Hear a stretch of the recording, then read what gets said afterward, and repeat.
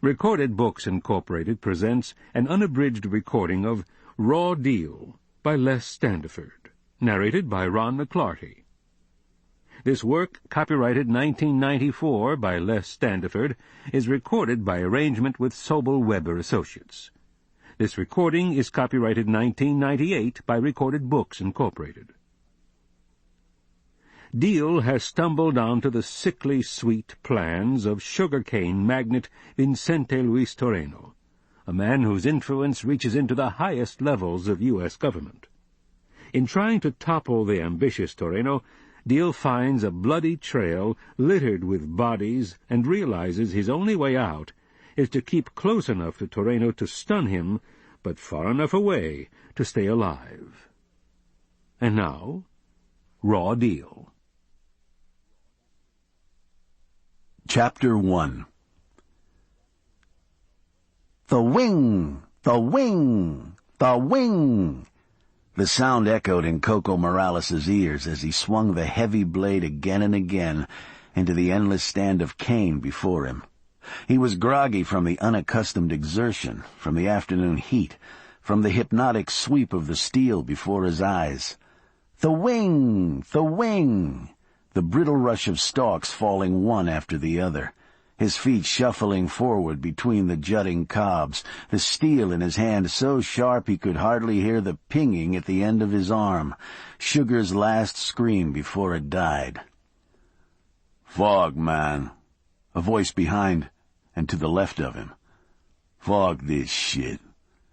"Yeah, we might as well be in Camagüey," another voice also in Spanish, this one on Coco's right.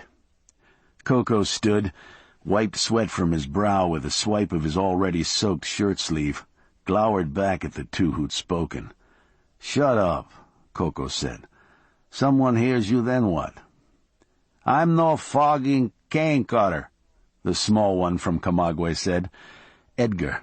He was a mulatto, had his head shaved, had what looked like a jailhouse tattoo peeking through the blue stubble up there. He'd stripped his shirt off, tucked it into the waistband of his canvas pants.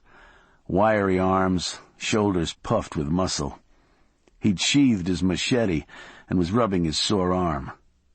The other one, Manrique, a hulking creature with tiny eyes and his big, broad face, had also given up the pretense of work.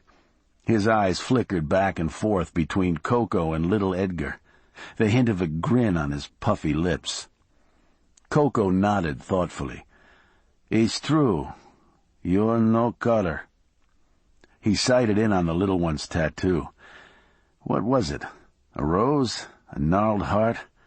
Maybe something Edgar had hacked in there himself. Coco heard a motor somewhere far off, glanced toward the sound. What strange things could happen in this life?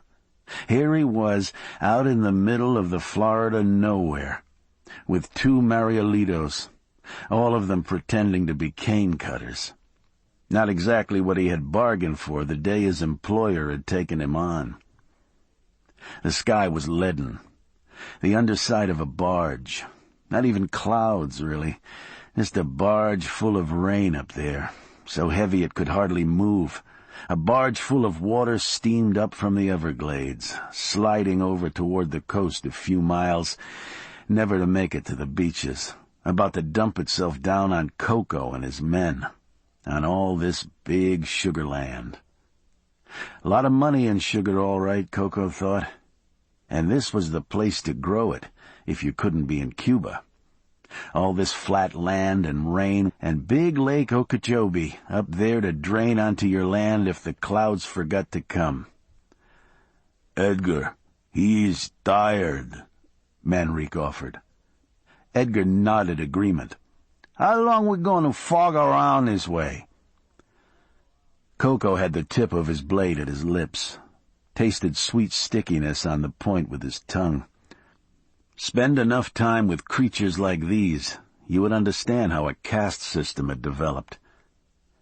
He noticed a tiny vein pulsing like a crooked river down Edgar's scalp. The vein reached the odd tattoo and disappeared. Maybe it wasn't a tattoo after all. Maybe it was some strange type of birthmark. Maybe the little vein fed it. Coco was also wondering if he could accomplish what he had been sent to do with only one helper. Edgar stared back, barely widening his eyes in question. Bored. Or was this going to come to something? The sound of the motor was growing louder. Coco jerked his head toward the sound. Perhaps it is him. You want to get paid? You start the cutting.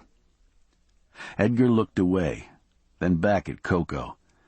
Coco watched him, watched Manrique from the corner of his eye. He listened to the motor, a sudden whine. That was surely it, the jeep, making the sudden turn off the main levee road, climbing over the narrow arched bridge. Yes, a jeep in low gear. Coco knew how much time before the jeep arrived, knew how deep was the water in the canal that ran beside them, knew what he could do to Edgar and Manrique, but couldn't know for certain who was coming. Just the foreman, riding by to check again on the new crew's progress. Or maybe El Jefe, too, the opportunity they had been waiting for, in which case he would need help. He felt a stiffness growing in his shoulders. He was tired, too. Perhaps it is him, Coco repeated. Let us do the job, okay? Fuck, man. Edgar shook his head. I'm sick of this shit. But he appreciated being asked. He dropped his gaze, went back to the cane. They were all back to work by the time the jeep arrived, throwing up a screen of dust from the dirt track along the canal. Coco glanced between his legs, felt his pulse quicken as the dust subsided. All this he saw upside down, the foreman at the wheel, a beefy Anglo in stiff khaki shirt and pants, mirrored sunglasses in the middle of his fried pink face. The second man in khakis rode the jump seat and back, a shotgun cradled between his legs. But what excited him was the third one, the white-haired man in the passenger seat. El Jefe, Coco said, as if crooning to himself, and stood to turn. He waved and grinned and walked toward the idling jeep, and Edgar and Manrique followed after. Coco had his cap off, held it crossed over his chest as if he were a ball player waiting for the game to begin. Edgar and Manrique on his heels, bowing and scraping too. Weren't they all happy to be out here, slaving for El Jefe de Azúcar, king of the endless sugar fields? The foreman leaned to say something in El Jefe's ear as they approached. El Jefe nodded and turned to Coco, who had come to a stop near the open-sided jeep. You are recently arrived from our country? El Jefe said. Snow-white hair, clear blue eyes, the starched white shirt with a tiny horse and rider embroidered on the breast, cotton slacks and moccasins without socks. You might mistake him for any of the wealthy Anglos treading the sidewalks of West Palm Beach, not 30 miles from where Coco stood.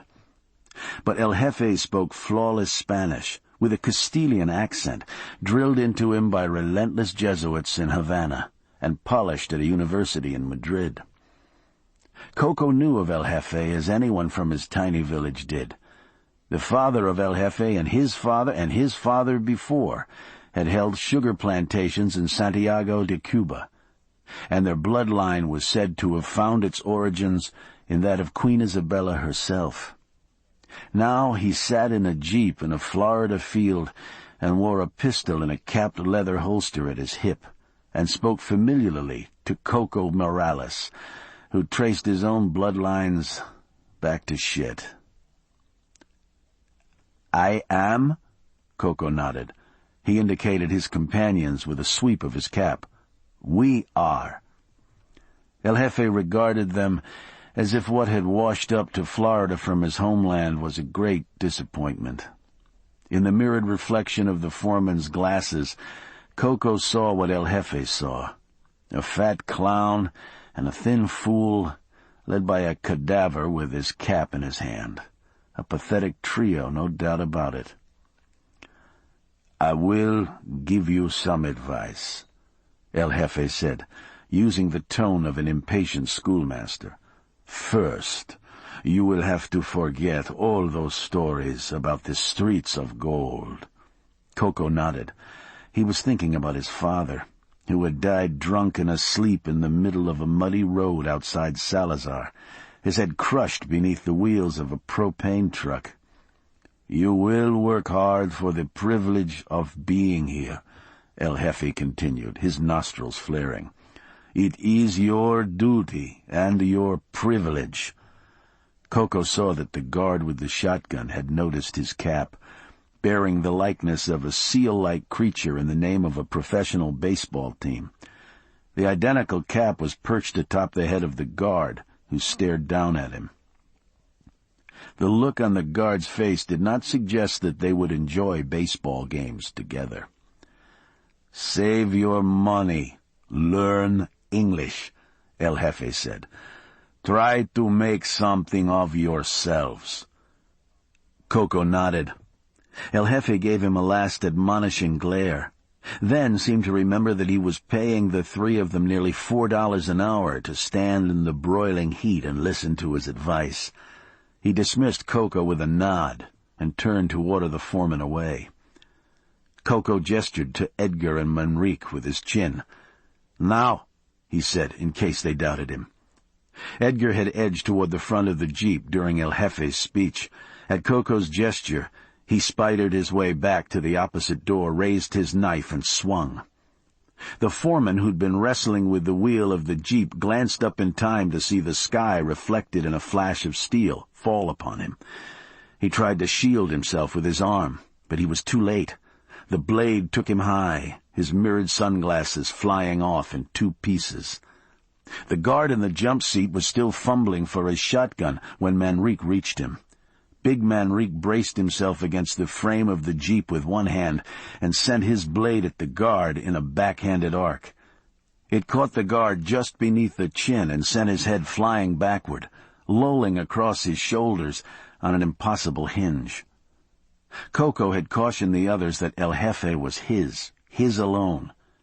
But the foreman had fallen sideways across the seat, spraying blood, blocking Coco's aim.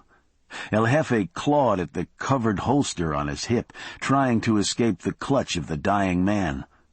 The foreman's foot jammed against the accelerator. His arm tangled in the wheel. The jeep began to slew in a tight circle, its motor screaming, its rear wheels spewing sand. Then the wheels caught, and the vehicle shot forward. It sped 50 feet down the narrow track, slewing back and forth, finally crashed into the framework of an irrigation gate jutting from the canal bank.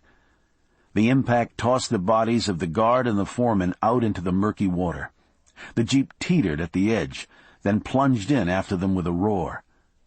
Coco stared for a moment, watching the steam rise from the roiling water, trying to collect his thoughts. Jeep, foreman, guard. None of that mattered in the slightest, for what he realized was that El Jefe had escaped. The white-haired man was tumbling through the dust, shoulders, knees, shoulders again, now staggering upright, running, disappearing into the waving stalks of cane. It had happened so quickly that Coco felt as if he were awakening from a dream. He turned and motioned the others forward. "Go!" he shouted, waving his machete toward the crackling cane. Coco led the way, pushing the rough stalks aside, pausing now and then to listen to the path of El Jefe. Edgar moved more quickly, slipping sideways through the tangle like a greyhound bred for thickets, while Manrique crashed along without bothering to clear a path, flattening the cane stalks as if they were grass. A buffalo, Coco thought. A human rhinoceros. Coco stopped again. He listened, but heard nothing. El Jefe's thrashing had stopped. Coco remembered the polished leather holster that hung at the old man's hip. Imagined the soft clasp sliding open, a trembling hand on the pistol steel. Still, what could he do? Run away? Assuming he'd ever get out of these fields, where would he go? Slink back to Miami and explain to his employer that there had been an error? He had lost their prey in a cane thicket? He would prefer the bullet of El Jefe's pistol to what would happen to him then. Coco's eyes were fixed on a dense clump of cane and stray pepper bush a few feet ahead. He stared hard at it, willing his eyes to disregard the green patchwork of leaves, to penetrate the tiny latticework of shadows. A mosquito whined through the silence near his ear. Was that a fleck of white behind the fluttering leaf? The heat seemed to urge itself up a notch, and Coco felt sweat rolling down his brow. He didn't try to wipe it away. A vision overlaid itself on Coco's sight. A boy standing on a crate, peering through the shutters of a shack into a tiny bedroom. A sheet ripping away inside like a sail shorn in a windstorm. Coco watches a man's glistening buttocks rising and falling, his mother's bare legs waving skyward. Her sound sharp, shrill, as if she was being hurt, as if this strange man was hurting her. "Mommy!" the boy calls, and the woman lunges up on her elbow, outraged. "Get away!" she shrieks, though the man is pumping still. "I am working! Get away!" And Coco does. Coco felt a mosquito pierce the flesh of his cheek, felt another settle on the sweaty nape of his neck. Fat, healthy mosquitoes, nourished on the dark blood of cane workers. But he had not moved his gaze from the tangle of brush in front of him. He saw another fluttering movement there, thought he caught a glimpse of dull steel. But it might have been a trick of his eyes. If he could see the past in a tangle of brush, he might see anything. He turned to Manrique, who was standing nearer the spot, and motioned the big man forward with the slightest motion of his chin. Manrique hesitated, then started forward. Manrique reached out to part the brush, his machete raised. Coco tightened his grip on his own blade. Manrique took another step, and staggered backward as a gunshot blew away the silence. Manrique tottered, gave a spinning little half-step. A black dot sprung up on one of his doughy cheeks. A patch of bone and scarlet red opened up by his opposite ear. His eyes were aimed at Coco, but they were seeing something far away. Coco was already running forward. He saw the brush moving, glimpsed a hand, then the same flash of dull steel, pointing at him now. He lunged forward and lashed out with his machete, swinging blindly into the labyrinth of green and shadow. His feet tangled in the pepper bush's roots as he swung, and he went down, his ears ringing with the sound of another blast. He lay with his cheek in the cool muck, his head still ringing from the explosion, which must have gone off at his ear. He was vaguely aware of movements through the cane, sensing only that they were moving away from him as he blinked his eyes into focus. He was trying to push himself up when he realized what was lying on the ground before him. He hesitated, his face inches above the musty-smelling earth. He closed his eyes, thinking that perhaps he was dying, and this was another vision. When he opened his eyes, it was still there. A hand, or a part of one, its forefinger still curled in the ring of a pistol. A thin trail of smoke rose from the barrel of the weapon. On another finger, a gold ring, twisted in some shape like vines, a thumb still twitching. And where the rest should be, wrist, arm, elbow, there was nothing. Nothing but a spray of red pepper berries and a splash of blood. Coco pushed himself to his knees, shook his head groggily, listening to the sounds of El Jefe crashing through the brush, of Edgar chasing after. He hauled himself up, felt his tender ear, but found no sign of blood. He found the big blade where it had fallen in the crook of a pepper root, took it up, and followed the sounds of the chase. Coco found El Jefe's spoor soon enough, a fist-sized smear of blood in a sandy patch here, a swipe across a stand of cane there. He could hear harsh breathing, grunts of effort, muffled curses up ahead. He plowed through a marshy spot where the cane seemed stunted, found himself bathed in a stinging black cloud of mosquitoes. He slogged on, fighting the urge to chop at the insects with his blade, then heard a cry up ahead, followed by the splash of something heavy falling into water. Coco hurried on through a last canebrake, emerged on the bank of a canal. Was it the same one they'd started from, or another of the endless network that crisscrossed this steaming land? Impossible to tell. Coco had lost his sense of direction long ago. What he could be sure of was this. El Jefe was down there in the murky water, thrashing with one good hand, one awful stump, trying to drag himself up onto the muddy bank. "I cannot swim," El Jefe called, but to whom it was not clear. "I cannot swim." Edgar stood above El Jefe on the bank, his blade poised like a housewife with a broom, daring the mouse to take one step farther. Edgar grinned as Coco emerged from the canebrake. "I'll help him out," Edgar said, as El Jefe levered his good arm onto the shore. The old man's face was a mask of effort. He seemed strangely unaware of the spidery little man with the huge knife above him. "I cannot swim," he gasped, dragging himself forward on the mud. "No matter," Edgar said. He was about to strike when Coco's blade took him in the back. Edgar stiffened, gasped, lost his grip on his knife. He staggered at the edge of the bank for a moment, clawing weakly at his back, then fell over into the water.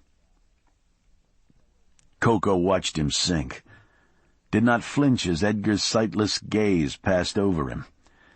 The last he saw of Edgar was the tiny birthmark, a doomed continent sinking with its stubbled globe.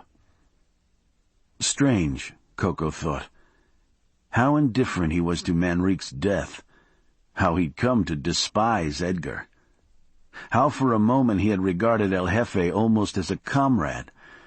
It was indeed a very strange world. He turned back to El Jefe then, feeling wary, feeling almost sad.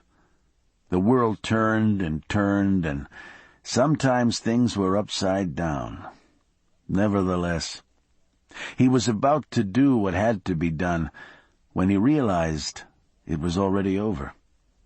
El Jefe lay where he had dragged himself, half in, half out of the water.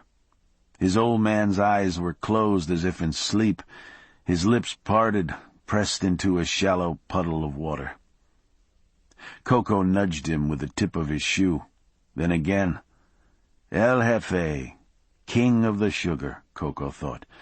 You get what you get, but then someone else wants it, hires Coco, and see what happens. Coco shook his head, made a sound that might have been a sigh. The world turns, he thought, and as luck would have it, he would go on turning with it. Clean this mess up now. Go back to Miami, tell this story. See what job comes next. Strange. He pushed the old man lightly, almost gently with his toe, and the body slid down the bank, out of sight. Chapter 2. The sleep of reason produces nightmares. It was Janice's voice, lilting, echoing in the stone-floored room. "What's that?" Deal said. They were in the largest room of a museum-cum-gallery of Latin American art, a place he'd never heard of until a week ago. That was Miami for you. Live here a lifetime, it was still full of surprises. He'd been studying the elaborate other-era filigree work on the museum's ceiling molding. The whole place, which had probably been some family's mansion before taxes and upkeep drove them out, was full of touches like that. Where would you find subcontractors who could do work like that these days, he wondered. You couldn't, of course. Not at any price. It was hard enough finding subs who would work, period. "Look at this, Deal." She tugged at his arm. "Do you think it's real?" Deal turned his attention to the piece Janice was admiring. An engraving, it looked like. A fellow in knickers collapsed at an old-fashioned desk with his head in his arms. Bats and strange-looking owls flapped in the shadowy air above him. She had been reading the title of the piece aloud. Deal gave her a smile. "You're not imagining it. There's a painting right there on the wall." Janice made a face. "Don't be funny, Deal. It's a Goya. I just wondered if it was original." There was a leather-bound book inside a glass case nearby. The book lay open at a page bearing a reproduction of the same engraving on the wall. Deal checked the book, then turned back to the engraving. He inspected the little brass plaque nailed to the engraving's frame, then took a step back, cocking his head for a new angle. Finally he shook his head. "It's not original," he said with authority. Janice glanced at him, curious. He shrugged. "I feel like that every month when it's time to pay the suppliers." "You're awful," she said. "We should have gone to the boat show." "No," he said, making a grab for her. "This is a great building. I'm glad we came." She swatted his hand away. A matronly woman inspecting a massive abstract across the room glanced disapprovingly at them. "Stop it, Deal," Janice whispered. "What do you say we hide in this place?" he said, tagging close on her heels. He gestured at a massive bronze sculpture in the middle of the room, Adam and Eve with their backs to one another. "We'll pretend to be statues. When everybody's gone home, we'll reenact the fall on that bench over there." Janice tried to look stern, but her face was coloring. The matronly lady stiffened and turned back to her abstract. "You're going to get us thrown out," Janice said. He could tell she was holding back her laughter. "You ever get married, make sure it's to a woman with a sense of humor." That's what his father had told him. Given him that along with a bunch of other advice, most of which had turned out to be worthless, just like the construction business he had left, Deal thought. Still, one pearl of wisdom made up for a lot. Janice stopped in front of a Picasso. "I can't believe all these things are here," she said. They had heard about the place from a friend, David Coetzee, who collected Latin American paintings. A hidden gem, David had called it, right here on Brickell Avenue. And he was right, Deal thought. In a city without a proper museum, it was doubly surprising to find this collection, and nearly as surprising that few people seemed to know of it. They hadn't seen a dozen others. He and Janice, along with the frigid matron who'd fled the room, seemed to be the only visitors left, and if it hadn't been for the rain that had kept him off the job that morning, there might have been only one person in the place. As it was, Deal had taken a rare Saturday off and fulfilled the idle promise he'd made to Janice the night David had told them about the place. He'd been cranking hard on the job, a massive home in the Grove he was rebuilding for Terrence Terrell, the computer genius who'd brought Major League Baseball, the Manatees, to South Florida. Although home building had not been Deal's major interest, the hurricane had changed all that. People had been desperate to put their lives back together, and Deal had come to find more satisfaction in that, less in throwing up storage warehouses and strip shopping centers. Terrell had seen some of Deal's work. The renovation of a home in Gables by the Sea that had taken the brunt of the storm surge, 8 feet of Biscayne Bay right through the doors and windows. Although Deal had his reservations about working for such a legendary stickler, Terrell had badgered him until he'd finally relented, and he was glad he had. He and Terrell's architects, a group Deal had worked with before, had free rein. No more project managers urging him to cut corners, find a way around the building codes. Terrell had money to burn. "Just tell me what you need to do the job right, John Deal. I plan to live here a long, long time." It had turned out to be a sweet deal, as he'd told Janice, who laughed when he'd said it. "You're sweet," she said, laughing until he figured it out. Deal sidled up to Janice, put his arm around her waist.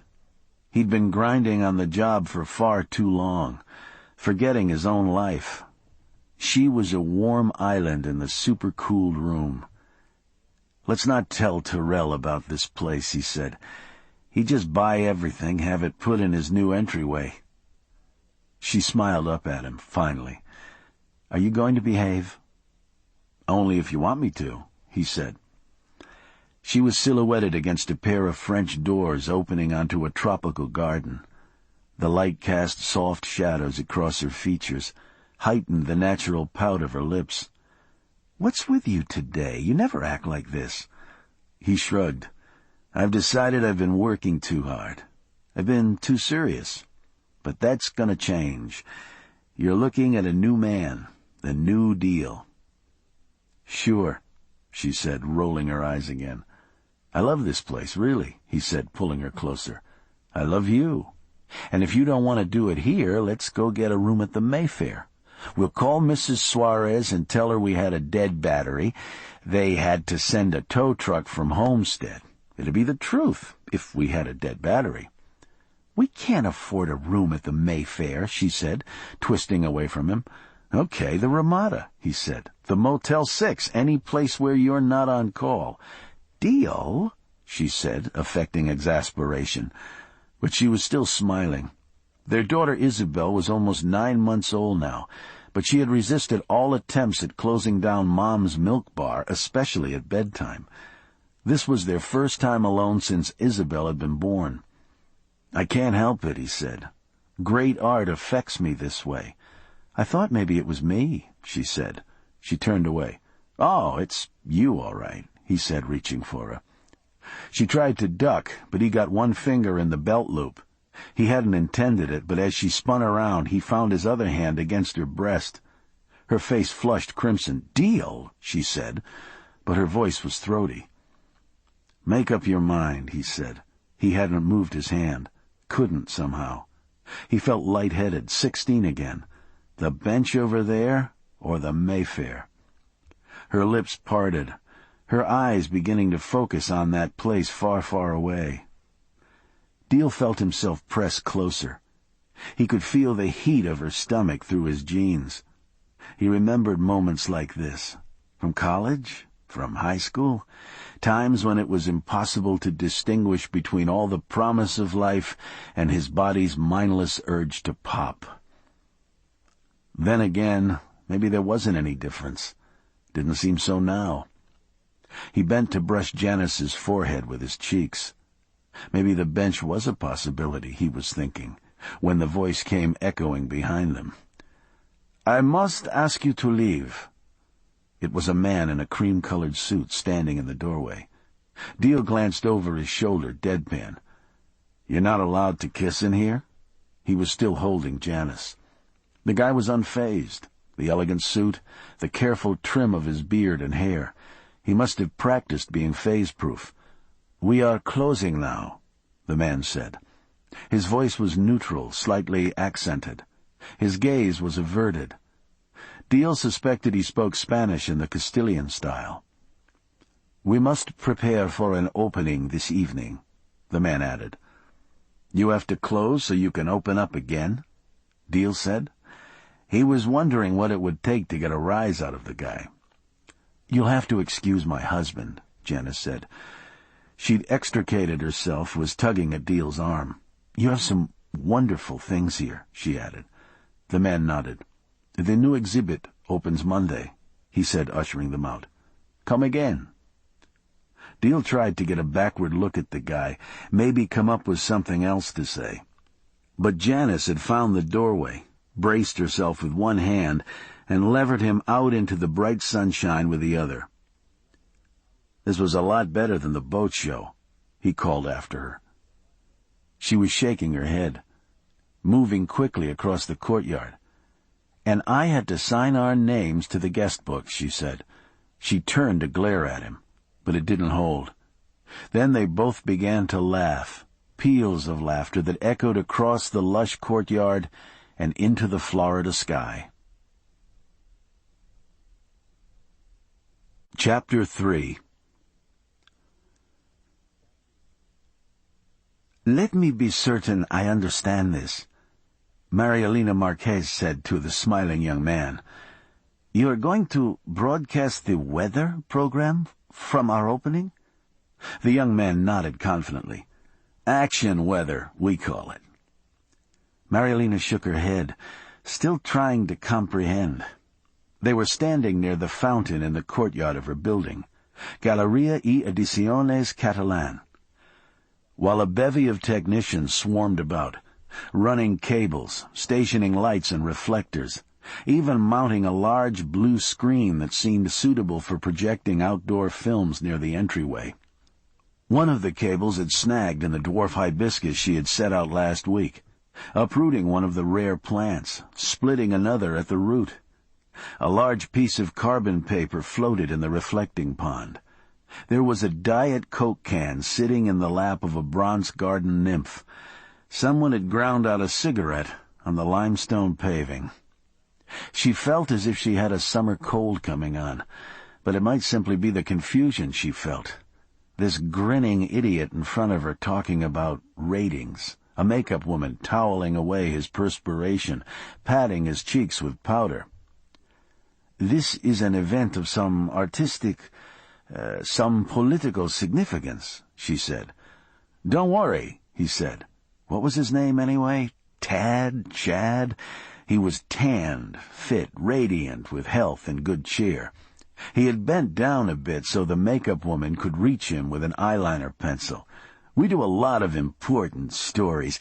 It used to be just fluff, neighborhood Christmas lights, the dog show, but now we're doing quasi-hard news in the background, stuff with a setting at least, weaving that in with the weather." He waved his hand in the direction of the building, her building, as if it were some stage set, some false front set up for his convenience.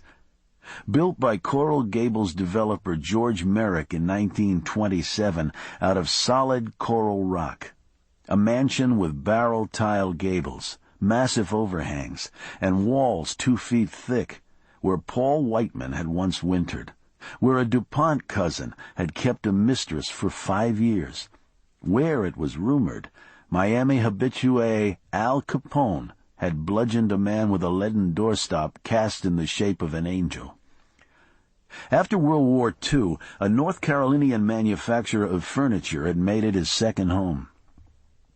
Facing great pressure from the import market, the furniture titan shot himself in the mansion's attic, but his widow had stayed on until her death in 1980. The place had sat in probate, untended for nearly a decade, until Marielena discovered it and made it her own.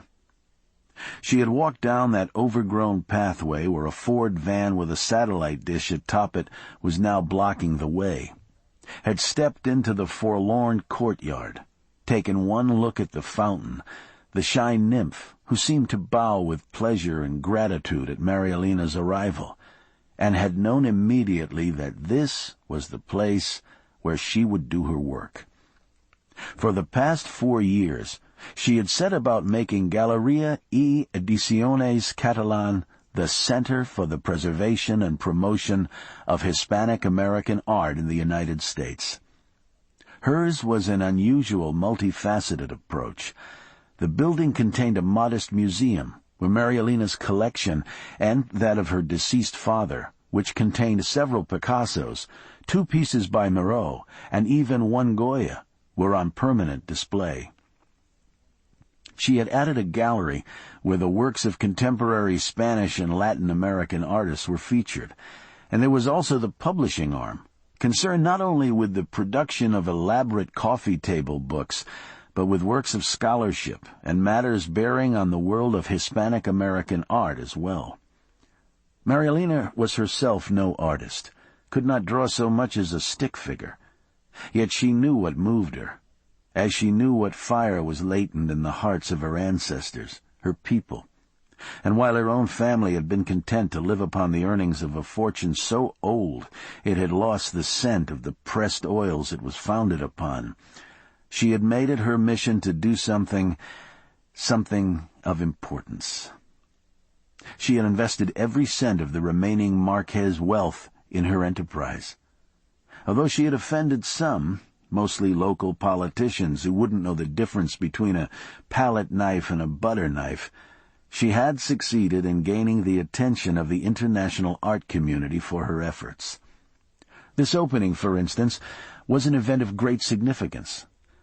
And the book that she would soon publish, well, that would turn this community on its ear. She sighed. On the eve of all this, she had been delivered into the hands of Chad, the action weatherman. "A prophet without honor," Marielena murmured. "Say what?" the weatherman asked. Nothing," she said. "Just philosophy." "Oh." One of the weatherman's eyes seemed to be focused on Marielena, while the one being worked on by the makeup artist canted off toward the bright evening sky where a huge seabird, perhaps an osprey, drifted overhead. "Dive," Marielena willed her thoughts toward the bird. "Carry this person away." "I spoke with your news director.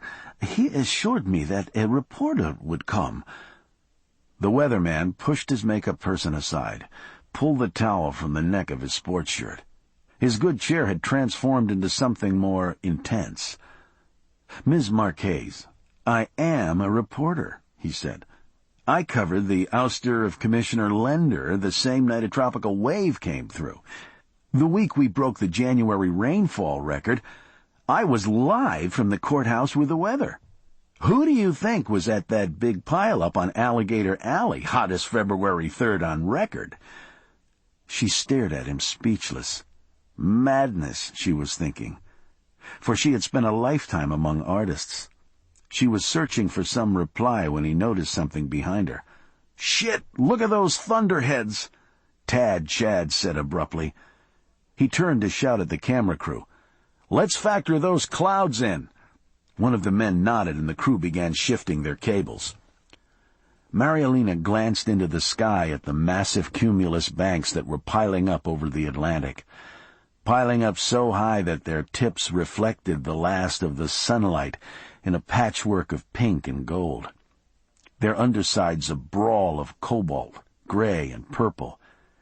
Sunsets that the Englishman Turner would have seen, she thought.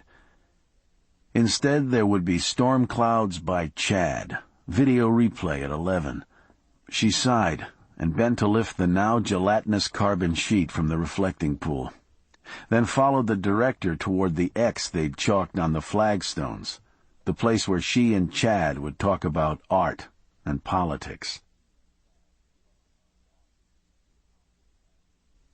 "We're going to be back with the weekend forecast in a minute, folks," Weatherman Chad said. "But first, let's have a look at some of this art we came to see." He grinned and thrust his microphone in front of Marielena. "So, we've got a red one from Cuba and a blue one from Brazil, is that right?" She forced herself to smile for the camera. The director had persuaded her to have a pair of smaller canvases brought out into the courtyard. "It's a visual medium, sweetheart." And as the assistants holding the pieces stepped forward, she cast a nervous glance at the looming thunderheads above.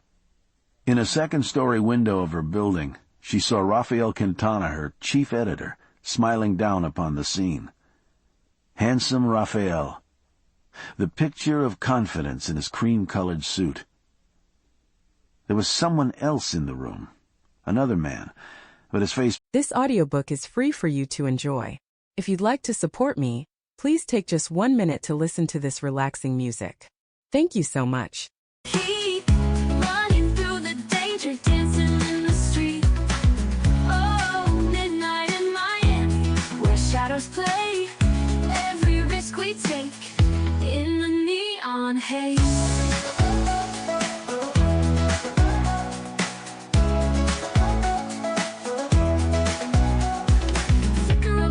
City's heartbeat, chasing the thrill on every street. Temptation's close, you can feel it now. Every moment's fast, we don't slow down. Fingers brushing, my pulse is wild. A wicked grin, we're running wild.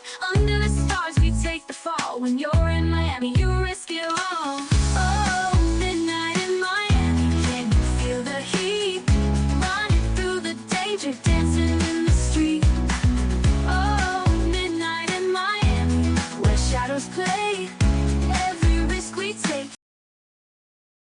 was lost in the shadows. Raphael gave her a thumbs up as she began to speak.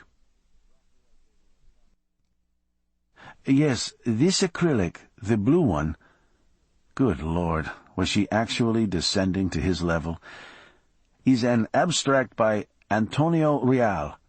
It features some striking work with the rearrangement of perspective, and though you probably can't see this on the camera, the textures are incredible. You can actually see the movement of the artist's hand." "It's really blue, folks, that much I can tell you," Chad grinned. His thumb, apparently out of camera range, was jabbing urgently in the direction of the other canvases. "So, tell us about the other one. We can almost see people here, can't we?" The camera moved in tight on the second canvas. It was a surrealistic oil by Sucrel, a young Cuban painter with the face and demeanor of an angel. The subject was a cane field, with stooped, painfully distorted laborers in the foreground, a line of field-clearing fires in the distance, an angry sunset refracting through a haze of smoke. In the sky above the fields, the smoke and the fiery light had somehow congealed into the specter of a huge jungle cat, leaping down upon the unsuspecting workers, its claws and fangs bared. How ironic. This young painter subtly criticizes conditions in Cuba and yet draws the wrath of exiles living in America. Perhaps if Sucrel had given the beast the face of his country's dictator, but she doubted anything would mollify those who were beyond reason. "It is called A Tiger in Red Weather," she said into the microphone, "after a poem by the American Wallace Stevens.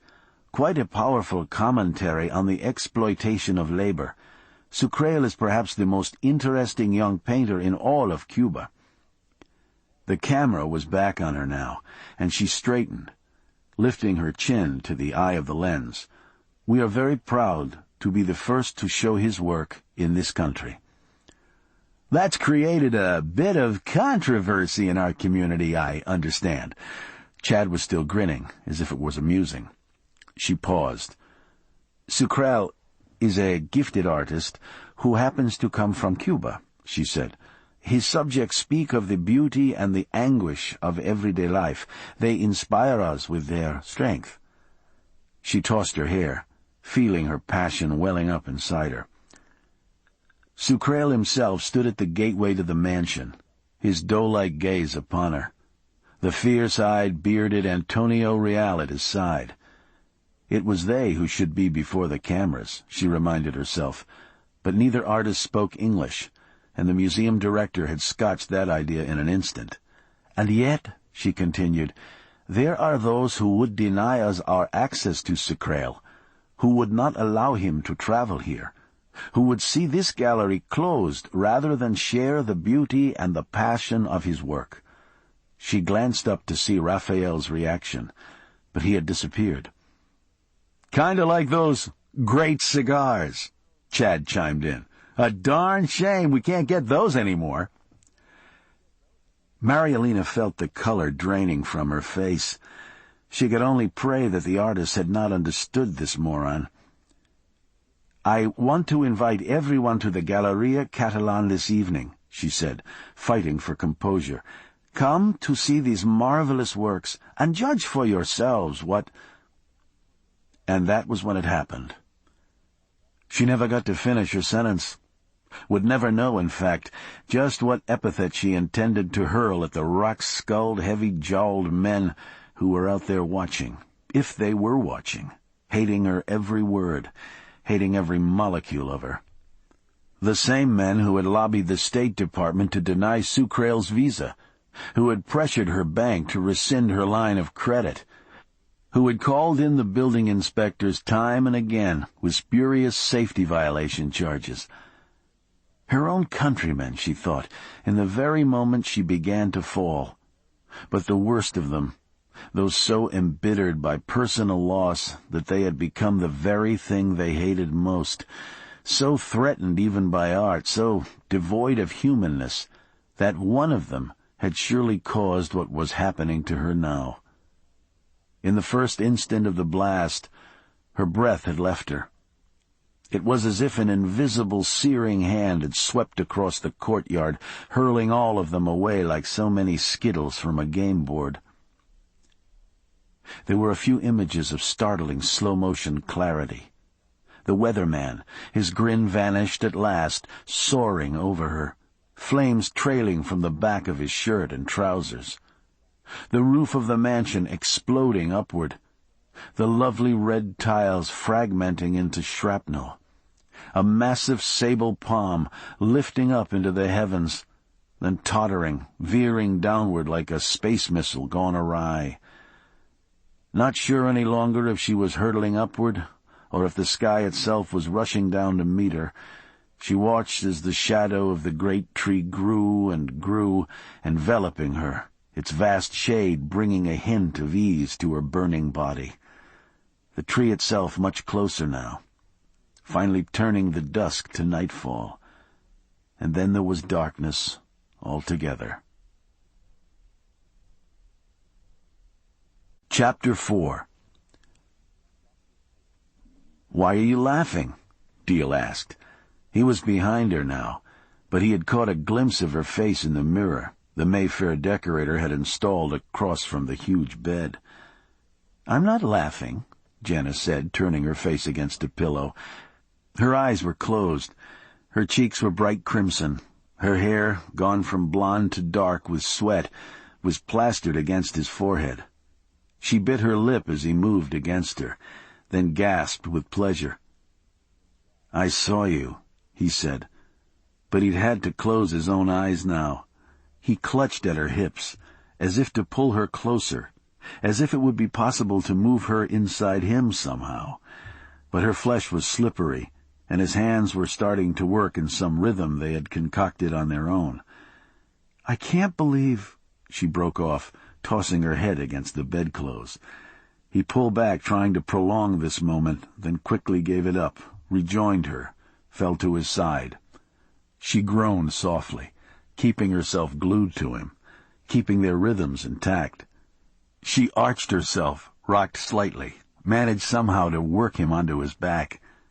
He opened his eyes again as she began to rise and fall above him, her face upturned, her hair tumbling free, her lovely neck arched. "Can't believe what?" he managed.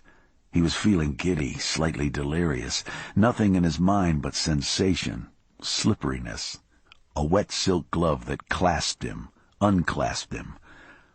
"That you had this planned, all along." She spoke in bursts, her hands digging into the flesh of his chest for punctuation. "Mrs. Suarez, she was very understanding," he said, surprised at this coherent voice that seemed to come from some other deal, some version of himself he'd met on the street one day, talking. How could conversation be an aphrodisiac? "Oh, yes," she said finally. But she wasn't talking about Mrs. Suarez anymore. "Yes," he answered, on his way to some other galaxy, hearing her bright cries of pleasure spiraling upward with him, higher and higher and higher, until they had collapsed into the soaking bedclothes, panting, both of them gasping now with laughter. He lay there thinking, "I am a drooling, brain-dead creature of happiness. Yes, indeedy," and was already reaching out for her again, when the telephone began to ring. "Calm down, Mrs. Suarez," Janice was saying. Her face was drawn into a mask of concern. "Please, I can't understand you." Deal struggled up from the tangle of sheets, a cold apprehensiveness coming over him. "Isabel?" he asked. Janice shook her head, waving for him to be quiet. "The TV?" she said, puzzled. "Wait, just a minute." She jabbed her finger at the remote unit on the bedside table. Deal reached for it, punched the set on. Clint Eastwood shotgunning a cowboy off a western rooftop. He stared at Janice, puzzled. "Channel 7, she said, the phone still tucked under her chin. Deal skipped through the channels until he found it, where a reporter was doing a stand-up in front of a ruined building. It could have been a war zone in the tropics. A few shards of wall poking out of the smoking rubble. An overturned equipment van, still smoldering. Emergency technicians combing the wreckage. All of it framed by shattered palms, scorched fronds of foliage. And those seriously injured, including our own Chad Eddings and the owner of Galleria Catalan, Marielena Marquez, the ashen-faced reporter was saying. Meanwhile, the search goes on for other survivors. No word as to what might have caused the tremendous explosion, but fire investigators are on the scene. We'll be here to bring you details as they come to us. Reese? The scene cut away to the studio, where the anchor person, an overweight man with a bad hairpiece, shook his head at the news. We'll be back with more, folks. Then onto a commercial for Craftmatic beds. Deal pressed the mute button and turned to Janice, stunned. That's the place where we were today? She nodded slowly. He could hear the voice of Mrs. Suarez nattering away on the other end of the line. He reached out to take the phone from Janice, who stared at the TV transfixed. "It's me, Mrs. Suarez," he said, cutting into her rapid-fire Spanglish. "Senor Deal, adios, you are alive, madre de Dios. How is it possible?" "We're fine, Mrs. Suarez. We weren't there. Not for hours." He held the phone away from his ears while she praised various deities for their good fortune. Then there was a lusty cry in the background, and Mrs. Suarez broke off. "He's the baby," she said. "He's waking up." "Isabel," he said, "she okay?" "He's fine," Mrs. Suarez said. "Everything is fine here. Thank God for you and the senora." The commercial had ended, and the grim-faced anchorman was back now. A photograph of the building as it had looked before the explosion on a screen behind him. One of the grandest of the old mansions on Brickell. Deal shook his head, remembering the lush patio, the massive overhangs, the feeling of security the thick walls of the place had lent. Like being in a cave or a medieval fortress, he was thinking, and stopped himself. There was another shot live from the scene then. The original reporter running after a fire marshal who was getting into his cruiser, pushing the reporter's microphone away. "Look, Mrs. Suarez, we're fine, okay? But thanks for checking up on us. Go take care of Isabel. We'll see you in the morning." He was distracted, wondering what the reporter was so intent upon. He heard something of indignation in the older woman's voice as the TV sound came up. "Sure, I'm going to take good care of her. You have a good time now." He was conscious of the disapproval in her last comment. He heard the connection break, then focused on the TV, where the reporter was running alongside the departing fire marshal's cruiser. "Well, what can you tell us?" the reporter was shouting. "Do you suspect one of the exile groups?" The image was jiggling wildly as the cameraman ran after him. A uniformed cop stepped into the picture suddenly, his hand growing huge as the lens approached it. Then everything went black. Janice glanced up at him, bewildered. He shrugged, reached out to put his arm around her, pulled her close as the scene cut back to the studio, the anchor person looking into the camera somewhat perplexed. "We apologize for the technical difficulties," he said, gathering himself. "But you heard it for the first time here on 7. A suspicion that foul play was involved in the explosion at Galleria E." The anchorman stopped to check the script in front of him, then glanced back up at the cameras, mangling the rest of the Spanish, before announcing a return to regular programming. Deal snapped off the set as Angela Lansbury's face swam into focus. Janice glanced up at him, her eyes fearful, questioning. "Dear God," she said, "who could do that? Why would anyone do such a thing?" He shook his head, pulled her tight against his chest. In years past there had been other bombings in Miami, a theater that had invited a dance troupe from Havana. The set of a film rumored to present a sympathetic view of communism. A travel agency, said to be doing business with Castro's regime in Cuba. But what answer could he possibly give that would help ease her fears? Freedom fighters? Fanatics? True believers? Pick the answer that makes sense, Deal. Never mind that there isn't one. The buzzer is sounding. Your time is up. There are ways to handle those like you."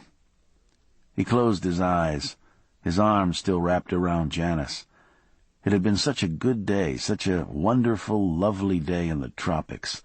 And now, suddenly, all the bad memories were coming alive, snarling like wild dogs on the other side of a flimsy, rusted-out fence he'd erected somewhere in the back reaches of his mind. Almost 2 years had gone by now, and though the flashes came less frequently now, they still came upon him, and when they did, they had the force of fever.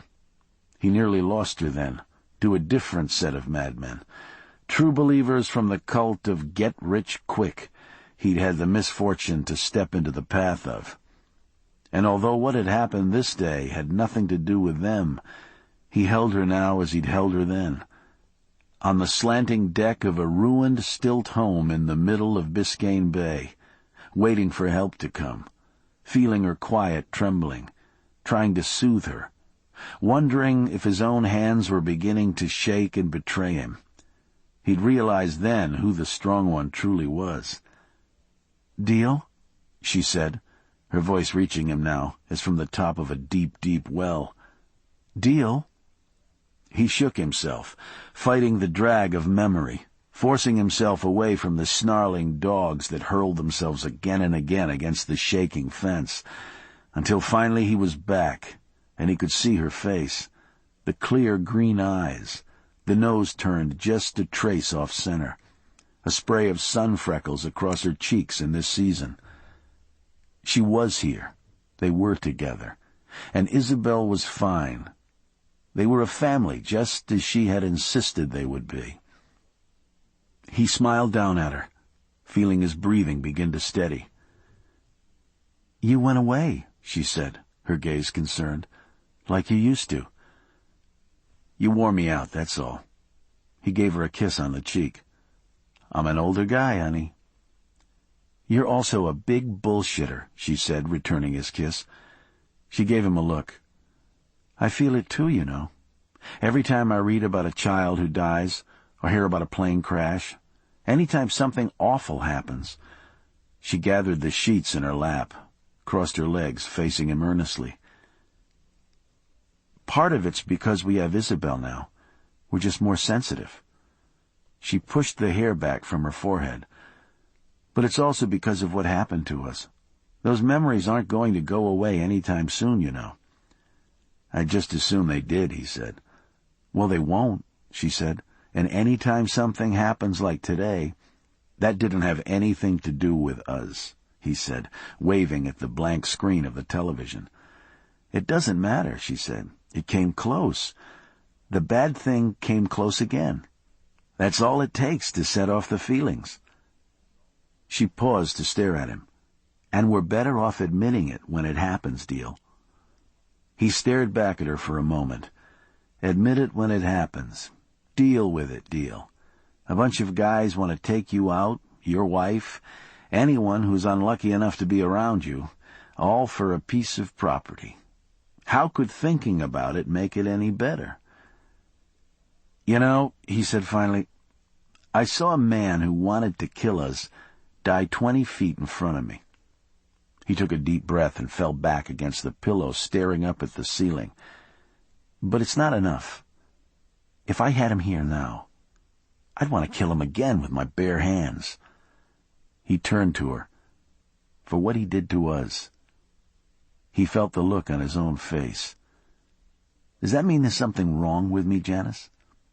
"Oh, Deal," she said, coming to embrace him. "Of course it doesn't. I hated him too. I always will. But you can't let it take you over." "Yeah?" he said, smelling the shampoo in her hair, the sweat, the hint of sex. "How do you manage that, Doctor?" She pulled back, smiled up at him. "I just think of you and Isabel, all the good things we have." She scooted up to kiss him, and he twisted, feeling her sliding, still warm and damp against his hip. He tried to keep her there, but she ducked out of his arms and hurried toward the bathroom. "Come on," she said. "Let's take a shower and go home. All of a sudden, I'm desperate to see our daughter." Chapter 5. "So, Raphael, you are dead now." Vincente Luis Torino put his heavy arm about Rafael Quintana's shoulder and laughed uproariously. The noise startled some strange bird in the darkness nearby, and the thing answered with its own raucous cries, sending the surrounding shrubbery into a turmoil. Raphael could hardly distinguish the screech of the bird from Torino's high-pitched bray, a strange sound from such a big man, such a wealthy and powerful man. It gave Raphael an eerie feeling to be so isolated, far out from the main house, in a hut with no walls, all the strange animals he knew to be about. Torino's estate was 200 acres of South Dade waterfront, with an agricultural testing facility on one side, a state forest preserve on the other. 4 million people within a half-hour's drive, and he felt as if he were in the wilderness. He nodded uncomfortably at Torino. The man himself seemed zoogenic, with his thick chest and shoulders, his big head, and those eyes that fixed on you as if you were some kind of prey. Raphael felt helpless in Torino's grip. It seemed as if the man could crush him with a careless squeeze. "Well, let's drink to your success, then," Torino said, releasing Raphael. He had finally stopped laughing and was dabbing a handkerchief at the tears in his eyes. "All this walking." He trailed off, signaling to a servant in a corner of the place. There were candles and hurricane lamps on either end of a small bar, casting ominous shadows about. The servant, a tall mulatto with an expression gaunt enough as it was, seemed cadaverous in this light. As he worked, his movements sent tiny phantasms dancing about the thatched roof above. Raphael imagined huge bird-eating spiders nesting there, copulating with scorpions and bats. He had betrayed a lifelong friend, had caused the deaths of a dozen people a few hours before. But wild creatures were a different matter. He felt something tickle the flesh at his neck and brushed at it nervously. Just the label on the unfamiliar clothing, he realized. He'd had to leave a lovely new suit behind, don this ill-fitting camouflage outfit.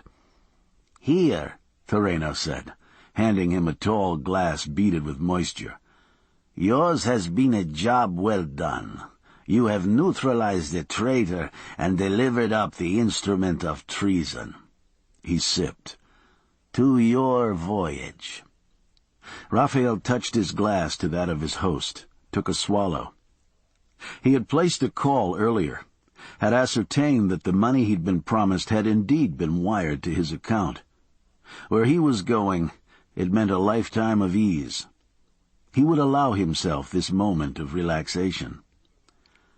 151 proof rum, straight, or so it seemed, chilled to near freezing by the shaved ice, cut only with a bit of sugar, perhaps a touch of mint.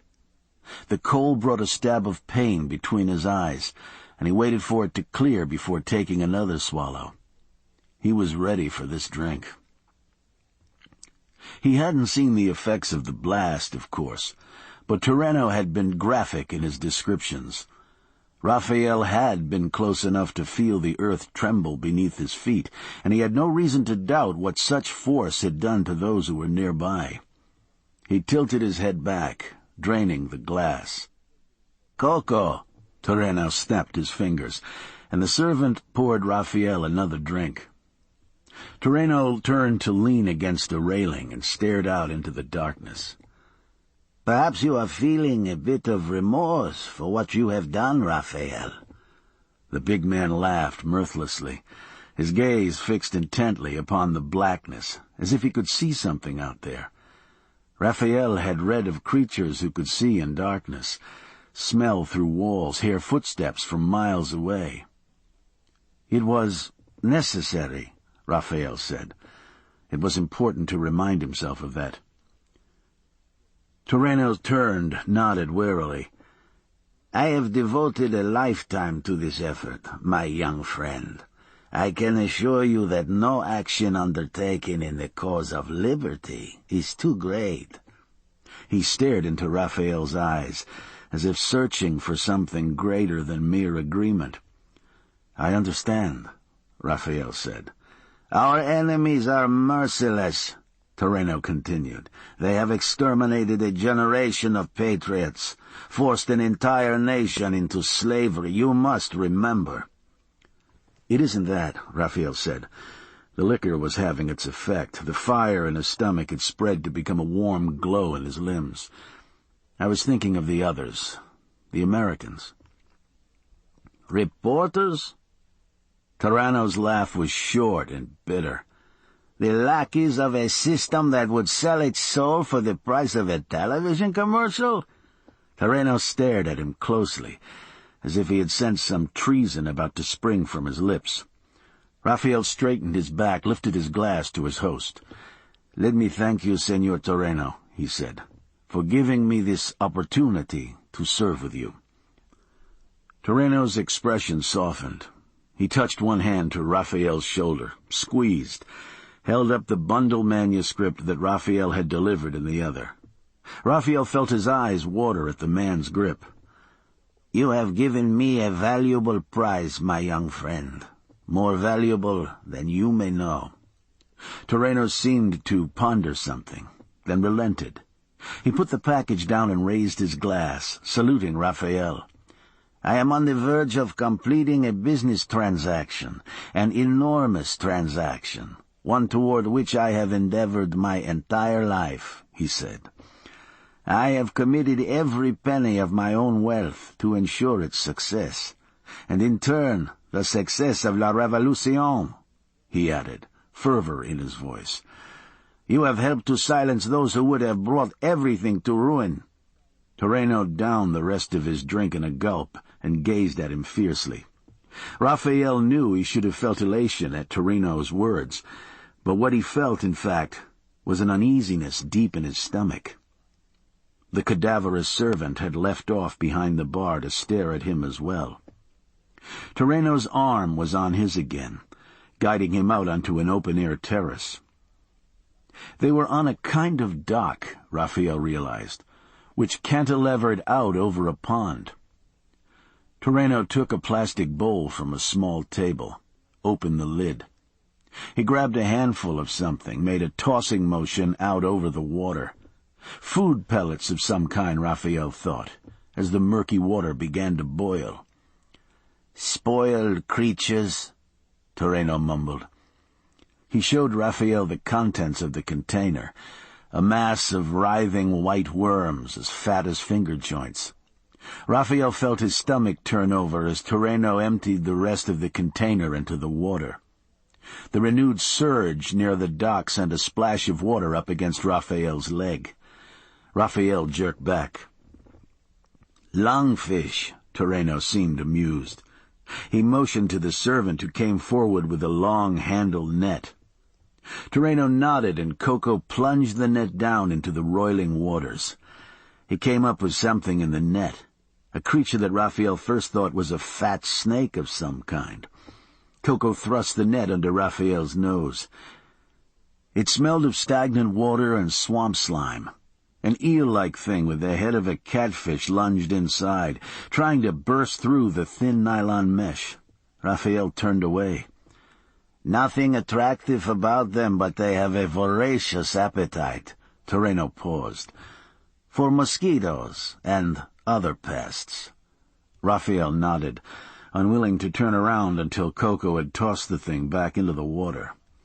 "They are living fossils, some 300 million years old, the link between sea creatures and mankind." Toreno continued, following the splash. Raphael stared at him, finding it difficult to believe there was anything to connect such creatures with himself. Toreno gazed at the water. "They can breathe air, you see. Were this pond to dry up, the entire colony would simply gather itself and march onward until they found a new home." Fascinating, Raphael managed. He wondered if Terreno was mad. Terreno nodded. "We have much to learn from nature," he said. "Some creatures teach us adaptability, while that brute over there—" Terreno pointed at a spot on the muddy bank, but Raphael shook his head, seeing nothing. Terreno picked up a flashlight, snapped it on, aimed the beam across the water. There was a small island out there. It was surrounded by a fence that poked a foot or two above the surface of the water. 2 spots of red appeared amid the foliage on the island shore, as if glowing coals had been suddenly dropped there. Terreno waggled the light, and there was a huge splash in the water, a glimpse of a long, ragged tail disappearing beneath the surface. Raphael had not seen the creature, but the glowing eyes had vanished. Terreno stared wistfully at the swirling water. "The crocodile, named for our country," he said. "Once it was the most aggressive creature of its kind. Absolutely incorrigible near humans." He looked at Raphael. "Now they raise it in farms, to harvest its skins and its flesh." Raphael cast a glance back toward the house. It seemed miles away somehow. His legs were heavy, his shoulders felt slumped. He was exhausted. There was a powerboat tied off at the big dock back there somewhere. Time to board it, to be gone from this place. A fresh sea breeze in his face. On his way to South America. A new life. "More than 30 years I have spent here," Terreno said, waving his arm about. "It is not my homeland, but it has become something of a home." Something of a home, Raphael thought.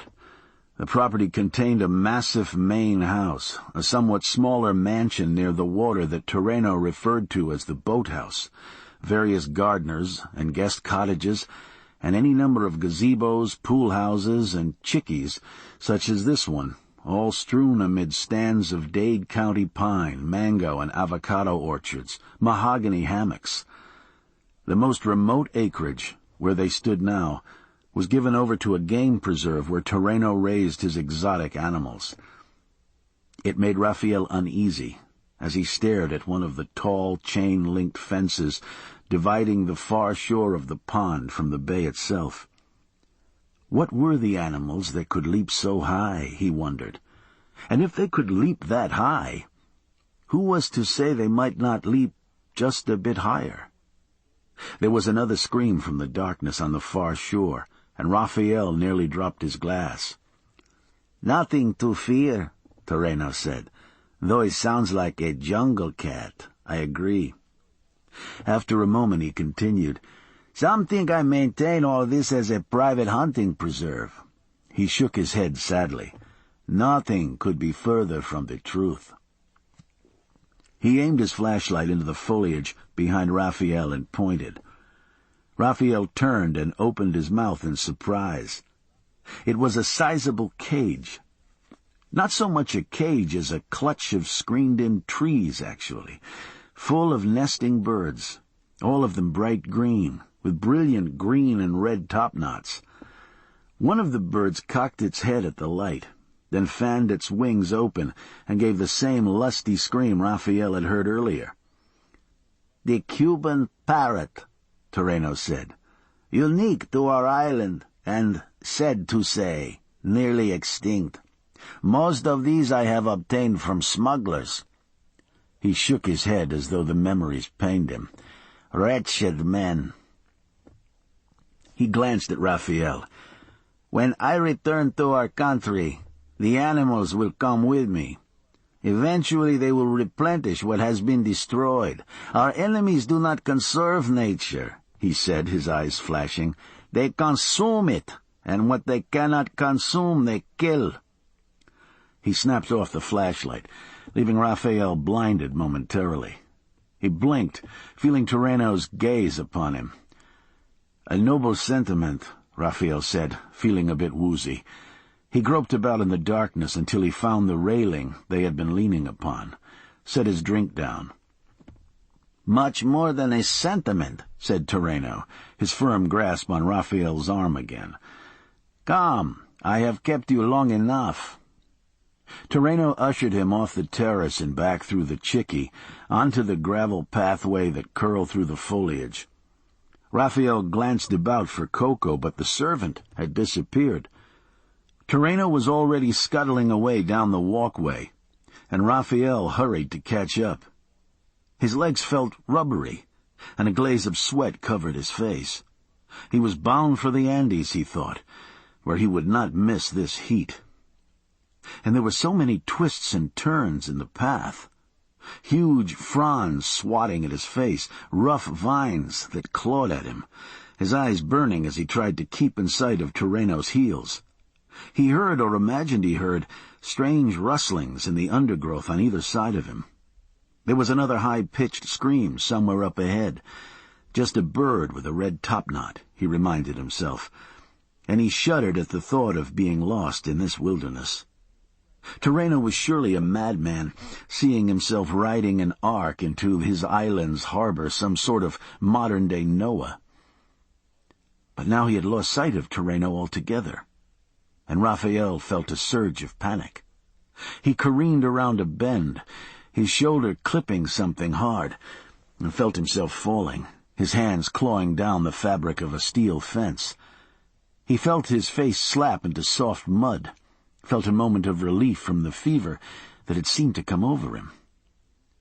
Then he heard the clang of a gate closing behind him, the sound of metal meshing firmly into metal.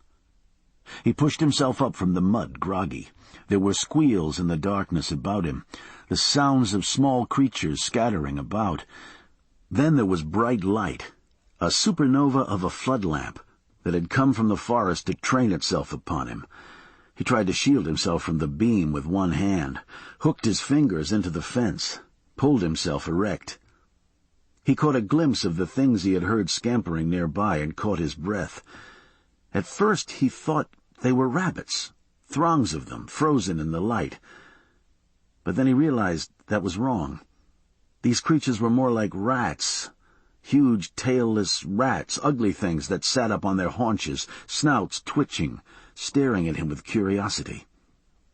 "The agouti," he heard Toreno's voice from somewhere beyond the light. "Among the largest of the rodents, but quite docile. You need not fear the agouti." Raphael clung to the fence, his legs leaden. He'd been drugged, he realized, and he cursed himself. He'd felt safe once he was sure the money had been transferred, a terrible mistake. He shook his head slowly back and forth, trying to clear away the haziness. "You have lost your way," Toreno was saying. "You have stumbled into a place where you should not be." Raphael felt words forming in his throat, but his tongue seemed too thick to speak. He blinked his eyes into focus, stared out through the fabric of the fence, but instead of Toreno, saw the cadaverous Coco striding forward, a bucket in hand. The mulatto stopped, drew the bucket back, flung its contents at him. Raphael staggered back as the stuff washed over him. The stench choked him, the coppery taste of blood turning his stomach inside out. "You are a loose thread in a tapestry that is nearly complete," Toreno said. "But take heart. If there is such a thing as karma, then you have acquitted yourself well. Farewell," he said. Then the light went out. When the scream came again, this time much closer, Raphael knew it was no bird. He had been soaked in the blood of some hapless prey, and the predator was coming to call. His own brain had dropped down a notch to a more primitive level. Puma, he thought, or worse, because it was so much bigger, El Jaguar. His reason argued that it could not be. There were no such creatures in his homeland. And if there were no jungle cats there, what would Toreno be doing with them here? Another scream as Raphael considered the question.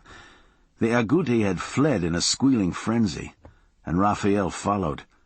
He staggered away through the thick undergrowth, praying he was headed in the right direction. He had no hope of outrunning the big cat, but if he could reach the waters of the bay, he might swim out to safety. The thought of the lungfish did not deter him in the slightest. They seemed like creatures of light compared to the thing that stalked him now. He would frolic with the lungfish, stuff them gladly down his shirt, if only he could reach that water. He felt his feet sucking in deeper mud, then nearly sobbed with gratitude as his next step brought water inside his shoes.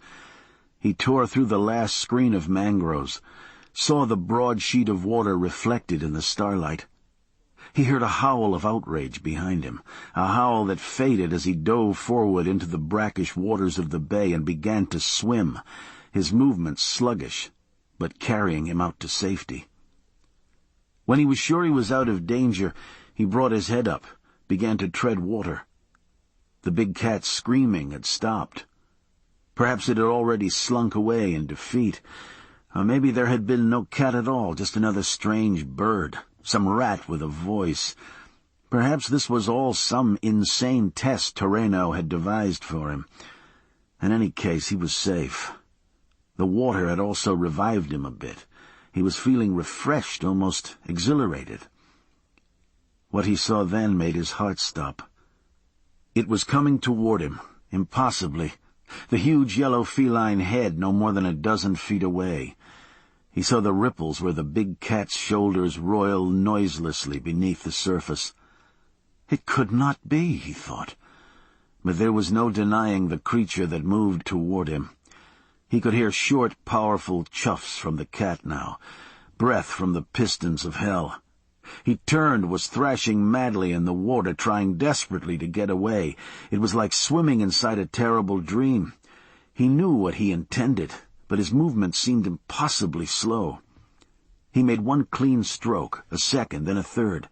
He saw a sliver of moon slip out from behind a cloud, saw a ragged mangrove island a few 100 yards ahead. He was a strong swimmer, after all. He had begun to feel the slightest stirrings of hope when the first blow struck him. It felt like ice at first, streaks of ice coursing down his back. There was numbness, except for the drag of something that seemed to hang in tatters from his back. Cloth, he told himself. Cloth. A narrow miss. He tried another stroke, but something was wrong. His arms would not respond. He felt slippery things bumping into him, then multitudes of them, the water so thick with the long, coiling creatures that he thought he might rise and walk upon them to safety. But he could not move. He felt his face drift down into the water, felt the rough, rasping kiss of 100 tiny mouths about his mouth. Then, with the pull of the warm, salty water, came a hint of fire. He thought of Marielena Marquez, remembered the touch of her flesh beneath him, wondered what she had felt when the blast took her. There was another strike from the cat, a rough jolt sending him completely under, as the pain from the first blow finally erupted. It would have been much quicker for her, or at least that is what he prayed. He felt liquid fill his throat. There was a third blow then, and a fourth. The water boiled now, with scavenging lungfish come to join the harvest. He thought of Marielena once again. Imagined the flash of hatred she must have felt for him, for she must have known how he had betrayed her. And soon enough, he could not think at all. Chapter 6. The television was a tiny black and white, which made it worse somehow. A black and white. Why was that? Tommy wondered momentarily, then forgot he had wondered. Stand at the window of the apartment, surrounded by the damp heat of a South Florida August night, palmetto bugs whispering past your ears like tiny bats to bang against the screen, tree frogs cranking it out like no tomorrow. Look in. You'd think you were peeping on an ordinary guy. A Nike t-shirt, khaki shorts, the beach flops, popcorn in a supermarket bag in his lap as he stared at the tiny screen. Slender guy, but well-built, nice-looking, hair trimmed neatly, almost too short, but even that in style these days. A friendly face, unlined from a distance. You'd have to get up close to see that he was 50, maybe 55. Tanned as he was, that easy smile, short fluff of hair falling across his forehead, he might pass for 35. Nice guy, Tommy. Everybody likes Tommy. Harmless old Tommy. Get your finger out of your nose. Tommy! He hears his name called. Looks up at the window in surprise. But of course there's no one there. He's used to that, used to the phantoms who come calling, though they never hang around for long. He turns back to the set. It happens every night. If he doesn't remember to get away in time. Right after all the programs go off. The song. The Star-Spangled something. Comes on. Big hairy band whooping it out. The flag flapping in some made-up breeze somewhere. And then the pictures they beam along. The nice ones at first. It always starts out nice. Kids swimming in a creek. A panorama of some mountains, a seacoast with cliffs and waves. Somebody's grandma pulling a pie out of an oven. An old man with his arm around a kid's shoulders. Big sunset in the background. Tommy feels an arm around his shoulders, reaches up to pat the hand that's never there.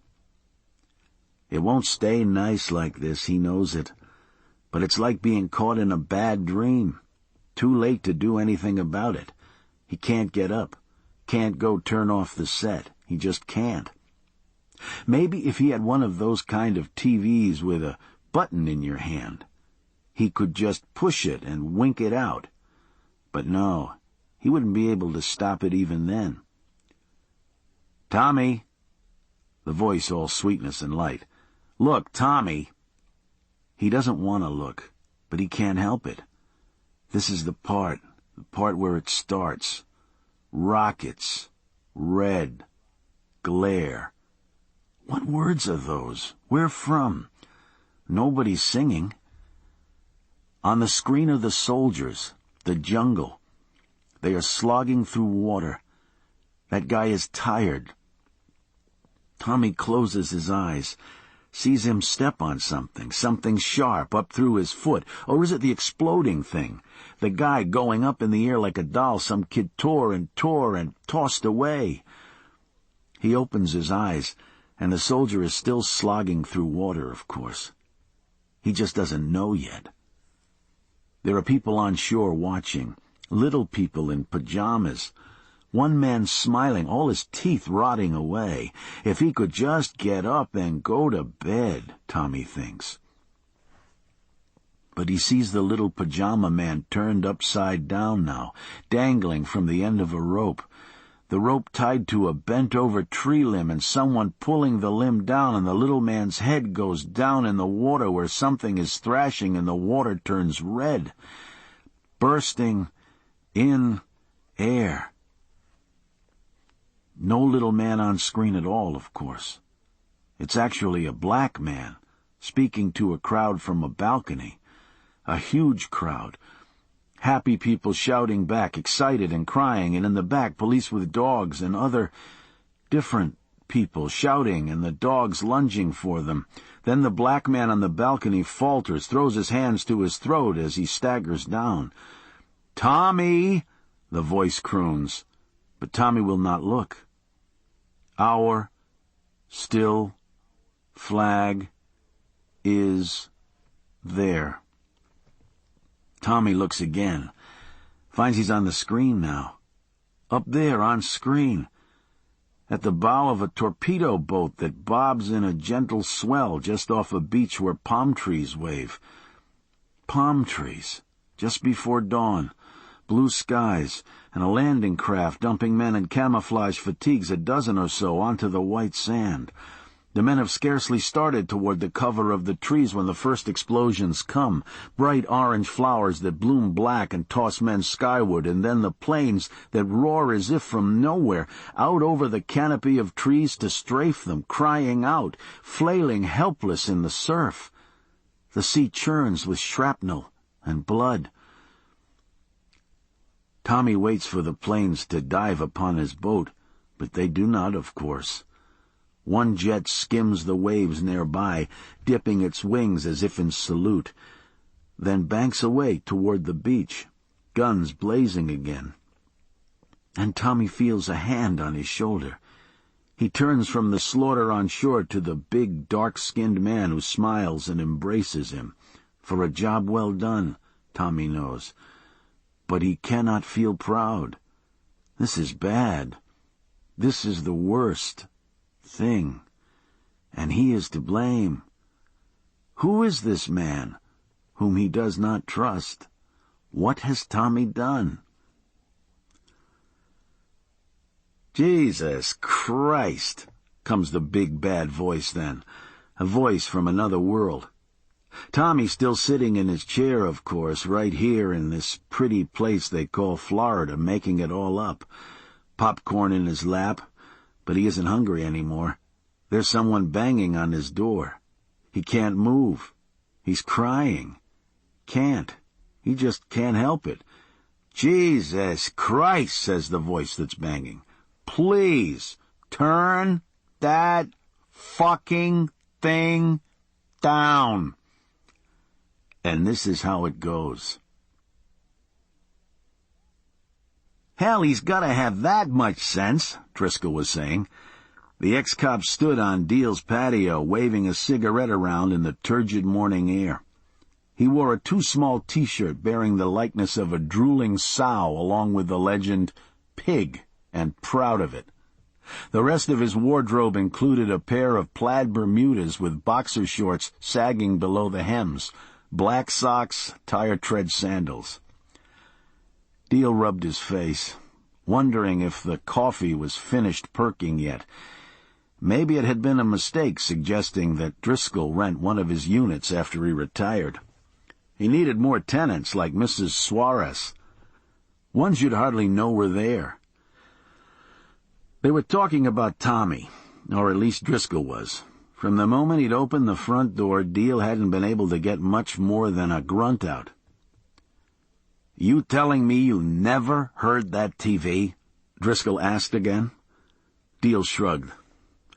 "I'm a deep sleeper, I guess." "Well, it might as well be going off in my bedroom every goddamn night," Driscoll said. "Maybe it's the way this place is built." Deal gave him a look. Driscoll must have sensed he'd crossed some kind of line. He harumphed, took a drag on his cigarette, looking out toward the side yard where Tommy was patiently weeding one of the flower beds.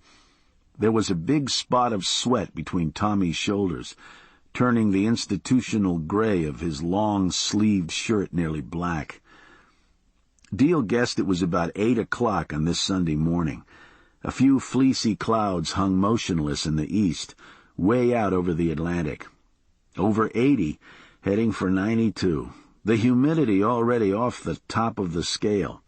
First a hurricane, in December a freak cold snap, now the hottest March on record.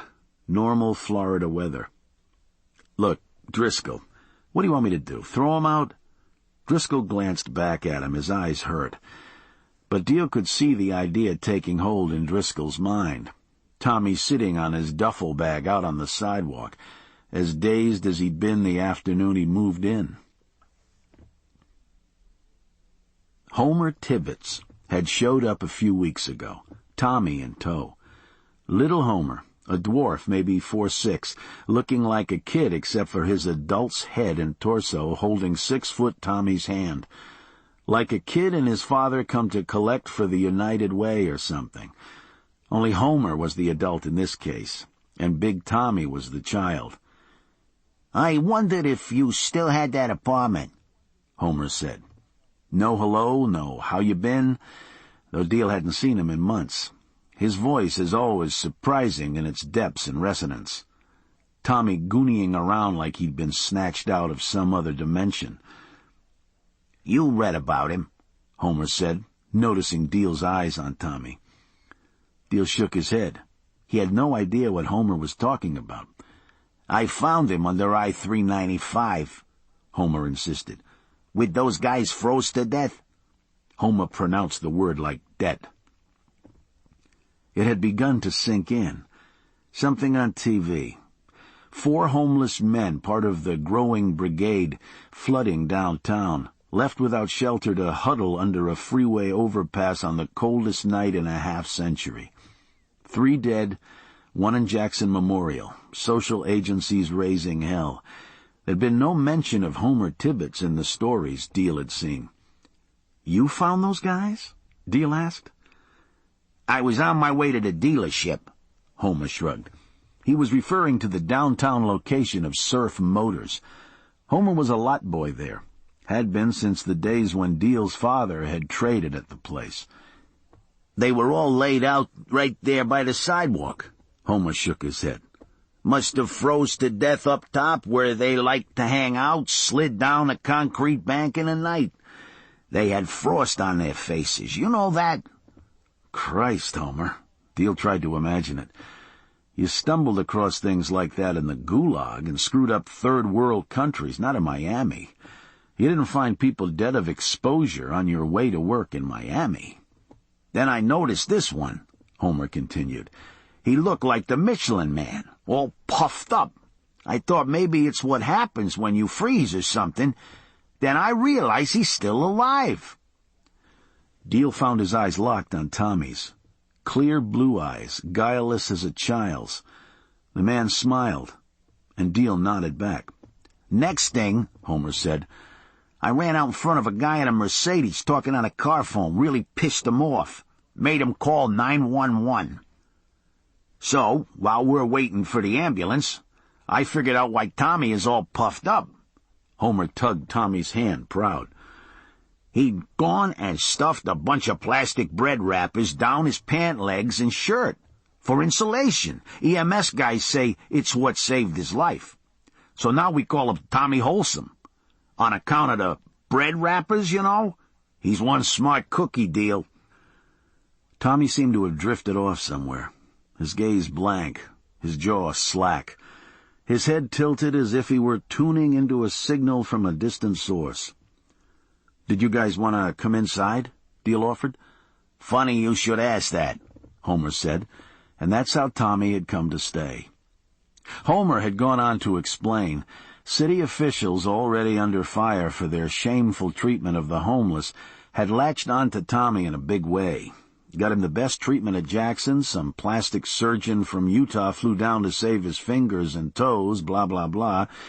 Then they enrolled him in one of these programs for guys who aren't exactly firing on all their cylinders, set him up with a job bussing dishes, enrolled him in life enhancement counseling. Now he needed a place to stay. "He ain't all there, but he can cope in the mainstream. That's what they tell me," Homer said. "You want him to live in my building?" Deal asked. "Hey, I figure there's worse places than Deal House here, and HRS will pay. American money." The truth was, Deal had been running an ad on his last unit for nearly 4 months without success. The figure from HRS was only $50 under what he'd been listing. "But if you're uncomfortable," Homer said, "I mean, having a retard around bothers you." Homer rose, reached for Tommy, started for the door. Deal sighed and called them back. The next day, Deal was lugging Tommy's duffel bag into the vacant apartment, showing him how this and that worked. Tommy, with no name, no history, no speech, nodding, and remembering every last instruction. In fact, he'd proved to be a faultless tenant, eager to supplement his income by doing odd jobs around the fourplex, and the check from HRS came right on time. But now, here was Driscoll making life complicated. You want me to do that?" Deal repeated. "Send him back to the home?" Driscoll groaned, rubbing the back of his neck with a meaty hand. I'm just blowing off steam, Johnny. Maybe I ain't got used to leisure or something. Deal nodded, but Driscoll wouldn't meet his gaze. "I'll talk to him, okay?" Deal said. Driscoll nodded, staring off down the street where Mrs. Suarez, Deal's other tenant, was out walking her dog. 25 years on the force. Maybe I worked too much crowd control. Deal shook his head, not sure what Driscoll was getting at. I liked it. It was a free pass. I used to do all the university games, the fish, too, Driscoll shrugged. Now I wake up in the middle of the goddamn night, hear the Star-Spangled Banner, it makes me want to jump up and salute, you know? Deal laughed. "I could use some help on that Terrell job," he said. "Long day of work out in the sun, you'd sleep like a baby." "Shit," Driscoll said. "Last time I pounded a nail, I was using the butt end of a .38 trying to hang a picture. Blew a hole right between my feet. You don't want me around any construction site, Johnny." "Well, at least you didn't shoot off your pecker," Deal said. "Ha!" Driscoll said. Then he brightened, thinking of something. "That's what happened to that purse snatcher over in the Gables last week. You know that moron they said on the news was running away from a holdup, stuck his gun in his belt and shot himself in his stomach?" Deal nodded. "Well," Driscoll said, "I was talking to Lonnie Neese, the public relations officer down at Metro. What the guy actually shot was his own dick. Blew it right off. Asshole was dead before they got him to the hospital." Driscoll laughed. "They just didn't want to say dick on television." "I guess they wouldn't," Deal said. "I don't see why not," Driscoll said. "Just imagine. Ann Bishop comes on saying, 'Mr. Carlton Thomas, accused purse snatcher and crack cocaine fancier, shot his own dick off in the aftermath of a crime spree earlier this evening.'" He paused to stare at Deal, his face still red from laughing. "What's the matter with you, anyway? Don't you think that's funny?" Deal nodded, though he was thinking that it would be a hell of a way to go, even for a stick-up artist. Perhaps that was the result of nearly getting killed yourself, he thought. You start to sympathize with any victim, even the least likely. "Maybe you ought to get Lonnie Neese's job," he said to Driscoll. "Nah," Driscoll said, taking him seriously. "It's politics any way you look down there. Even old Lonnie has to take shit.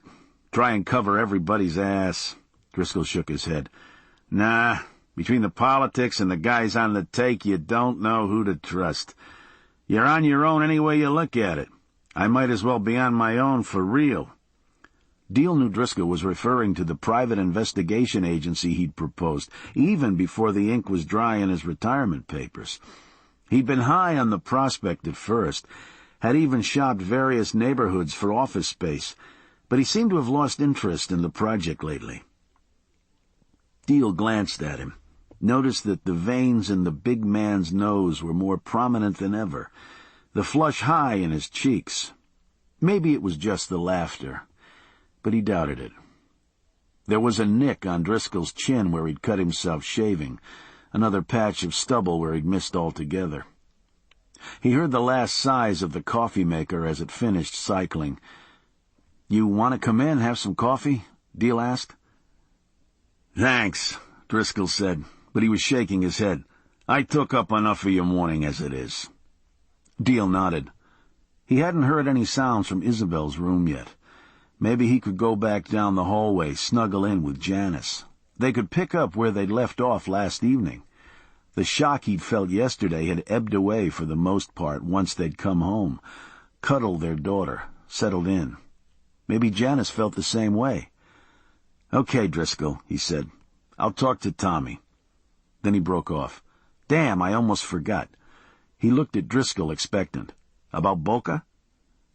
Driscoll stared at him blankly. "You know," Deal said. "We're going to dinner tonight." Driscoll's face fell.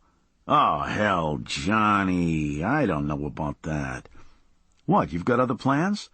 "No, we've been promising Barbara for months now. Homer's coming. She's got it all set up with her boss." There was a thud from the direction of the flower beds. They turned to see Tommy stretched out on his back in the grass, a big clump of nut grass clutched to his chest. He must have been tugging full out at the clump when it gave way, sending him flying backward. He lay there for a moment, then rolled to his hands and knees, shaking his head like a woozy fighter. When he realized Driscoll and Deal were watching, he gave them a smile, then got up, dusted himself off, and went back to the Impatiens. "That boy's got a day job, huh?" Driscoll said. "He's older than I am," Deal said. "Whatever," Driscoll said. "He busses dishes," Deal said, "at docks in the Gables." "Well, good for him," Driscoll said, heading for the stairwell. Deal heard a noise behind him. He turned, staring in surprise. It was his daughter, Isabel, rubbing the dark curls out of her eyes, tugging at the hem of the T-shirt that couldn't cover the curve of her belly. She tottered across the kitchen floor toward him, braced herself at the doorway, and thrust an empty bottle upward. "Bah!" she said. Deal shook his head. "How did you get out of your crib?" "Bah!" Isabel said more firmly. So much for his plans, Deal thought, scooping his daughter up in his arms. "Come down about 6, Vernon," he called to Driscoll. "We'll drive." Driscoll waved his hand dismissively as he disappeared around the corner. "I don't know. I don't have anything to wear." "It's casual," Deal said. "It'd sure as shit have to be," Driscoll said, and then he was gone. Chapter 7. "Was in the bag, man." Coco Morales adjusted the manatee's baseball cap he wore, ignoring the rail-thin black man who slouched in the bus seat across from him. He had his attention fixed on the tiny TV he held in his palm, was fighting the glare from the sun that splayed through the filthy windows. Two men in mohawk haircuts and Halloween makeup were in the ring, pummeling a tall figure in black tights back and forth between them. The tall man's face wore the pallor of death beneath an artist's slouched hat. One of the big men tore the hat off and ran his fist through the top of it. If there was a referee involved, Coco could not see him. "Yo, was in the bag, man." The bus whisked under a freeway overpass, and the TV image wavered, then gathered itself. There was a small man in a tuxedo who had been trussed up in the ringside ropes. He hung there with his feet off the ground like something caught in a spider's web. One of the Mohawk men left in the middle of the ring and strode over to drive a forearm into the throat of the small man, who sagged as if in death. Coco studied all this with detachment. There was professional wrestling where he had come from, but nothing quite so ludicrous as this. He knew. He had participated himself. After his mother's death, after one tour in the regular army, another in the pay of the insurgents, he had had a chance encounter with a former commandante. It was a moment of relative peacetime in his revolution-weary country. A crowded bar. The former officer now an important man with a shirt pocket full of cigars and a woman on each arm. He remembered Gigante Coco, as who would not, stood him to a drink, had one more look at his remarkable face.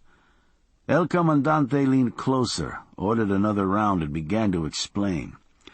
The next day, Coco was working for El Comandante once again, in the business sport of wrestling.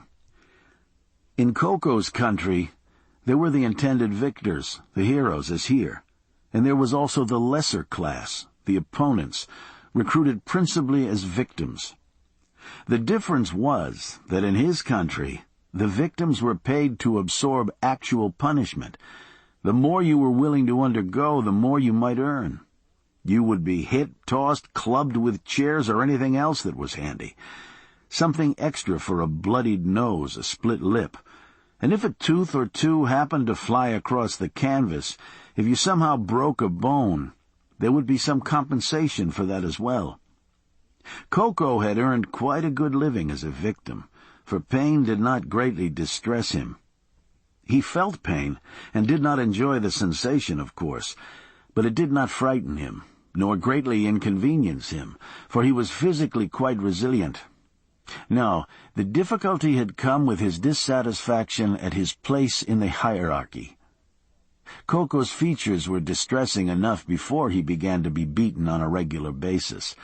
After a few months of traveling through the provinces, he was absolutely frightful to look at. Though it made him a compelling victim for the moving picture types who played the heroes, it only confirmed the fact that Coco would always be the loser. Even that Coco could have withstood. He knew that he was not the pitiful representation of cowardice and powerlessness the scripts called for, but the problem was that certain of his opponents could not maintain the distinction between appearance and reality. Eduardo Herrera, or El Matador as he was billed, was the worst. Herrera was the most handsome of the troupe, and seemed to take personal offense at Coco's appearance. He made fun of him with the others, was always whispering to him in the clinches, "Soccerhead," "Freak," "Monstro," often ridiculing him in front of fans as he stood with his foot pressing down on Coco's chest. One night in a small fishing village not far from Coco's own home, El Matador had puffed out his chest for a row of local girls at ringside. "Campesino," he jeered. "Pendejo estúpido." He leaned over Coco's prostrate form and spat a greenish glob between his eyes. Coco had, to the amazement of the crowd, revived suddenly and miraculously, had risen up to beat El Matador senseless. He battered the handsome one's face with his sharp fists until blood was flying beyond the ropes, then dropped him to the canvas and ground the wounds into the grime until it was certain nothing could obliterate the scars. Before the Commandante and his entourage could get into the ring to stop him, he'd driven a fist into El Matador's throat and dragged him to the center of the ring, had left him a choking, shitting hulk under the spotlights, all this to the thunderous cheers of a crowd who took it for part of the show. Coco lost the week's pay he would have collected that night, lost his promising career in wrestling, but it had opened up many new vistas. He had hardly left the arena, for instance, when two of the women El Matador had played to at ringside threw themselves upon him. Strange, Coco thought as the bus bounced through a series of potholes. How cruelty could transform a physical shortcoming into beauty. How the willingness to exhibit it had so improved his life. Scarcely a week had passed before a man who called himself Toreno sent an emissary Coco's way. Now he worked in America and had honed his craft into an art. "Ugly fucker bringing a weird-ass bag onto the bus. Don't want to talk about it." The skinny man had staggered up from his seat to lean across the aisle. Coco felt a scrawny hand clutch his wrist, smell the disgusting odor of wine, of other unknowable things on the man's breath. His own hand flashed out, covered the filthy claw on his wrist, squeezed. The man would have cried out, but the pain was too great and too swift for that. He could only writhe about, his eyes watering, his awful teeth bared in a speechless grimace. Coco eased him back across the aisle into his seat, careful that the bus driver should not become too curious. It was a Sunday afternoon, and they were the only passengers. "Cabeza," Coco hissed into the man's ear, then pointed at the sturdy woven bolsa that rested on the floor by his own seat. Soft and yet strong, perfect for the things he carried. "Heads," he repeated in a whisper. "Human heads." The man whimpered, his eyes growing larger as Coco increased the pressure. "A finger, a liver, other things." Coco gave a final squeeze, felt something snap, then released his grip. The man sagged back against his seat, his hand limp across his chest, a thing he seemed to disown. His lips were clamped together in pain and terror. A dark stain spread down his pant legs, and the smell of urine hovered in the close air. Coco sat back down, slipping his TV into a pocket. He glanced toward the front of the bus. The driver had his attention focused on an aging sedan in the turn lane in front of them. "Let's go," the driver shouted, leaning on his horn. The sedan finally lunged forward through the intersection, belching a huge cloud of blue smoke behind it. The driver wrenched at the wheel, flooring the bus right after, although the light had already changed. There was a blare of horns, shouts from outside, but the driver seemed not to hear. Coco read the sign that dangled across the thoroughfare before them. Unlike most of the storefronts around them, this one actually bore an English translation. "Welcome to Little Havana." Yes, Coco thought, welcome. He lifted up his bag and stood, scanning the brightly colored storefronts for the street numbers. It looked a bit like his country, too, out there, and the driving was much the same. He glanced at the cowering figure across from him. A few distractions to endure on these American buses, but he was just as happy that he did not drive an automobile. Think of all that he would have missed. He saw a number then, an address that meant he was drawing near. The black man watched him warily, his eyes leaking tears. Coco reached up to pull the signal cord. The bus veered obediently to the curb. Coco gripped his bag of parts tightly and stepped out into the heat, ready to go back to work. Chapter 8. "She's got a crush on you, Deal." It was Janice, glancing at him from behind the wheel. He wasn't sure if she was smiling. He was in the passenger seat, feigning sleep, didn't want to open his eyes wide enough to see. It was restful being driven for a change, even with Driscoll snoring in the back seat. They'd spent the evening in Boca Raton, having dinner with Barbara Cooper. She'd helped them out of trouble back when, had stayed in touch even though she'd moved north, out of harm's way, as she put it.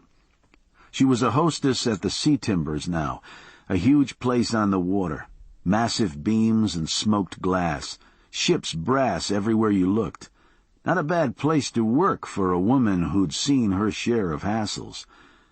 Tucked into the dunes and sea grapes like a little castle, the kind of place Deal thought you'd want to finish your meal even if nuclear war broke out.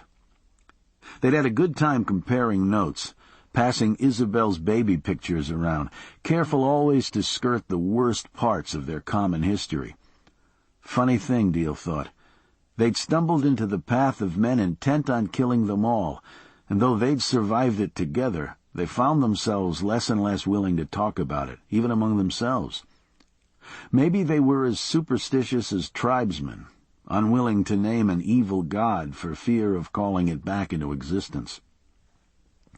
Still, it had been a good evening, the oblique references and unspoken camaraderie gluing them together in spirit. Plenty of toasts, plenty of food, desserts you couldn't see over, though Janice insisted she'd seen where Barbara's eyes had been. That's what this was about. They were whisking down Florida's turnpike toward home, boring through tunnels of tall slash pines, the southbound lanes divided from their northerly cousins by 100 yards or more in this long stretch. No light save the glow from the dash, the moon breaking through the distant thunderheads from time to time. It had finally relaxed him, set Deal remembering the grand road trips of his youth. Long hauls through the night to the Carolinas, to New England, through the West, his mother and father in the front seat sharing a jug of coffee. Deal on a bed made up in the back, not a care in the world, so electric with anticipation he'd never go to sleep. "We ought to take a vacation," he said, stretching luxuriously. All the glum feelings he had had at the restaurant seemed to have drifted away. Maybe he'd just been tired. "There's an answer for you," Janice said mildly. Deal cocked one eye open. A smile there. Good sign. "Barbara's a good person," he said. "She's just adjusting to life in the normal, non-criminal world. What's that have to do with you? Deal wriggled around in the seat. Driscoll's snores picked up a notch. Evidently he found the drive restful. I am the very essence of normal, he said, settling deeper into the cushions. It's like being attracted to a father figure. You are full of shit, that much I know. He reached out, found her leg. You think I'm interested in Barbara? I think you're going to cause a wreck. We could pull over, find a place in the pine trees. She said. We've got company. It sounded as if Driscoll was trying to snorkel a tray of flatware down a metal drain pipe. He'll sleep right through it, Deal said, unless we play the Star-Spangled Banner. She burst out laughing. What are you talking about? She pushed his hand away from her thigh, but there wasn't much force in the gesture. Tommy, Deal said. He plays his TV too loud right through the sign-off. Driscoll says it wakes him up every night. Did you talk to him? How do you think I found out about it? She pushed his hand away again. I mean Tommy. You need to speak with him. I'm sure if you explain it in the right way. I promise, Deal said, shifting in his seat.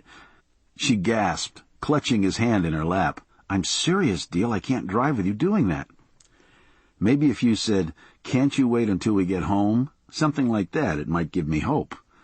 She moved his hand down to her knee, patted it. Wait till we get home, then, she said. How's that? Hopeful, he said, squeezing. Just drive fast. Chapter 9.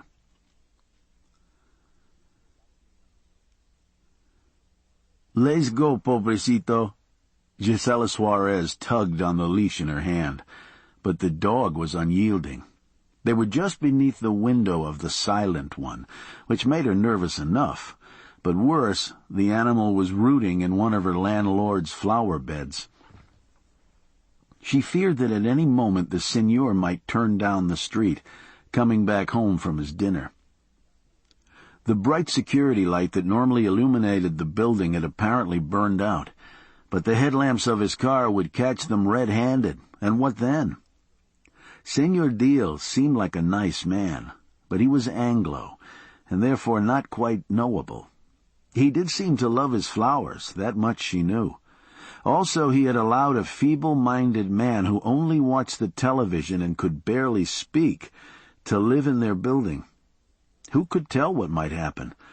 She could find herself out on the street again. She had been lucky to find this place. Clean and modern, with even a microwavio, which, though she bragged about it at the grocery store, she used for a bread keeper. The rent, though sizable for her tiny pensioner's income, was more than reasonable. Yes, she had been lucky, she told herself. Suppressing a shudder, she cast a glance down the block. Hidden in the shadows somewhere was the tiny bungalow that had been her home for 37 years. A Nicaraguan family lived there now, parking their several cars and trucks in what had used to be a neatly tended front yard. She imagined she could hear the throbbing of the music that they played around the clock, even at this distance. She still owned her home, but she had moved out after someone, a madman, drug addict, who knows what kind of beast, had broken in, ransacked her home, even killed her former dog. Imagine if she had been inside at the time. She had found herself unable to live there, yet she could not allow fear to drive her entirely from the neighborhood either. It had been her neighborhood since she had arrived in this country, and it would be hers until she died and joined her departed husband in heaven. So she found herself in this predicament, her only companion now hiking his leg to drown the seigneur's colorful impatience. She laid both hands on the leash then, and snatched the dog away while he was off balance. The startled beast left a curving, steaming trail across the sidewalk, but that would take care of itself. The flowers were saved, that was the important thing. She leaned forward, headed up the block. And still the dog did not want to leave. He dug in his paws, scattering bits of grass as he fought for purchase, whimpering and straining toward the corner of the building. God save her, she thought. This one was incorrigible. not like his predecessor, whom she had called Tootie and trained to curl up at the foot of her lonely bed after Oscar had died. Tootie danced in circles on his hind paws for a treat, barked fiercely at anyone who dared to come onto her porch uninvited, and made his business only where he ought. And where had that gotten Tootie? She found herself thinking. Madre de Dios, such a thought. Poor Tootie, murdered by an intruder. That enormous Negro, she thought. It had surely been him. In her own home. She shuddered again and dragged Tootie's successor. She hadn't even named this one. How was that possible? Along the sidewalk, mindless of the awful drag of his nails across the concrete, a sound that normally would have set her teeth on edge. She was about to turn and instruct the dog to make his business there, at the edge of a scruffy vacant lot, when the dog ducked, stretched out his neck like a goose, and slipped backward out of his collar. Before she could speak, the thing was gone, back toward the apartment in a flash. Mother of angels, she was thinking as she hurried back along the sidewalk. I will kill him. She broke off, the thought shocking her. She was immediately contrite, rebuking herself for thinking such a thing. Never mind, it was just a figure of speech. That she had only thought it, really. The dog, meantime, tore around the back of the apartment building. It was growling now, and barking wildly. She had never heard such antics. Perhaps it was some nocturnal animal back there rooting in the garbage cans. She heard snarls, a loud animal yelp.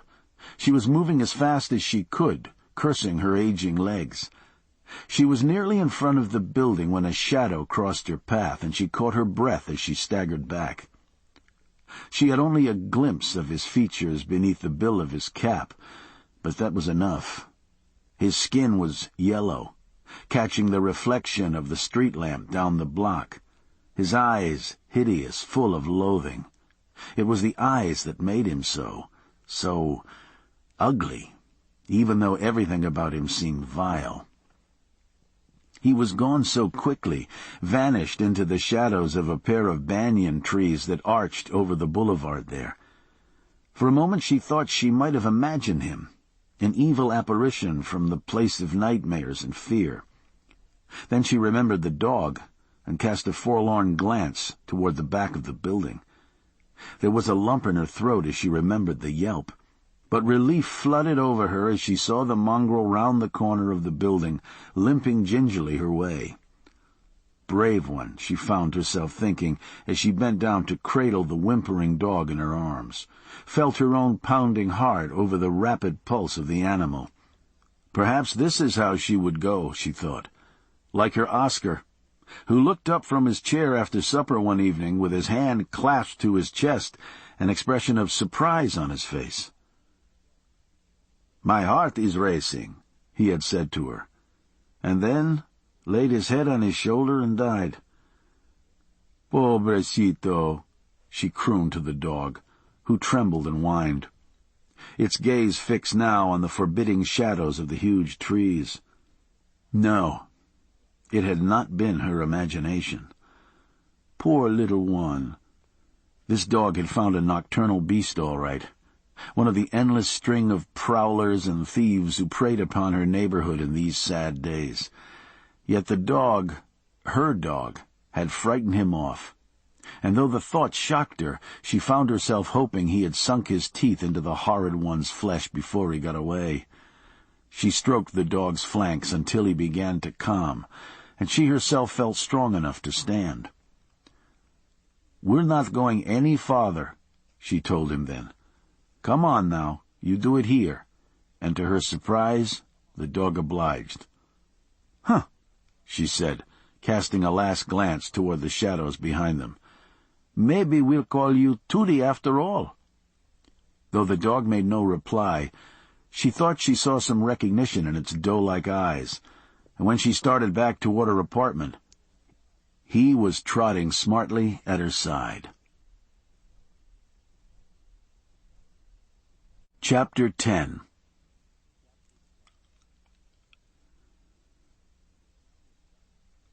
The sound of gunshots echoed across the lawn of Deal's fourplex. followed by the squeal of tires on pavement, then police sirens wailing in the distance. "There," Driscoll said. "Tell me you don't hear that." The three of them were on their way up the front sidewalk. Driscoll, still irritable from being awakened, clutched Deal's arm and pointed at the ground-floor window of Tommy's apartment. Blue light flickered through the uncurtained glass. There were more shots, and the sounds of a multi-vehicle car crash. Deal turned from Janice's baleful gaze, nodded at Driscoll. "Okay," he said. "It's too loud. I'll talk to him." He had noticed that the security light was out. That particular type of bulb was going to cost him $20. On the other hand, he hadn't spent anything on dinner. Maybe they'd get through the month after all. Driscoll had stopped, had folded his arms over his chest. Why wasn't he headed inside for bed? That was where Deal longed to be. There was an Energizer commercial playing on Tommy's TV now. "Still going," the announcer's voice blared, the thuds of the rabbit's drum booming over the lawn. Driscoll seemed to be waiting for something. "Now?" Deal asked incredulously. He looked at his watch. "It's 1:30. You want me to go banging on his door at 1:30 in the morning?" "You want to wait till 2? Hear the goddamn national anthem?" Driscoll fumed. Deal was trying to think what to say when the clamor inside Tommy's apartment suddenly stopped. There was no blue light flickering anymore, no light from the apartment at all. The three of them stared at one another in the silence. A distant glow of street lamps, tree frogs, a prop plane grinding somewhere in the distance. "Son of a bitch," Driscoll said in amazement. "The set must have melted." Maybe, Deal thought. He also thought he could make out Tommy's silhouette at the dark windows, the poor guy staring out at them, waiting for somebody's foot to fall. Deal had his arm around Janice, felt the heat of her hip beneath his hand. "First thing in the morning," he told Driscoll. "I'll explain it to him."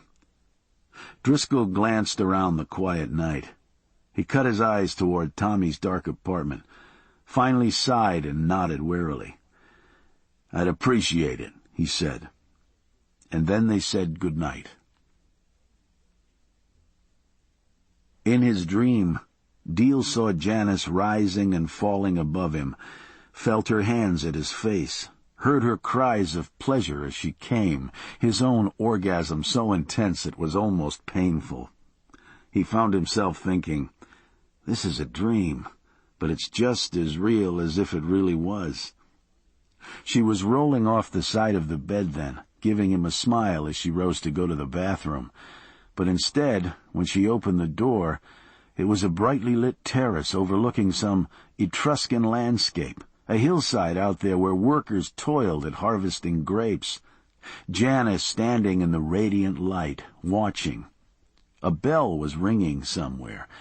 Deal flung his legs out of the bed to join her, and then found himself flying, a long cape fluttering back from his neck.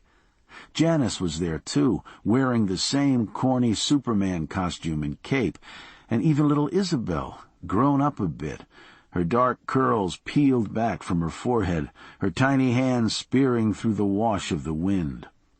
They were soaring over a high desert landscape, the ringing sound fading away in their wake, nothing but rocks and sand below, the heat strangely noticeable, even at altitude. It was a vacation trip, he realized. Daddy had finally found a way to take them, and everyone was hungry, though there didn't seem to be a place to stop. Then suddenly a lake came into view. Lake Powell, he thought. And he turned to Janice and Isabel, pointing Daddy confident down below. Big, beautiful fingers of blue water, tall red cliffs, and a marina with a wooden dock, people sitting about a waterfront cafe. They banked downward, the three of them, the heat growing more intense as they skimmed the desert floor, abating somewhat as they planed into the water, all of them butt first, like a family of great big ducks. They were bobbing in the water off the dock of the marina. But now there were no patrons at the tables of the cafe, no boats, no signs of life at all. and the heat was intense. He smelled the acrid odor of smoke. "This place is burning," he thought, sitting upright on the water, craning his neck for a better look, and found himself struggling awake on his bed. He shook his head, groggy. He had the sensation the phone had awakened him, but there was only silence in the room. The dream had fled, but there was still the heat. Something wrong with the air conditioner, he was thinking. And then he began to cough. The smoke, the goddamn smoke. He felt a surge of panic. He turned, found Janice asleep at his side. He shook her, and she mumbled something in her sleep. "Janice!" He shook her roughly this time. She came awake, blinking. "Too early, back to sleep deal." "Janice, something's wrong." He had her by the shoulders now, turning her to face him. His eyes were stinging from the smoke. "Something's burning, Janice." She stared at him, still vague with sleep. "A fire?" She shook her head, then abruptly her eyes came into focus, as though a switch had been thrown somewhere. He glanced at their bedroom door. Closed. Christ, what did that mean? Was there a fire out there someplace? Or maybe it was just the AC after all. Sure, just the motor burning up. He swung his feet to the floor, trying to get his head clear. "Isabel!" Janice cried, but Deal had risen, was already at the door. He ran his hand across the inner surface, pressed his cheek there, still cool. He flung the door open, shielding his face. There was a surge of heat and a thick cloud of smoke, but no wall of flame. What had happened to the alarms? They were code. He'd installed them. Picture of some TV actor on the box, one in every room. He was coughing again, heard Janice gagging as the thick smoke enveloped her. He fell to his knees and crawled back to the bed. He found her arm, pulled her off the bed, forced her head down close to the carpet where the air was clear. "Get outside," he said. "Stay low. I'm going for Isabel. Do you understand?" "I'm going with you," she gasped. He gripped her chin tightly. "Get outside. I'll bring Isabel. There isn't time to argue." Finally he felt her nod. He squeezed her arms, then guided her out ahead of him. At the doorway he turned her in the direction of the kitchen, then scrambled quickly down the hallway toward Isabel's room. The smoke was blinding now, and he had to move by feel. He felt the door to the air handler closet. He'd spent an entire day enlarging that frame, making way for an upgraded unit. The door was cool. Nothing wrong with the air handler.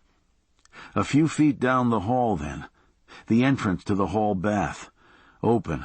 The marble tiles slick, almost cold beneath his touch. He'd salvaged the stone from a turn-of-the-century bank. Bulldozed now. A high-rise in its place. Next, the spare bedroom on his right. Closed. This time the frame was hot. The door skin itself scorched his palm, and he pulled back quickly. His computer in there, his business records, a rowing machine he'd never rowed. He hurried on, trying to breathe, but he was taking only searing lungfuls of smoke now.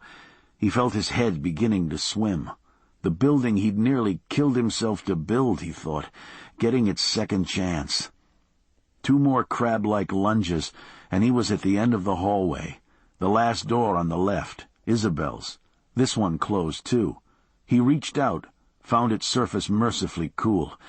"Go ahead, burn your fucking self down," he thought. "Give me 5 more minutes, burn yourself to hell." He heaved himself upward for the knob and twisted. He sensed more than heard the roar at first. It was as if a huge truck or plane were blasting down the hallway at his back.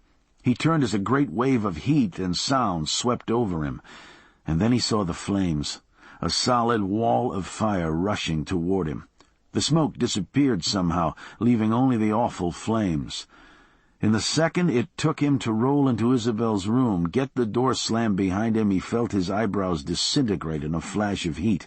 His lips burst into a blistering mass. He was vaguely aware of the pain, but he didn't care about that. He dragged himself across the smoke-thick room, flailing about until he found the slats of her crib. He gripped the wood, pulled himself up over the railing. "Why isn't she crying?" he thought, but pushed the thought away.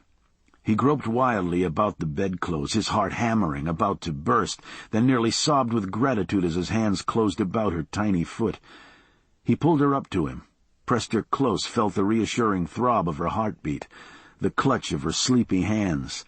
He hugged her once more, and then, though it seemed the hardest thing he'd ever had to do, he eased her back into the crib. He staggered blindly across the room until his shins cracked against something hard. His hands closed on the arms of the heavy rocker, lifted. He half slid, half fell along the wall then, searching, until he heard glass shatter. He stepped backward, raised the chair, spun, and threw it with his every ounce of strength. There was a crash, and the air was suddenly clear, the smoke lifting as the draft rushed out through the shattered window. Only seconds left, he was thinking. How long would that panel door hold up? He gulped down air like a drowning man, breaking the surface, then flung himself back to the crib and gathered up Isabel. She was awake and screaming by now. He held her to his chest, soothing her automatically. Quick, careful steps across the room, eyes on the hallway door that seemed to glow, to sag inward with the force of a giant hand. "Don't run, Deal. This is the place for you." Out through the broken window frame onto the cool grass. And never mind the glass that cracked and splintered beneath his bare feet. The flames were in her room now, snapping angrily, every stick and shred of cloth incandescent. "Come back, Deal." But they were safe outside. Safe. Burn yourself to hell. He darted toward the knot of people who had gathered on the lawn, their faces drawn, cast yellow and orange by the glare of the flaming building behind him. There were sirens, he realized, a fire marshal's sedan bouncing crazily up over the curb, a pumper truck lumbering just behind it. He saw Tommy on the sidewalk, slack-jawed Tommy staring dully at the flames. Then Driscoll's face swam up out of the crowd. He saw the big man break into a run. "Jesus God!" Driscoll said. He stopped short, his expression shocked. Deal wondered what he was staring at. "Your face," Driscoll said. "Janice?" Deal asked him. His face felt strange, but fine. Driscoll stared at him blankly, shook his head, glanced behind him helplessly. Mrs. Suarez was there now, a blanket slung over her shoulders. Tears were streaming down her face, but she spoke firmly, as if Deal were a child. "Give me the baby," she said. "I will take care of the baby." Deal was feeling lightheaded again. He felt Mrs. Suarez lift Isabel from his arms. "Where's Janice?" he cried again. But Driscoll could only shake his head. He held a hand toward Deal, but seemed afraid to touch him. Deal searched the faces lined by the curb, saw the fire marshal hurrying toward him. Driscoll finally reached to take hold of him, but Deal turned away, back toward the flaming building. He began to stagger forward, oblivious to the heat. "Janice!" he screamed. Had he willed this place to burn? He was running toward the building now. "Janice!" He sensed someone beside him, turned to see Tommy, lumbering Tommy, joining him in a dash toward the flames. Tommy's mouth was open, his face streaked with tears. He was screaming too, crying out something unintelligible. "Janice!" Deal screamed again. Then Tommy's anguished bellow. Tommy outrunning him, now out ahead, his arm thrown up against the heat. "Janice!" Deal cried again. His head was spinning. He prayed it was a nightmare. But the pain, the heat, Tommy and he running toward the flames. Then he felt himself going down. "Hey, partner." Deal heard the voice as if from another planet. Driscoll out there somewhere, calling Deal back to life. He tried to blink himself awake out of the darkness, but his eyes stayed stubbornly closed. He tried to raise his hands to his face, but something held him motionless. "Take it easy, partner." Deal felt a hand on his shoulder. Driscoll calming him down. "They got you all tied down. They don't want you hurting yourself." Deal saw the flames again, dancing wildly behind his sightless eyes. He thrashed against the restraints that held him, ignoring the pain that seemed to double, then double again with every movement. "Nurse!" he heard Driscoll calling. "Get somebody in here, now!" Deal felt one hand come free, raise it to his face. Bandages on more bandages. It felt like he was pawing at a pumpkin with a boxing glove, except for the pain. No blood in his veins, just shoots of pain that surged beneath the bandages on his face and hands with every beat of his pulse. He felt his mouth working sluggishly beneath rasping cloth, felt Driscoll's thick hand at his wrist, heard him yelling at someone, "Hurry it up, for Christ's sake!" Felt something sharp prick the skin on his arm. He flung his head back and forth, caught bandages, and his teeth tore at them. "Janice," he said, or tried to. "Janice!" He was sliding down a cool, slippery tunnel now, a thick, soothing mist blanketing the fire on his face, his hands. He heard Janice's name echoing down the length of the long, black passageway. And then he heard Driscoll's rough voice in his ear, trying to be reassuring. "She's okay, Deal. She's going to be fine." When Deal opened his eyes again, it was dark. But this time it was darkness of a different quality. He blinked again, just to be sure he wasn't dreaming. Light filtered into the room from a hallway lamp somewhere. Driscoll was slumped in a sleeper chair at the foot of his bed, his snores rattling off the concrete walls of the hospital room. Beside him in a metal desk chair sat Homer, his head thrown back and his mouth open. He might have been snoring, too, but with Driscoll's racket, it was impossible to tell. A ventriloquist and his dummy, Deal thought, as Homer began to stir. "Hey," Homer said groggily. He reached over to shake Driscoll awake. The snores stopped abruptly. "Look who came back." Driscoll rubbed at his eyes, struggled up out of the chair. "Deal," he said, "it's about goddamn time." Deal ran his tongue about his lips, raised his hand to Driscoll in greeting. He counted 5 fingertips, then lifted his other hand. An IV line taped to his wrist, some bandages, 5 more fingertips. He touched his face, still bandaged, but there were cutouts now for his eyes, his nose, his mouth. He wondered how long he'd been in this bed. The skin on his cheeks felt dry and tight, ready to split open. The pain, however, had subsided from agony to something that might possibly be measured if you had the time. "Where is she?" he swallowed. It felt like someone had run a plumber's auger down his throat. "Down the hall, partner," Driscoll said. Deal saw Homer's anxious glance. "Take me," Deal managed. "You can't go anywhere," Driscoll began, but Deal had already jerked the IV tube from his arm, was doing his best to untangle his feet from the bedsheets. Driscoll reached for the call button dangling from the bed rail, but Deal grabbed his hand, ignoring the fresh burst of pain beneath his bandages. "Take me to Janice," he said, his gaze locked on Driscoll's. And they went. Homer distracted the aide at the nurse's station while Driscoll helped Deal down the dimly lit hallway. Deal was lightheaded, his feet seeming to barely touch the floor. 2 turns through an automatic door, into an area where the rooms were glass-partitioned cubicles, radiating off a central command post full of beeping monitors, flashing screens, computer printouts. There were nurses and aides there, but everyone seemed too busy to notice Driscoll and Deal. "Be ready," Driscoll said, tightening his grip across Deal's shoulders. "It looks worse than it is." The big ex-cop turned them into one of the small cubicles, nodded at the form on the bed. "That's her," Driscoll said. "That's Janice." Deal stared, feeling the lump in his throat grow until he wasn't sure he could breathe.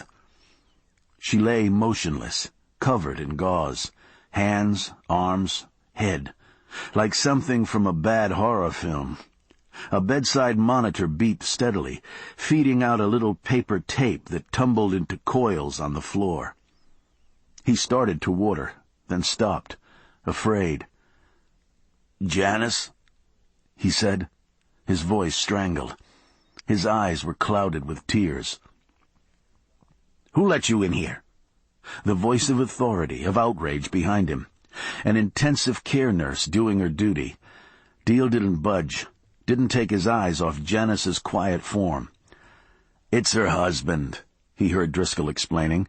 "I don't care who he is." Deal felt a hand on his arm. He shook it off, clutched the rail of Janice's bed. "Just give us a minute," Driscoll pleaded. "Mr. Deal?" Deal glanced at her. She had a more kindly face than he expected. A broad, grandmotherly brow, wire-rimmed glasses, a flush in her cheeks. "Are you Mr. Deal?" Deal had his gaze back on Janice's quiet form. He felt tears forming in his eyes. "Then you'll want the best for your wife, won't you?" The nurse's voice seemed to reach him from a distant place. Oddly, Deal found himself nodding in agreement. "She's going to make it. Don't you worry, Mr. Deal. She's out of the woods now." Out of the woods, he thought. He wanted to touch Janice's hand, her cheek, but there was nothing but bandages and tubes and wires. Out of the woods. What was that fairy tale? The two little kids with the mean stepmother and the wimp of a father took their children into the forest to die, yet the children had survived, made it out of the woods somehow. He felt the nurse's hand on his arm again, this time more gently. "You come out with me, Mr. Deal. We'll have us some coffee. I'm going to explain things to you." Deal felt himself being drawn away from Janice's bed then, the nurse's big hands comforting him like the touch of some fairy godmother come to deliver him from trouble. He cast one last glance at Janice's motionless form. How he wished it were as simple as it was in fairy tales. Didn't matter if you got your ass in a crack as long as you were pure of heart. Some genie or spirit would come along to clear things up. But this was life, and Deal knew that he was responsible, that he wasn't pure of heart, that somehow he had created the circumstances that had led to this calamity. He just hadn't had time yet to figure out how. He let the nurse guide him down the dark hallway. She knew about him all right. He'd seen it in her eyes. He'd screwed up again. Maybe she could tell him why. While no one was able to speak to the unutterable gnawing that Deal knew he would carry forever, he did learn a few things. From Mrs. Delaney, the nurse, from the attending physician who arrived shortly after daybreak, and from Driscoll, who had learned what had happened during the fire. It turned out that despite his orders, Janice had followed him down the hallway after Isabel. She must have become disoriented, opened the wrong door, the guest room door, the very one Deal had scorched one of his hands on. Once that door was opened, the air from the rest of the apartment fed the inferno inside, and that was it. End of story. The fire turned into the freight train that had roared down the hall toward him. He knew what that heat had done to him. He could only imagine what Janice must have suffered there at the maw of hell. The nurse and the doctor were in agreement on Janice's prognosis. Cautious, but optimistic. Burn cases were ticklish business. But as long as she escaped secondary infection, it seemed that she would make it. "She's strong," the doctor told him. "She wants to live. That means a lot." Deal saw the look in Mrs. Delaney's eyes. They were sitting, the four of them, on uncomfortable plastic chairs in the nurse's lounge, everyone's wretched coffee sitting untouched before them on a formica tabletop. "What else, Doc? What is it you're not telling me?" Deal felt his lips pull and tingle with every word. Another glance between them, the doctor and Deal's fairy godmother. "Nothing, really," the doctor said, his gaze wavering. "There's the issue of reconstructive surgery, of course, but it's a little early to discuss all that." Deal felt a chill run through him. He'd been so concerned that she was going to live. "How bad is it?" Mrs. Delaney coughed. The doctor looked off into that place they must teach doctors to look when the really bad shit has to be confronted. "As I said, it's a little early to assess." Deal leaned forward, caught the doctor by his lab coat. tell me what we're talking about." The doctor looked at him, his eyes helpless behind his thick glasses. "Her nose, some ear tissue, the scalp." He took Deal's hand. "Please, Mr. Deal, I just don't know yet." Deal fell back in his chair, raised his palms to his eyes, ignoring the pain. Worse than he could have ever imagined. He'd tear out his own eyes, throw himself into the flames if that could only make it better. "I think you'd better get back to your bed," Mrs. Delaney was saying. "You've got to take care of yourself, partner." It was Driscoll's voice at his ear. "Lots of folks counting on you." Deal heard the bark of laughter escape his own throat. That was rich. Counting on him? Sure. He could be counted on. Stick with Deal, everybody. He'll take you to hell in a handcart. He was laughing raucously now, his hand still on his face. And then he realized he had pitched down onto the table. He felt tepid coffee soaking his arms, pouring off the table onto his legs and feet. After a moment he felt another needle prick the flesh of his arm, and heard Driscoll mouthing something else inane. Well, fill him up with bromide, shoot him up with the pharmacy's finest. It wasn't going to do any good. Awake or in darkness. This was a pain that would never end. Chapter 11. Saturday night. Tommy at Doc's in the Gables, bussing dishes. It's late. The place is jammed. A jazz combo in one corner of the main room, the other side of the big square bar. Tommy feels the bass through his feet, the sound running up his legs and spreading through him like something warm. Feels himself nodding to the beat as he hustles toward the kitchen with a bin full of plates and silver. Lots of pretty people in here tonight. Everybody dressed up. A party downtown, says a voice in his head. Tommy wonders who thought that. As if a stranger slipped in, told him something weird.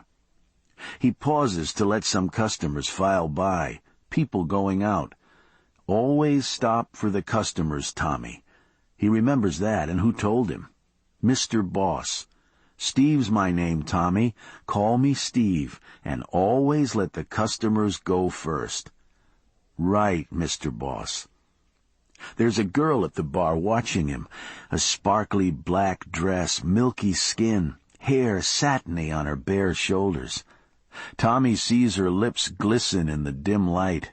He feels his dopey smile forming on his face. No way to stop it. She smiles back. Then there's a big guy muscling up beside her, his arm around her, kisses her cheek.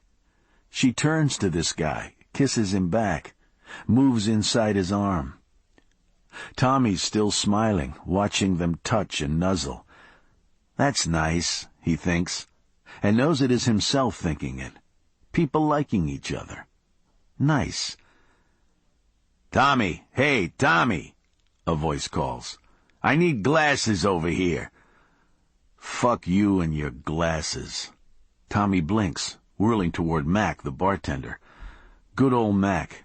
Every night slips him $5 from the tip jar. Always has a joke and a wink. Who was thinking, "Fuck you," to good old Mac? Tommy gives him a nod and hurries on toward the kitchen. Tommy's inside the kitchen quick. Dump the dirty stuff. Wipe your hands, Tommy. Over to the dishwasher that belches steam and rolls out a rubber wire tray full of shining glasses for good old Mac. Glasses on the tray. Hot, hot, hot. And he falters for a moment. His hand on the hot glasses. Finds himself thinking of the flames. And Mr. Deal crying. Crying so hard that it made Tommy feel like crying too. And so he had. Then all those firemen, and the police that had to come and pull them away. Poor Mrs. Deal. "Garbage!" the voice behind him bellows. "Get this garbage out!" Tommy doesn't have to look. That's Dexter, the night chef. Dexter's not so nice as Mac. Tommy nods without looking at Dexter's toad-like face, puts a couple more glasses on the tray, and hurries out. "Christ, Tommy, you stuck in slow motion tonight?" Good old Mac, smiling while he says it, gives him a wink, and Tommy hurries back into the kitchen, with hardly any time to sneak a look at that pretty girl with the long black hair. It's later. Must be the same night. But all nights are the same for Tommy. Whatever night it is, he's back to the garbage.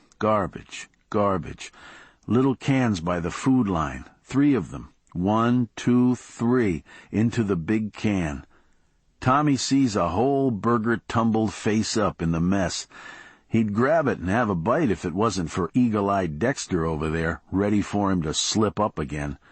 "Who elected you, Pope, asshole?" Tommy stops, shakes his head. What's going on? These strange voices inside his brain. He feels something hot in his head, something small and hot and glowing. He grabs the sides of the plastic bag that lines the big can, pulls, twists, makes a knot like Mr. Boss showed him, jerks the whole thing out, hustles out the back door into the cool night. Outside it's suddenly peaceful. Good old peaceful alley, quiet and dark. He glances up between the backs of the buildings and sees a slice of sky with stars, a chunk of moon floating up there. Moon over Miami. What's that? Tommy wonders, then hurries on toward the dumpster. He's humming something, like a song maybe, trying to think of the words, but he doesn't know any songs. Drops the bag, fishes in his pocket, key there someplace. Why's there a key for a garbage dumpster anyway? Who'd want to steal garbage? Finds the key, the lock, snap, snap, the lid's up, the junk's inside, lid's down, snap-a-roo, locked up tight. He's moving back up the alley toward the door when the man steps out of the shadows to stand in front of him.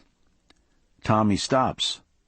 Nobody has to tell him this is bad, worse than even Dexter's blackest moods. Tommy looks down at the man's hand, where something catches a sliver of moonlight, glinting, looks back at the face. A face that makes Dexter's face seem kind. This is a face turned inside out. A skull that somebody tried to put flesh on. Eyes that look at Tommy and right on through him, like he isn't anything at all. A sour smell from the dumpster drifts over them. The man takes a quick step forward, feints with his empty hand. But somehow Tommy isn't fooled. He leans in, then steps away like a dancer or a bullfighter, and the man with the knife in his hand slips and nearly falls. "Be careful, Tommy. Be careful at night." Mr. Deal told him that. Plenty of bad people around. Tommy knows. Here's one in front of him to prove it. But who is it who's moving Tommy's body around? He wonders, as the man turns upon him with a hissing sound.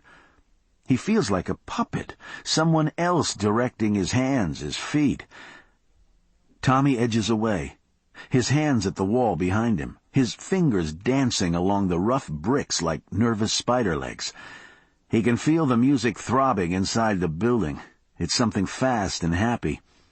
The man lunges again, and again Tommy skitters away, something just brushing the front of his busboy's coat. There's the sound of metal scraping on stone, and a curse in a language that's strange to Tommy's ears.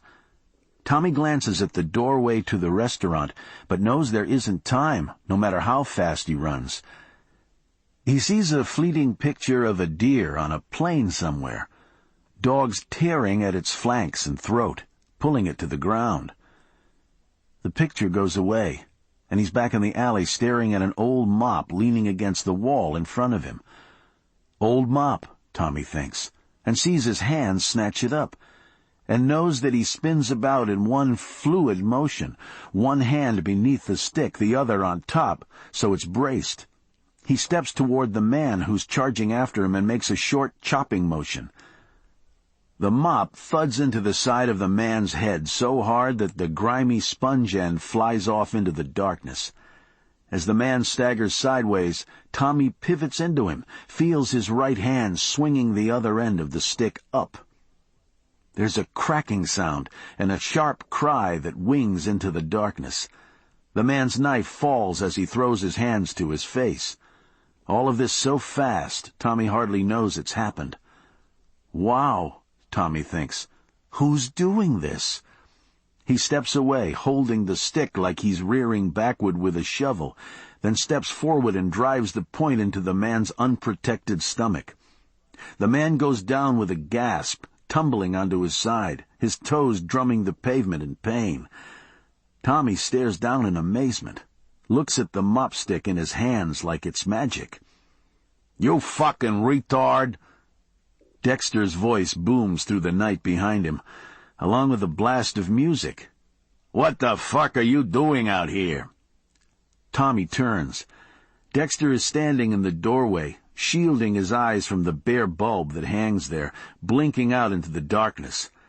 "Ever see Close Order Drill, dickhead?" That voice again. That weird voice in Tommy's brain. Tommy shakes it off, runs toward Dexter. He'll show him what he's doing out there. By the time he manages to pull Dexter back down the narrow alleyway, there's nothing left to show. The man is gone. There is no knife. And to Dexter, the mop stick's just a mop stick after all.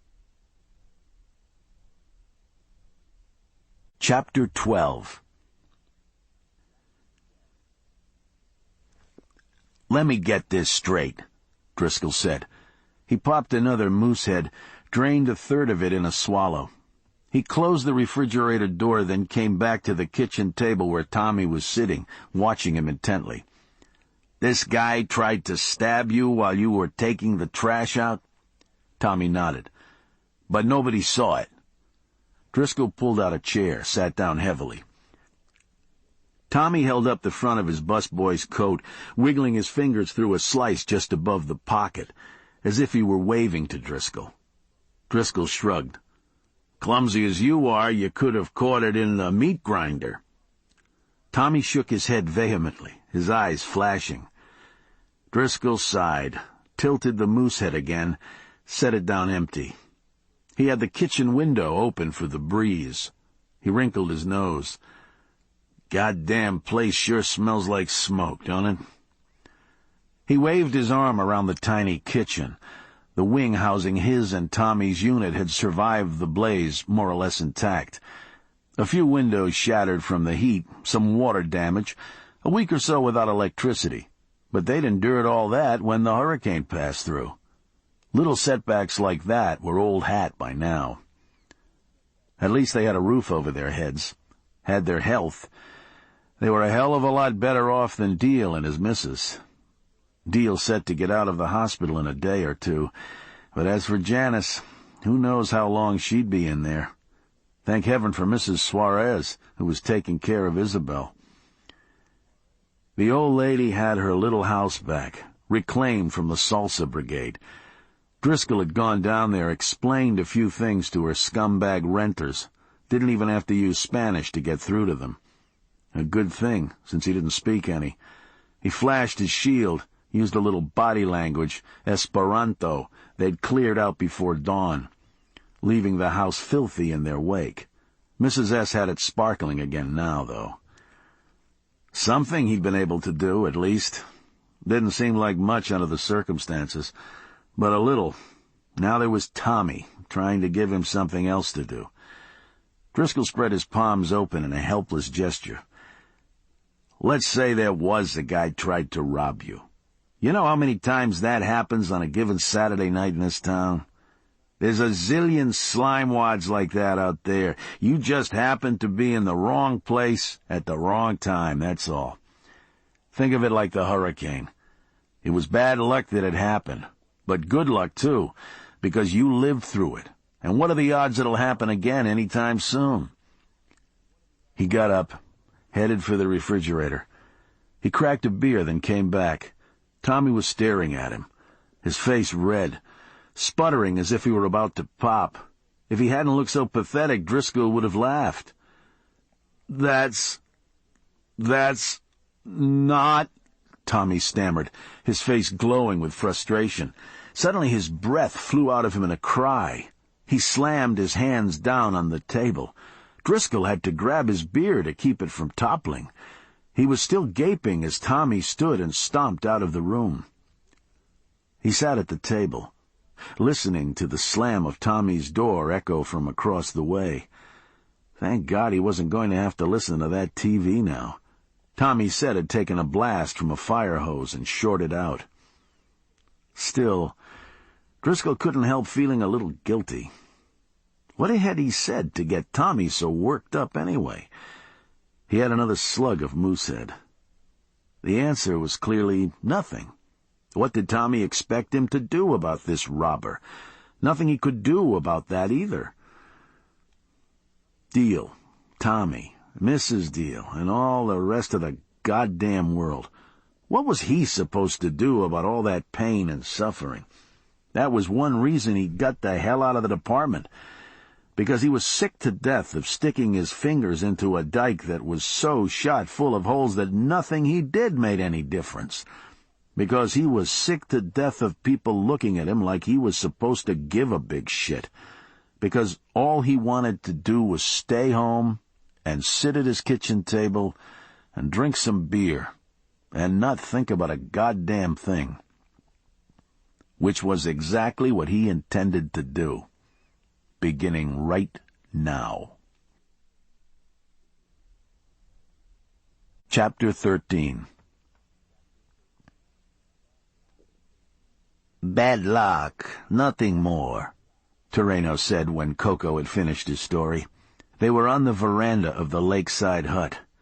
Terreno was casting food pellets out across the water, making motions like a man sowing a field with grain. Perhaps, Coco shook his head, or perhaps this man is possessed. The pellets pattered down upon the water like raindrops. Soon the sound was answered by the awful sucking noises of the fish, their mouths breaking the surface as they swarmed in for the food. Coco wished it were daylight. Better to see the things than to simply hear them. In his mind he saw 1,000,000 tiny drains breaking the surface of the dark water, each one ringed with teeth like needles. Terreno glanced at him, his face catching the faint glow of a kerosene torch. You are going to start talking like a cane cutter now? Bad magic? The evil eye? He snorted. He looked like a devil himself in the flickering light. Coco didn't waver. You said it yourself. This is a man not right in the head. Coco's fingers traced an angry welt that lay across his cheekbone. But he fights like a demon.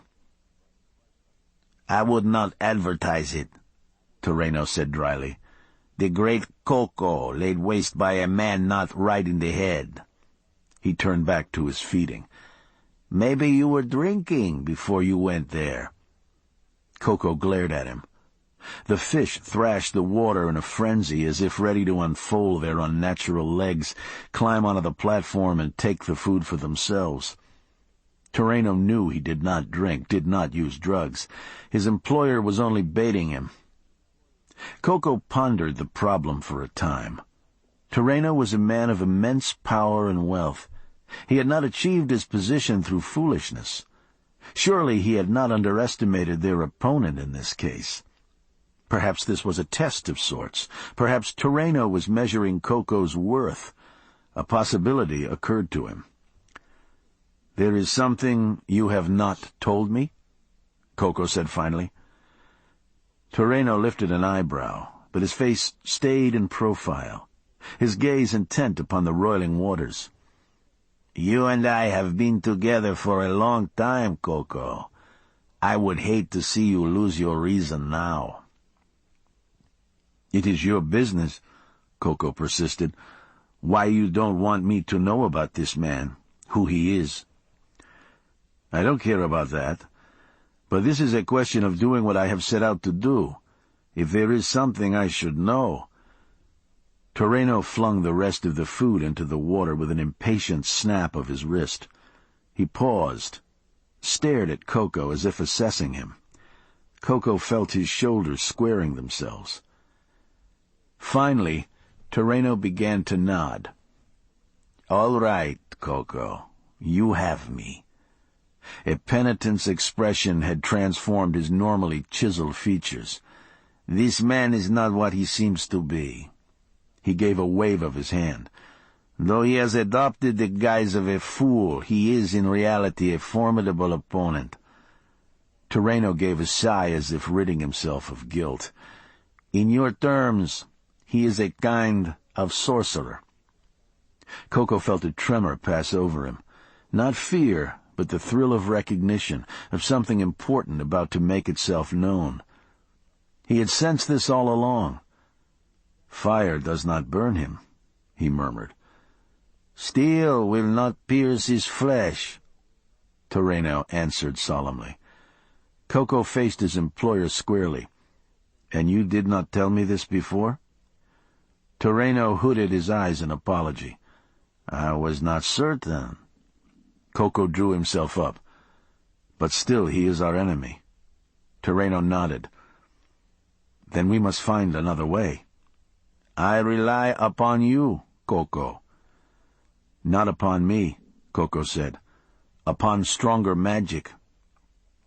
The fish were quiet now, gone as quickly as they had come. "Upon stronger magic, then." "Good," Coco said, and answered his employer's smile with a grimace of his own. Chapter 14.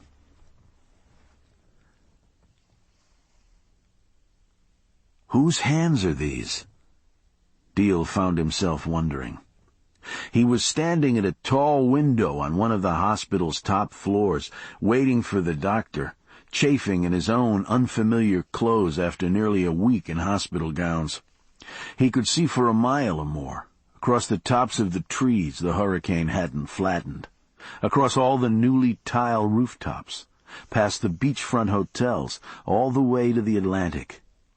It was sunny, windy enough for whitecaps, sailboats, bright sails of surfboarders, people out there having fun. He turned away. The hands were his, of course, right there at the ends of his shirt sleeves where they belonged, gripping a red rail that divided the floor-to-ceiling windows. But for a moment there, they hadn't seemed like his, not even a little. Down below, an EMS van raced toward the emergency entrance, flashers bright even in daylight. Its siren was thin, more mournful than alarming at this distance. He cut his glance away. The hair gone from his knuckles, from the back of his hands. The skin all smooth and shiny, streaks of pink here and there. He ran his hand across his face. Stubble where his eyebrows had been, nothing by way of eyelashes. He caught sight of himself in the glass. What had been a medium cut, if untidy, mop of brown hair, bleached out by the sun, was now a colorless flat top. The best they could do under the circumstances, an orderly told him. He shouldn't feel so bad. Flat tops were back in style. It was happening. It was fly. Fly, Deal thought. He massaged the taut skin of his cheekbones. His fingertips seemed smooth, tractionless. He drew a weary breath. Whatever fly was, he didn't feel it. He felt wrong, as if his body had been fitted with a new sheath, a skin that hadn't broken in yet. What was that old movie he'd seen? Some folks find this corpse that turns out not to be a corpse at all. Some creature hatched out of an egg from outer space, not quite formed when the people found it. A blank, they called it. Carolyn Jones, Kevin McCarthy. He'd get the title in a minute. Meantime, his unfamiliar reflection stared back at him, the face still puffy, the eyes haunted. Maybe it was Kevin McCarthy, just out of the home, ready to call for help at the first false move. "Mr. Deal?" He turned from the window to see a tall man in a white coat approaching him. "I'm Dr. Constantine." Deal stared at him. Stethoscope, clipboard, a couple of pens and a penlight in his shirt pocket. All that checked out. But instead of a reassuring Marcus Welby type, chiseled countenance, gray head of hair, here was this kid who had come to stand in front of him. Fine features, rosy cheeks, a scrim of dark hair falling over his forehead, faded silk button-down with a matching vest and stonewashed jeans under the lab coat. He looked like he'd been outfitted at Banana Republic on his way in. Maybe had a razor cut in style, too. The kid checked his clipboard. "You're a lucky man, Mr. Deal." Deal glanced out the window. They were 10 stories up, maybe more.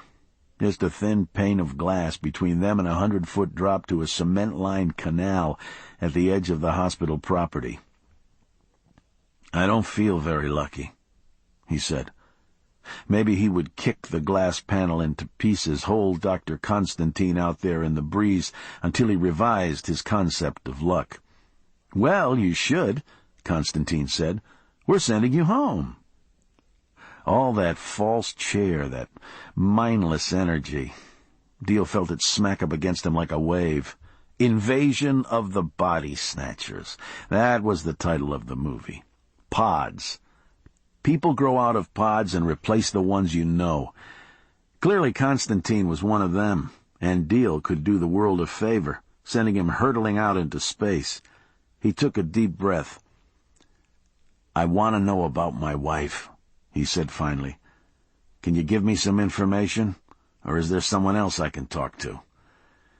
Constantine glanced up from his clipboard. He seemed to sense something ominous near him. Deal wondered if he'd been grinding his teeth. "You can talk to me," Constantine said, "or with Dr. Plattner, if you'd rather." He pushed a lock of hair from his forehead, but it tumbled back. He looked neutrally at Deal. His smooth and rosy face a proper subject for Botticelli, if Botticelli had been a pod, too. Deal thought of Janice. Her face swathed in bandages, her brain and body numb under the drip of morphine. He looked at Constantine, a model waiting for the shutter to snap. "Tell you what," Deal said, realizing his new hands had turned into fists. "Maybe it ought to be Dr. Plattner after all." Plattner turned out to be a bluff man who looked like he might have exchanged a few shots in the ring in an earlier life. There were a couple of prints of hunting dogs on the walls of his office, a fisherman's vest on a coat rack, a battered copy of From Here to Eternity on his desk. Plattner noticed Deal looking at the book. "He used to live here, you know?" Deal turned, surprised. "James Jones?" He'd seen the film. He'd grown up idolizing Burt Lancaster. "Yeah, toward the end of his life, right after he came back from Paris."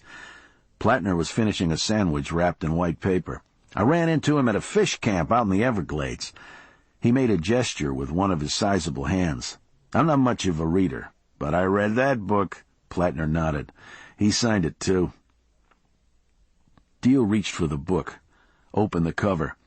Pages yellowing, crumbling around the edges. It gave off a smell like the libraries of his youth. On the title page was a florid scrawl in bleeding dark ink. "To Doc P. Miami's for me. Jim." "They had him up on an airboat taking pictures for some tourist campaign," Plattner said. He wadded up the sandwich paper, tossed it into a waste can across the room.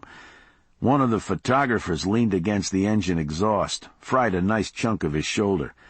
I happened to be there to fix him up. Plattner shrugged, leaned back in his desk chair, smiled. "Anyway, Jim and I did some fishing, had a couple of drinks together. He really liked it down here." Plattner stared off for a moment, lost in thought, then turned back to Deal, apologetic.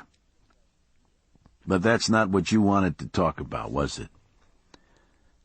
Deal put the book back on Plattner's desk. He remembered how upset he'd been with Dr. Constantine, realized how comfortable he was with this man. Someone tuned into life as he knew it. "In a way, Dr. Plattner," Deal said. "In a way it was." Plattner stared at him a moment, then nodded. Finally he leaned forward in his chair, tented his fingers over the clutter of papers on his desk. "Your wife is in serious shape. I'm not going to kid you." Deal felt his breath suck in, his stomach tighten. He couldn't find anything to say. "She's going to make it," Plattner continued. "That's not what I'm talking about." "What then?" Deal stared at him, feeling helpless, desperate for any shard of hope or comfort. "We're looking at a long process of healing," Plattner said. "Some intricate surgeries, a number of them, a fair amount of pain, a great deal of expense." Deal shook his head. "The money doesn't matter. Most difficult may be the psychological effects," Plattner said. Deal glanced at him. "You're talking about Janice?" Plattner nodded. "Janice is tough, Doctor. She's the toughest person I know, and she's also a woman, a wife, a person who's received serious trauma to her features." Deal stared at him, shaking his head slowly. "You think I'd care about that? Something like that?" Anger was beginning to build in him again. "I think she is going to care about that, Mr. Deal, more than you may imagine, and you're going to have to be prepared to help her." Deal felt the anger evaporate, felt the fear rush in to take its place. He glanced at the book on Plattner's desk, found his thoughts skittering off to that movie again. Maybe the pods had the right idea after all those feelings cluttering up what might otherwise be a clean and simple life. What was love but something that led inevitably to pain? He looked up at Plattner finally, feeling numb. "Okay, Doc, I'll do my best." He was finding it hard to breathe, finding it hard to get the words out of his throat. "If you have any suggestions, I'll be glad to have them. I could use a little help." The doctor was nodding at him then. Deal was fairly sure of that, at least. It had gotten a little hard to see through all his tears. Chapter 15. Coco Morales held tightly to the sides of his seat, fighting the feeling of dread that always came over him while flying. And it was worse in such a tiny craft as this. They were in a helicopter, Terreno's last-minute idea, soaring northward over a vast plain of green, its expanse dissected occasionally by razored lines of duller green and brown. The green was sugarcane, Coco knew, thousands upon thousands of acres of it. His eyes flickered about the canopy, wondering where he had been. The brown lines were service roads where here and there a roiling of dust marked a tractor or pickup, or jeep, he thought, on its way to some mundane task. The dull green lines were irrigation canals. He knew them well, could smell their humid muckiness even from here. Far to the south and west he could make out the verge of Lake Okeechobee, where the dull water that filled the canals below came from. An updraft of heated air caught the craft, bucking it, and the dim line of the lake was replaced by a stomach-churning expanse of blue sky, then as suddenly by an expanse of cane tops. When the pilot finally righted them, the view of the lake was gone, obscured by a great cloud of smoke on the horizon. They were burning the fields somewhere, clearing the cane stalks of foliage in anticipation of the harvest. Terreno turned from his seat beside the pilot to grin back at Coco. His employer waved his arm enthusiastically out at the horizon. "From up here, you begin to comprehend," Terreno said. Coco watched his lips move, heard the words through the tinny speaker of the headset he wore. Everything you see, Coco, every piece of it. This is what 613 square miles looks like." Toreno trailed off, shaking his head at the concept. Coco nodded, glancing down. Vast ripples coursed over the fields, the winds tossing the canopy of cane tops in miles-wide swaths, turning it silver-gray here, a lighter green there. "It looks like the sea," he said, almost to himself. His mind had been wandering. He'd been thinking of the Jefe he had killed, of the two he'd been with, of their bodies, and wondering if they were still down there in that green sea below. And then found himself thinking of all the men who had braved the waters between his country and this one, and of all those who had failed and rode beneath the waves now. Strange how one's mind traveled, skimming and skipping like the breath of the wind on the fields of sugar below. "Yes," Toreno said with a distracted smile. "It is an ocean of money."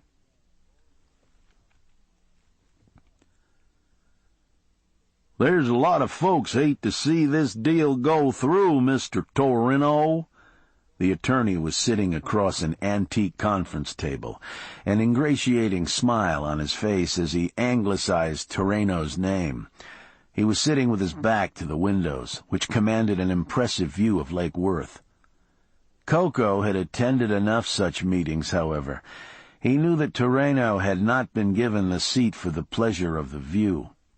The afternoon sun was slanting in, and even though the glass was heavily treated, it was intended that he would have to squint uncomfortably at the porcine man who sat across from him.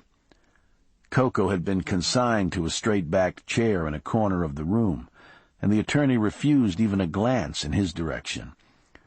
"I've received a number of inquiries," the attorney continued. "We could make you a nice piece of change. You'd never have to turn a hand upside down." Toreno extended his hand out over the highly polished surface of the table, turned it over and back. He smiled briefly. "I do not mind a little work." The attorney laughed, but Coco caught sight of a flush that had worked its way up from his collar. Although the two men had treated him as if he did not exist, he had listened carefully during the meetings. He was well aware that the attorney was not eager to make this deal for his employer. Carlos Carbonell, the Jefe of the sugar, or so he had been until he sank beneath the waters. Carbonell had owned what Toreno was about to own. Carbonell's family, Cubans of Spanish descent, had controlled far more vast sugar holdings in Cuba before Castro's revolution. Carbonell had been wise enough to see what was coming, and had transferred enough of the family fortune to the United States many years before the nationalization of his own fields. Carbonell had come to South Florida, and had begun anew, although even with his enormous fortune, it had not been easy. While most of South Florida might be seen as a Cuban colony, the sugar lands were held firmly by Anglos, big, florid-faced men who spoke in deep South accents, like the attorney Toreno was sitting across from now. They didn't take kindly to some greaser. No offense, Mr. Toreno, the attorney had explained in an earlier meeting. Some Hispaniola coming in and getting involved. But Carbonell had become involved. He had bought 1,000 acres of sand, land on the fringes of the prime sugar-growing region, and had been among the first to make use of mechanized harvesting machinery, at a time when almost all the other growers used blacks imported from the Caribbean to cut the cane. "It's hard work, Mr. Toreno," the attorney again. "None of your American blacks'll touch it." But Carbonell had persisted. 1,000 acres led to 2, then to 20, to 100,000, and on, until with the purchase of a multinational conglomerate's holdings sometime in the 1970s, Carbonell became the largest of the South Florida growers. "The thing I don't understand, Mr. Torino," the attorney was saying, "a smart man like you taking a big chance like this when you could cash in your option and make a killing. Let me lay this off for you." "A big chance?" Torino said. The attorney rose, clearly summoning his energies for one last pitch. "Sugar's hard work. You're always one or two hard frosts away from the poorhouse, no matter how big you are. You've got constant labor problems with these islanders you have to bring into cut. Look what happened to Carbonell." Coco glanced at the attorney. So important, so certain of himself. What if he were to find himself in El Jefe's place, dragging himself up an embankment of slime, only Coco there to help? Torino shook his head in sorrow. "I'm sorry that we cannot continue our negotiations face to face." The attorney gave him a skeptical glance. "I don't know why. He was as intent on keeping that land as you are to have it." Torino overlooked the comment. His eyes traveled briefly to Coco, who stared impassively out the windows. When Torino did not reply, the attorney remembered his pitch.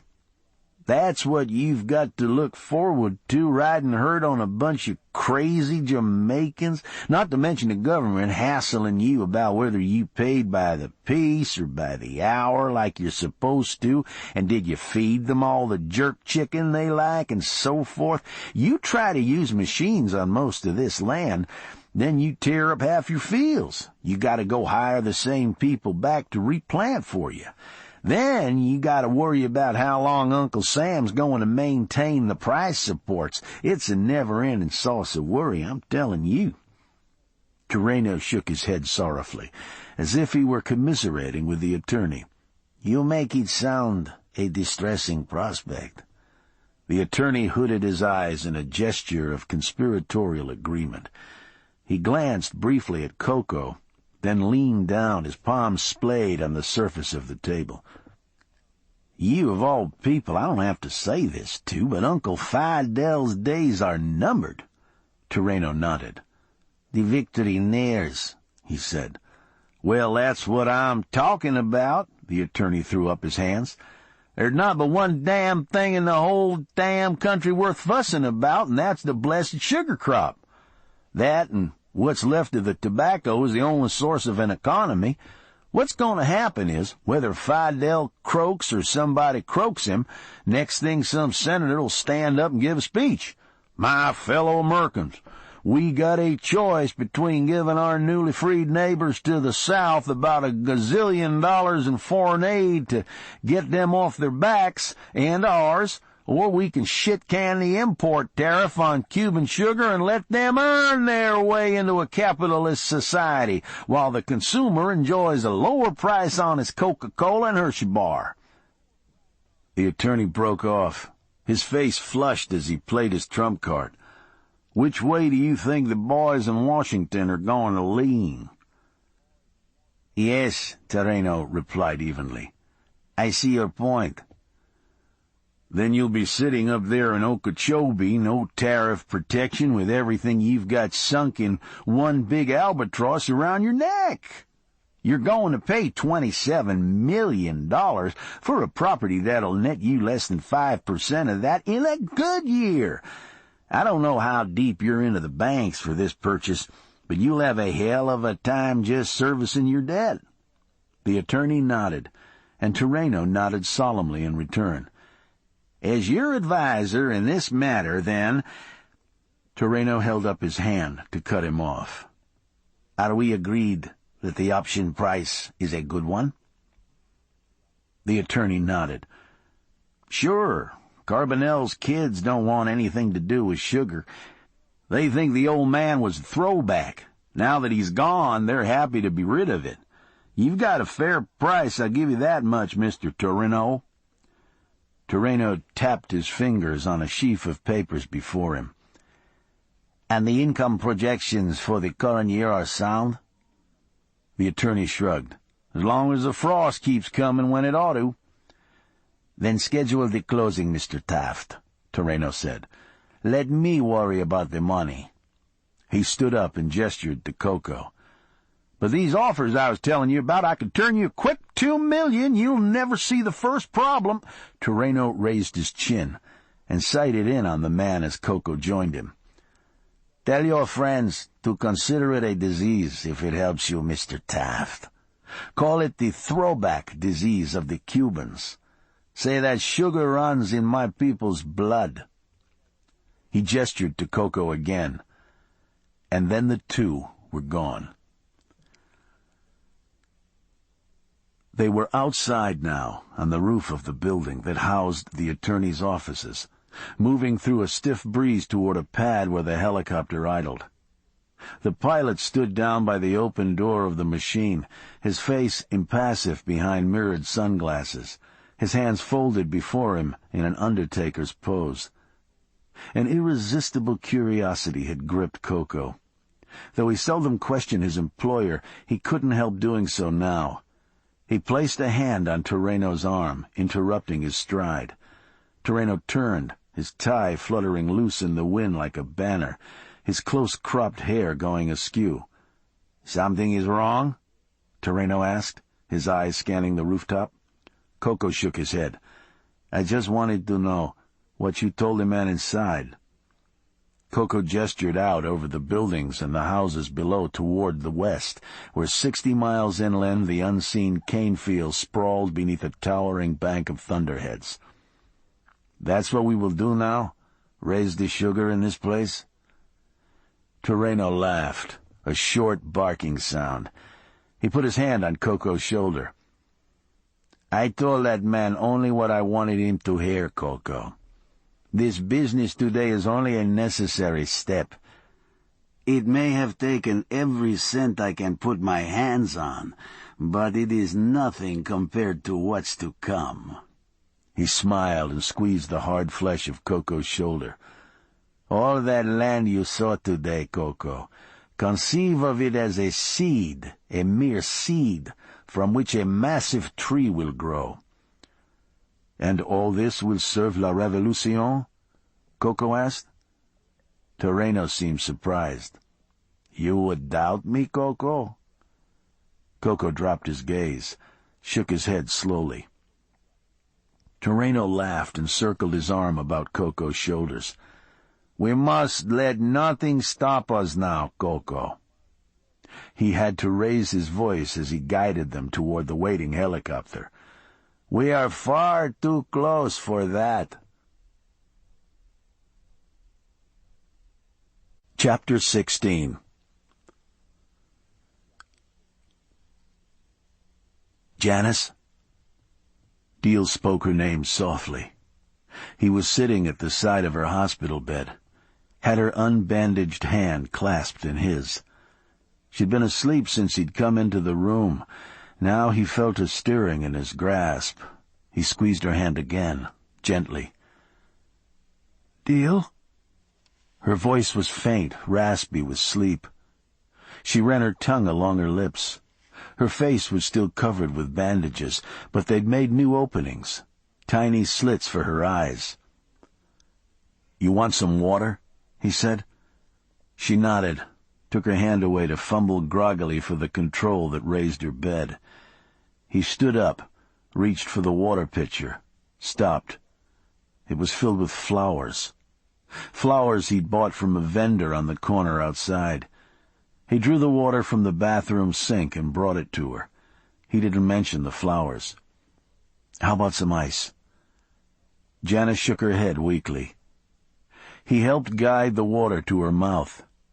She drank, then settled back on the pillows. "Something's new," he said, pointing at the bandages on her face. "Can you see now?" She nodded. "I can see you."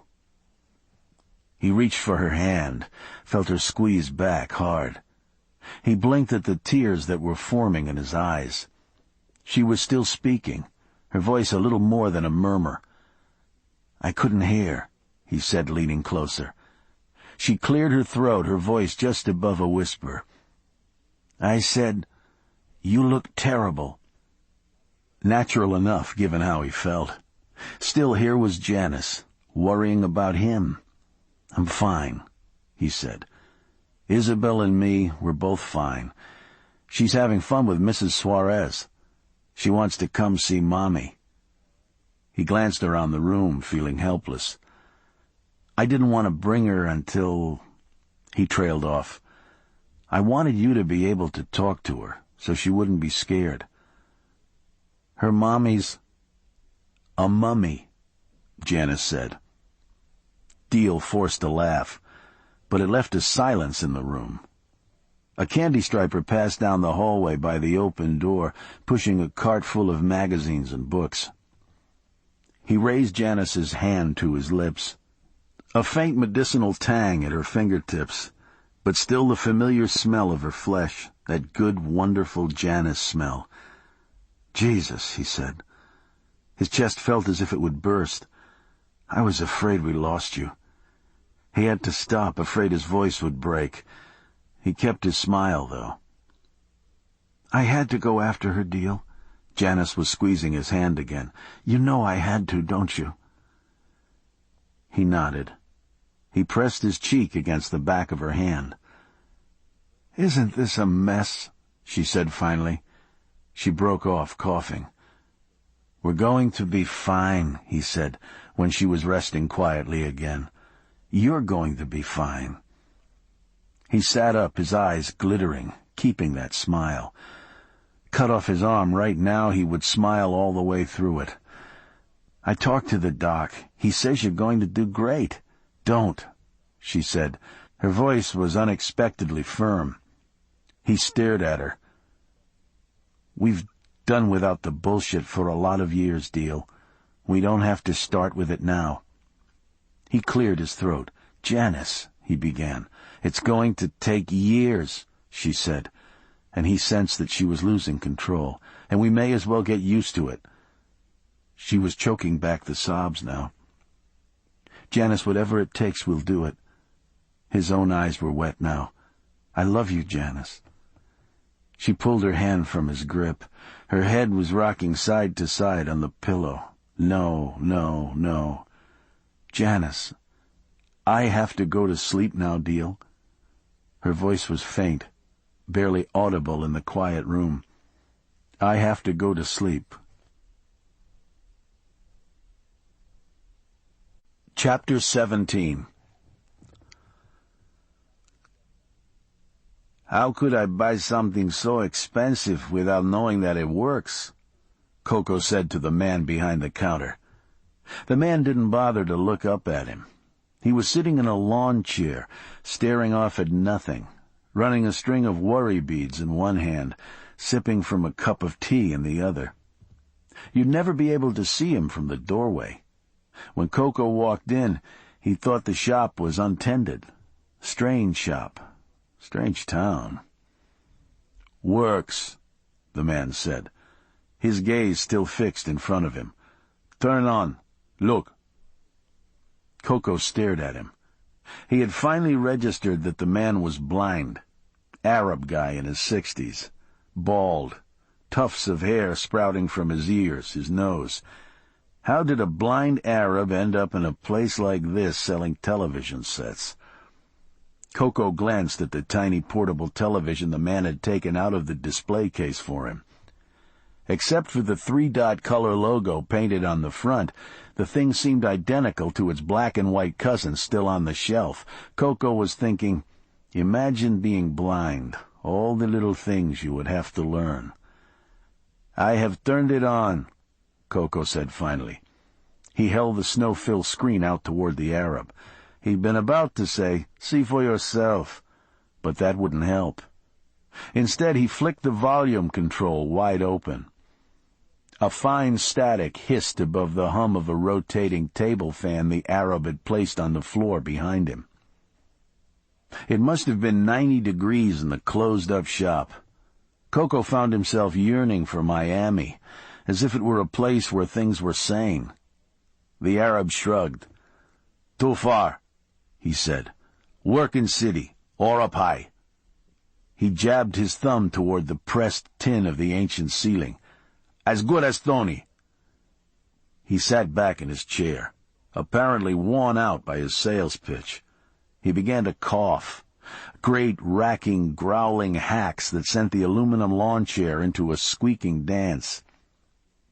Coco thought he saw a shadow flit past the curtain that shrouded a passageway behind the counter. Pungent smells, lamb and spices possibly, drifted in from behind the curtain. A tiny apartment, maybe the Arab's wife back there, tending to life's affairs. Coco considered things. It would be far more enjoyable to have a color image when he watched, even if it was the size of a postage stamp. And the price seemed more than reasonable. But he'd never heard of this brand. What if the set did not work? He glanced about the sparsely furnished shop again. Many of the shelves were empty. It looked like a place going out of business, but there were no signs to say so. In fact, he'd had to squint in the darkened windows, try the door to be sure the place was open at all. Had this been Miami, one of the electronics shops near the downtown port, there would have been flashing lights, banners, music throbbing onto the sidewalks, a swarthy young man with many rings and necklaces to pull him inside. Here in Bella Vista, the sweetest town in the world, life seemed very odd. The Arab had stopped coughing and was wiping his mouth with a handkerchief. "You want Sony, maybe? Come back at night. My son has. At the camps right now." Coco pondered the Arab's meaning. It was a Saturday afternoon, payday. They'd passed the cane workers' barracks on the way into this forlorn town. There were a number of vendors with their wares set out in a dusty roadside clearing. Bright-colored rugs, bins full of vegetables, racks of shining watches. Maybe that's where all the goods from this place were, in the back of some battered station wagon being haggled over by men risking a season's wages. Had there even been a proprietor's sign outside this shop? Coco had the sudden feeling that he had stumbled into a Bedouin's tent beside some watering hole in the desert. Were he to return here a week or month from now, wanting to exchange the set, forget the warranty, Coco's here and he wants it fixed, what would he find? No sparsely laden shelves, no blind man, no building at all. The black ashes of a campfire and piles of camel dung. 125, Coco said, turning down the volume on the hissing set. He spun the channel dial, saw a wavering image.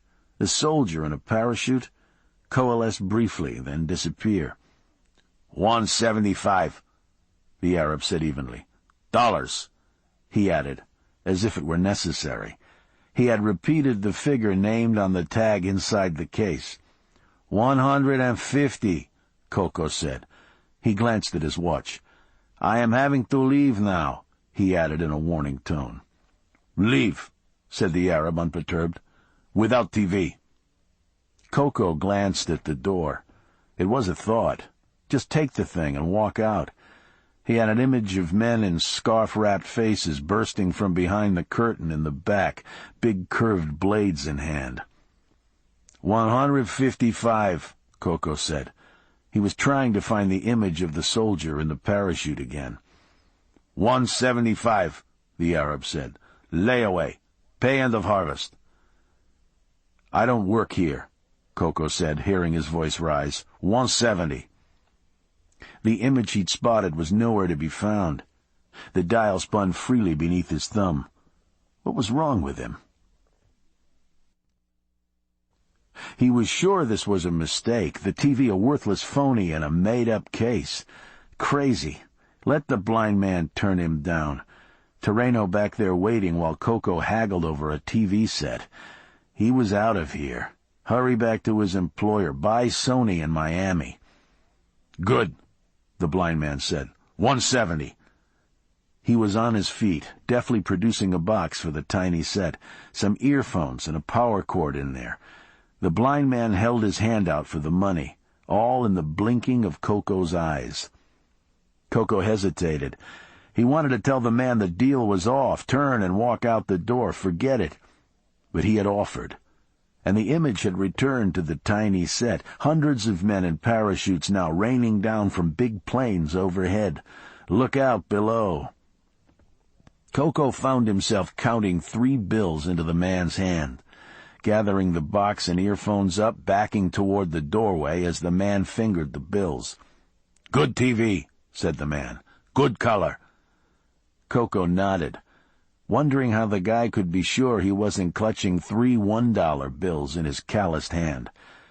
But then he was out into the street, and realizing he was truly, truly late. He hurried down the cracked concrete sidewalk toward the restaurant where he had left his employer, checking his watch again. He stuffed the small television into an outside pocket of his coat, along with the plug and earphones. He crumbled the box and the instruction sheet and stuffed that into an overflowing trash can bearing the legend, "Keep our sweet city clean." It was nearing sundown, and there were a number of workers on the streets now, mostly dark-skinned men, with the high cheekbones and narrow-eyed, haughty good looks of the West Indians, and Coco had to weave his way along past them. Men out of the sticky, smothering fields on the loose for a few hours. Some drinks, some real food, and with luck, a woman. A saloon door swung open, loosing a gust of fermenting beer and reggae music across the sidewalk. For a moment, Coco felt disoriented. First that business with the shopkeeper, now this gust of beer and music. His head was light. In that instant he was transported. There had been an earlier life, when he too could amble down a sidewalk with no destination in mind, with nothing to concern him save the need to wake up for a day's inconsequential work, and that a distant care, to be sure. Yes, and in those days it would take 3 months' pay to put that toy in your pocket. It was a voice from now that reminded him of how things were. A better life, he found himself agreeing. No matter what he had to do to maintain it. He plunged ahead, ignoring the curious stares of the cane cutters in Bella Vista, who stepped aside, seeing a light-skinned man talking to himself as he hurried down the crowded sidewalks.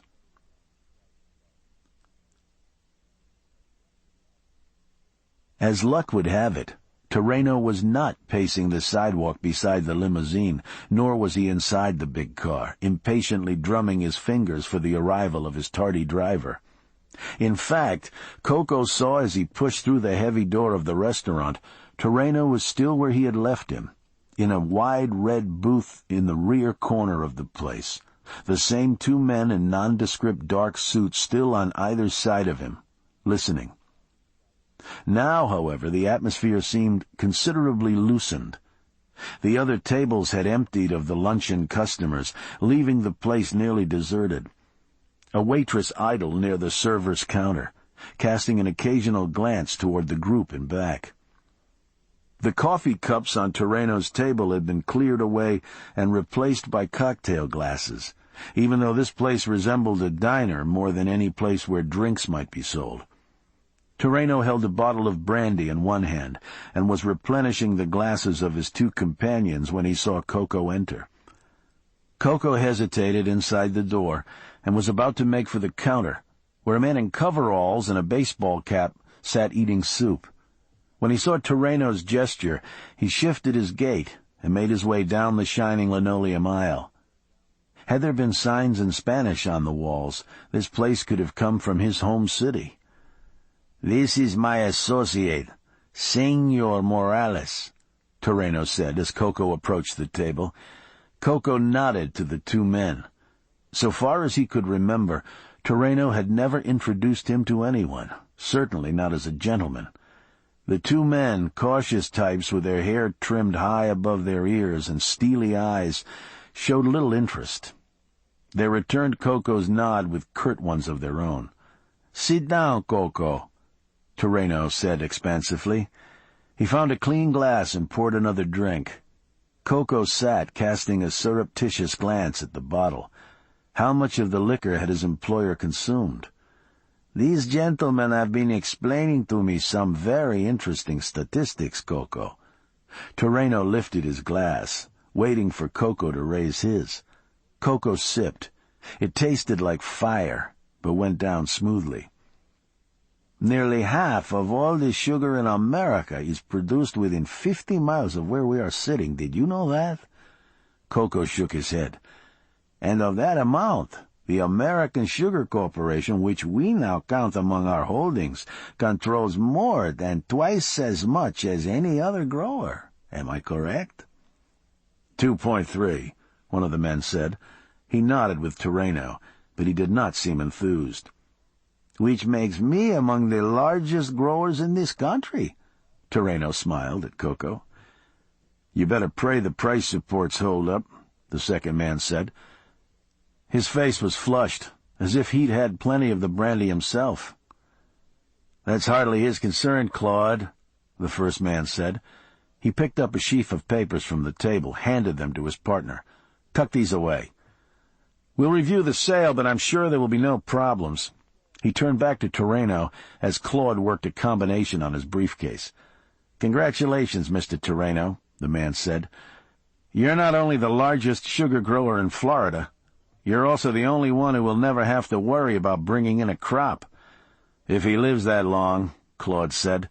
Terreno saw Coco tense, laid a hand on his knotted forearm. "It's all right," Terreno said. "He means if we live to see our enemies fall. And as for living long enough," he said, turning to Claude, "I can assure you that our time is near." The man eyed him. "Nothing's for certain, not where sugar's concerned." Terreno's smile broadened.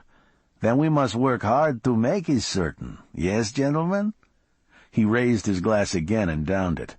Coco watched as the two took polite sips and rose to leave.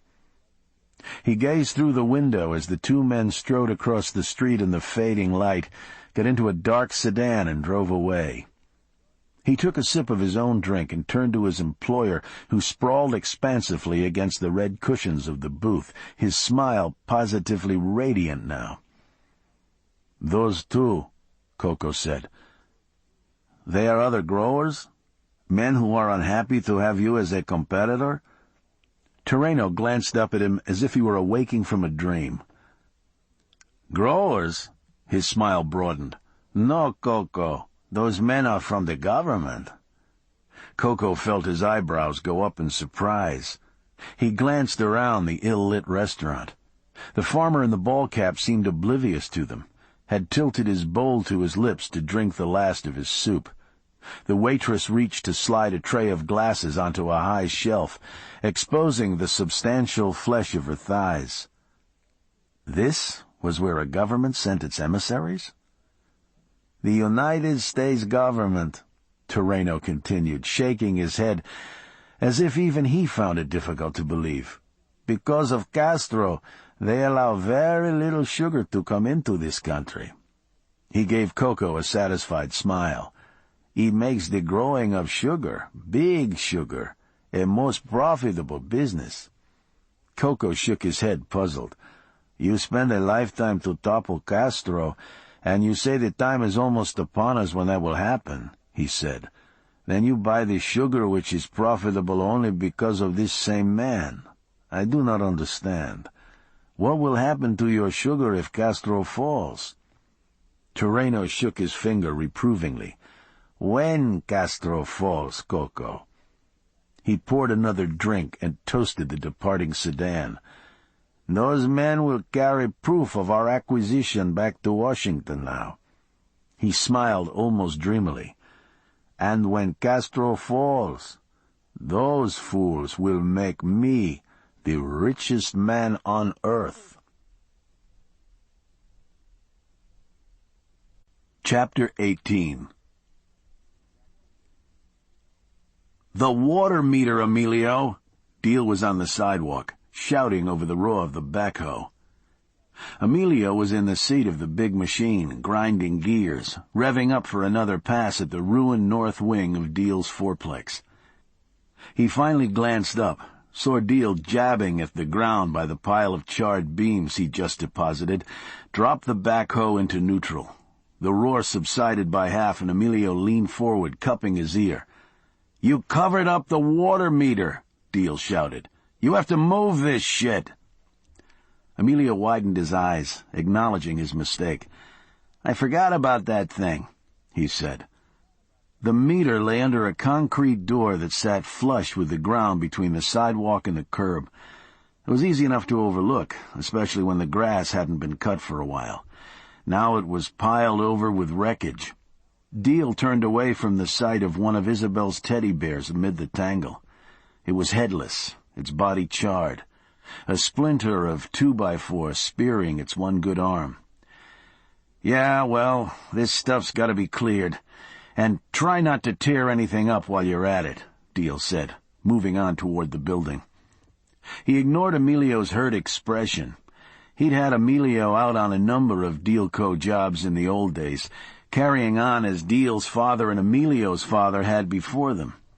In fact, Emilio had been the cabinet maker when Deal put the fourplex up, but that was before the hurricane. A week after Andrew hit, Emilio's cousin had showed up, down from Tampa in a battered Chevy pickup, a backhoe he used to dig septic tanks lashed to a flatbed trailer behind it. Before long, Emilio's fine cabinet working had died, replaced by Emilio and Rodriguez, backhoe service. The two had nailed signs on light poles all around Dade County, and at last count had worked 200 days straight, digging stumps and clearing debris, $65 an hour plus travel time.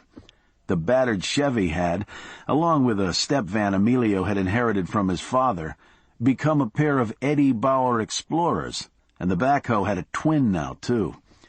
Deal assumed Rodriguez was across town, still stacking hurricane deadfall, or maybe digging a pool for someone with leftover insurance money.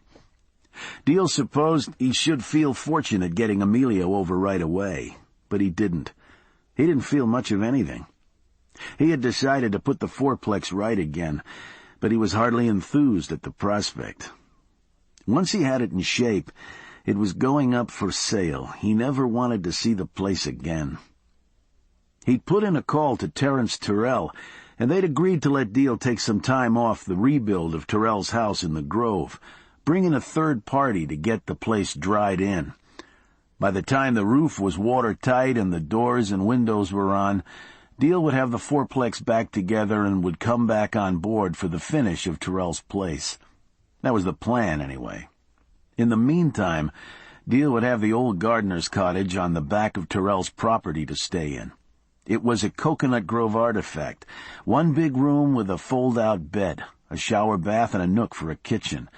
And Deal was grateful for Terrell's insistence that he stay there.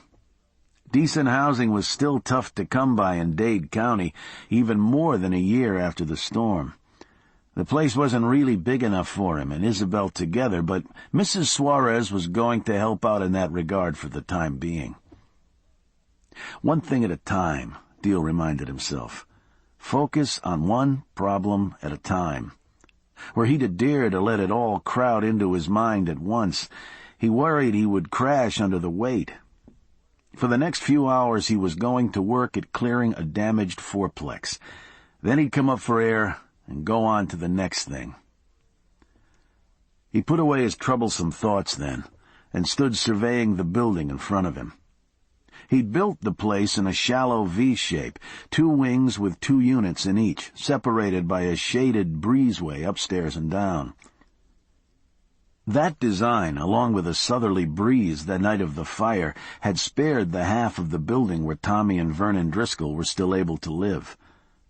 The stuccoed exterior of the south wing was dusky with smoke. The gray paint baked darker on one end than the other, but it was still livable. No one there now, though. Tommy at work at docks, Driscoll off somewhere, driven away by the grinding of the backhoe, Deal supposed. Emilio had pretty much cleared away the fallen material from the north wing. One back wall on the second floor would have to come down, though, along with what was left of the roof and joists. They'd need to gut all the interior walls, top and bottom, for what the fire hadn't reached had been ruined by the smoke and water. It would cost $100,000 easily, and that was with him doing a good chunk of the labor and contracting out the rest. He shook his head. Another insurance claim to file.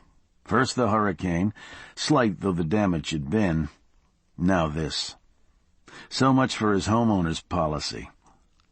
Next anniversary date, he'd be out there shopping along with the thousands of others whose carriers had gone belly up, or quit issuing policies in Florida, or simply walked away from their old clients. Sure, he could understand that, Deal thought. What good was selling insurance if you actually had to pay claims? He put his hand on the front doorknob, its brass finish cooked to the color of oil scum on backwater, and pushed. The door gave inward at his touch. Didn't swing, caved inward. Fell.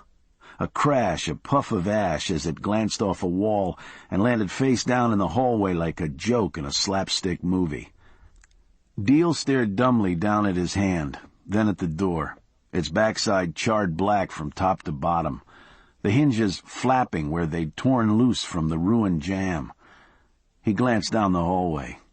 Wallboard bulging, as if there were tumors growing in the framing behind. The ceiling sagging, tatters of yellow insulation dangling down. The smell rushed down the hallway to greet him. Wet carpet already gone rancid, old smoke, sweet rot of food growing its halos of mold among the ruins. He'd been in 100 houses like this since the storm, seen all this and worse, but it had never struck him as now.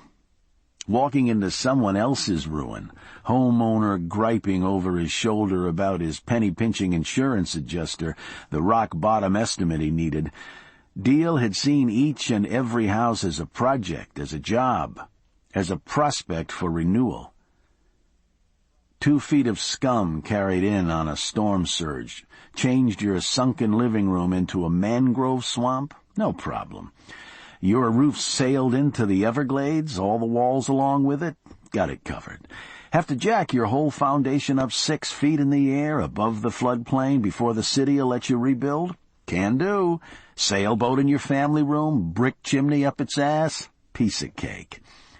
And he had reveled in the transformation of those wrecks back into homes, always felt a pang at the expressions of the families who'd come back, wide-eyed and weeping themselves to see what Deal had done. Watch a kid run inside his house, find his room put back together, hear him yelling up and down the halls. That made him feel good. Better than good. Like a minor god, or Superman at least. Superman Deal. A far cry from what Deal's father had done with the company, of course. Deal Co. had been a giant. Syndicate hotels on Miami Beach, funny money condo palaces on Brickell, a massive bank tower downtown that no one seemed to have paid for. His old man, legendary high roller, a smile, a buck, a clap on the back for everybody.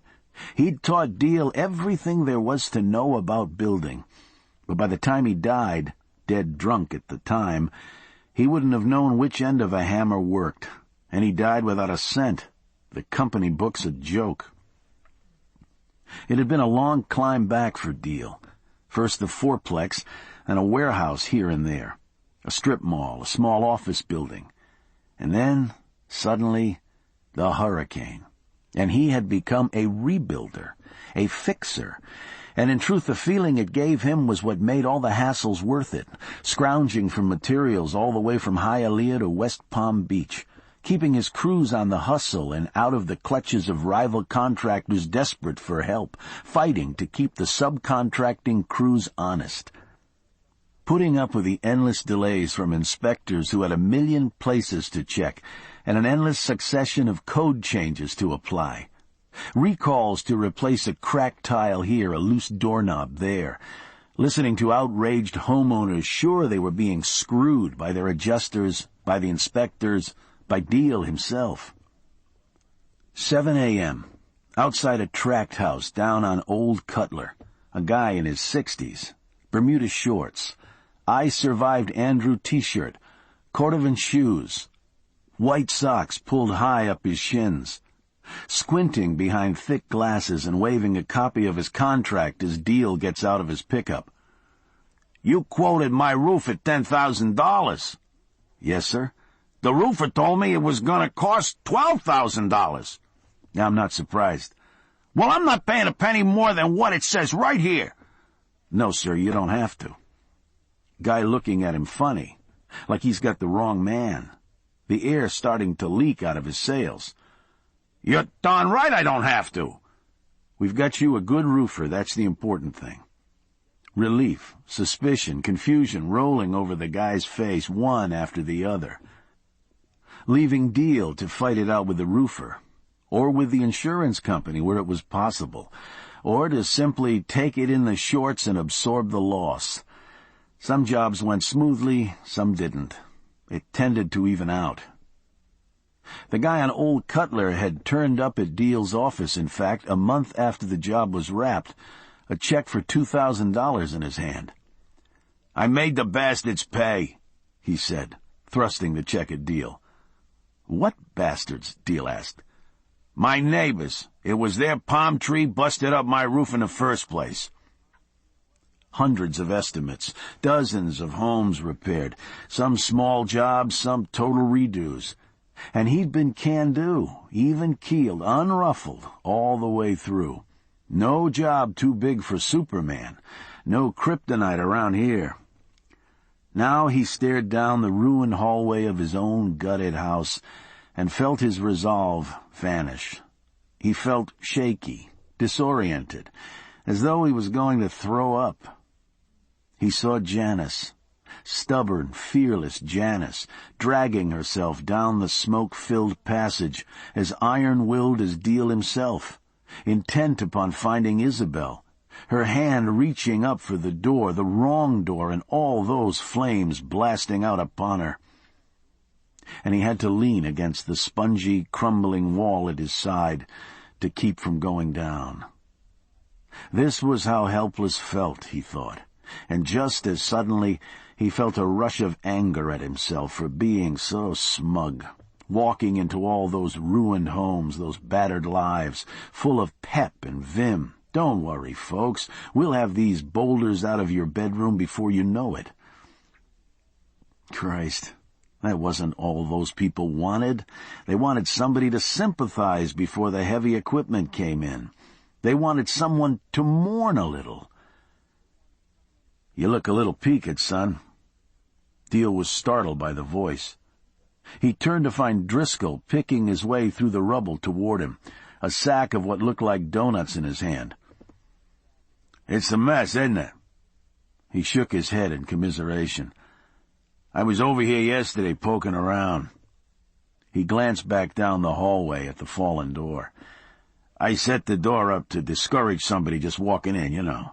Looks like it fell down again." Deal nodded. He didn't see the point of getting into it. "It's a mess, Vernon." He felt infinitely weary.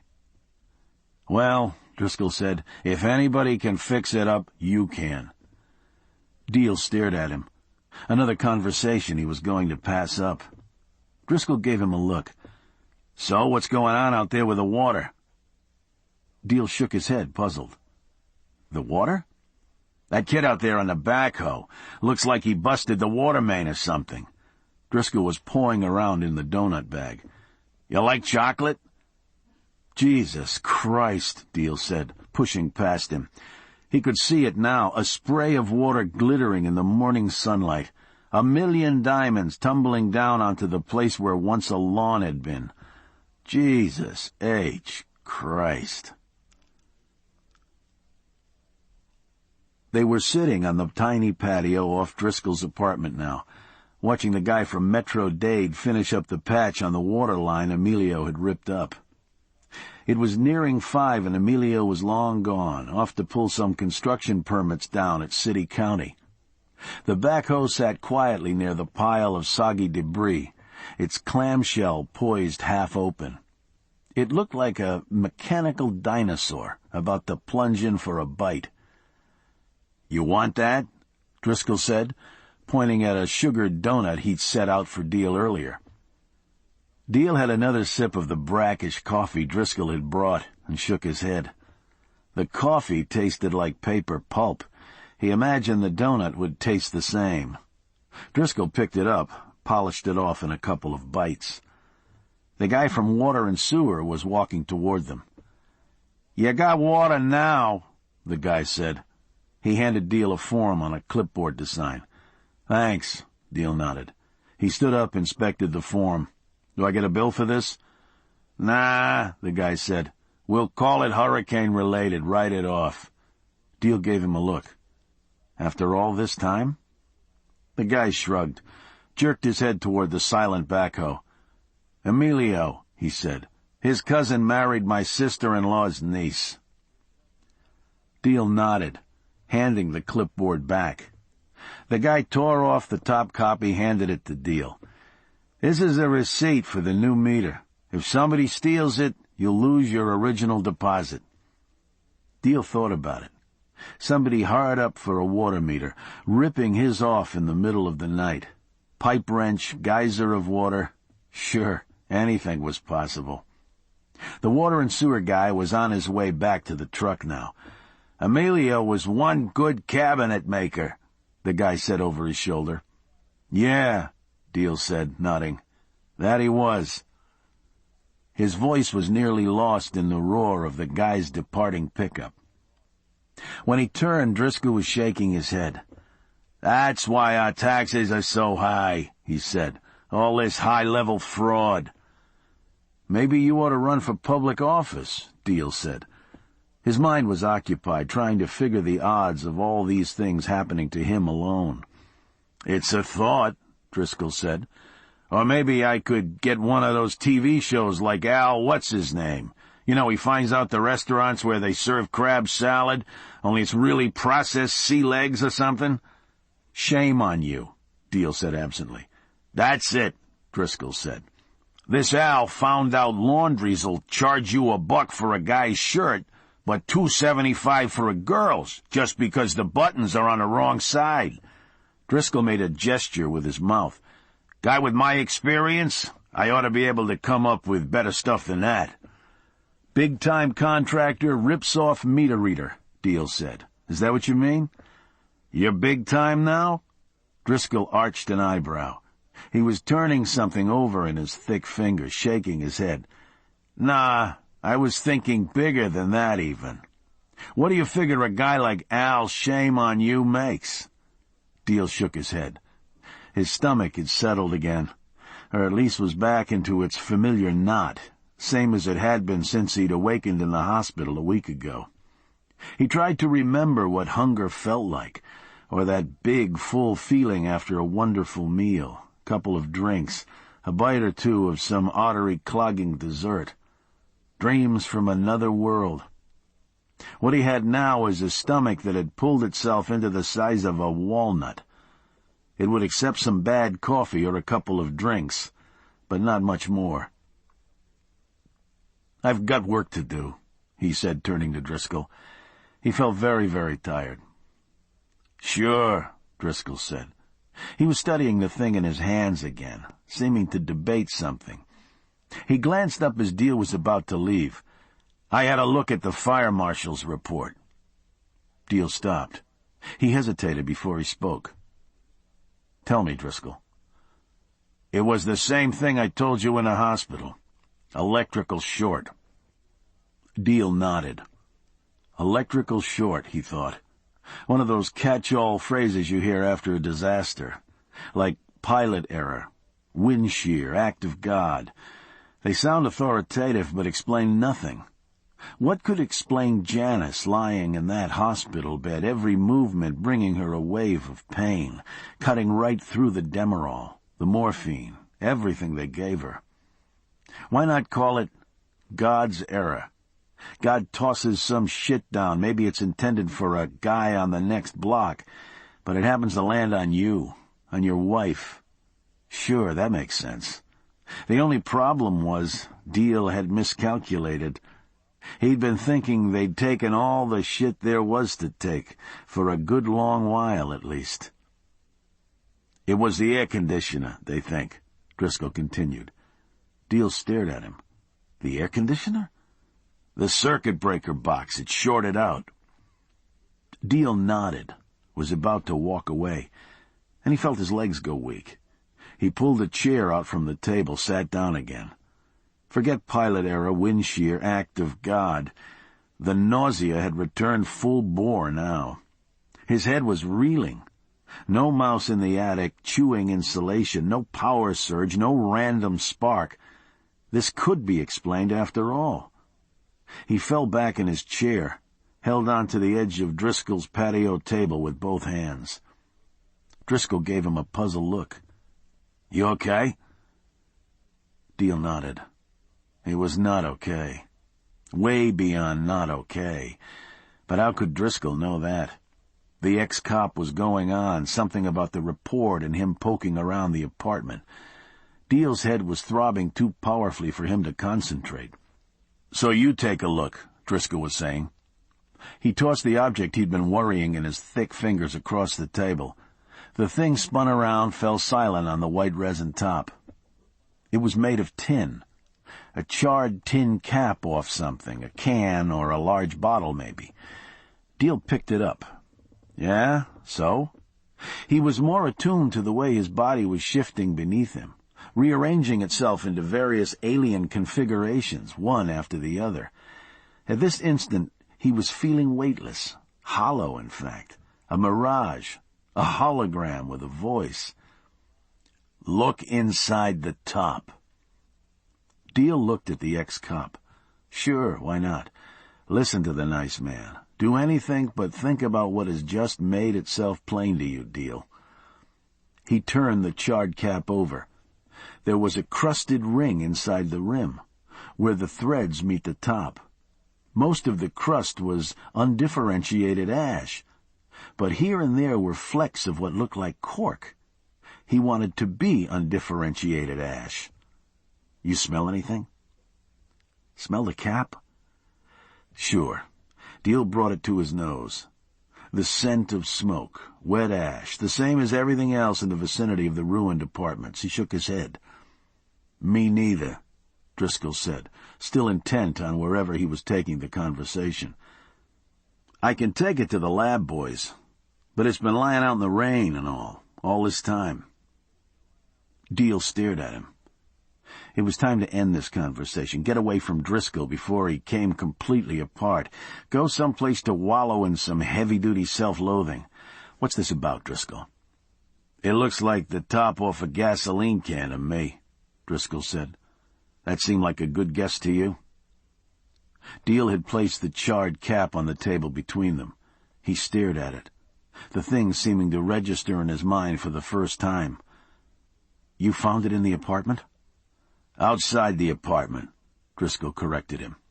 "Between the air-conditioning compressor and the wall where the circuit breaker was," he nodded. "Where they think the fire started." Deal stared at him for a moment. "It was an electrical short, Vernon. You just said that." "Nobody's saying otherwise, not right now," Driscoll said. "Of course, it seemed like it spread so quick nobody heard the smoke alarms. All that's been bothering me." He broke off, noticing the expression on Deal's face. "You sure you're okay? You want some water?" "God damn it, Driscoll, what is it with you? You can't get a case on your own? You want a job with the fire marshal? Leave it alone." Driscoll stared at him, then down at the charred piece of metal between them. "Does this conversation upset you?" Deal looked up at him. "Does it upset me? You playing detective, suggesting somebody's torched my apartment? On the basis of what?" He flipped the charred cap away into Driscoll's lap. "That thing could have been out there since the time this was a vacant lot." "Of course it could have. But wouldn't it be all rusty?" Deal stared at him. "Who the hell would want to burn down my apartment building, try to kill me and my family? Have another drink, Driscoll." Driscoll raised his hands in surrender. "I think you're acting a little strange about this." Deal felt it all break loose, finally. He leaned across the table suddenly, grabbed Driscoll by the front of his shirt. "There's no mystery here, Vernon. I fucked up. Me! He stared hard at Driscoll. I installed that AC unit. I did it because the guy brought the wrong breaker panel and had to knock off at 5 on Friday, and I was in a hurry to move in, okay? Driscoll stared at him, astonished. I went over to Home Depot to pick up the breaker switches and put them in myself. I figured I'd get the electrician back out, go over my job. He threw up his hands. Only the first thing Monday came, and I had some other things to do. And every time I thought about it after that, I had a few more things to do, and a few more after that. And finally I forgot about the goddamn things altogether. Because if it isn't the fuck broke, then why in the fuck worry about fixing it? And that was over a year ago, okay? Deal was nearly screaming by the time he finished. He looked at his hand, noticed he'd crumbled Driscoll's sports shirt into a wad, and let go, falling back into his seat. "I'm sorry," he said, his voice in a whisper. Driscoll smoothed his shirt front, ignoring the apology. "That's quite a guilt thing you got going," he said. Deal glanced up at him. "Don't fucking joke with me, Vernon, not about this." "I'm not joking," Driscoll said. "You don't want to listen to me, then don't." Deal lifted his gaze. "Do you have the slightest proof that this was arson?" "Forget it," Driscoll said. "I don't want to spoil your day. Why don't you go roll around in broken glass?" Driscoll stood up, stomped through the open doorway into his apartment. Deal sat there for a moment watching the vertical blinds clack together in the wake of the big man's passing. He heard the sounds of the refrigerator opening and closing, the pop of a can tab. Driscoll reappeared in the doorway, a beer in his hand. He glanced at Deal as if he'd just appeared on the patio. "You still here?" Driscoll said. "I thought you'd be off whipping yourself by now." "Vernon," Deal began. "Course, if you want to get into a pissing contest about who's the most pitiful around here, I guess I got a few marks in my favor." "I didn't mean anything." Driscoll waved him off. "You meant exactly what you said. I'm an old booze hound, scared to death without his job to go to. Well, old buddy, I'm sorry I bothered you with my thoughts." He raised the can to finish it, but Deal rose up swinging. He slapped the beer out of Driscoll's hand, and the two of them stood frozen for a moment, watching the thing soar out over the yard, spewing foam like a tiny rocket gone awry. As Driscoll turned, Deal held his hands up. "I'm sorry, goddammit, I didn't mean that stuff about you." The beer was on the grass now, oozing a few last suds. Driscoll glanced at it, then at Deal, a mournful expression on his face. "That was my last goddamn beer," he said. "I'll buy you a beer," Deal said. "You damn bet you will," Driscoll said. "I'm sorry about the beer, too," Deal said. Driscoll eyed him. "That's okay," he said. "You were upset. I seen it happen before. I didn't handle it very well. I was thinking about this notion of mine, and I got a little excited. Maybe you're right. Maybe it was the AC. Maybe it was even something you did. But hell, it's worth looking into, isn't it?" Deal nodded. He could feel his heart racing, but it seemed a distant sensation. Settle into self-pity, it's hard to find comfort in anything else. "Your notion," he said to Driscoll finally. "What about it?" Driscoll made the shrugging expression with his bloodhound's face. "We gotta go to college first. I'll tell you a few things on the way."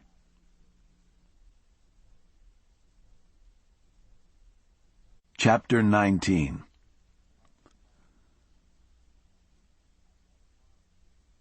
"I won't promise anything," Driscoll was saying from behind the wheel of his Ford. "But if the boys heard about this down at Metro, then it's worth a try. It's the kind of thing that draws these people out." "You're the cop, Vernon," Deal said. They were headed out Coral Way, bound for the State University. A former colleague of Driscoll's had tipped him to the program on for this evening, a contingent of Student Youth for Cuba, talking about the good life under communism. "It ought to be good for a Molotov cocktail or two," Driscoll called over from the driver's seat. "You never know when you'll get lucky. At the very least, you'll see what gets these assholes all worked up." Deal nodded, staring aimlessly out the window. What was the alternative? Sit in his gardener's cottage and brood like Heathcliff? He sighed. A lot of traffic lights out this way now, it seemed. And a lot of traffic, much more development than Deal remembered.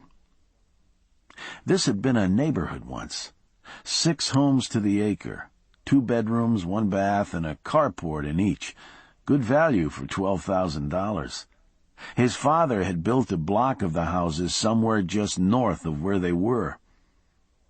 He gazed out at all the little bungalows that had once been people's homes, now turned into doctors' offices, insurance agencies, even a palm reader over there with a brick driveway and a picket fence. Maybe they should pull in, see what Madame Rosalinda had to say about the future. "You want the air on?" Deal glanced up at the sound of Driscoll's voice. They were stopped at a light, and Driscoll was motioning at the passenger's window. "It's a nice evening. You ought to roll your window down." Deal nodded. He knew how to get along. He cranked the window handle as they pulled away from the light. It was a nice evening. The humidity had backed off, and it seemed the temperature had as well. A balmy late summer evening, more like California weather than Florida's. A couple more weeks, they could start thinking about days in the 80s, nights in the 60s. They would have fall in the tropics. In another lifetime, he and Janice would be getting the bicycles out of the garage, getting ready for little forays into the Grove. They'd been talking about the 17-mile swing into Shark Valley, out in the Glades, wondering if Isabel was old enough for it this year. Once the temperature dropped enough to put the mosquitoes down for the season, you could truck out to the northernmost visitors center, park, unlimber your bikes, and pedal down these asphalt lanes through the sawgrass, past the foraging herons, the raccoons, the turtle families, dodge old alligators asleep on the paths. But he broke off, reminding himself that it wouldn't be happening, not any time soon. Driscoll had been talking while Deal drifted. His pal, Driscoll, who wanted him to believe the fire wasn't his fault, wanted him to believe it so bad he was going to find an arsonist to blame. Good old Driscoll.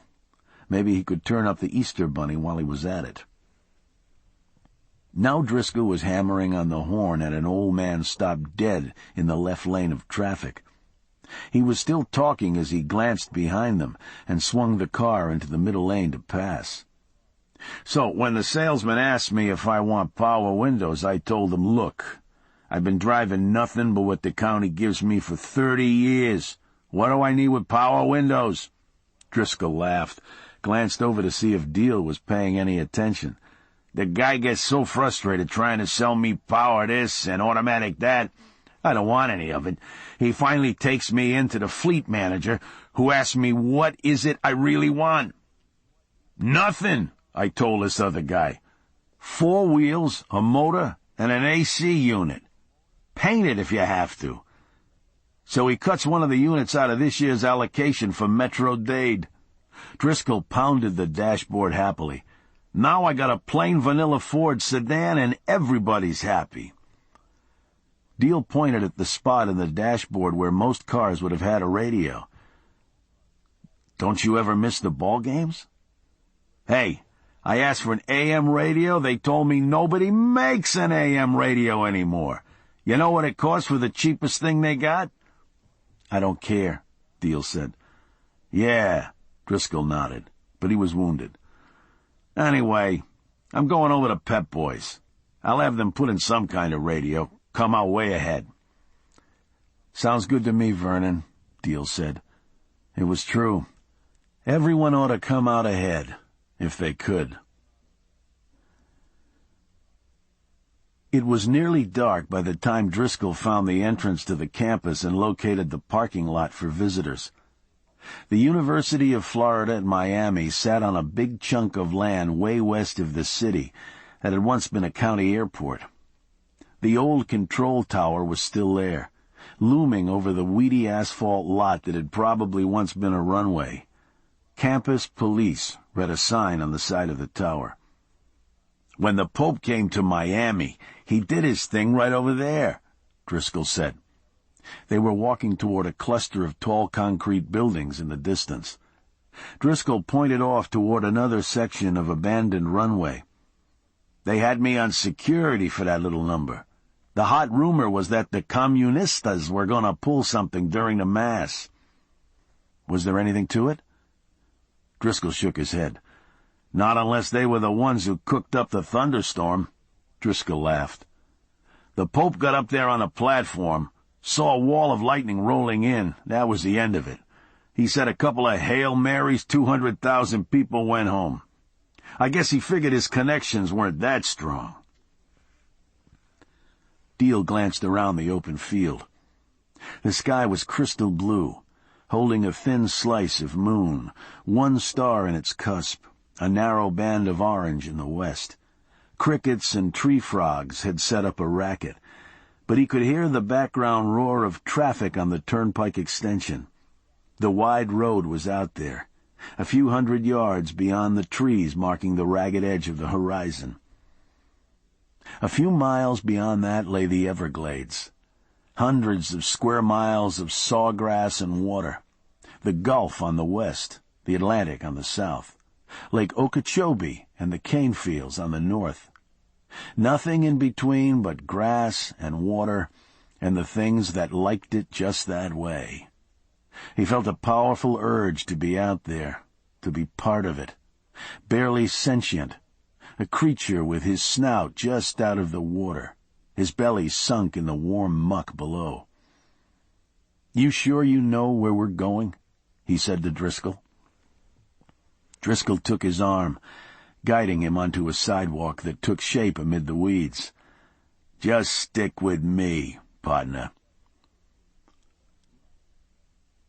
"So what we say, it is not in Cuba the way what you hear, and we say thank you again for this visit to tell you the conditions the way they really are in our country." Or words to that effect, Deal thought. He'd been drifting again. The young man who'd been speaking pressed a button on the slide machine controller he held, and the image of a smiling cadre of field workers vanished, replaced by a blinding square of light.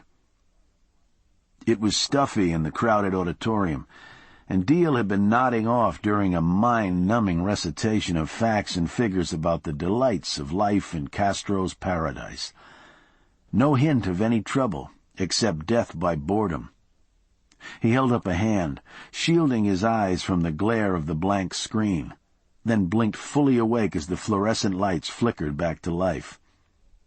There was a polite round of applause from the audience, a mixed bag of tweedy professor types and yeppified students, as the three representatives of the Cuban Youth Brigade stood and bowed. 2 young men, 1 woman, all with steel-rimmed glasses and bad haircuts. They seemed a joyless-looking trio to Deal, hardly the crew he'd hired to travel about U.S. college campuses to boost a country's image. "So what do you think?" Driscoll said, turning in the seat next to Deal. "Really, truly fascinating, Vernon. They live on an island. They can't buy fish to eat, but everybody's happy anyway," Deal said as Driscoll nodded agreement. "Can we go home now?" Driscoll held up his hand. "Hold your horses." Deal scanned the audience again. The professors were gathering their briefcases, heading for the aisles. The students were yawning, chatting, the girls comparing clothing styles, the boys comparing notes on the girls. Down in front of the stage there were a half-dozen scruffier types wearing armbands that read "Usher," directing traffic in a desultory way.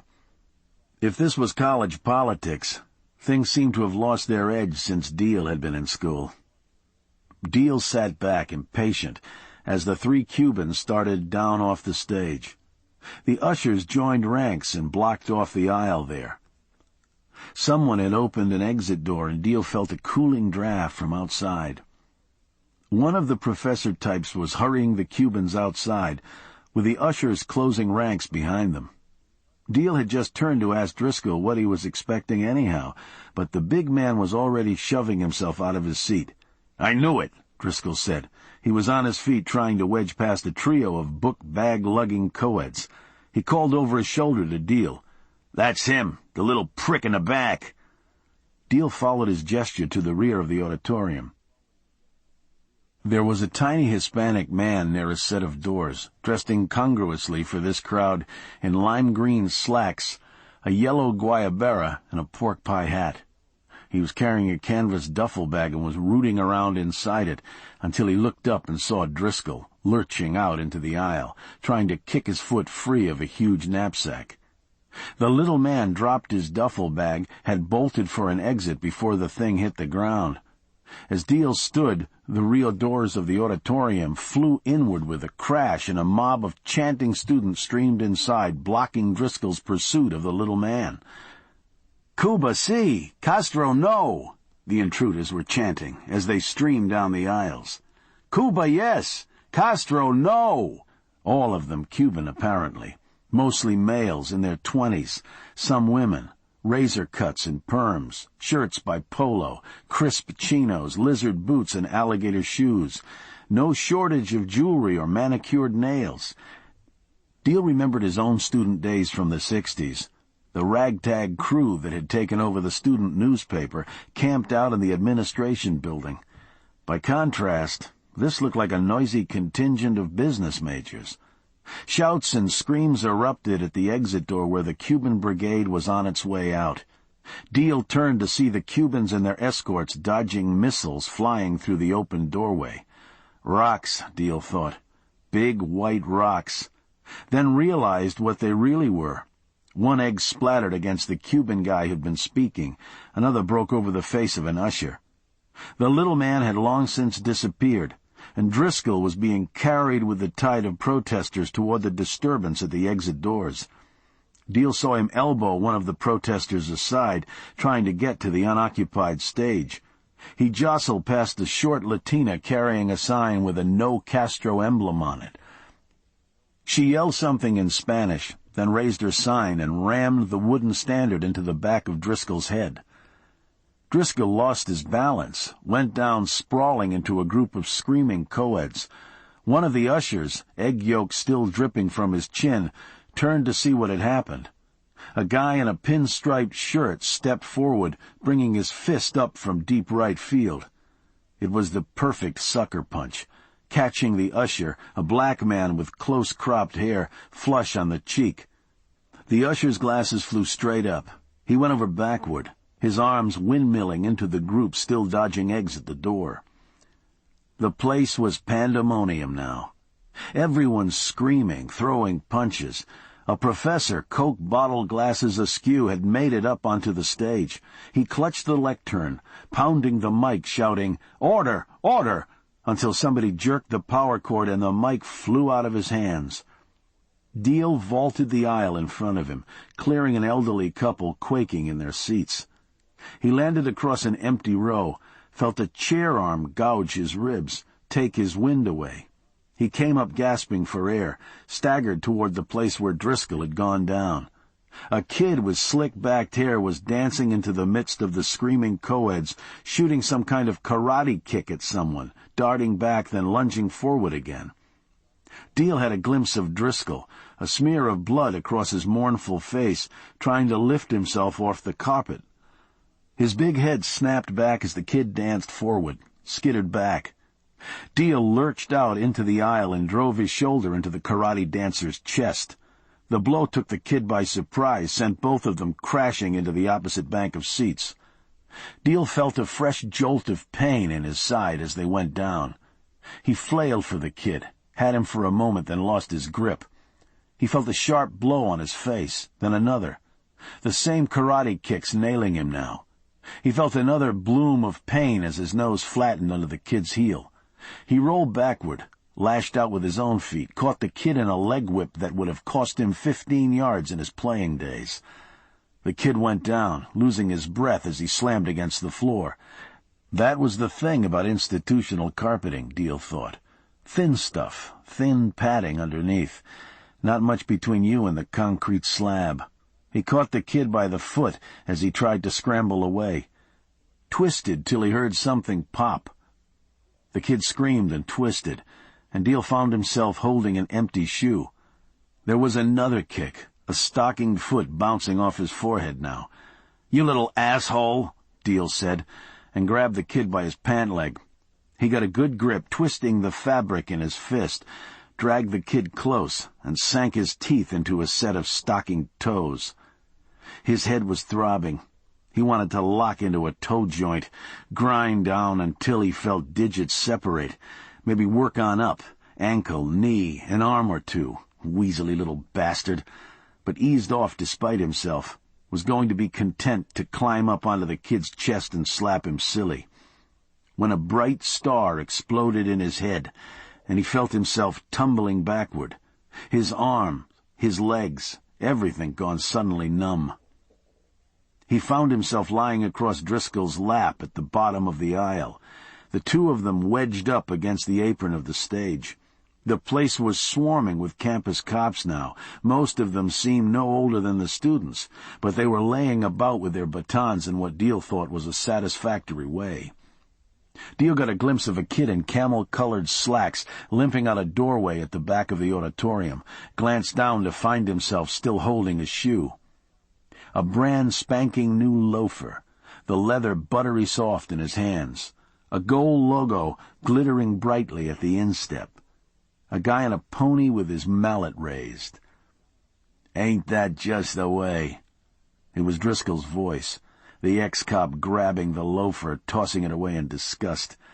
He found a handhold on the stage, helped Deal up too. "It used to be the hippies beating the shit out of the rich folks," Driscoll said, helping Deal upright. "Now look what's happened." Deal glanced around. The melee was over. The Cuban Youth Brigade members were gone. Most of the protesters had disappeared. Even the elderly couple had made it out one of the rear exits. A couple of the protesters were in handcuffs, hollering that they wanted counsel. A campus cop was headed toward Deal and Driscoll, a wary look on his face. Deal coughed, felt fire in his chest. He turned to Driscoll. "There was a reason why we came here, wasn't there?" Driscoll was breathing heavily, swiping at the blood on his upper lip. He pointed aimlessly toward the back of the room. "There was a reason, all right. Only thing is, the little bastard got away." They were in a room on the ground floor of the control tower now. A kid in a yellow windbreaker had driven them over in a golf cart, had called an EMS team on a portable phone as they jounced along. One of the medics, a slender Hispanic woman with long, sleek hair, ran a penlight across Deal's eyes, probed his rib cage, stood up with a smile. "Nothing for me to do," she said cheerily. "Take some Advil when you get home." Deal nodded, drew a breath as deep as he dared, the pain still dancing there. He'd need a crane to get out of bed in the morning. Across the room, the medic's partner was fixing a broad strip of adhesive across the bridge of Driscoll's nose. "Don't worry about it, partner. It's been broke plenty of times before," Driscoll said. He fingered the tape as the medics packed up. "Might have straightened it out a bit, in fact." A young cop came out of an office, closed the door behind him on more angry shouts for counsel. The cop consulted a clipboard under his arm, shook his head, walked over to where Deal and Driscoll sat. "One of the guys in there punched an usher, hurt him pretty bad. The guy claims he was defending his girlfriend from an attack by the usher. Either one of you see anything?" "If it was the same little shit that hit me with her sign, she didn't need any protecting," Driscoll said. He rubbed the back of his neck stiffly. Deal shook his head. "It was a sucker punch all the way. If it's the same kid anyway, I didn't see his face." The cop shrugged. "There's a tooth still embedded between this kid's knuckles. Besides, he admits it. He says it was self-defense." "Bullshit," Driscoll said. The cop gave him a look. "We called downtown. They corroborated your story, Lieutenant." "I'm not on the force anymore. You don't have to call me Lieutenant." "What they told me about you, you're still Lieutenant in my book," the young cop said. Driscoll looked uncomfortable with the compliment. He gestured across the room where the duffel bag the little man had been carrying sat on a tabletop, a couple of strange-looking jars beside it. "What was in the bag?" The cop glanced at the things. "A carbide and water setup," he said. "Stink bombs." He turned back to Driscoll. "You saw the guy who was carrying it?" "Not really," Driscoll said. Deal stared at him in surprise. Driscoll avoided his gaze, looked back at the cop. "It was kind of crazy in there, you know." The cop didn't seem convinced, but after a moment he turned to Deal. "We've got the statements of 2 of our officers, a couple of professors, some of the students. That should be enough. But if we need you again?" He left his question unspoken. "Sure," Deal said. "Whatever." "Don't forget to put on an APB on that other guy. A kid with 1 shoe and a set of teeth marks on his big toe," Driscoll said. The young cop laughed and started away. Then he seemed to think of something. He turned back, his face solemn. "The sad fact is, that one'll probably be sitting in class over there tomorrow taking notes on hospitality management." The cop jerked his thumb in the direction of the classroom buildings, feeling justified about what he and his buddies pulled here tonight. Deal rubbed his forehead, where a lump had formed. You could get a lump from a stockinged foot, apparently. Something he'd have to remember. He took another look at the cop, at his name tag. Corporal Oler. Jet-black hair, olive complexion, dark eyes. "You're Cuban?" Deal asked. "Sure," he said. "But I'm not crazy." He shook his head. "You can't really blame these kids, though. They hear it at home. They hear it on all the Cuban radio shows. They even hear it from some of their professors. They're bound to start to believe it." "What's it?" Deal said. "The whole back to Cuba myth," he said. "That someday soon Castro will fall. We're all going to get on our boats and go sailing home. Make everything just like it used to be." He shook his head. "Meantime, we all have to stand united against the commies and the pinkos here in the U.S. to make sure this all happens as soon as possible. And man, you better believe you're with the program or you're against it. That's how you get stuff like what happened here tonight." Oler checked over his shoulder at a glassed-in office where a graying, heavily jowled man with captain's bars sat engrossed in paperwork. He lowered his voice and leaned closer to Deal. "One of the Free Cuba groups hears that Jose Feliciano wants to do a concert in Havana? That's it. He doesn't even have to go there. It's enough he was thinking about it. Poof! No Cuban store sells Jose's records any longer. No Cuban is supposed to buy his stuff. As far as the Cuban community in the United States is concerned, Jose Feliciano doesn't even exist. He might as well be dead." "It can't be that bad," Deal said. Oler didn't seem to hear. "I don't even like Jose Feliciano," he said. "But this stuff pisses me off so bad, I buy everything of his I can get my hands on." He grinned. "Of course, I'm not going to drive down Colioco playing it real loud." He might have gone on, but the captain had left off with his paperwork and was coming through the door of his office now. "We nearly finished here?" the captain said, giving Oler a sharp glance. Deal stared at the captain's name tag. J. Acevedo. He wondered what Acevedo's feelings on Jose Feliciano might be. Acevedo turned his gaze on Driscoll. "I heard you retired, viejo. You come out here to go to school or something?" He wasn't smiling. Driscoll stood up. "They're showing my friend here the sights," he said. He pointed at the bulge over Acevedo's belt. "Viejo means old fart in Spanish, don't it? How is it you say, lard-ass?" Oler turned away, hiding a smile. Acevedo's face went crimson. Deal wondered if he might have to try to break up another fight. "We about ready, Vernon?" he said. He stood up, getting himself between the two men. Driscoll looked down over Deal's shoulder at Acevedo, who glared back at him. "Sure," Driscoll said. "Let's leave the captain to his crayons and paperwork." Chapter 20.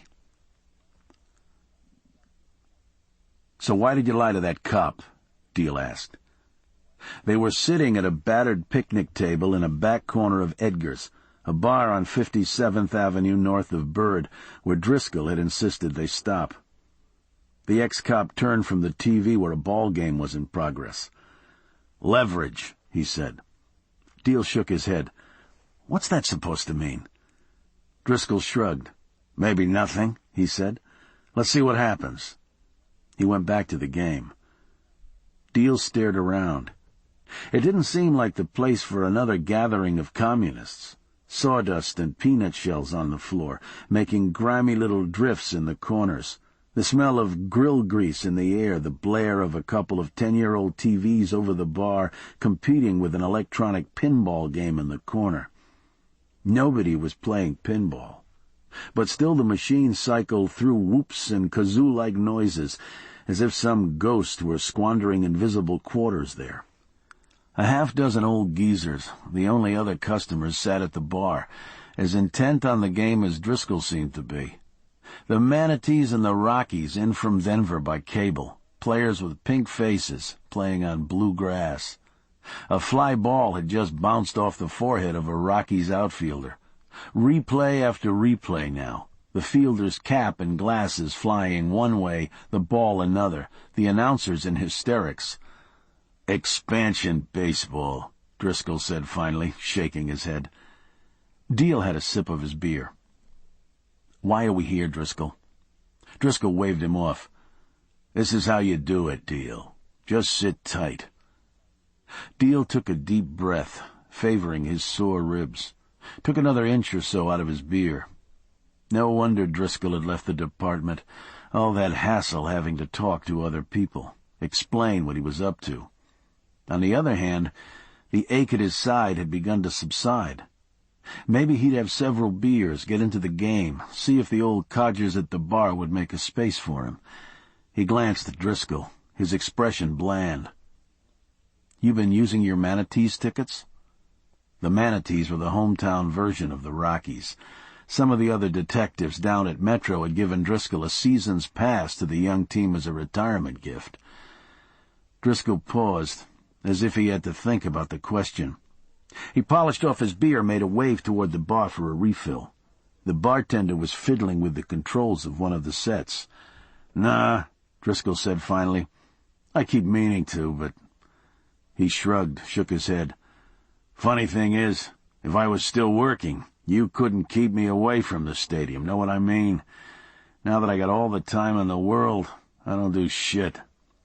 He had his eyes on the bar. "Yo, garçon!" The bartender gave them a look, then got grudgingly down from the stool he'd been using to reach the set, drew Driscoll a beer. A Rocky in a green haloed uniform drilled a homer into the fuchsia sky. Driscoll drummed his fingers absently on the tabletop, abruptly turned to Deal. "It's like the agency I keep saying I'm gonna set up. Easiest thing in the world, right? All the business people I know scared shitless the cops can't keep 'em safe. And they're right.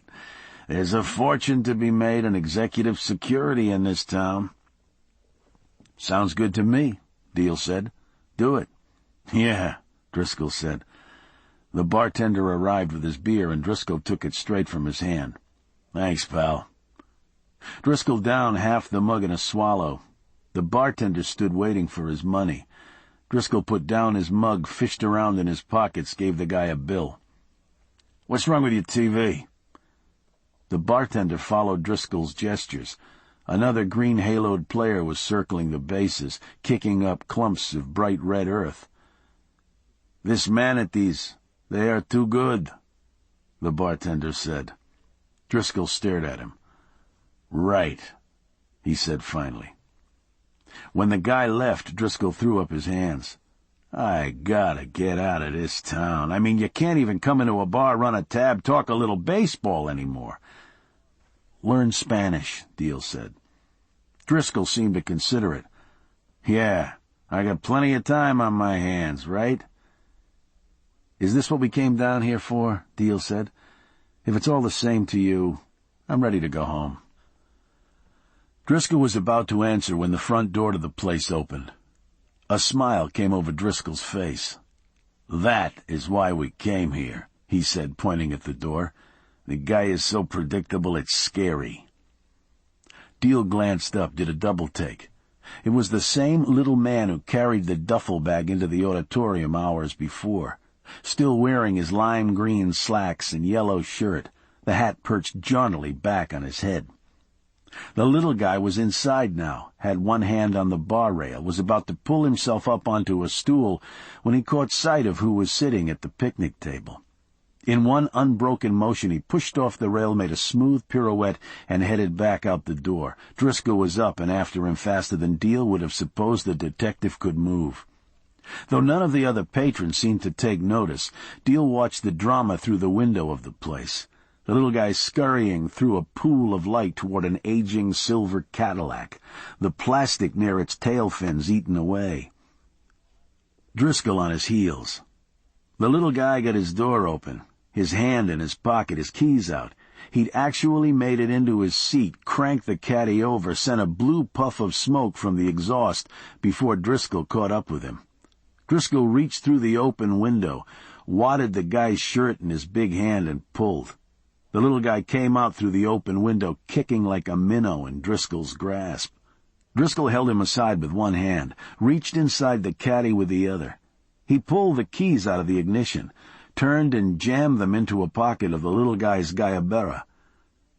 He shook the little guy a couple of times, pointed in the direction of the bar, and when the little guy shook his head, rattled him again.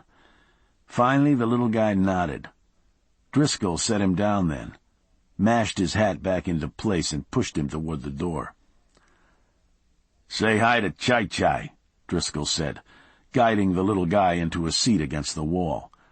"He's kept his office in this place for years, right up there at the bar." Deal stared. "You knew he was coming? Why didn't you say so?" Driscoll shrugged. "After that trouble out on the campus, I couldn't be sure." Deal shook his head, turned back to Chai-Chai, who listened silently, looking fearful for his life. Driscoll slapped his hand on Chai-Chai's back hard enough to dislodge his hat. "My old buddy Chai-Chai," Driscoll said. "One name used to be good enough for him, but after he became a multiple offender, we gave him two, just like the golfer. Right? Chai-Chai?" Chai-Chai shrugged. He seemed ready to bolt under the table, go for the door again. "Don't get any ideas," Driscoll added, nodding at Deal. "This man here will break your spine." "I done nothing," Chai-Chai said surly. "Uh-huh," Driscoll said. "What about that little number out at the university?" Chai-Chai shrugged. "I didn't do shit, man. Besides, all they wanted was to stink the place up." Driscoll shook his head. "It doesn't matter, my friend. We got an explosive device, we got intent to assault, a dozen other things. A guy like you takes another fall, you can kiss your ass goodbye." Driscoll turned to Deal, his arm still resting on the little man's shoulder. "I explained to Chai-Chai we just wanted some of his expert advice, but he's a nervous kind of guy. He'll calm down in a minute." Driscoll slid what was left of his beer to Chai-Chai. "Drink up." Chai-Chai hesitated, saw the expression on Driscoll's face, drank. When he was finished, Driscoll prodded him with an elbow. "Now tell the man." Chai-Chai looked about, considered his chances. The old geezers were still intent on the game. The bartender glanced over, but turned away when Driscoll waved them off. "Liquid paraffin," Chai-Chai mumbled. "Speak up," Driscoll said, jabbing him again. "I said it could have been liquid paraffin." Chai-Chai was rubbing his ribs. "Who is this guy?" Deal said to Driscoll. "An arsonist." "Bullshit!" Chai said. "Shut the fuck up," Driscoll said. He leaned across the table, his arms circling around Chai's shoulders. Chai is known about town as the man with the torch, the dude who loves to play with matches. Driscoll's thick fingers massaged the flesh near Chai's collarbone. From a distance it might have looked like they were pals. Deal could see tears welling in the little man's eyes. "Remember the Winchester Chemicals fire up in Lauderdale?" Driscoll said. Chai lit that one. "The fuck I did," Chai managed. "Couple of firefighters I know sucked in some real choice fumes trying to put it out," Driscoll said, ignoring him. "What they got now makes emphysema seem pretty." "Man," Chai was writhing in Driscoll's grip. "He is also the fire starter of choice for the right-wing yahoos who burned up those travel agencies last year. The place is selling tickets to Cuba." Driscoll paused. "You may recall there was one where the pretty lady manager dropped by the office unexpectedly one night. Had a little boy with her. They got there just in time for the fireworks. All there was left for her husband to bury was a handful of teeth." "That wasn't me." Chai's face was white now. He could hardly get the words out. "What is true," Driscoll said mildly, "is that we couldn't prove a thing, 'cause Chai has gotten very good at what he does. He hasn't seen the inside of a prison cell for a long time now." Driscoll gave a last disgusted squeeze and released his grip. It took Chai a moment to get his breath back. "Because I didn't do anything," he said, gingerly rubbing his shoulder. Driscoll turned to him, his face bland. "That may be, pal, but I'm going to suggest something to you. A guy who plays with matches is bound to get burned. In fact, somebody might find you inside that silver bomb out there one night, fried to a crisp because you forgot what you had under your seat. And I know for a fact nobody would question how it happened. You got my drift." "Fuck you," Chai said, but he seemed a shade paler. "So do me a favor," Driscoll said. "Talk to my friend here. Maybe it'll help convince me you've gone straight. You've got the public interest in mind these days." "Could I get a beer?" Chai said. "Sure," Driscoll said. He snapped his fingers and the bartender hopped to.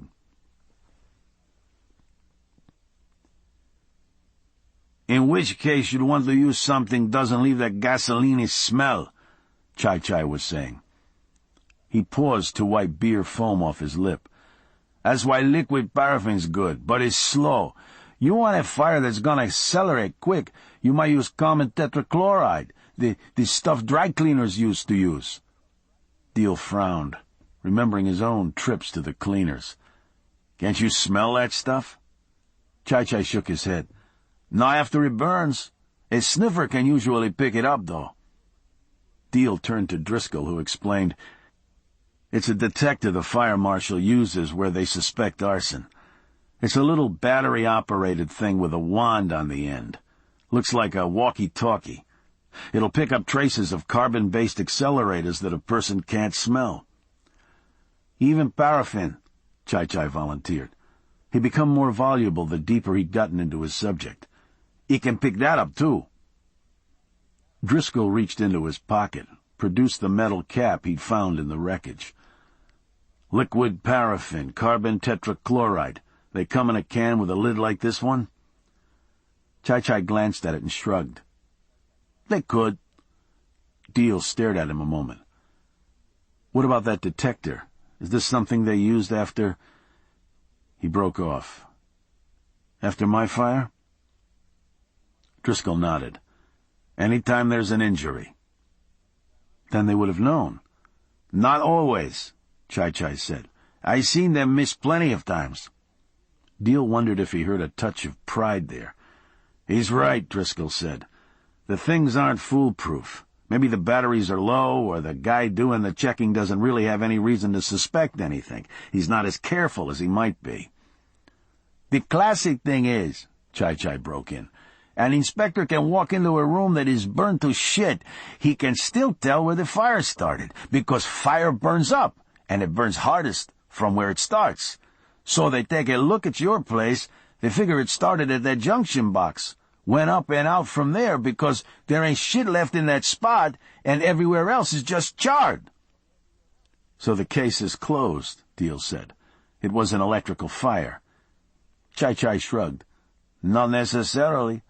Somebody could know the same things what I just told you. He soaks a rag in paraffin, stuffs it in the junction box for a starter, uses the carbon tetrachloride to spread things quick. Inspector could have missed it."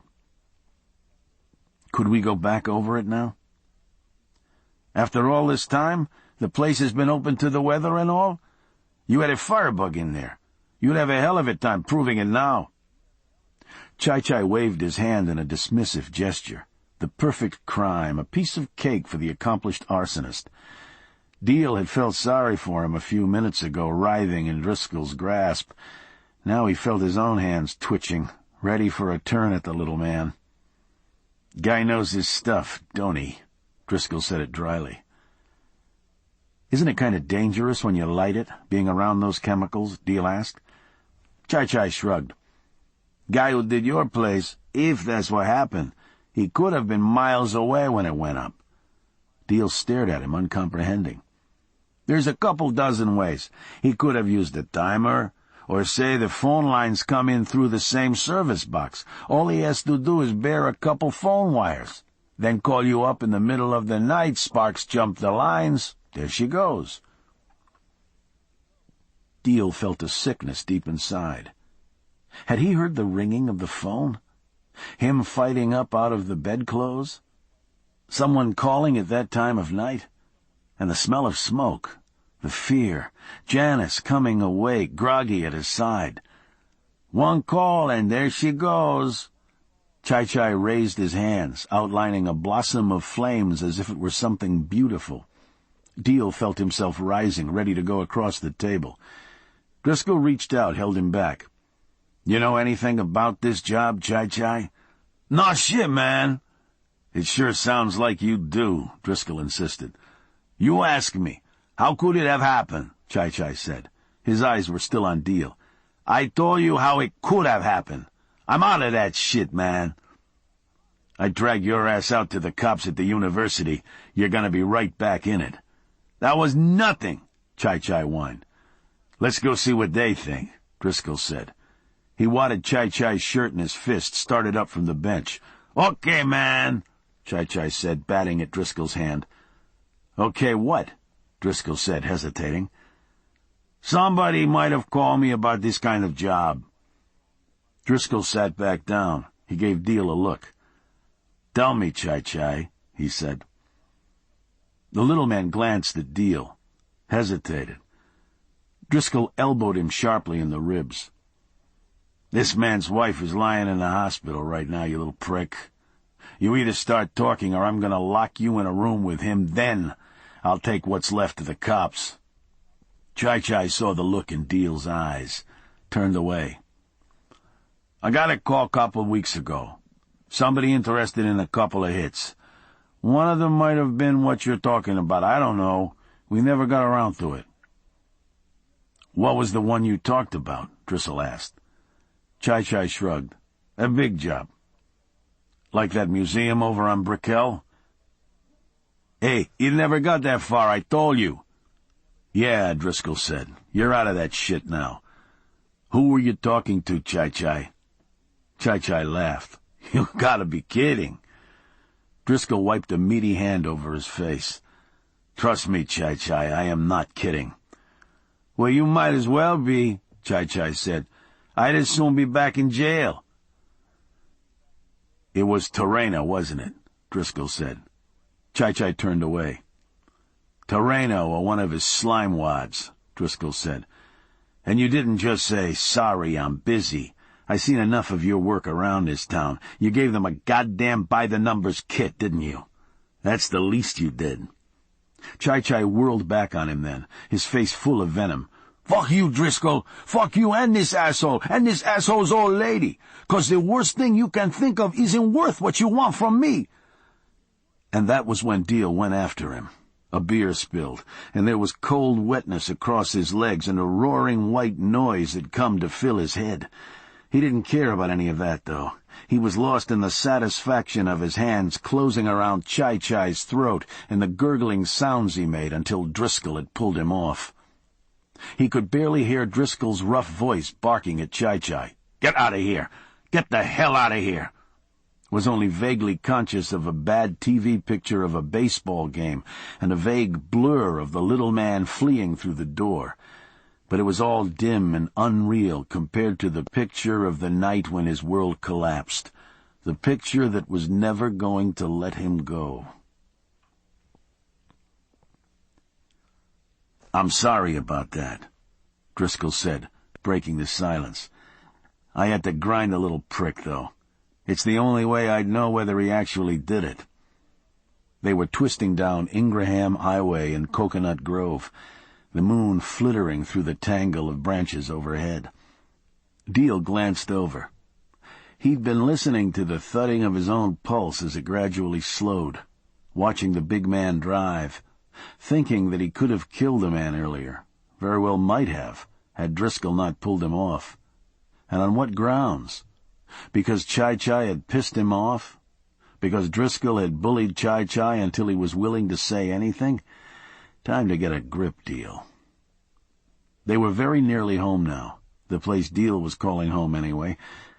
Before the hurricane, the trees had interlocked over the roadway, creating a solid canopy, leaving a broad tunnel beneath them, through the green. Now the branches were just starting to touch again, like old friends, Deal thought, or lovers, and felt the ache that came with every thought approximating emotion. He forced the image of Janice in her hospital bed from his mind, tried to find something mindless to focus on, but it didn't seem possible. Before he knew it, he was reliving the satisfaction he had felt trying to bite a kid's toe off earlier in the evening. He took a deep breath, glanced over to Driscoll. "What's your interest in this Toreno character, anyway?" Driscoll snorted. "Vincente Luis Toreno. You don't know who he is?" "He's a businessman," Deal shrugged. "Maybe that's why you went bust as a builder," Driscoll said dryly. "Your old man sure as hell knew what Toreno could do. His crowd, anyway. The unacknowledged. They control half the city council seats, the Chamber of Commerce, the Builders Association." Deal decided to ignore the issue of who ruined Dealco. "So there's a Cuban Business Association, Driscoll. The city's half Hispanic now. It's natural they're going to exert some influence." "Some influence." Driscoll rolled his eyes, turned back to the road, too disgusted to reply. No point in debating the ex-cop on the inevitability of change, Deal thought, nor in pointing out that it had been just as much a good old boy network for the Anglos 30 years ago, when Deal's father had built Dealco into a leviathan. Good timing for Deal's money from anybody father, bad timing for straight arrow Deal. Complaining about it was like complaining about the weather. What you did, Deal thought, was go out and do your work. Do the thing you were good at. Do your work and hope for the best. "I read about some of these guys, Driscoll," Deal said. "Jorge Vaz, some of his pals." "Forget Vaz," Driscoll said. "Those are the politicians, the guys who go to Washington, get their pictures taken with the president. They're out there where you can keep an eye on them. It's a guy like Toreno who's the real problem." Driscoll spotted the gap in a tall hedge that bordered the narrow lane they were on and hit his brakes. He had to back up to make his turn down the entryway to the Terrell estate. "Toreno's a behind-the-scenes player," Driscoll continued. "A money man, a bad actor, and he controls the war chest." "What are you talking about?" Deal asked, his gaze following the path of the car. They were crunching down a graveled alleyway now. In the distance were the unfinished turrets of Terrell's one-day-to-be mansion. Just ahead was the cottage where Deal was staying. A possum scuttled across the road through the lights. Go to bed, get up, go to work, kick it down the road, he thought. Every Cuban who's doing major business in South Florida, in the U.S. for that matter, kicks in. That's where the money for the Bay of Pigs came from, for Christ's sakes. It's been coming in ever since in a flood. Nobody knows how much, but it's way, way up in the millions. They run a major lobby in Washington, a paramilitary camp out in the Everglades, a firing range. They got association houses, after-school programs for kids, a whole operation. Driscoll pulled up in front of the cottage, killed the engine, the lights. A trash can toppled over behind the house, probably the possum foraging. Deal was ready to get out. So they're getting organized. I'm happy for them. It's the American way. Driscoll had turned toward him now. According to Department Intelligence, they got enough weapons and ordnance stored away in Dade County alone. They could take over most small countries if they had the army to use this stuff. Driscoll shook his head. Meantime, they bankroll these half-baked incursions you hear about in the papers. 5 or 6 kamikazes hit the beaches in Cuba, take a hosing from Fidel, anything for Viva la Revolucion. Deal turned.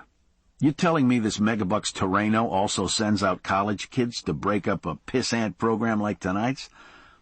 Driscoll shook his head. He doesn't have to. You heard that campus cop. Terreno and his buddies got so many people brainwashed they make Barry Goldwater seem like a liberal. It's worse than Scientology. The guys at the top work on the important stuff. The flunkies take every opportunity to raise hell. Deal looked at him wearily. I lived here all my life, Vernon. A lot of things have changed, but I still don't see what any of this has to do with me. Why would Terreno or any of these people want to burn down my building? Driscoll stared, a little of the wind going out of his sails. I don't know exactly, but you heard Chai. I think somebody torched it. And another thing I know is it don't take much to set these people off. He paused, gave Deal a look. Now, you were at that art museum a couple of weeks ago, right? They invite a Cuban guy to show his paintings. Boom! Bunch of people dead. A big chunk of Coral Gables goes sky high. Deal nodded. Earlier that same day, right? Driscoll said. Deal nodded again. So what? So, maybe nothing. But think back. Did anything happen while you were there? Anything unusual? Deal stared at him. But he wasn't seeing Driscoll. He remembered Janice, the feel of her in his arms, the cool, cavernous room. He finally shook his head. They asked us to leave. They were getting ready for the opening that night. Deal trailed off. He could still hear her laughter ringing into the crystal Miami sky. Driscoll took him by the arm. You sign anything? A guest book? A ledger? Driscoll, you must be crazy. Just because I went into a museum.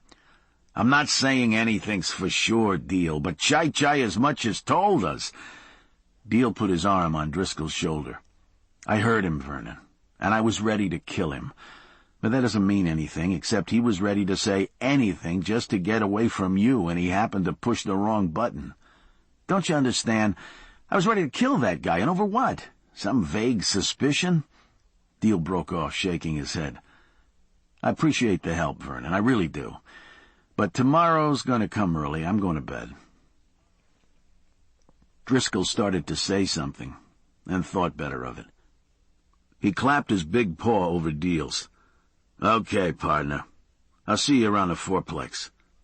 He was about to drive away when he stopped and leaned over, shouting through the open passenger window. Hey, Deal, maybe it'd be easier on you. I took this place. You moved into my unit for the time being. Thanks, Vernon, but it's okay. I need your rent. Hell, I'd still pay the rent. I'd be living here, wouldn't I?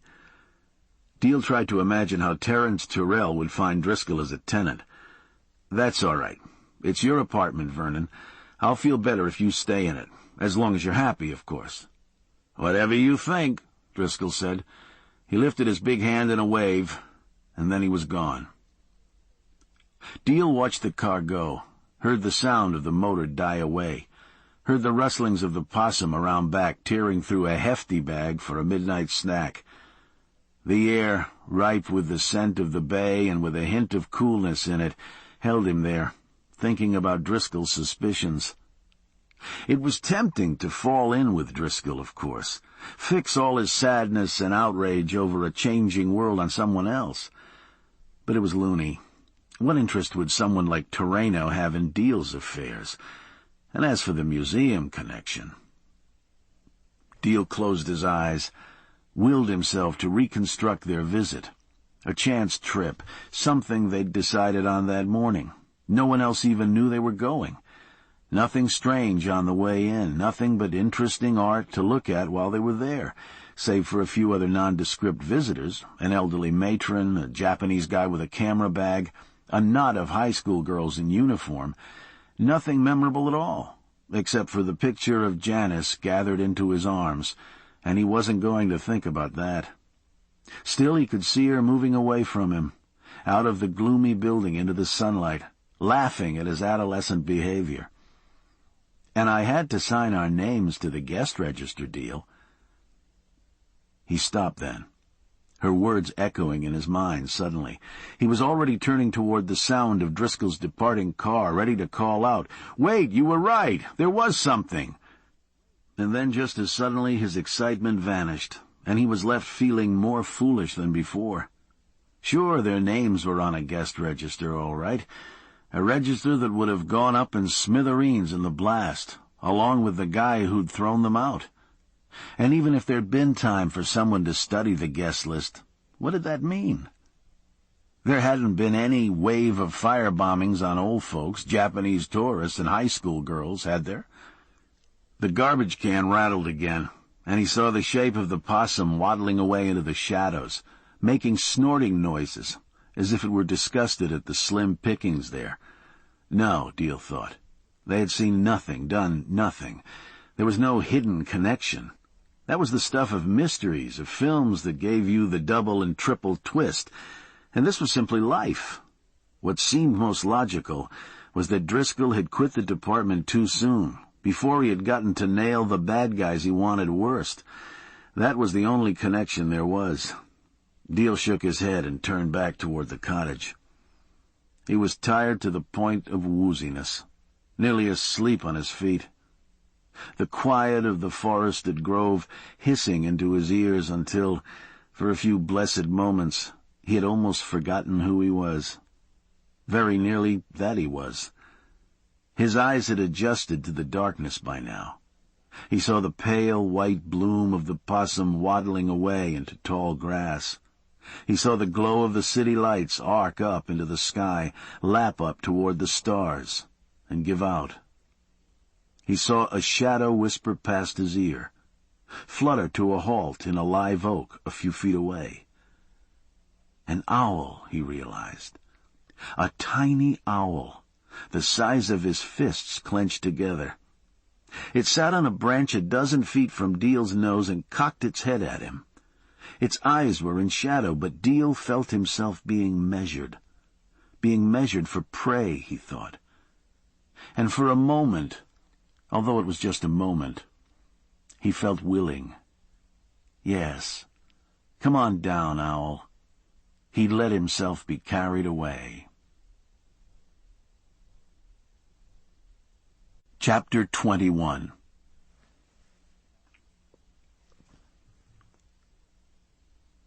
Driscoll parked the Ford on the street in front of the fourplex, rolled up the windows but left the thing unlocked.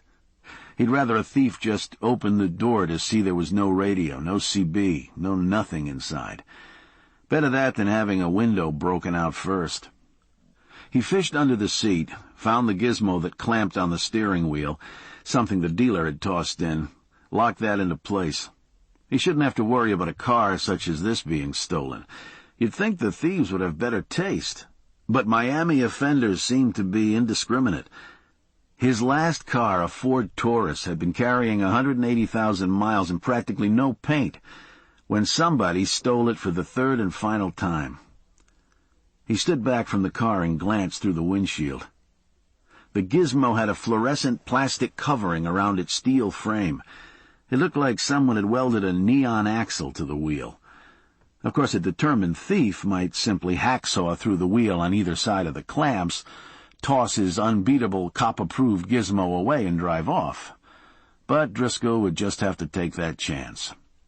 He had seen a movie once where an engineer rigged his car up so that when the bad guy got inside, the doors locked themselves, the inside handles wouldn't work.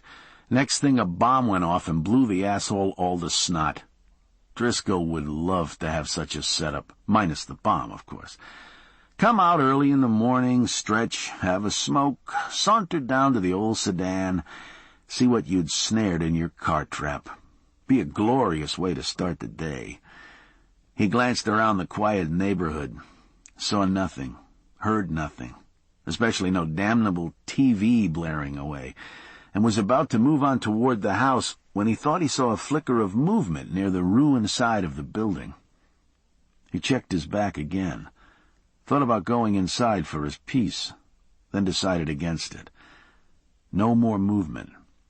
Maybe it was just cop paranoia. Still, he thought it wouldn't hurt to check. He was across the dewy lawn quickly, up against the smoke-smudged walls and out of the glow of moonlight. He edged on toward the entryway, saw the door ajar, remembered he and Deal had left it propped that way the last time they were there. He waited a few moments, listening intently. He breathed in the still pungent odor of scorched wood and smoke, heard the sigh of a breeze through the open timbers. But there was nothing else. Whatever he had seen had been his imagination playing tricks on him. Maybe Deal was right.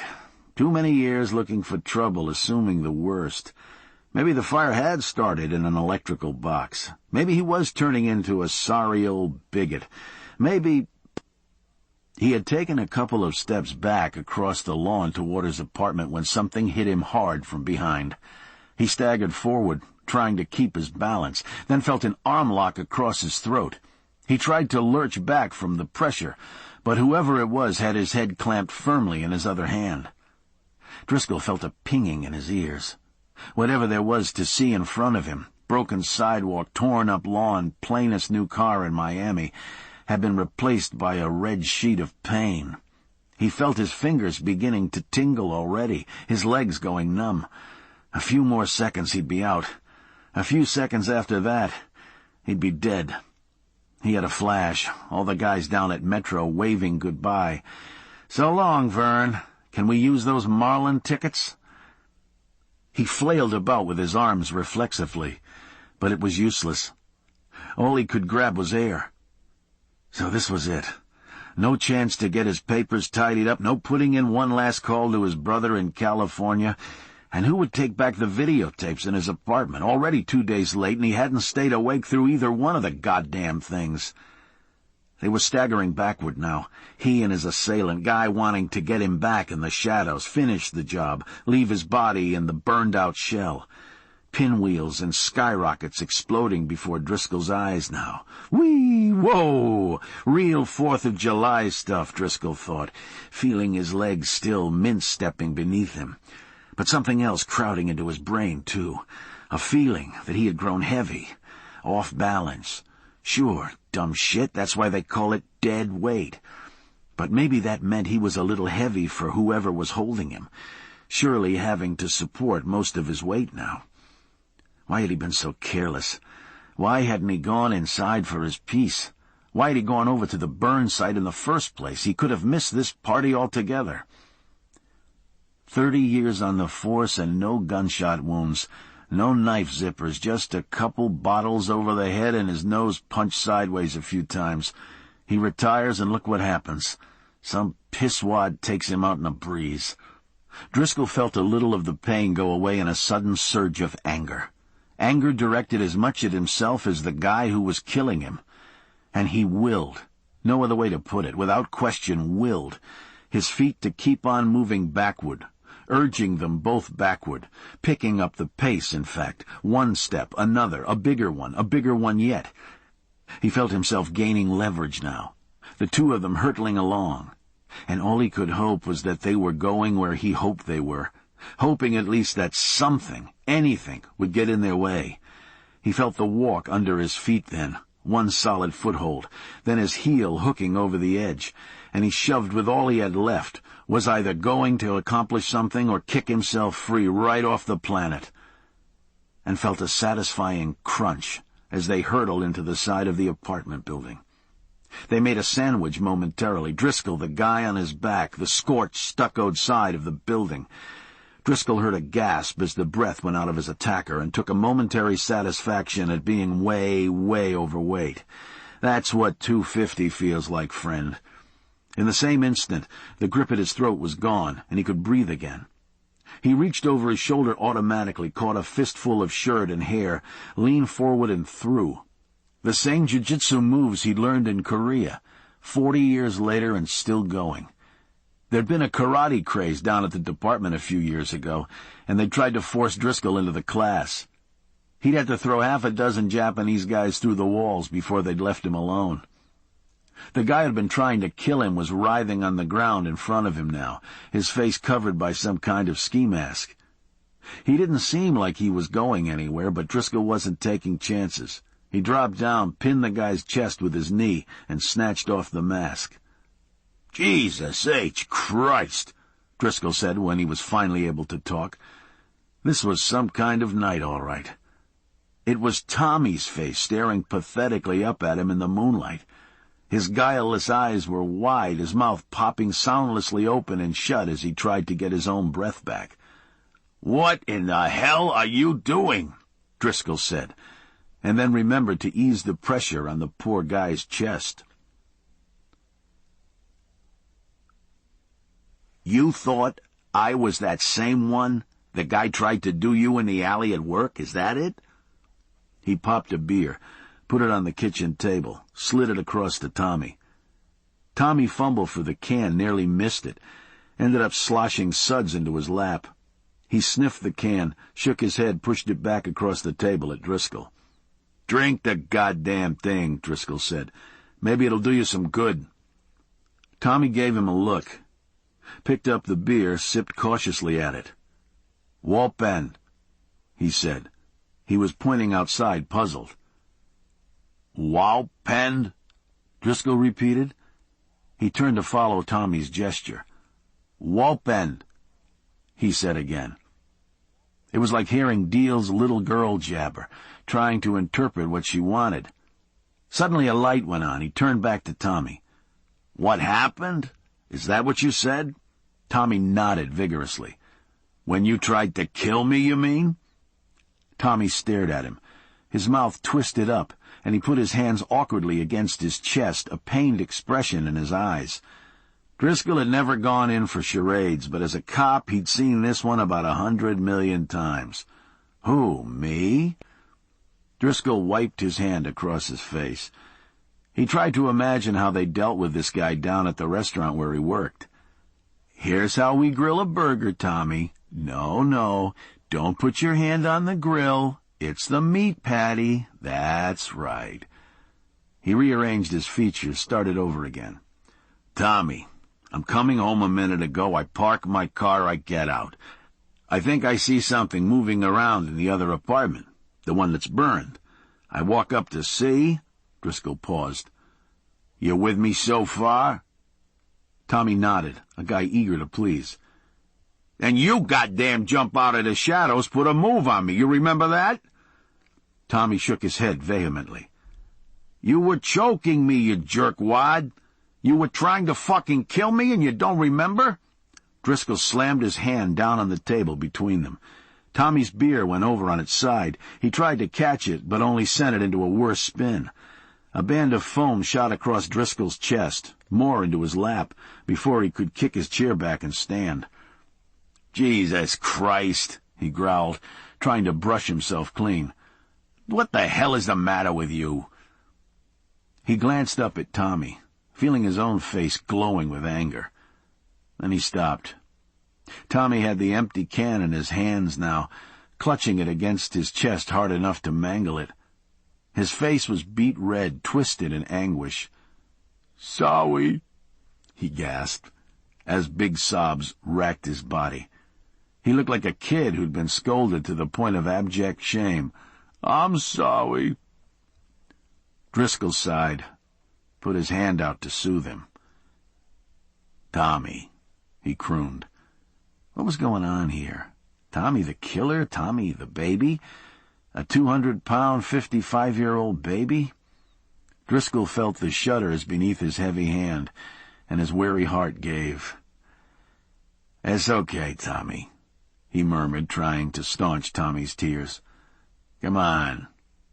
Cut it out. It's okay." Chapter 22.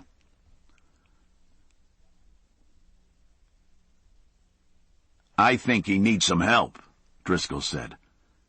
Deal was busy at the ruined doorway trying to get the hinges set in the battered frame without straining his aching ribs.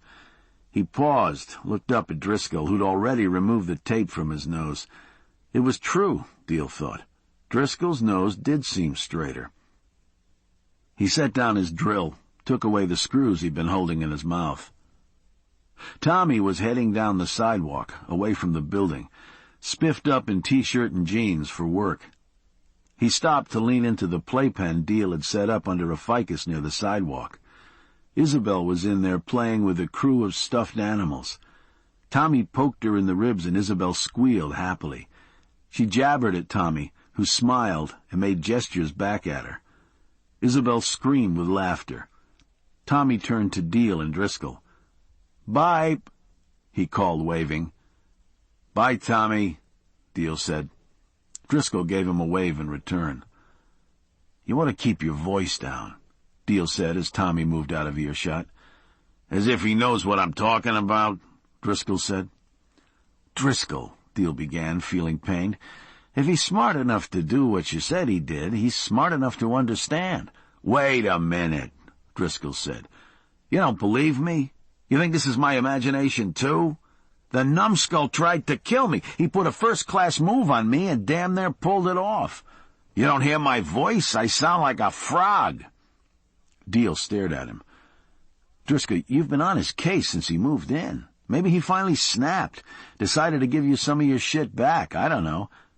"I'm telling you, the guy is goddamn dangerous. First he's telling me somebody tried to kill him at work." "At work?" "Out in the alley." Driscoll waved at his disbelief. "Then he comes after me." Driscoll stopped. "You ever talk to his keepers? The ones who sent him over? Maybe he's a psycho." "Come on." "Bullshit, come on. Do you know anything about this guy, really? For all you know, he's our firebug." Driscoll stopped abruptly, as if the thought had just occurred to him in its speaking. Deal, too, felt stunned. He turned and stared off after Tommy. Good old Tommy, whistling a cockeyed tune and waving hello and goodbye to things you couldn't see. "You don't believe that, do you, Driscoll?" Deal's gaze was on Isabel now. Isabel playing nonchalantly in her crib. "Bah," she was saying. She bopped one animal over the head with another. "Bah, bunny." "Call HRS, that's all I'm telling you. They got shrinks on the payroll, they must have. Take the guy in, let him check his valves, and you'll know. Know who you got living in your house, anyway." Deal went over to the playpen, hefted Isabel up into his arms. He hugged her, breathing in the scent of her baby's tender skin, then turned to face Driscoll. He realized a faint sickness was gathering in the pit of his stomach, and he held Isabel even tighter. "I can't believe Tommy is dangerous," he said, sensing how hollow his own words rang. "Uh-huh," Driscoll snorted. "Jeffrey Dahmer's mama said the same damn thing." Chapter 23.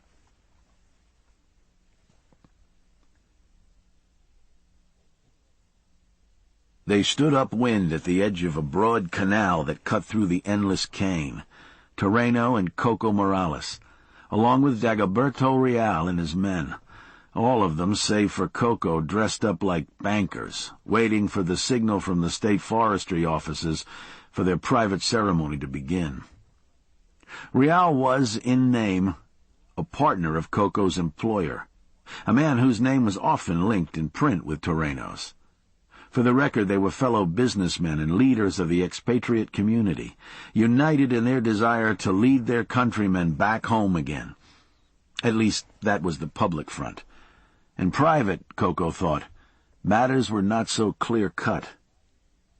Coco studied the two with Real carefully. Although they wore coats and ties and were intended to appear as businessmen, he knew they performed the same function for their master as he did for his. He knew also that they had measured him as he was now measuring them. After all, anything might happen, at any time. There was a shrill ring, and Terreno removed a folding telephone from his breast pocket. He listened a moment, nodded, then turned to the group of dark-skinned men standing 100 feet downwind at the edge of the rustling cane field. Terreno, who might have allowed a momentary smile, motioned with his arm, and one of the workers picked up a strange-looking can. The worker struck a match, and the snout of the can blossomed into flame. The others stood back as the man tilted the can and began to stride quickly along the edge of the canebrake, dispensing bright, burning gobs of fuel oil as he went. One of the field workers followed along, a machete beating time idly at his side. The Jamaicans call the big knives collins or bills, and while they were the principal tools of the harvest, this man would not be cutting cane tonight. He had his eye out for the things that might come bolting out of the brush, especially the snakes. Coco was glad to be where he was. With but 2 creatures to keep his eye on, and those 2 of small threat, he had already decided. Real's men were nudging each other excitedly as the flames grew, their eyes sparkling in the reflection. Fools, Coco thought, the sort who amused themselves with matches as children. "If the wind turns, we'll have to jump in the canal," Terreno said, his own grin reflecting the glow of the flames. Dagoberto Real, dapper in a double-breasted suit that lay like a silk glove about his shoulders, glanced at the water as if it was the last possibility in his mind. They had scarcely stepped down from the jeep that had brought them to witness the burn when he had stopped to wipe the muck dust from his shoes with a handkerchief. Coco was surprised the man had not ordered one of his bodyguards to do it. The flames were climbing high into the 20-foot stalks now, crackling and snapping with heat's own voice. The sky was suddenly alive with birds swirling in the updrafts, drawn to the clouds of insects fleeing the fire. Coco saw a gull wheel and dive straight into the flames, rise again with something struggling in its beak.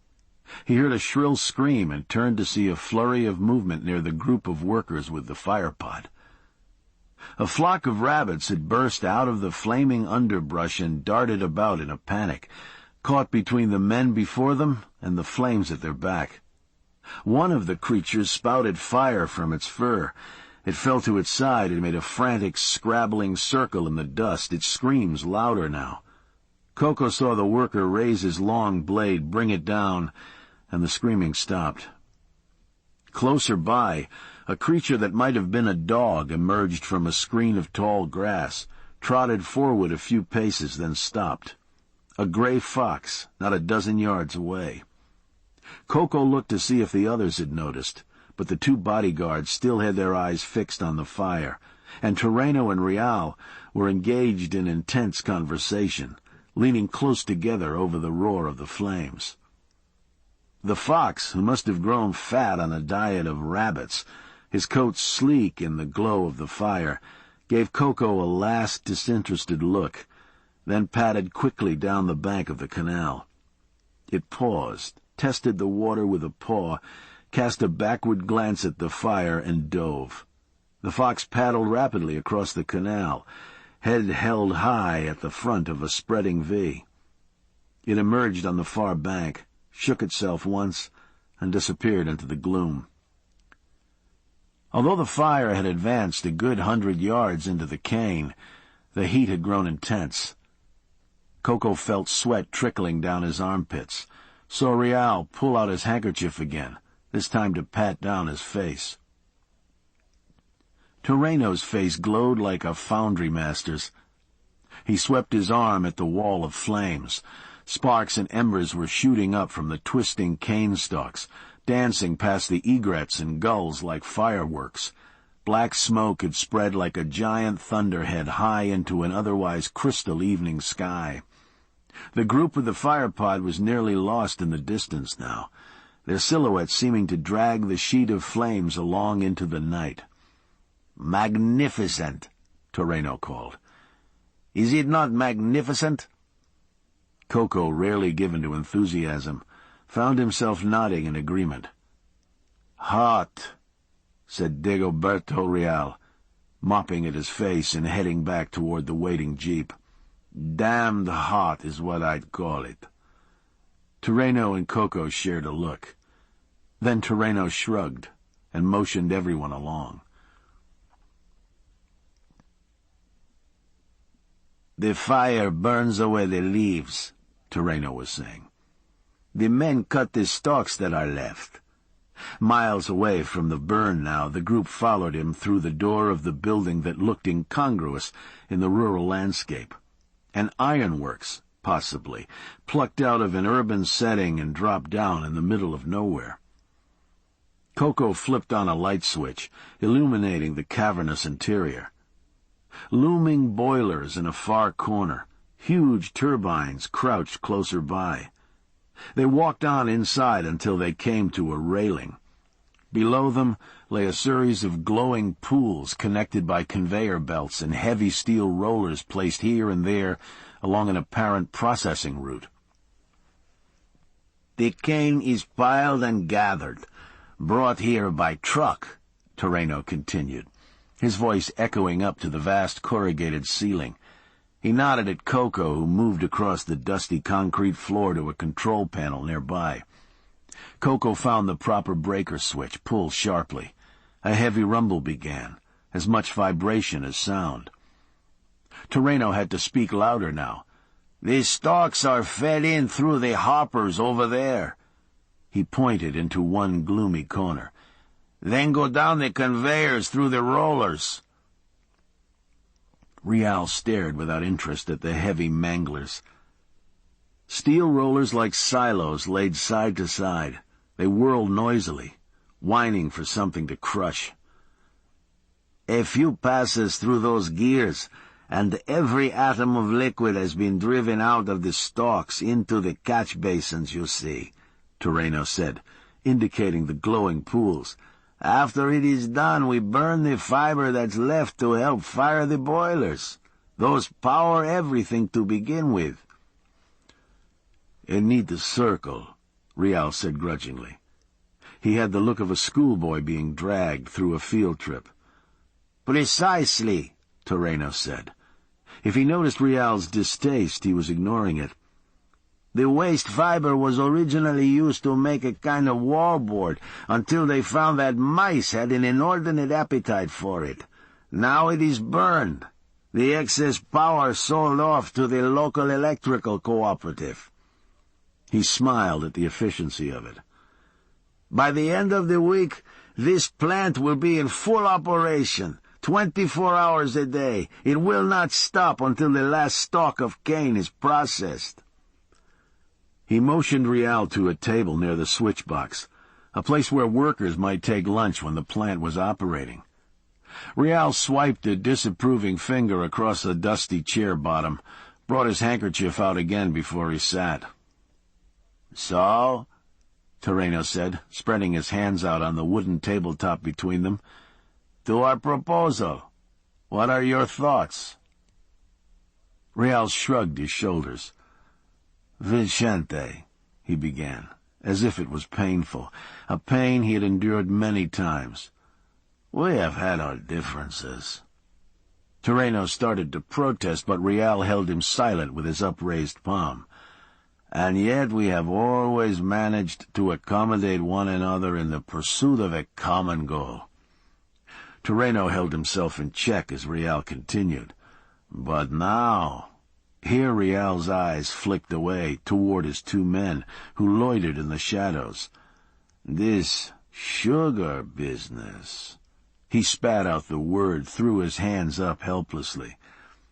"We have here the opportunity of a lifetime," Toreno said. "I have had my people look into this opportunity." Real withdrew a sheaf of papers from a breast pocket, donned a stylish pair of bifocals, and began to read. You rely on a price of 21 cents per pound for a product that sells on the world market for roughly half that. The present quotas restrict imports to something less than 12% of United States consumption. However, Rial said, pausing for a glance at Terreno, there is considerable political opposition to the maintenance of such protections. The hemispherical free trade agreement could allow the importation of sugar from Mexico, perhaps even from Cuba, into this country. The proposed general agreement on tariffs and trade would end all agricultural price supports worldwide. This is all political talk, Terreno said dismissively. Also, Rial continued, as one of the largest holdings in this area, Florida Sugar is liable for a significant part of the proposed Everglades restoration project. Estimated cost $400 million, not to mention what might come in the future. We are already working on alternatives to that plan. It is an environmental nightmare that will only get worse, Rial said. And you are also a signatory to a negotiated settlement on behalf of the sugarcane workers of Florida in the amount of $51 million. The attorneys have filed for an exception to that ruling. Rial sighed, waved away Terreno's protest. He was about to read on, but something seemed to stop him. He folded up his papers and leaned earnestly forward. My question is this, Vincente. Have you lost your mind? For a moment, the only sound in the enormous room was the low-pitched rumble of the big rollers. The two men stared at one another across the dusty tabletop. It occurred to Coco that were he to pass his hand through the space that held their gaze, he would feel heat. There is risk in all things, Terreno said, breaking the silence at last. Vincente, Rial began, shaking his well-coiffed head. The aggrieved tone had returned to his voice. Hear me out, Terreno said, growing exasperated. Rial glanced up, startled. You will forgive me for feeling strongly on the matter, Terreno continued, but we are speaking here of something more than money, or of the petty politics of the Americans. He reached across the table to grasp Rial's shoulder. My father grew the sugar, Dagoberto, the lifeblood of our island. He tended to those fields as if they were his children. He cared for his men. He saw to the welfare of their families. He broke off, his eyes glittering, and pointed at Coco, who stood nearby listening impassively. That man there, for instance, he owes his life to my father. The look that Rial gave Coco did not suggest it was a matter of great concern to him. Terreno continued on, forcing his voice to calm. He built schools, he built roads. He was a magnificent citizen. He was an institution. And for all this, Terreno said, his reward was to be gutted like a pig, murdered by communista shit while his own wife and child watched.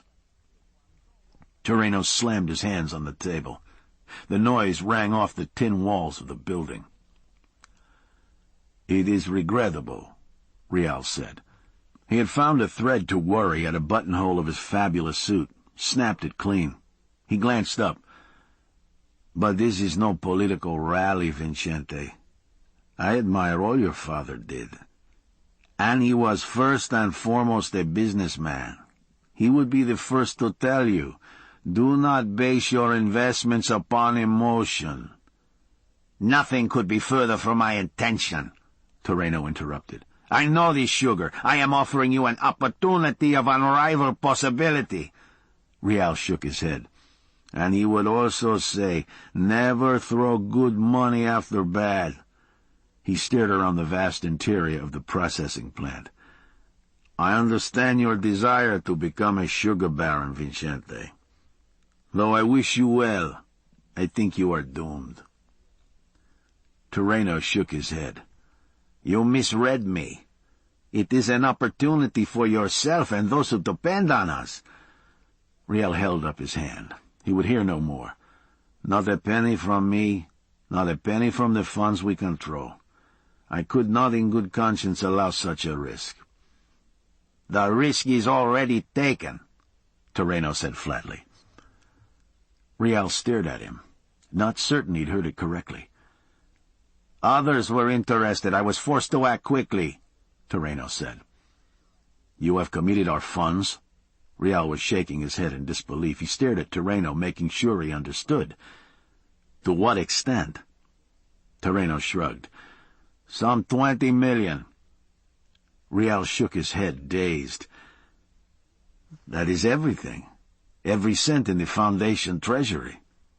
And it will earn itself 100 times over, Terreno said, his gaze hard now.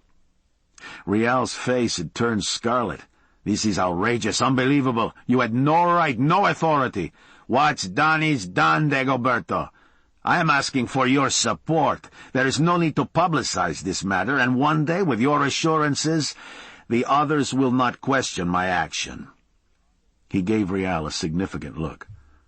You must trust me. There are aspects of this arrangement which I cannot discuss, but rest assured, there will be benefits for everyone involved. Unbelievable benefits.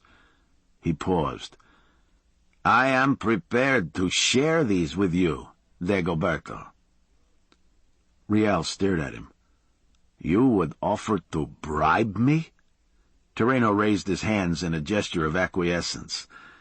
The two stared at one another, the quiet palpable once again. This time Rial broke the silence. I'm sorry, Vincente. You have placed yourself in a position of great financial strain, but it cannot excuse what you have done. It is done, Terreno repeated.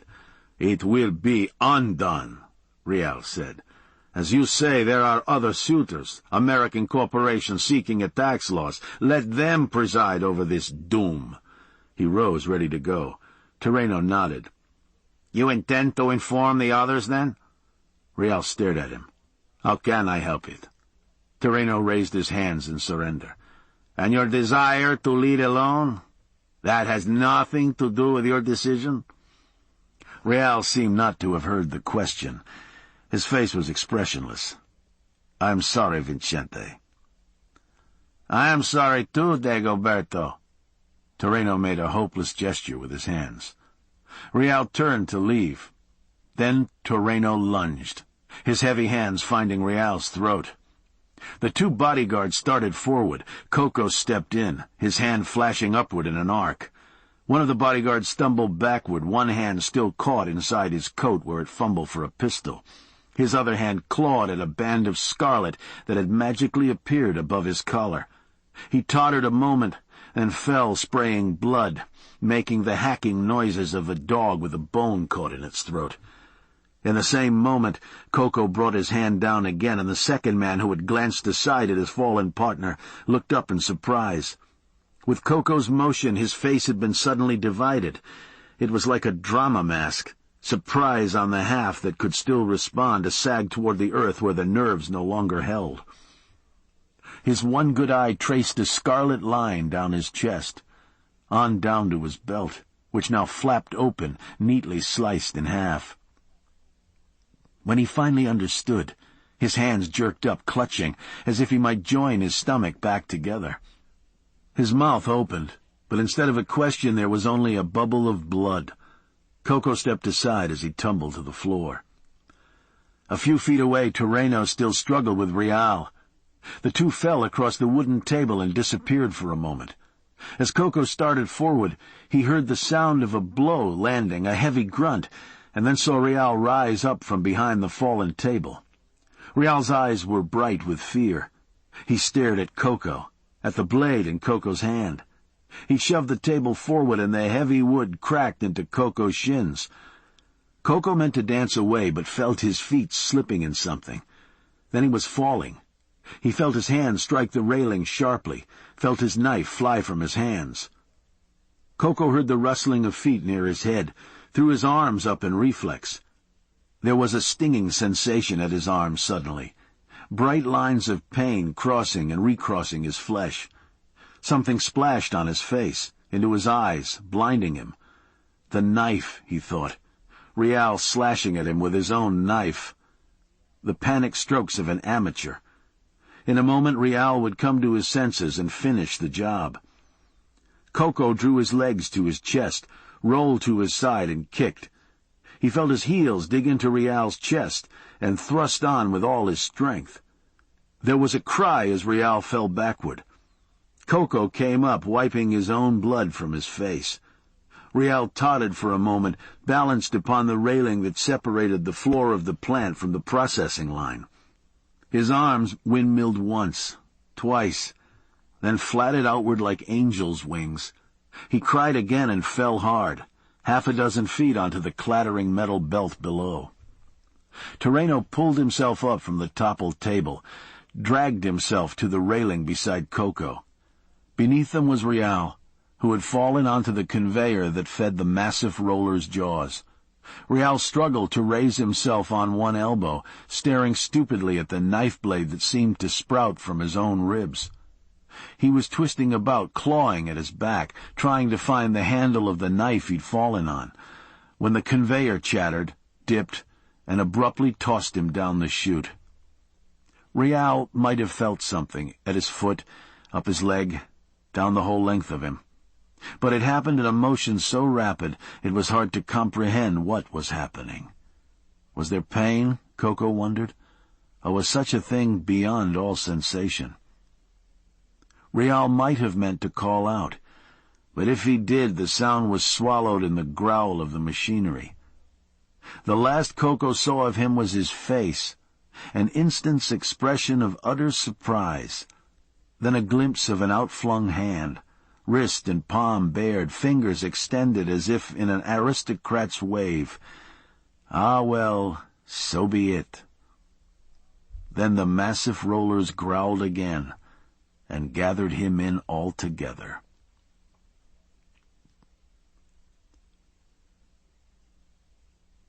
The machinery still howled, though he was accustomed to it now. Coco righted the table and turned to inspect the floor once more. A smooth concrete surface, soon to be covered with dust, the ooze of sugar settling from the air, the clomping of 1,000 filthy boots. He had wrapped bandages about the shallow cuts on his forearms, donned a fresh uniform shirt.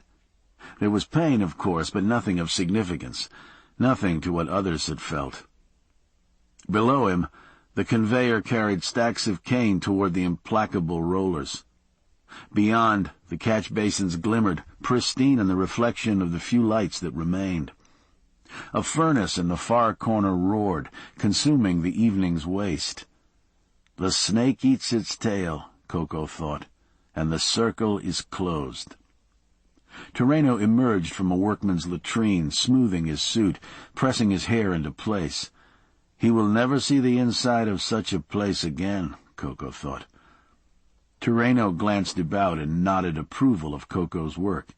He actually seemed at ease. "Those men in the fields," Coco offered. "They saw things." Terreno shook his head. "Those men kill one another to come to this country, to work here. You could feed them to the rollers inch by inch, they would never talk." "Others must know Rial came here." "Yes," Terreno said, giving him a look. "And come he did. And leave." He put his hand in his coat pocket and withdrew some documents. "He signed these papers. He congratulated us on our mission here. And left." Terreno shook his head and gazed off into the distance, as if gathering strength after a great disappointment. "Our movement has many enemies, Coco. Perhaps Senor Rial has gone into hiding, as is often required." He shrugged. "Or perhaps he has fallen prey to a misfortune. If that is so, we must all of us find the will to draw together and press on." Terreno turned to Coco, his face as open as if they had not shared this evening together. Coco nodded. His employer had concluded the matter, then. "In the name of the revolution," Coco said at last. "In the name of the revolution," Terreno echoed. and led them toward the doors. Chapter 24.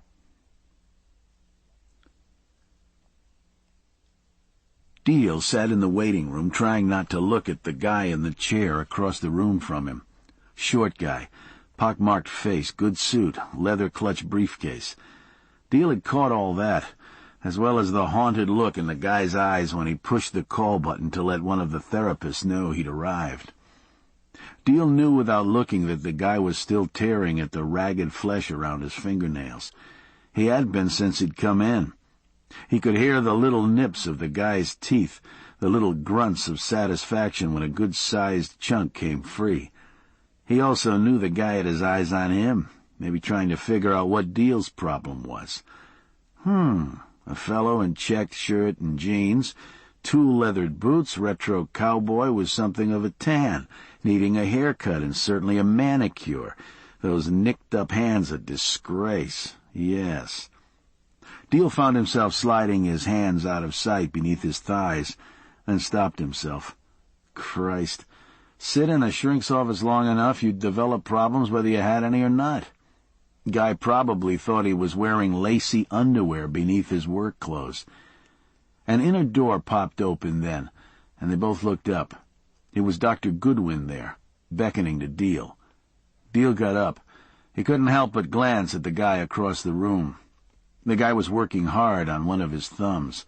When he saw Deal looking at him, he blushed furiously and turned his head away. Deal shook his head and followed Dr. Goodwin. "I appreciate you doing this," Deal said as the door closed behind them. He was following the doctor down a long, carpeted hallway.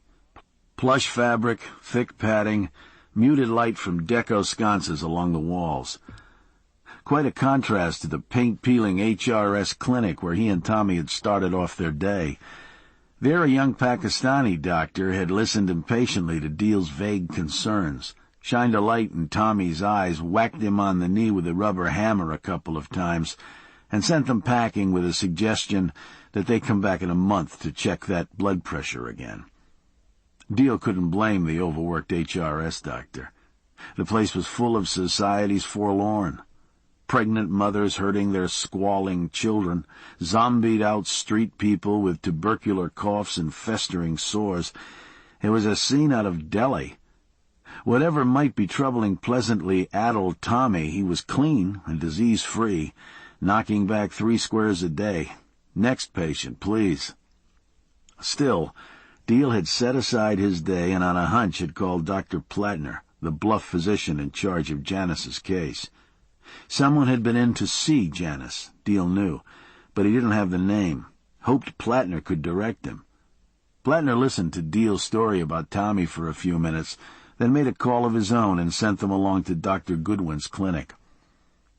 Dr. Goodwin stopped at one of the doorways and turned to wait for him. She was 40, maybe 45, a tall, handsome woman with a thick mane of sandy hair.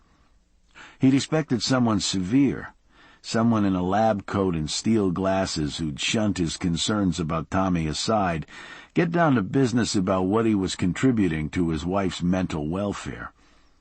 But there hadn't been a word about Janice. Dr. Goodwin had taken Tommy along and invited Deal to park himself in the waiting room, where he had read through 2 issues of Elle and 1 of Us without encountering a single thought. Only the entrance of the nail-biter had interrupted the tedium. Now Dr. Goodwin turned from the doorway and gave Deal a smile. "Thanks, Steve Plattner," she said in her nasal accent. "He piqued my interest." Deal glanced at Dr. Goodwin's ringless left hand. He could imagine this woman holding her own with Plattner. Long weekends in the Keys, skeet shooting to start, fly fishing for bonefish later, martinis at sunset. Doctors in love. He found himself wishing she had brought Janice up. "Mind the chairs," she said. Had she noticed him staring at her? If so, she didn't let on. "It's a bit dark in here." Deal stepped inside carefully. He blinked his eyes, adjusting to the dim light. It was an observation room, the only light coming from a window at the far end. The window allowed a view into another office, a comfortably furnished room where Tommy was sitting in an upholstered recliner chair, his eyes closed, his head resting on a cushion. There was another woman in the room with Tommy, a younger woman with dark curling hair, wearing jeans and a polo shirt. She sat in a chair nearby and was in earnest conversation with Tommy, stopping every now and then to jot a note on a pad. Deal had learned to read lips when he was a kid, something he'd undertaken on a whim. If he worked at it, he could still catch a phrase, especially if the context was clear, the speaker precise. He could catch some of the weather on a muted TV, read a coach reaming out an official. Once, at a fancy restaurant in the Gables, he had glanced across the room, watched the wife of the mayor smile sweetly, elegantly, and call her husband a pencil dick. Now, even straining, he couldn't pick up anything through the glass. The light was dim, the woman spoke quickly, and as for Tommy, it was hard enough to decipher what he was saying if you could hear him. Deal thought he saw him form the word mother, but it could just as well have been mashed potatoes. "Quite an interesting lad, your Tommy," Dr. Goodwin said. She'd come to join Deal. They stood before the window together. "He feels quite terrible about what happened to your wife," she continued. "Guilty, in fact." Deal turned to look at her. "They can't see or hear us, you know. One-way glass, soundproofed." Dr. Goodwin gestured through the window. She regarded Deal for a few moments. "I'm not certain it's appropriate for me to discuss Tommy with you," she said, "but under the circumstances, you are his personal representative." She trailed off, as if waiting for Deal's confirmation. Deal nodded slowly. Plattner must have done that, given him official status. "Guilty?" Deal said. "Why would he feel guilty?" Goodwin shrugged. "We were just talking with him, trying to ease him up a bit, chit-chat really, about his job, about you, and what you've done for him. He's very grateful, you know. And then he burst out crying." Deal glanced at Tommy, then back at Goodwin. He shook his head. "I'm not sure I'm following you, Doctor." "Tommy," he broke off, searching for the right way to say it. "I mean, we communicate, but it's not exactly like conversation." Goodwin nodded. "Yes, well, that's what I meant about interesting." She pointed through the glass. "We had the same problem at first, but then there was something about the look of frustration on his face, as if he had things to say that he just couldn't get out." She broke off and gave him her quiet smile. "We put him under, you see, and he's been chattering away like a house afire." She broke off again, clapping a hand to her mouth. "Good Lord, I didn't say that." Deal stared at her. It took him a minute to figure out what she was talking about. "It doesn't matter," he said finally. Here was a therapist embarrassed by something she'd said. "What do you mean, put him under? You drugged him?" Goodwin was still coloring from her gaffe. She shook her head. "Hypnosis," she said, and pointed at the young woman in the other room with Tommy. "Dr. Craig, my associate, specializes in hypnotherapy. It can be an effective aid in working around certain dissociative disorders." "Dissociative disorders? What are you talking about?" "A defense mechanism," Dr. Goodwin said. "Doesn't matter what you call it, it's common enough. A patient may want to express something on one level, but then there's another part of the psyche that just won't cooperate." She stared at Deal as if she was wondering how intelligent he was. "Blocking," she said. Deal had begun to revise his opinion of Dr. Goodwin. "Tommy's brain damaged," he said. "He's been that way since birth." "Who ever told you that?" Goodwin was staring at him in mild surprise. "The people who sent him to me," he said, "at HRS." He felt a wash of doubt sweep over him suddenly, remembering the morning's visit to the clinic. Goodwin raised her eyes skeptically. "I'd want to see his files, of course, but the perceptions of that man in there, skewed as they may be, are those of a thoroughly functioning adult." Deal turned to stare at Tommy, who in fact did seem to be babbling along. In all the time he'd been living in the fourplex, he hadn't strung more than a few words together at a time. Isabel had begun to outstrip him, in fact. "I wouldn't rule out tissue trauma entirely, of course," Goodwin continued. "Tommy?" Deal shook his head, trying to get Goodwin's drift. "You're saying Tommy's—" Deal broke off, picturing Driscoll there in the shadows, whirling his finger around his ear, rolling his eyes and making cuckoo noises. Goodwin frowned. "Tommy is sick, yes, indeed. Do I think his problems are psychological? Yes, again."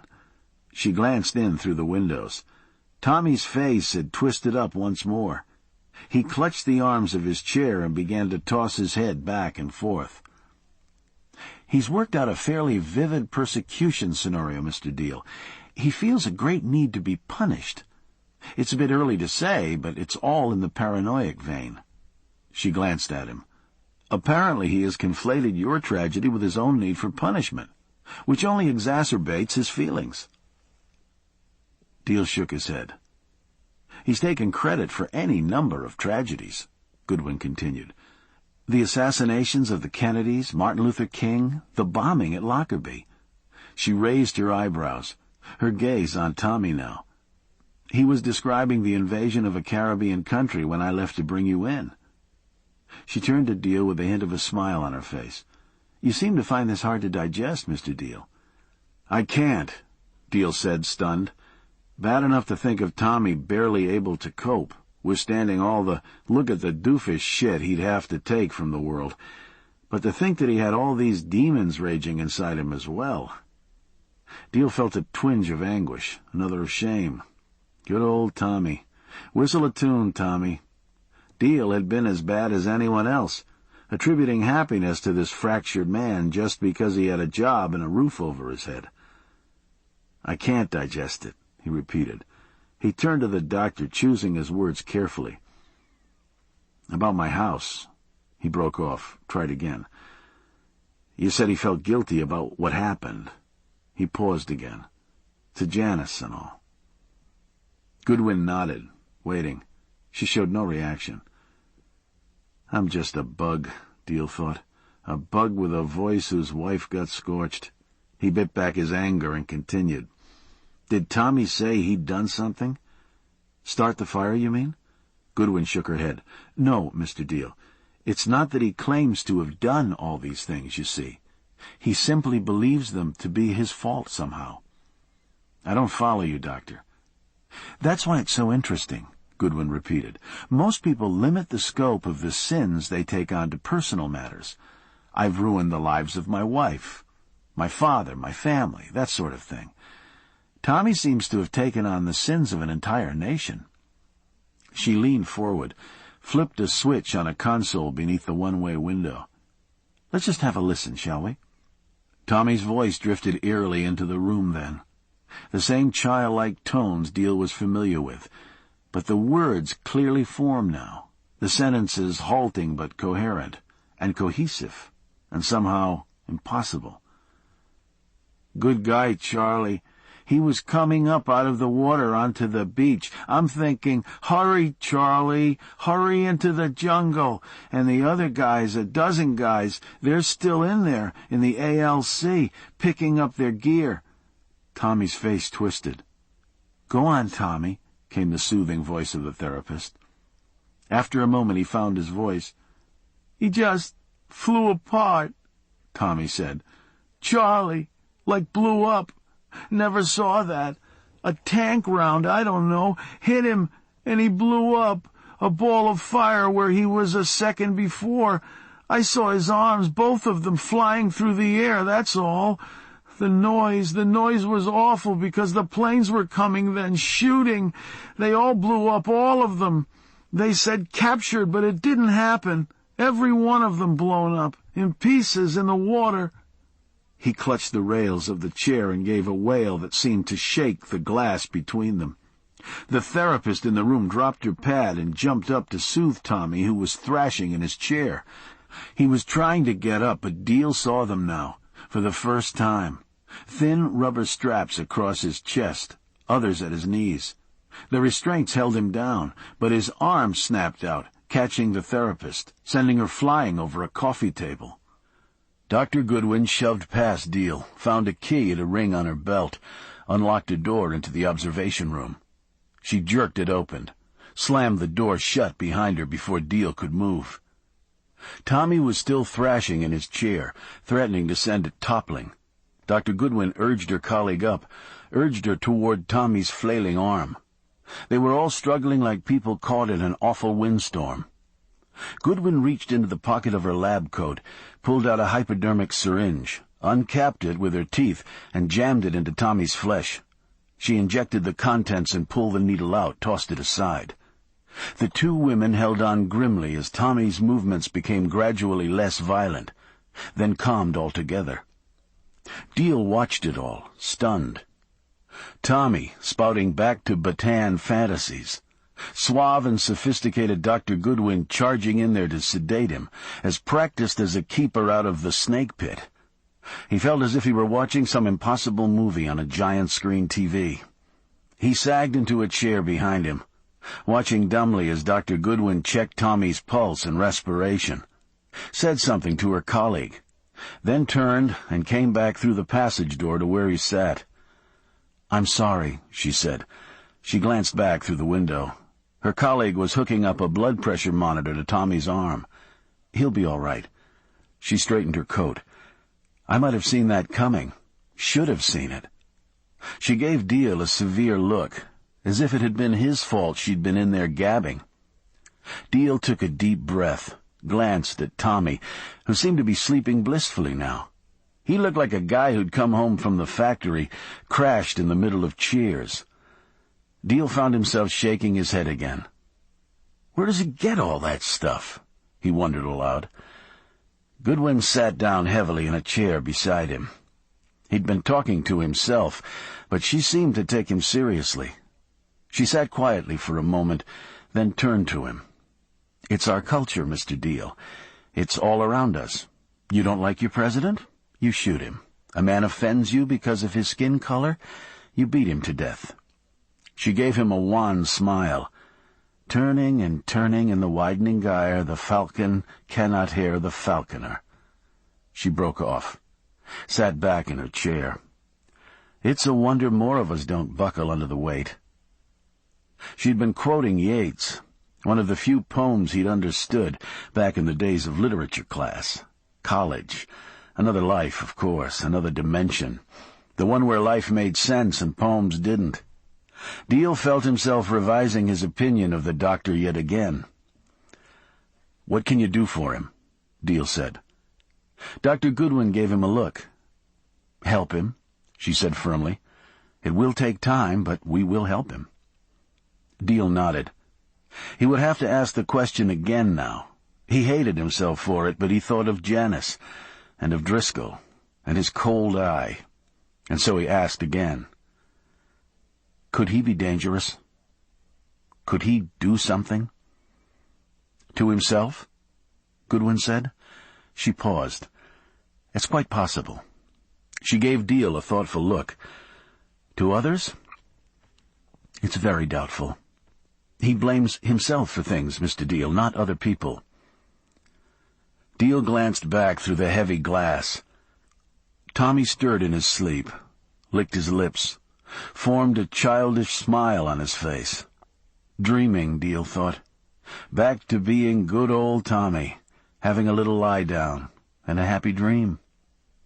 Deal found himself wondering what Dr. Goodwin had shut him up with, and momentarily, if she might be willing to share a little of her stash, he could use a couple weeks of sugar plums and toy soldiers himself.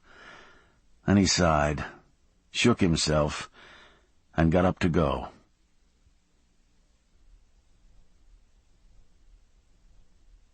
Chapter 25.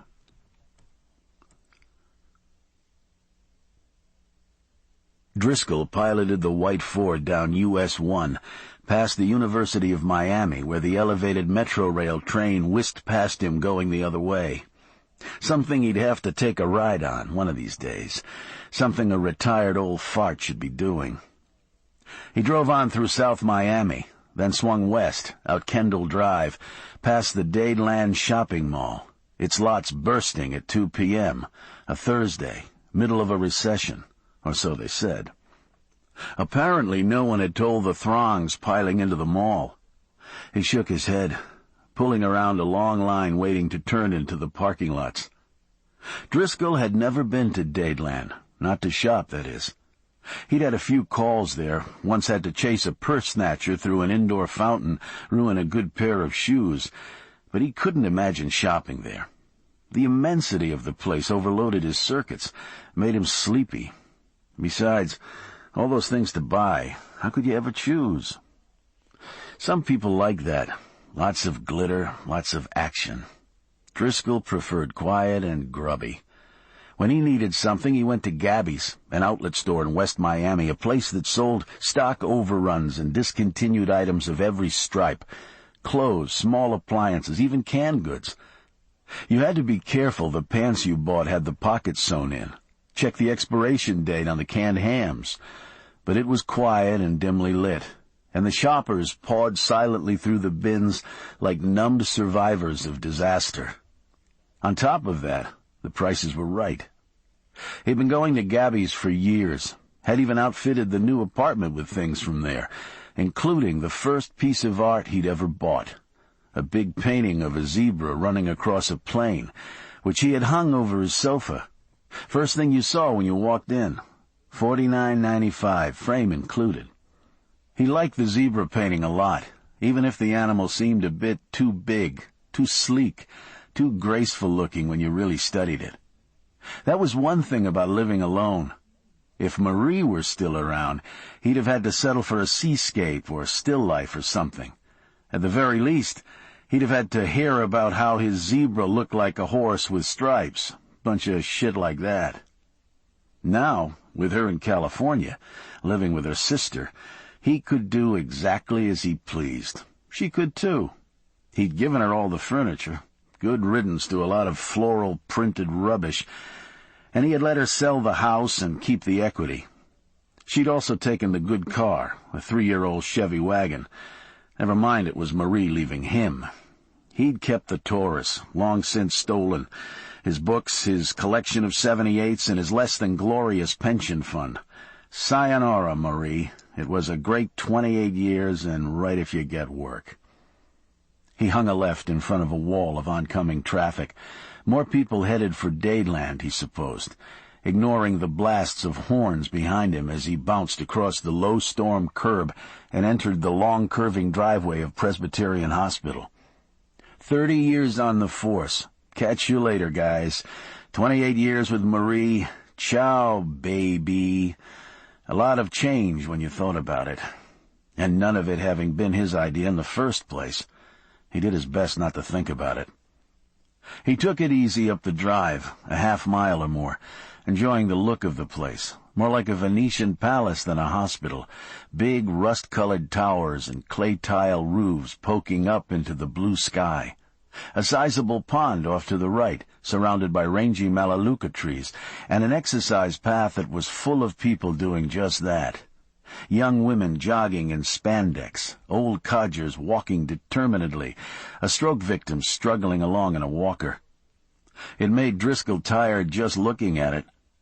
He tried to imagine jogging, getting himself up in a pair of bike pants, as if they made him that big, trailing along after one of those skinny butts.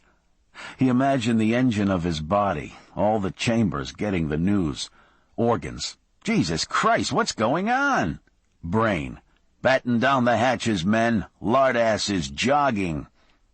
He could see it. Every blood vessel in his body, rigid as old PVC tubing, suddenly sloughing off God knows what kind of crud in the surge created by actual exercise. All that stuff would slosh up to his heart. If he was lucky, he'd get in half a lap around the pond before he keeled over, be dead before they could gurney him the 100 yards to the emergency entrance. Still, he needed to make some kind of effort at regrouping, didn't he? He'd made exactly zilch progress on his big post-retirement plan of opening his own investigative agency. He'd reneged on his promise to himself to move out to a place near the beach. He'd seen exactly one Marlins game with the season pass the guys had given him at his going-away party. Pitiful. He'd seen it in plenty of ex-cops before him. The life implodes upon you syndrome. All those big talkers, full of plans. Just wait till I'm out of this place. I'm going fishing, hunting, golfing every fucking day. And 3 years later they're sitting at home alone, wife long gone, sick of being around a guy so batshit crazy he can't get out of his pajamas before it's time to go back to bed. Sitting there alone at the kitchen table with a bottle of store-brand booze, and forget the ice. Forget the glass. Spinning the old .38 around in circles on the Formica, waiting to see if it comes up pointing at you. Driscoll wiped at a sheen of sweat on his face, guided the Ford up to the curb near the entrance, killed the motor and got out. So maybe that was why he was running around, poking his nose into Deal's business, trying to make something where there really wasn't anything, because he could look down the barrel of the future and see his mouth closing around the opposite end. Elementary, my dear Driscoll, elementary. "Excuse me." The voice brought Driscoll out of his reverie. He realized he was already at the entryway of the building. The rent-a-cop who patrolled the front was staring at him as if he'd said something. Driscoll wondered if he'd been muttering to himself as he walked. "Nothing," Driscoll said. He flashed a shield, a joke badge that said, "Honorary Miami Vice Cop, Sonny Crockett, Chief," if you were given the time to read it, another going-away present from the gang. "The car okay here?" "Sure," the rent-a-cop said. Even if he had any doubts about the badge, one look at the white Ford, another at Driscoll himself, the rent-a-cop put them aside. It was the same at the reception desk, again with the records clerk. "Marielena Marquez," the clerk repeated after a glance at the badge, already punching the name into her computer. She was in her 20s, a perky young woman with dark, frizzed-up hair and an ingenuous smile, like maybe she hadn't been fried one bit poking around in computer records from 9 to 5 days a week. Watching her pound the keys, the color high in her cheeks, her tongue poking out of her frosty lips, Driscoll found himself wishing he were 20 years younger. "Lots of Marquezes," she said. "Would you believe it?" She glanced at him, smiling. Driscoll found himself with an irrational urge to weep. It was just a young woman being nice to him. Lord, he would have to get a grip. She was back to her screen before he had thought of anything to say. "Here it is," she said cheerily. "Marquez, Marielena." She smiled and swung the monitor around so he could see. She pointed. "Checked out 10 days ago, Blue Cross Blue Shield, co-payment by check. Missed an appointment with therapy last week." Driscoll nodded his thanks. "I don't see an address there," he said. She nodded, spun the monitor back, tapped some keys, squinted at the screen, hit another key. A printer sprang to life, whined a couple lines of type, chinked out a sheet of paper that the clerk handed to him with her open smile. "What else?" she said, ready to please. Driscoll had to smile. He stood, folded the address away, patted her on the shoulder. "Sweetie, if you only knew," he said. She stared at him. For a moment he thought he'd offended her. "And thanks," he added, going out. He felt her gaze on him all the way to the door.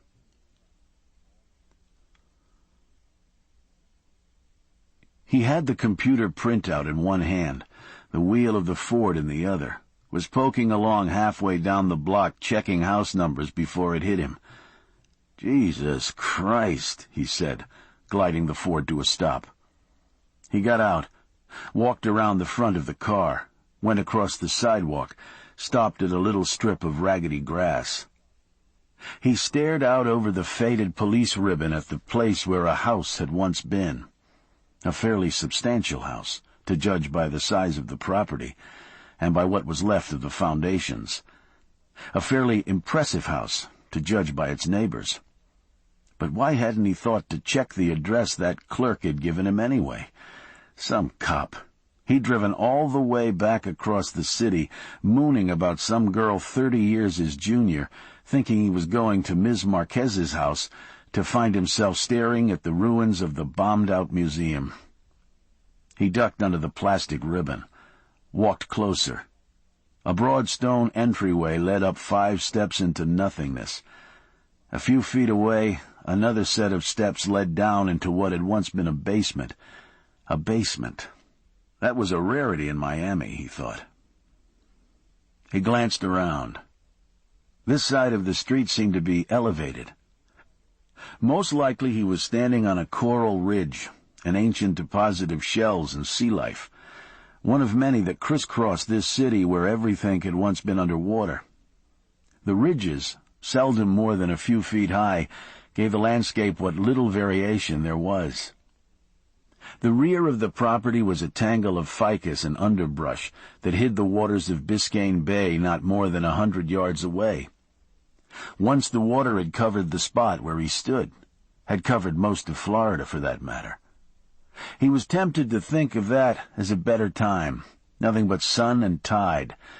But even then there had been little fish and big fish, he thought. He walked around the basement and found some shade under a big poinciana tree, or what was left of one. The side of the tree away from the building still had most of its limbs. The other half had been sheared away by the force of the blast.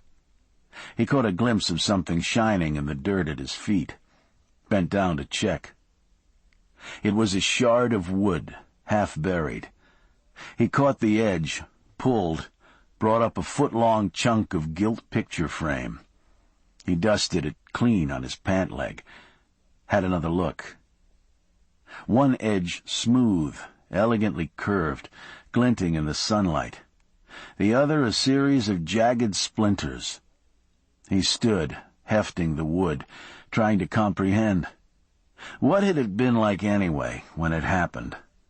One moment you're walking along with a bunch of nice people, drink in hand, looking at all the pretty paintings.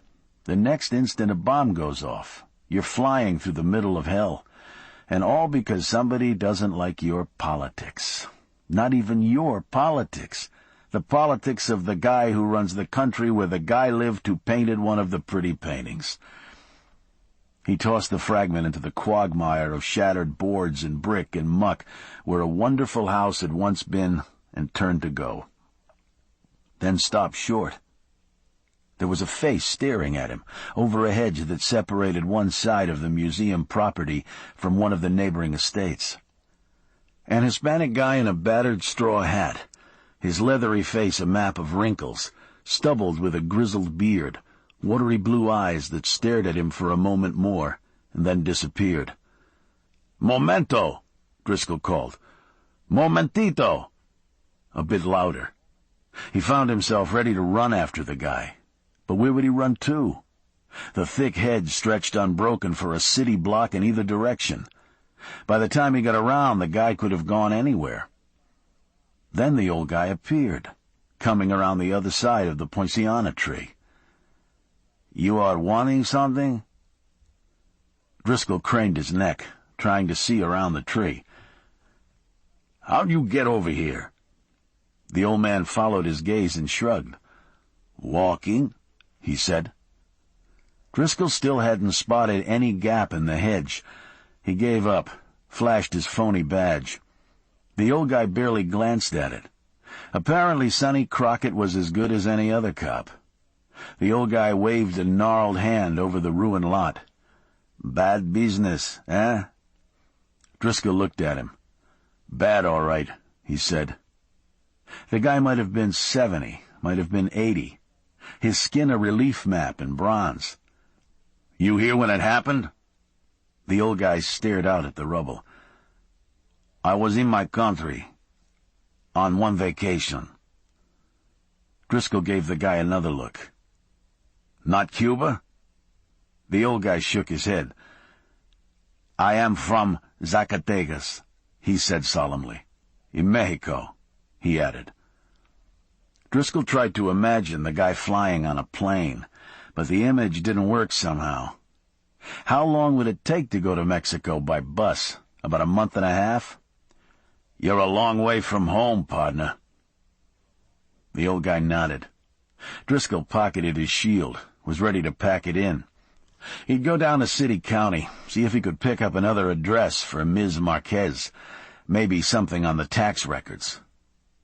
The old guy was rooted to his spot, however. Apparently he'd come to talk. "You don't see these kind of things in Mexico," the old guy said. Driscoll followed his gaze at the rubble. "Yeah?" he said.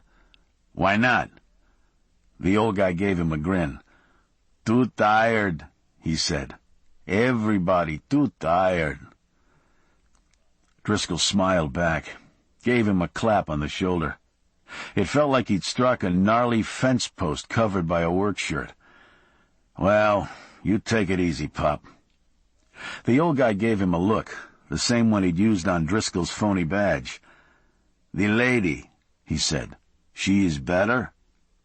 Driscoll hesitated. "Ms. Marquez?" The old guy nodded. Driscoll shrugged. "I guess so. She's out of the hospital. She must be." The old guy considered it. "At home?" he asked. Driscoll had taken a step toward the car, but stopped. He turned back to the old guy.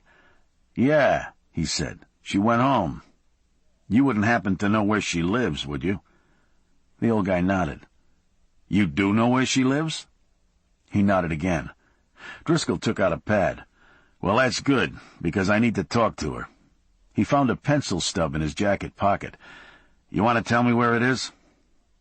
"Maybe she does not want to talk to you." Driscoll looked up at the guy in surprise. "I'm trying to help her, find out who did this." The old guy shrugged. "Maybe she does not want to talk to you anyway." Driscoll took a breath. What was he going to do? Lean on an 80-year-old guy? Offer him a sawbuck? Somehow he didn't think it would work. He certainly couldn't threaten to take him downtown for questioning. He glanced back at the neatly trimmed hedge, at the jungly estate on the other side of it. "You do yard work over there?"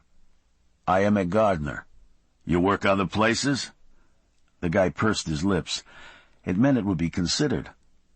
"How about Ms. Marquez here? You ever cut her grass? At her house, I mean." The guy shrugged. Driscoll took it to mean that he had. "Well, how'd you like to take a look at my place? I could use somebody every couple of weeks." The same shrug. "Of course I'd have to have a reference. Talk to somebody you worked for, right?" Lips pursed, and the shrug this time. In the end, Driscoll got the address, but not before he'd written out careful directions for the guy to Deal's fourplex, made an appointment for Saturday morning. What the hell, he thought as he got back into the Ford. Tommy could always use a little help with the groundskeeping.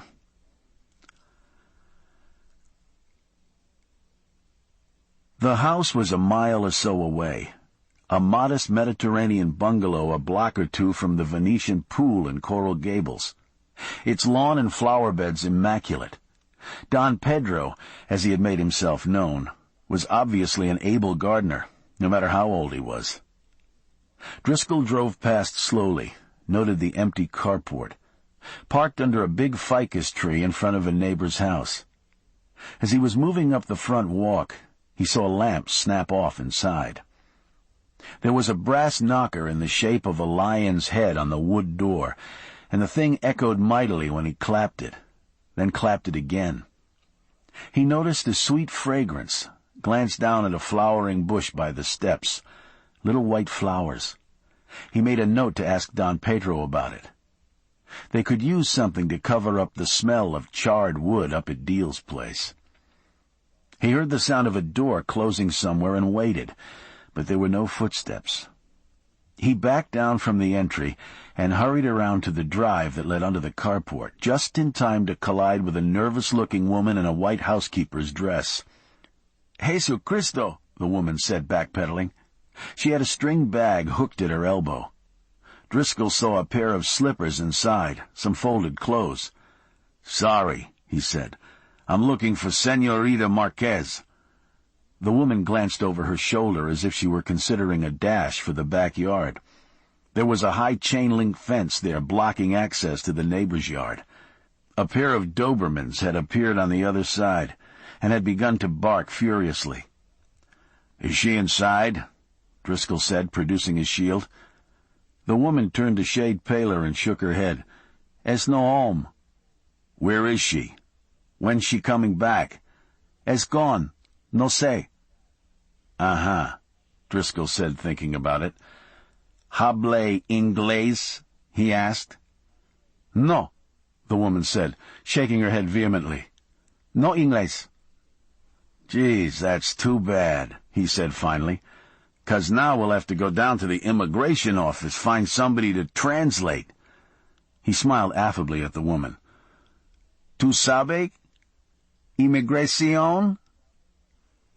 The woman's terrorized expression fell away and was replaced instantly by a sullen glare. She hiked her bag up in front of her body like a shield. "What do you want with me?"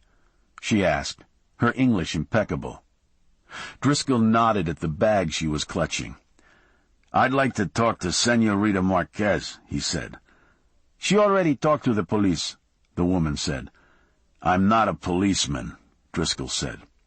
The woman glanced out at the white Ford, then back at him. "What are you, then?" "A friend," he said. She studied him, still suspicious. "Don Pedro sent me," he added, and with that she followed him to the car.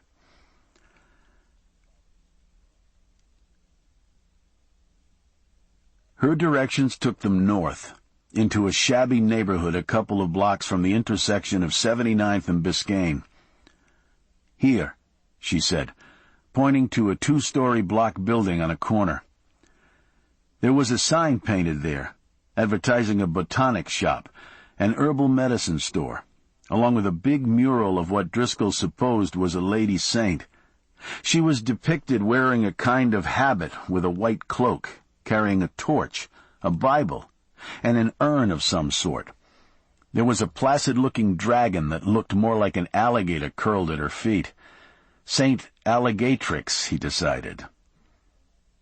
He followed the housekeeper out of the car and past the windows of the shop, where herbs of unknowable types hung upside down in great fan-shaped clumps. 2 guys in ball caps had been standing down the curb near the hood of a decrepit Chevy, discussing something in earnest Spanish. They took one look at Driscoll, glanced back at the Ford, and clammed up instantaneously. They couldn't have looked more guilty if they had been wearing "Arrest Me" signs around their necks. The woman shooed a couple of kids away from a paint-peeling entranceway and started up a flight of steps. She hadn't bothered to check to see if he was following, but when they reached the landing at the top, she turned and held her hand up. "Wait," she said. She turned the lock on an iron gate, then 2 more deadbolts on an inner door, slammed both shut after her. Driscoll stood in the hallway, trying to calculate what the heat might be in the dark, airless space. 100? 110? Sweat was trickling down his armpits. He could be home drinking beer. Furthermore, home could have been an apartment in Hallandale, close enough to get an ocean breeze, with an easy drive over to Joe Robbie Stadium, where he could be making use of those Marlins tickets. Instead, he'd moved into Little Havana, had nearly gotten himself fried to a crisp, and now he was dragging ass over the whole of Dade County chasing phantoms. And for what? "Por qué?" he heard one of the kids at the bottom of the stairs whisper. He glanced down at them, a boy and a girl, maybe 5, giggling, pointing up at the big gringo standing on the steps. Por qué? What was he doing here? He could tell himself that it was just the luck of the draw, that this was just the way things had worked out, of course. But a part of him knew that wasn't true.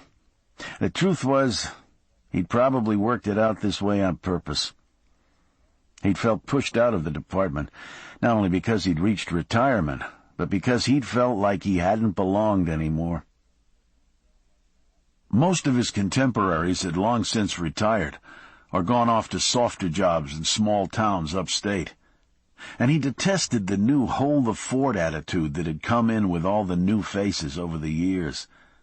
He'd been a cop long enough to know that the streets were never going to be swept clean, of course, but he and his contemporaries had rarely been so brazen about the matter. In Driscoll's book, you at least aspired to make a difference. The way it was now, what most of the guys aspired to was not to look bad, put in the time until something better came along.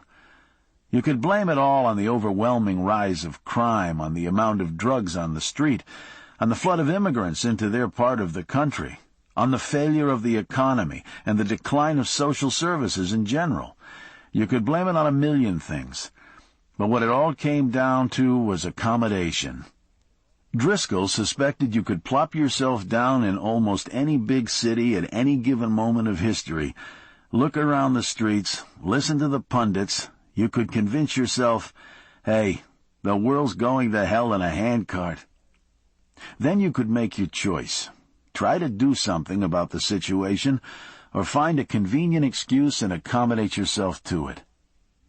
The only thing was, these days, most everybody down at City County seemed to be an accommodator, and that left Driscoll still behaving as if he could make a difference, feeling pretty much like a dinosaur.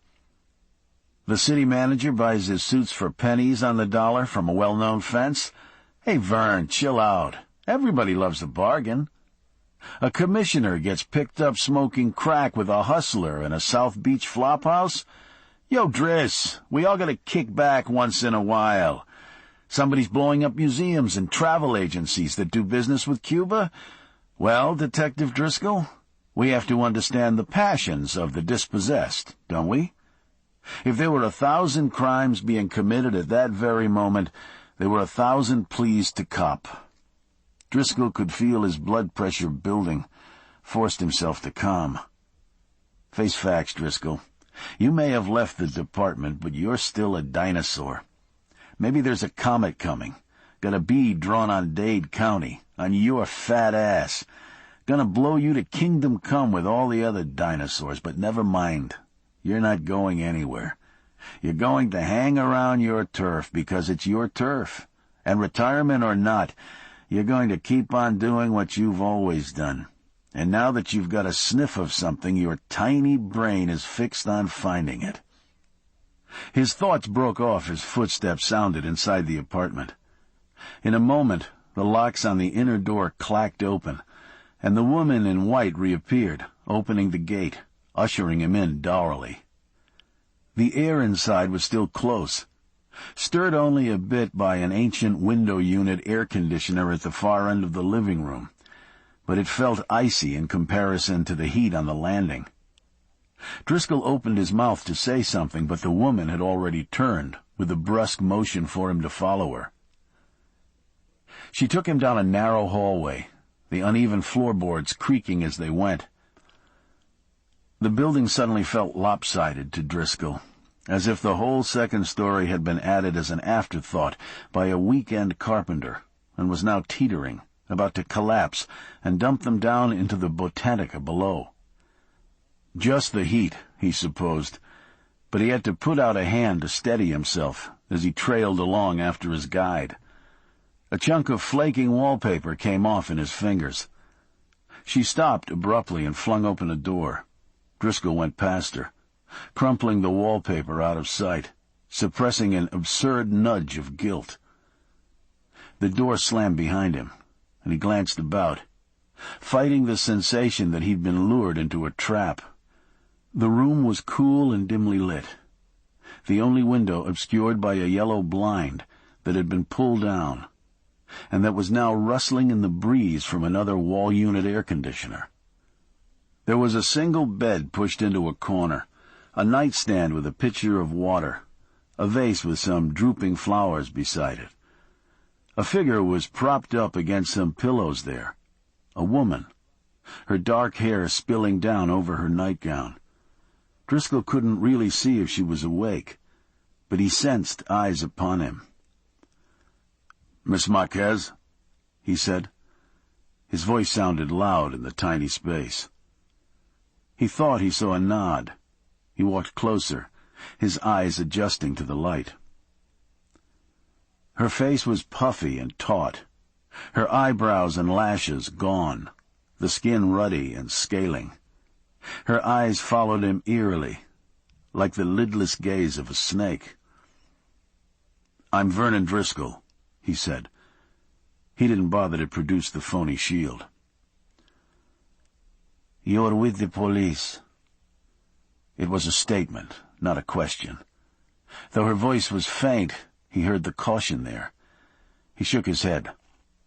"I'm retired," he said. "I'm a private detective now." He surprised himself saying it. All these months telling himself he had to get busy, file the forms, rent an office, get his act together. And suddenly he'd just cut through the crap, appointed himself. He put his hand on the back of a wooden chair by the nightstand. "You mind if I sit down?" She nodded at the chair, closed her eyes briefly. As he sat, he scanned her face again. There had been real beauty there once. Would be again in time. "Margaria says you have threatened her, Mr. Driscoll." The voice was still soft, but Driscoll found himself offering an apologetic shrug. "I wanted to ask you some questions," he said. She shook her head gently against her pillows. "I've already spoken to the police. I saw nothing. I know nothing. I cannot be of help." Driscoll nodded, letting the silence take them for a moment. He glanced about the room. Other than a crucifix above the bed, the walls were bare. He got a glimpse of a couple of nightgowns on hangers inside a tiny closet, saw a suitcase and the bag that Maria had been carrying as she left the Gables house on the floor inside. Despite the wheezing of the air conditioner, the air carried a scent of mustiness, a decay that seemed to emanate from the walls themselves. "You're afraid, Miss Marquez," Driscoll said. "That's why you're hiding out here. I'd be afraid, too, after what happened." She was silent. He tried another tack. "The thing is, somebody's got to find out who did it, see they're brought to justice."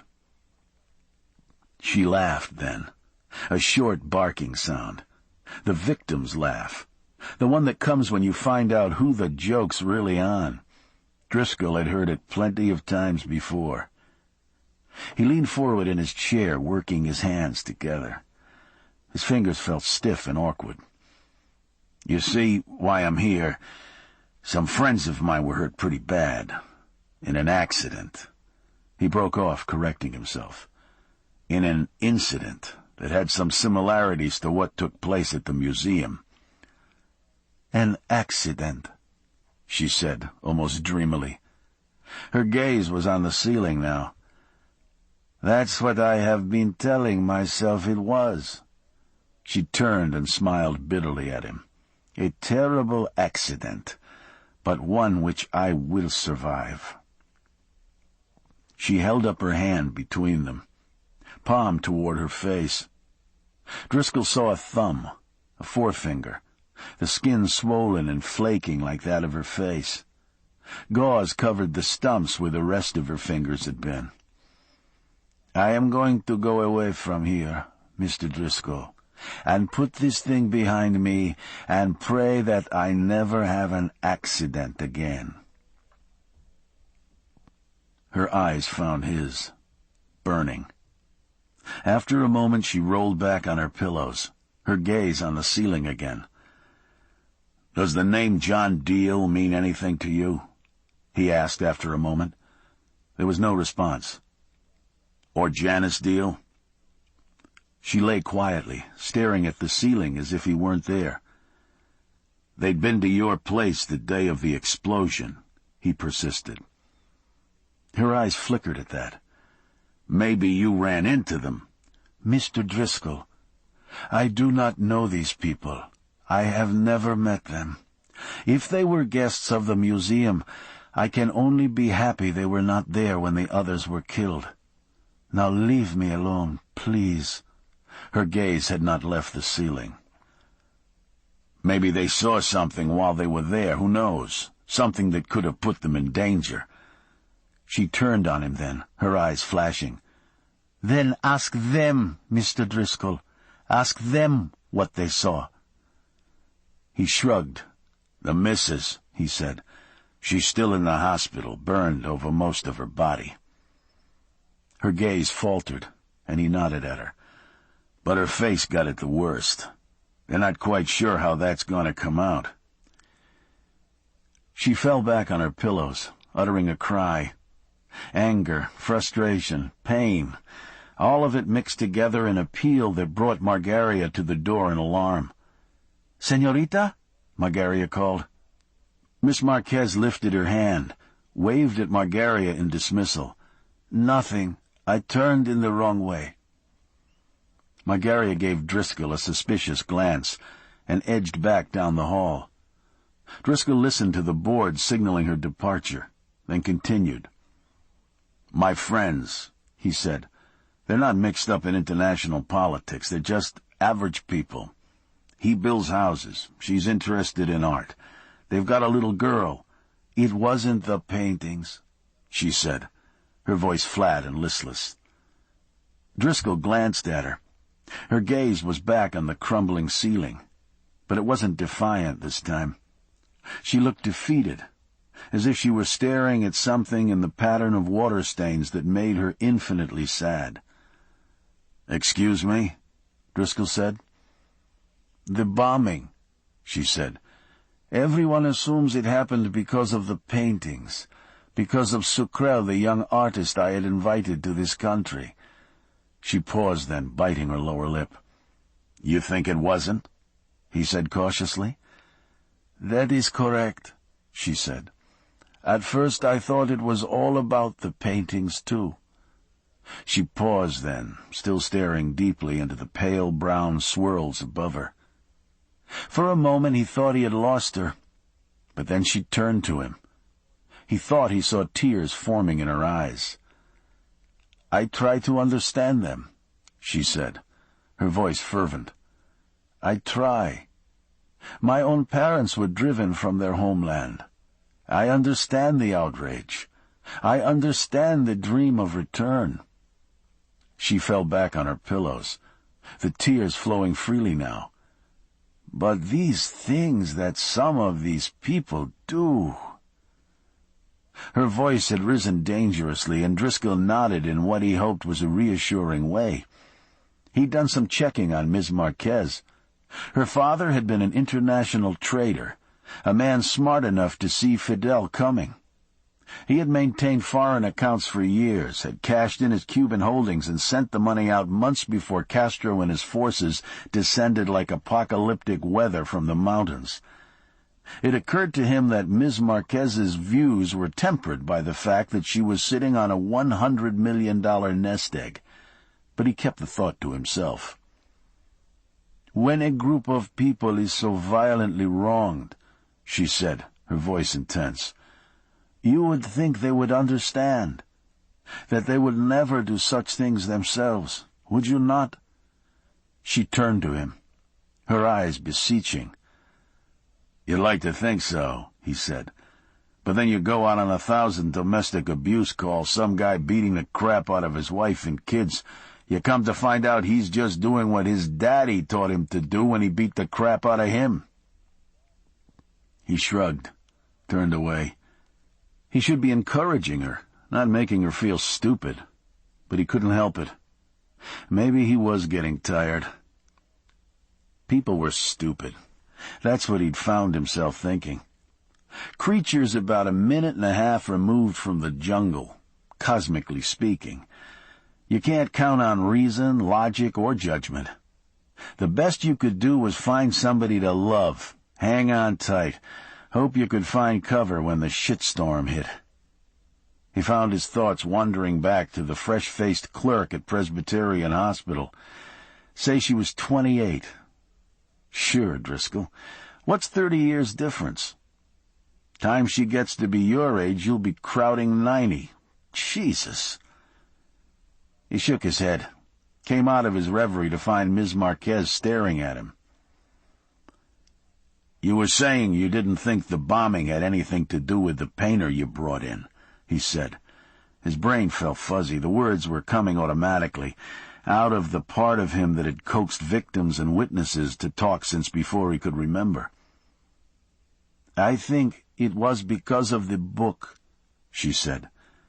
He glanced at her. "The book?" He'd had a reasonably thorough chat with various of his contacts in the department.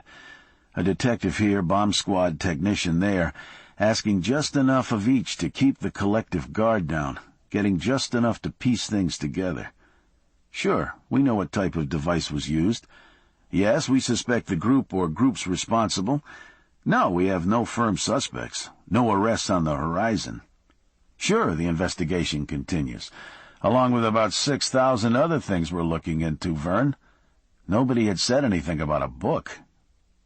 "What book are you referring to, Ms. Marquez?" He was careful to keep his voice quiet and casual. Finally, as he had hoped, the dam broke. And as she began to talk, he reached into his pocket for his pad and pencil, like the good detective he was. And then he began to write. Chapter 26.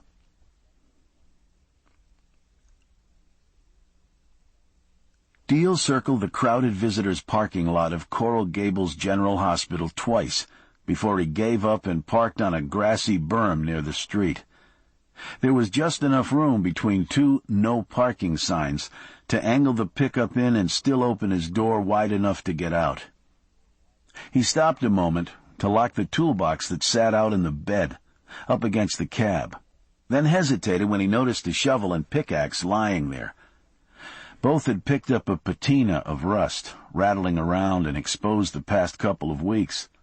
Someone had managed to get roofing tar all over the handle of the pick, and the thing looked welded to the bed liner.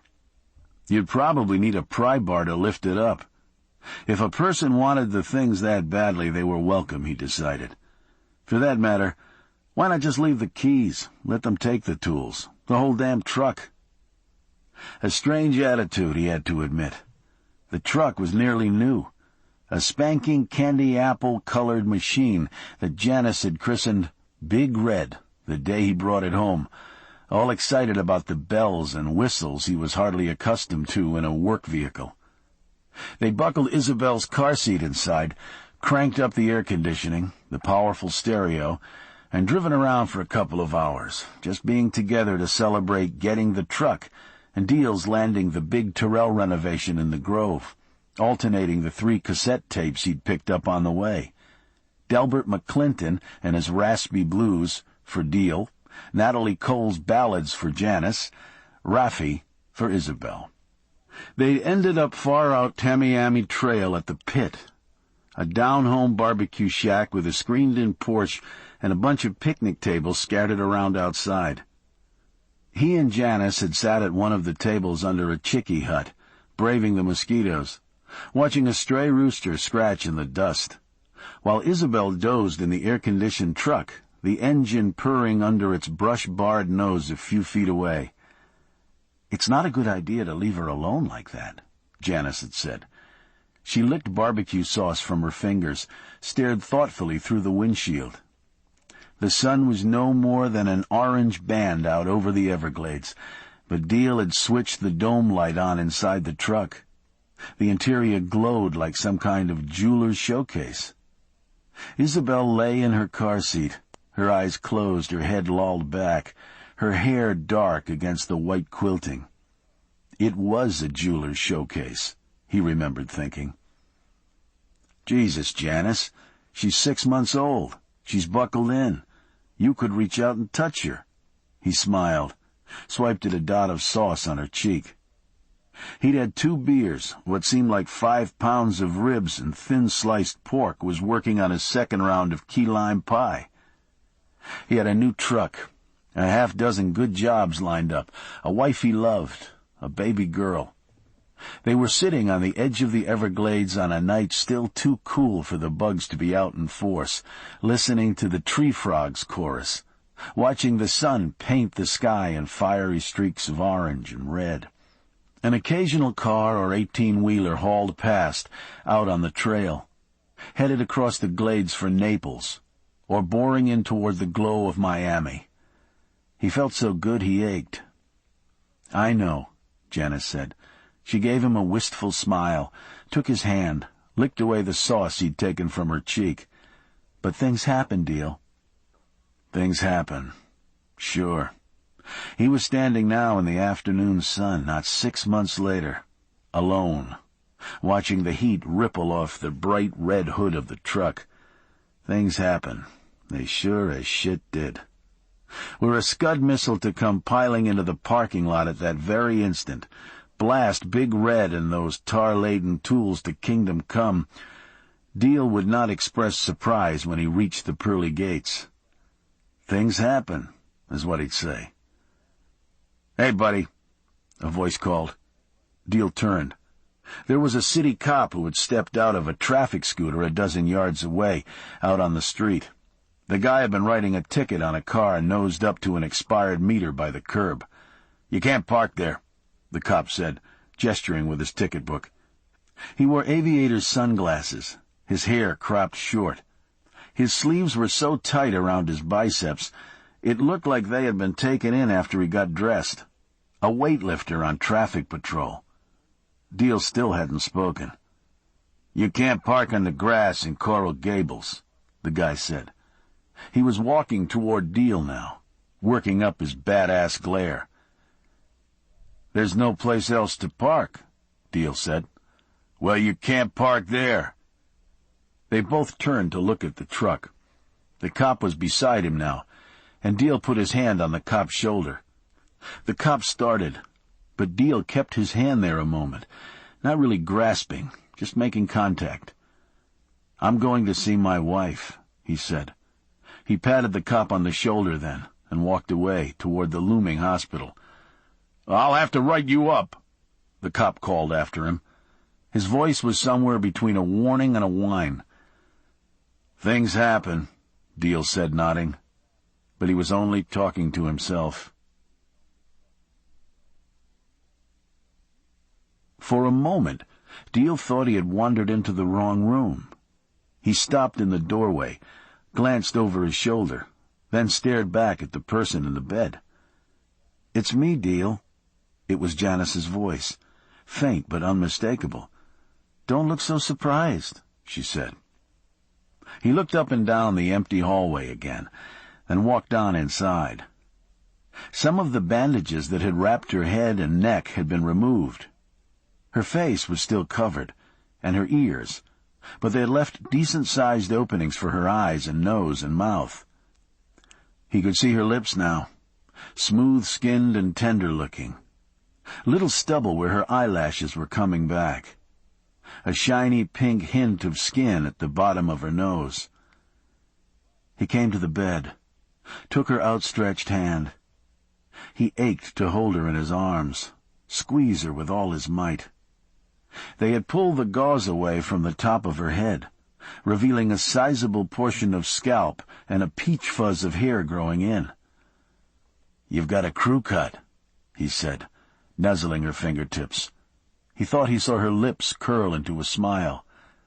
"Sinead O'Connor has nothing on me," she said, her voice faint, straining to sound upbeat. He felt her squeeze his hand. "When did all this happen?" "This morning," she said. "Dr. Plattner changed the dressing himself. He cleaned me up, snipped away some of the underbrush. He said the danger of infection has passed. We're ready to begin the renovation work." Another squeeze as she continued. "I told him you had plenty of experience in that line of work. Maybe he'd want to talk to you." "That's great," he said, and it did seem great. Still he felt a hesitation. Kicking out the walls of a house, tossing up a few partitions, that was one thing. This was another. "We're going to take some skin off my bum," she said, her voice determined to sound cheerful, "and a little fatty tissue to see if we can fix my ears up. I told him he could take all the fatty tissue we wanted from down there. Deal felt the tears rolling down his cheeks before he realized what was happening. "Deal? What's wrong? I thought you'd be happy." He was shaking his head. "I am happy," he said. "Jesus Christ, Janice, I am. It's just that it just seems, I don't know, unfair, you having to go through all this, that's all." He had her hand at his cheek, felt the coolness of her skin. "I guess it just took me by surprise seeing you." "Well," she said, settling back on her pillows, "I'm the one who's supposed to be emotional. Buck up, buckaroo." He laughed, gave her hand an answering squeeze. "You look great," he said. "Let's not get carried away," she said. "Straightforward encouragement will do fine." She took a deep breath and let it out. When she spoke again, her voice sounded faint, as if she'd used up her store of energy. "How is Isabel?" "Great," he said. "Mrs. Suarez buys her a toy every hour on the hour. She's starting to babble in Spanish." "How do you tell what language someone's babbling in, Deal?" He ignored her. "She wants to come see her mommy." Janice nodded. "Mommy wants her to come."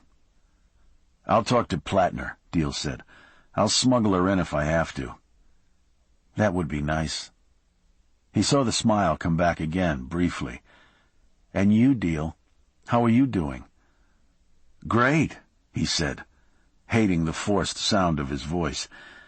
"I took some time off the Terrell job." "That's probably good," she said.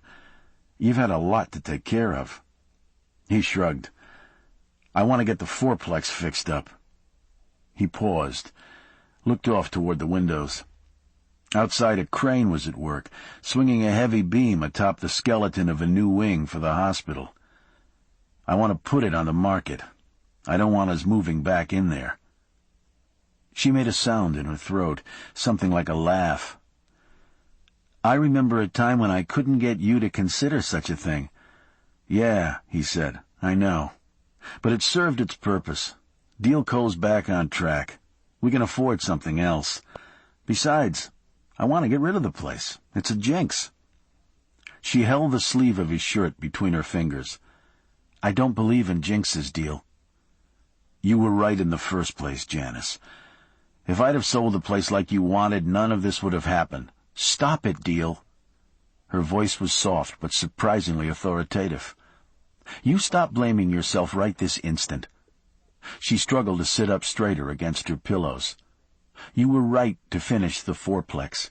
If you had listened to me, there wouldn't be a Deal Co. anymore. You'd be working for someone else right now. I was just being selfish. I was big and fat and pregnant and worried about feathering the nest." "All this apologizing is pretty disgusting," came a voice from behind them. Deal turned to see Driscoll standing in the doorway. "I didn't mean to eavesdrop," the big man said. He jerked his thumb in the direction of the nurse's station. "I said I was Uncle Frank, come all the way from Kansas. I don't know if they believed me, but they told me I could come on back." "Come on in, Vernon," Janice said. "We were just voting on what my new nose should look like. Do you prefer aquiline or Roman?" Driscoll shambled in, shrugging. "Just make sure they don't do Carl Malden," he said. He glanced at Deal, held something out in his hand. Deal took it, puzzled. "Caught one of the Gables uniforms putting it on your truck, son." Deal shook his head, started to wad the ticket up. "Better take a look," Driscoll said, pointing. Deal glanced down at the envelope in his hand. It was a traffic ticket, all right, but someone had written across the face of it big block capitals in what looked like magic marker. "Warning. You have parked illegally. Further infractions may result in penalty." He stared at Driscoll. "A warning traffic ticket? I never heard of that." Driscoll shrugged again. "That's Coral Gables for you." He turned to Janice, took in the new bandages, her stubbly scalp. "How you doing, little lady?" She nodded. "Much better," she said. "Just weak and awfully achy." Driscoll nodded. "Well, I won't stay. I just wanted to say hi at you, tell you to come on home soon as you can." "I will, Vernon," she said. Driscoll looked as if he wanted to do something, hug her, pat her hand, but finally he backed off. He turned and gave Deal a nod. "I ran across something," he said. "I'll just wait for you outside if it's okay." Deal nodded, surprised, then turned back to Janice as the big man walked out. "What's that about?" she asked. "Nothing," he said. "I don't know. He's got this idea it wasn't an accident." He trailed off. "What are you talking about, Deal?" "The fire." He threw up his hands. "He thinks maybe somebody set it. He's been poking around." "Deal?" Her voice had risen in alarm. He took her hand again. "Do you believe him? Is there some reason to?" He shrugged again. "No. I don't know. It's just—" He knelt down by her. "I think he feels just like I do, Janice. We'd like to be able to do something, you know? Set the world right, find a scapegoat." As he spoke, he felt the force of it inside him. If he were to find a focus for his outrage, he knew it was a fantasy, the concept of revenge, but still, the possibility tantalized him, teased him with its prospect. She shook her head. "What good would that do?" she said softly. He nodded glumly. "It wouldn't do any good," he said, and laid his cheek against her hand. "It'd just make some of us feel better." "Oh, Deal," she said then, and began to stroke his head.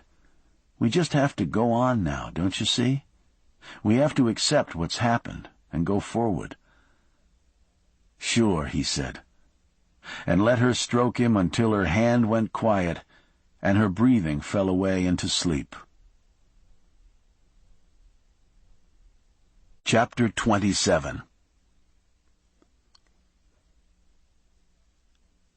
Toreno flipped through the document quickly and held it up, testing its weight in his hand. It felt substantial, promising everything that its language professed.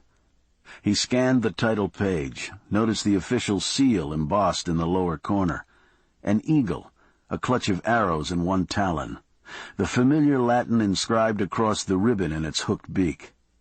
That's what it was, he decided, rubbing the cover sheet between his thumb and forefinger. Money. The document felt like money in his hands. "Articles pursuant to the orderly transition of power," he said, reading some of the typescript aloud. Besides Coco, who sat in a distant corner, apparently intent upon a tiny television wired into his ear, there were two men in the office with him. One was one of the agricultural officials who had met with him at the restaurant in Belle Vista. The other was a heavy-set man whose status had not been clearly defined. Toreno noticed, however, that the man he knew was clearly deferential to the stranger. "Show him the paperwork, Claude," the big man had said, with scarcely a pleasantry beforehand, and Claude had practically torn the snaps off his briefcase to get the document out. "A lot of what you'll see in here is boilerplate," the big man said now. "We've had to set up contingency plans in a number of areas. Casinos, banking, utilities. We can't trust that any of the existing infrastructure will be operational once we get that bearded asshole out of the palace. Excuse my French." He gave Toreno a wisp of a smile. "Because of the tariff and treaty implications, yours is a bit more complex, of course, but—" There was a dull thump from outside, and he broke off then, glancing out the window that gave on to a view over the rear of Toreno's South Dade estate. "What the fuck is that?" the big man said. Claude, too, stared over Toreno's shoulder, his face reflecting shock. Toreno turned, saw what they were staring at. The creature had escaped from the fenced compound and made its way up to the house. It had leaped up onto the outer window ledge and now stood there on its haunches, pawing at the glass, its whiskered snout twitching inquisitively. "Agouti," Toreno said, smiling as he swung his chair back to face them. "They are quite harmless." "That's the biggest goddamn rat I ever saw," the big man said. Claude remained silent, but his face seemed pale. Toreno shoved his chair backward, rapped sharply on the glass with his knuckles. The agouti sprang off the window ledge and scuttled away. Toreno waved his hand toward the lake and the surrounding expanse of land in the distance. "It is a passion of mine to collect certain species, many of them hunted and trapped to extinction in my country," he said. "I intend to reintroduce them to our island." The big man lifted an eyebrow. "I was your island. I'd be happy to leave well enough alone on that score." Toreno shrugged, reappraising this man. He was almost certainly an attorney, wore an expensive suit, had his hair expertly cut, his hands carefully manicured, and yet he spoke like a longshoreman. An unusual representative from the halls of power, to be sure. "There are many more striking creatures on the grounds," Toreno said, nodding. He waved a hand at Coco, who stood up from his television watching, instantly alert. "I would be glad to show you about." Claude's face showed alarm. The big man waved his hand. "Some other time, Mr. Toreno. We've got to get back up north." Toreno nodded. He made a gesture, and Coco sank back into his chair. The sun was going down now, and the light in the room was dim. Coco's gaunt face reflected the flickering of the screen.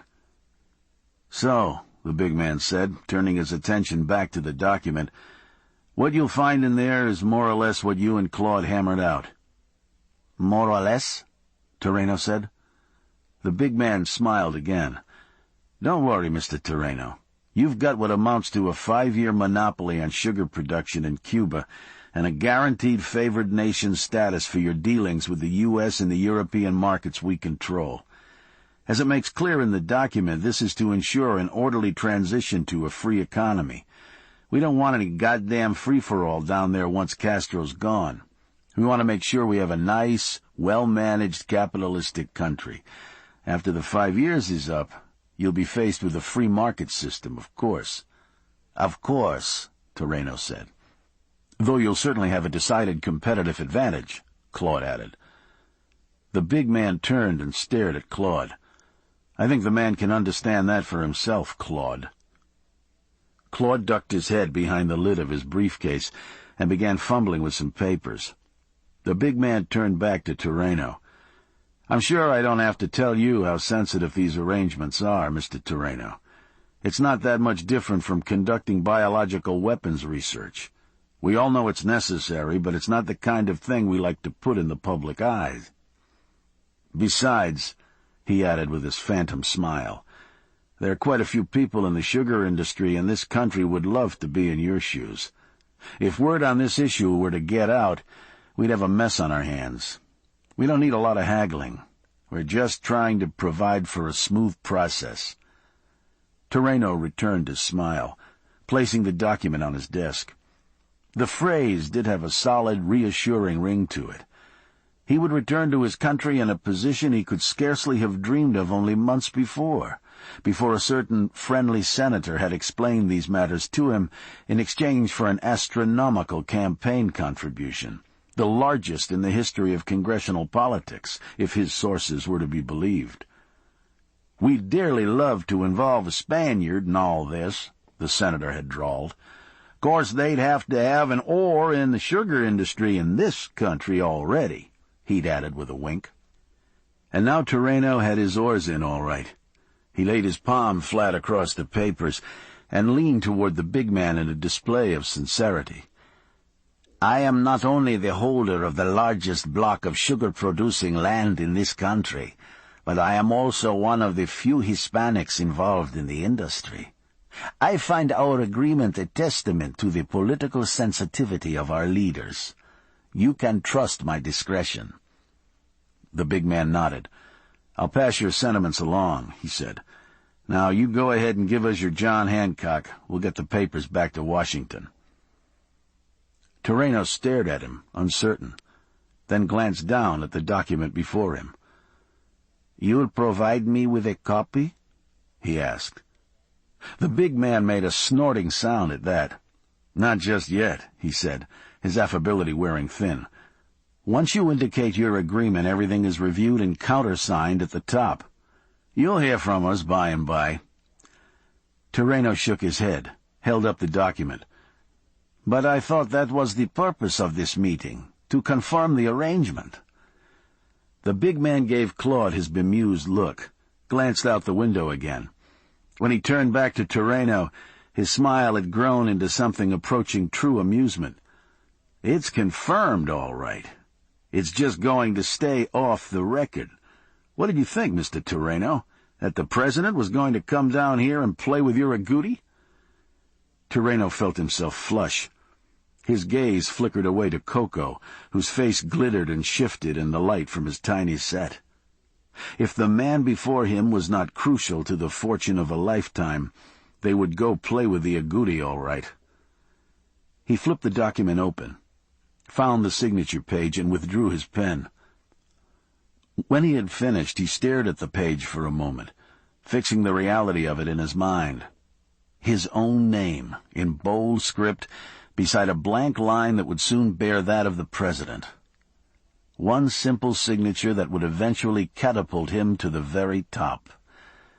He looked up at the big man then, closed the document, and slid it across the burnished surface of his desk, smiling. He would allow nothing to disturb him, to alter this course of events. Absolutely nothing. The big man barely seemed to touch the document before Claude was tucking it into his briefcase. "There now," the big man said, nodding at the briefcase. "This'll all be taken care of inside a couple of weeks. Then all you'll have to do is wait for Uncle Fidel to come to his senses and step down." Toreno lifted his eyebrows. "As you say, everything is just a matter of time." The big man chuckled at that. He rose and motioned to Claude. "Let's get that chopper revved up." As Claude made for the door, followed by Coco, the big man leaned forward and extended his hand. Toreno rose and took it. The big man spoke quickly, in a voice too low for anyone else to hear. "You've got yourself a sweet, sweet deal, my friend." Toreno felt the pressure of the man's grip increase, and he looked up into the intensity of his gaze. "Now don't you go and fuck it up."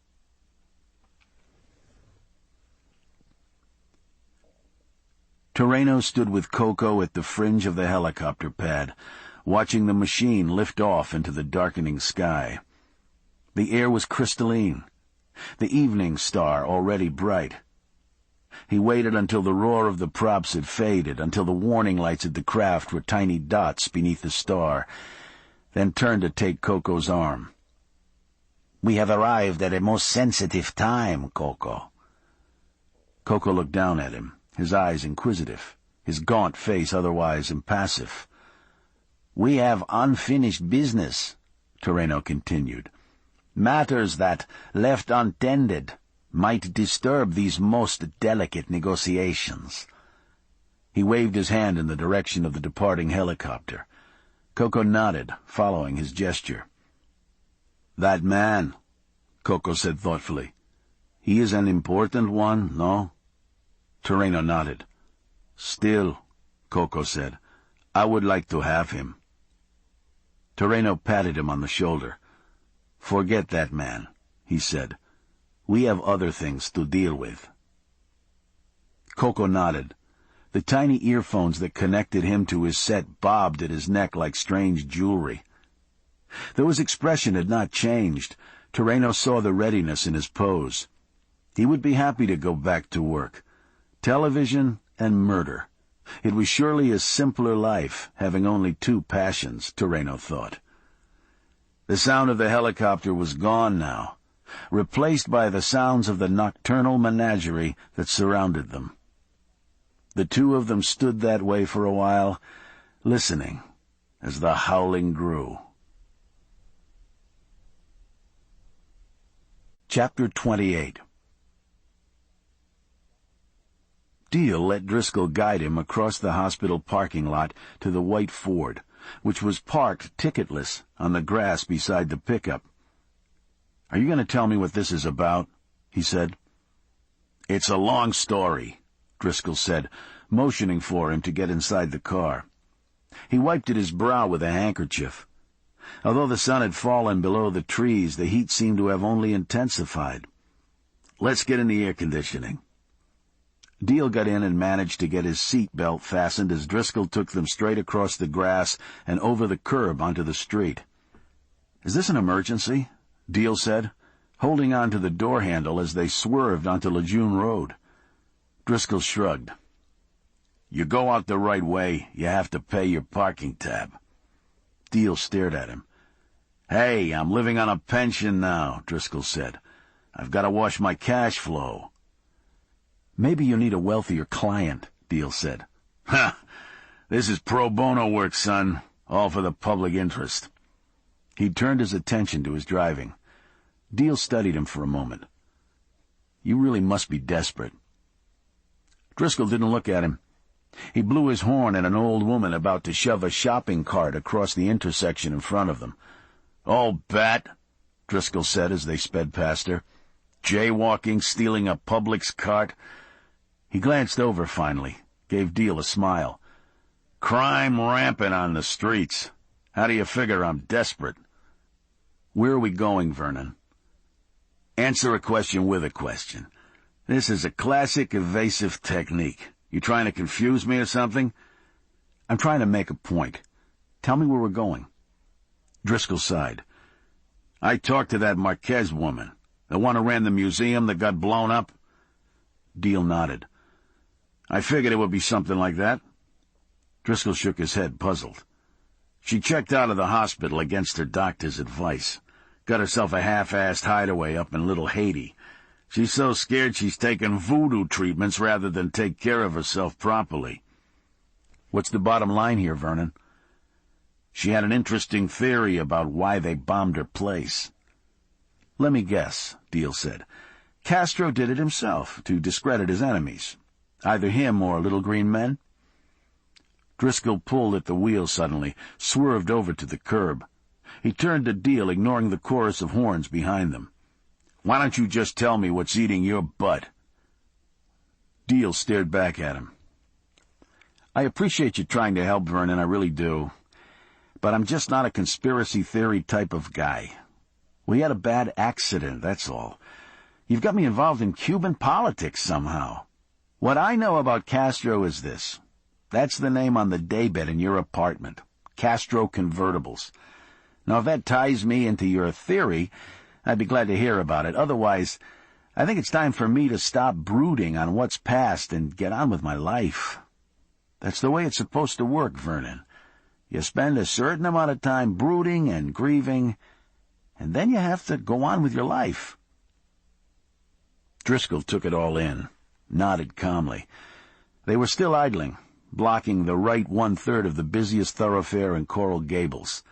Someone in a Cadillac was behind them, leaning on a horn that played a four-note tune. Driscoll motioned for the guy to pull around with his thumb, then turned back to Deal. "Interesting you should mention conspiracy theory, because the one I got for you is a Lulu. Now, I could either try to explain it to you myself, or I could take you right to the source." "The source," Deal repeated. He felt wary, as if no matter how much time he spent explaining things to Driscoll, it would come to the same end. "Well, the next thing to the source," Driscoll continued. "It seems that Ms. Marquez had a publishing venture tied into her other operations. She'd put out fancy catalogs for her shows, commissioned some academic to write a book on Latin American art, that kind of thing. She never expected to make any money off of it, but then that whole shebang was nothing but a money pit. She did it all out of the love of art." He waved his hand again, and the Cadillac finally pulled around them with a squeal of tires. Its windows were heavily smoked, its license plate and undercarriage outlined in glowing neon light. Driscoll shook his head, watching the car speed away. "I remember a time you couldn't drive through the Gables in a car like that." "I'm sure it was a better era," Deal said. Driscoll turned back to him, his face bland. "You're upset, so I'm going to forgive you a lot of things," he said, continuing before Deal could respond. "Anyways, as things got busier down there at the gallery, she hired a guy to handle the publishing matters, which were mostly matters of course. so she could travel around, recruit new artists, and all that. Deal glanced out, trying to read the name of the cross street on the tombstone-like street marker nearby. Maybe he could just walk home from here. How long could it take? 45 minutes? Then one day she comes back from Brazil, or wherever, to find her new editor in her office hopping straight up and down, a big thick manuscript in his hands. "I know this is going to come to something, Vernon." "You're damn straight it is," he said. "It turns out this book is not the kind of thing they're used to publishing at all. But it's so hot, it's so tied into the very thing that motivates her to do the things she does, she feels like she's got to take the opportunity." There was a screeching of brakes then, and Deal glanced back to see a step van sliding to a halt behind them. "Jesus, Vernon, can we move?" "In a second." He had pulled a little pad from his shirt pocket, was flipping through the pages. He held it up to the glaring lights of the step van to see something, then went on, excited. "This book, see, in addition to being a general diatribe against the politics of the expatriate Cuban community, has got some extremely incriminating stuff in it about the activities of the Patriots Freedom Foundation and one of its honchos, Vicente Luis Toreno. According to the stuff in the book, Toreno is tied directly to most of the terrorist activity down here the past few years, which comes under the heading of things we always suspected. But what's new is, he's been skimming from the foundation coffers for years, trading on the fervor of his compadres to make himself a rich man. If that came out, we wouldn't have to prove he was guilty of murder. His own people would tear him to shreds." "Who wrote this book?" Deal asked. He was watching out the windows over Driscoll's shoulder as a guy in a khaki uniform got down out of the step van and approached the driver's side of the car. "A guy named Valles," Driscoll said. "He used to be a professor out at the State University until he got a bit too noisy about his ideas. They bumped him from the faculty a couple years ago, and then he turned to writing his book." The guy in the uniform was rapping on Driscoll's window with his knuckles. "What's wrong with you jerks?" The guy's voice drifted faintly through the glass. "You can't park here." Driscoll gave a wry laugh. "How many times we heard that today?" Deal shook his head. "Valles? Why did that name sound familiar?" Driscoll nodded, satisfied that Deal was finally getting with the program. "He was one of the guys blown to smithereens at the museum that day, along with the editor, supposedly." "Supposedly?" "They found pieces of Valles. All they found of the editor was articles of clothing, some jewelry. The bomb squad figures that's because the publishing office was ground zero. The two of them, this Valles and the editor, were supposedly up there having a powwow when the thing went off." Deal considered it. "Even so, all you have is the word of some dead crackpot who lost his job because of his theories, Vernon." The guy from the step van rammed the window with the palm of his hand hard enough to rock the car. Driscoll turned, cranked the window down a couple inches. "Go around me, asswipe. I have to come out there, I'll tear your arms off." The guy stood staring, open-mouthed, as Driscoll closed the window and turned back to Deal. Ms. Marquez was worried about the same thing, but he showed her solid evidence. Such as Valles' brother used to work as the accountant for the Patriots Foundation. "The crackpot's brother?" Deal said. "I'm supposed to be the hard-nosed cop," Driscoll said, waving him off. "The brother had plenty of records in his possession, according to Ms. Marquez.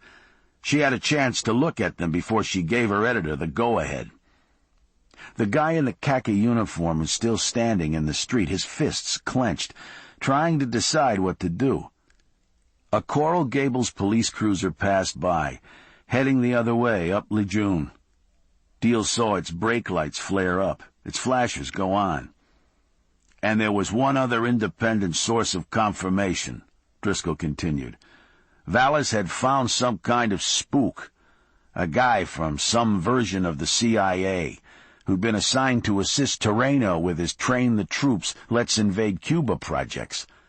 The government knew these incursions weren't going to amount to anything, but they'd thrown the Patriots Foundation this spook as a kind of a sop. Go help them shoot their guns in the Everglades, that sort of thing. But according to Vallis, the guy was a burnout case. He figured out what Toreno was up to and realized he was in danger. He came to Vallis with the story.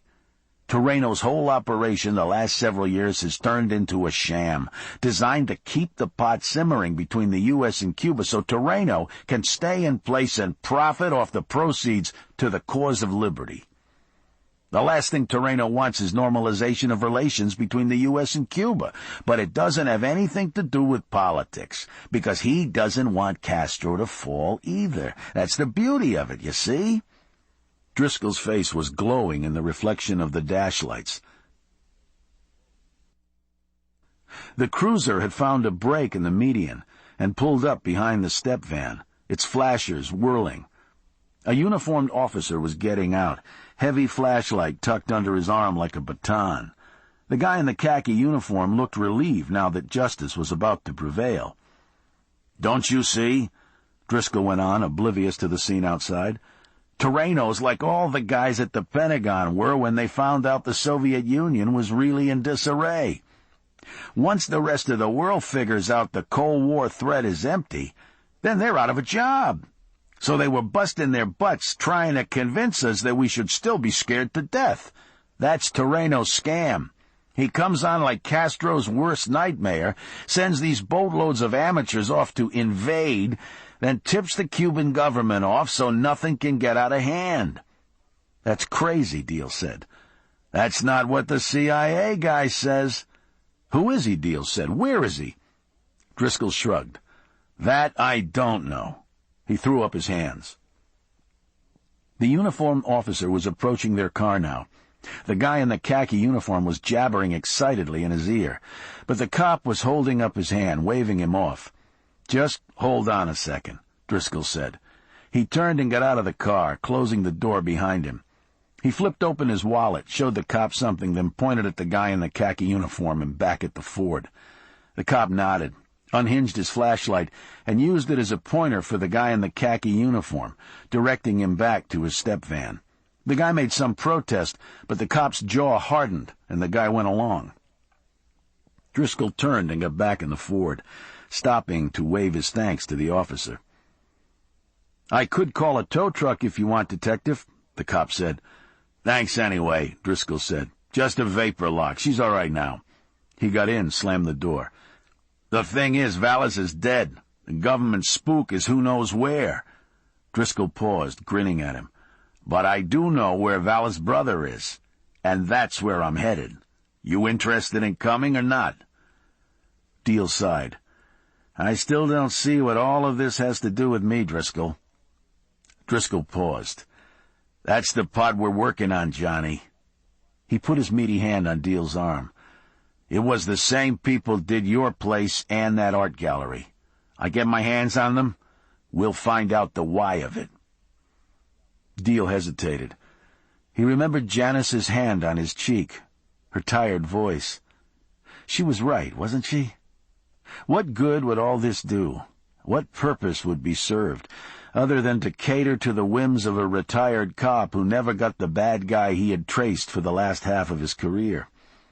So let Driscoll go off on his wild goose chase. If something really came of it, Deal would find out. Meantime, he had to get up in the morning. He had jobs to resume. And still, something held him. That faint possibility, that slimmest of chances, if Driscoll was right, if he was on to something, if someone, never mind who, had done what had been done to Janice, to his family, to him, intentionally. He turned to Driscoll then, nodding his head, as he had somehow known he would all along. "Let's go see this brother," he said, and felt his head rock back as Driscoll grinned and floored his Ford. Chapter 29. Driscoll took them through a maze of cross streets to a section of the Gables close to US 1. They cut down a narrow lane between two shuttered warehouses, pulled up before a row of shabby apartments done up in a false Tudor style.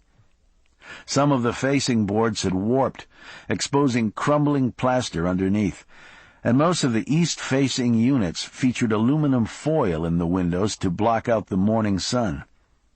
There was an old Chevrolet Vega parked in some knee-high grass just over the curb. A Gables address, all right, but a far cry from the likes of Ms. Marquez's digs. Driscoll checked something on his little notepad and nodded at Deal. "This is it," he said, motioning Deal out. Except for the hum of traffic drifting over from the highway, the area was quiet. Deal glanced at a sign hanging from one of the warehouse fences. "Patrolled by attack dogs," it read, but there were no dogs in sight. He looked at the apartment building again. 6 units, maybe more. But no cars at the curb, no TV or radio noise seeping out, no kids in the street or in the tiny treeless yard at the side of the place. It didn't seem as if anyone had lived there for years. And who would want to, he mused. A gauntlet of warehouses to run on your way home. Invisible attack dogs in your front yard. What looked like a lumber storage compound in the back. "Doesn't look too promising," Deal said. Driscoll nodded. He checked the address again. "We could be getting the runaround," he said. "Let's find Unit 2. They discovered an entryway in the middle of the building, a short, gloomy hallway that gave on to an airless courtyard. There was a battered set of mailboxes recessed in the wall, all nameless. 4 paint-peeling doors downstairs, each odd-numbered, an iron staircase leading up. Ancient advertising circulars littered the corners of the courtyard. Driscoll glanced at him. The air was stifling, the quiet, intense. Deal thought he could hear the far-off sounds of locusts buzzing, but it hardly seemed likely in this barren neighborhood. "Nobody lives here, Vernon." Deal glanced back down the dark hallway. He felt a sudden wave of claustrophobia, a yearning to make a dash toward the dim square of light that marked the street. Driscoll shrugged. "We've come this far." He turned and started up, his footsteps thudding on the metal treads. Deal took one more look around the courtyard, then hurried after him. He found Driscoll at the top of the stairs, poised before a door that listed ajar. A brass 2 dangled sideways on the frame, hanging by a single tack. A door-knocker's ghost was outlined in old paint on the front door. Driscoll held up a cautioning hand as Deal joined him. The ex-cop rapped on the doorframe sharply with his knuckles, the sound jarring in the silence. There was no response. Up there the buzzing sound was louder. "You hear that?" Deal asked. "What?" "It sounds like locusts," Deal said, trying to home in on the source. "Or maybe radio static." Driscoll shook his head. "My wife was always doing that," he said. Deal stared at him blankly. "Doing what?" "Hearing things I couldn't." Driscoll shrugged and lumbered on. Deal searched the catwalk that connected the 4 top units. The others seemed similarly neglected. The skeleton of a potted ficus leaned over the doorway opposite. Deal was sure now that the place had been evacuated after the hurricane. There'd probably been some major roof leakage, and the tenants had taken the opportunity to find greener pastures. He and Driscoll were just wasting their time. And that noise, whatever it was, the sound was giving Deal the creeps. He glanced over the railing, but the courtyard below was empty. "Look there," Driscoll said behind him.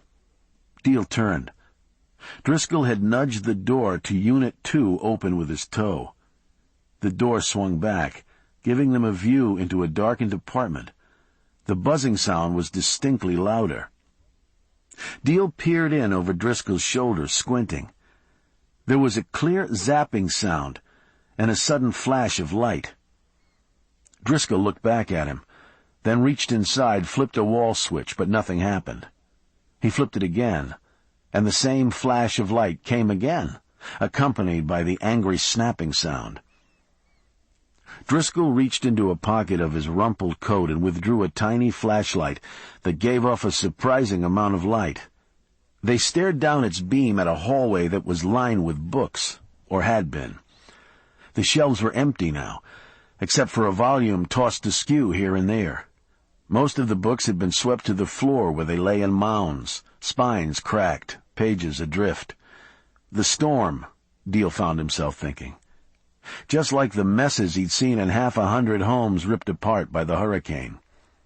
But something was wrong here. There was no overwhelming smell of decay and mustiness, no stench of ruined carpet, spongy plasterboard, soggy furniture. He bent down, picked up one of the books, ran his fingers across the dry pages. He heard the angry crackling noise again, glimpsed another pop of light. "Look it," Driscoll said, directing his attention with the little pocket flash. Deal followed the beam down the hallway. There was an old floor lamp there, its bulb sputtering on and off. He got a glimpse of the rest of the living room, as if in strobe flashes.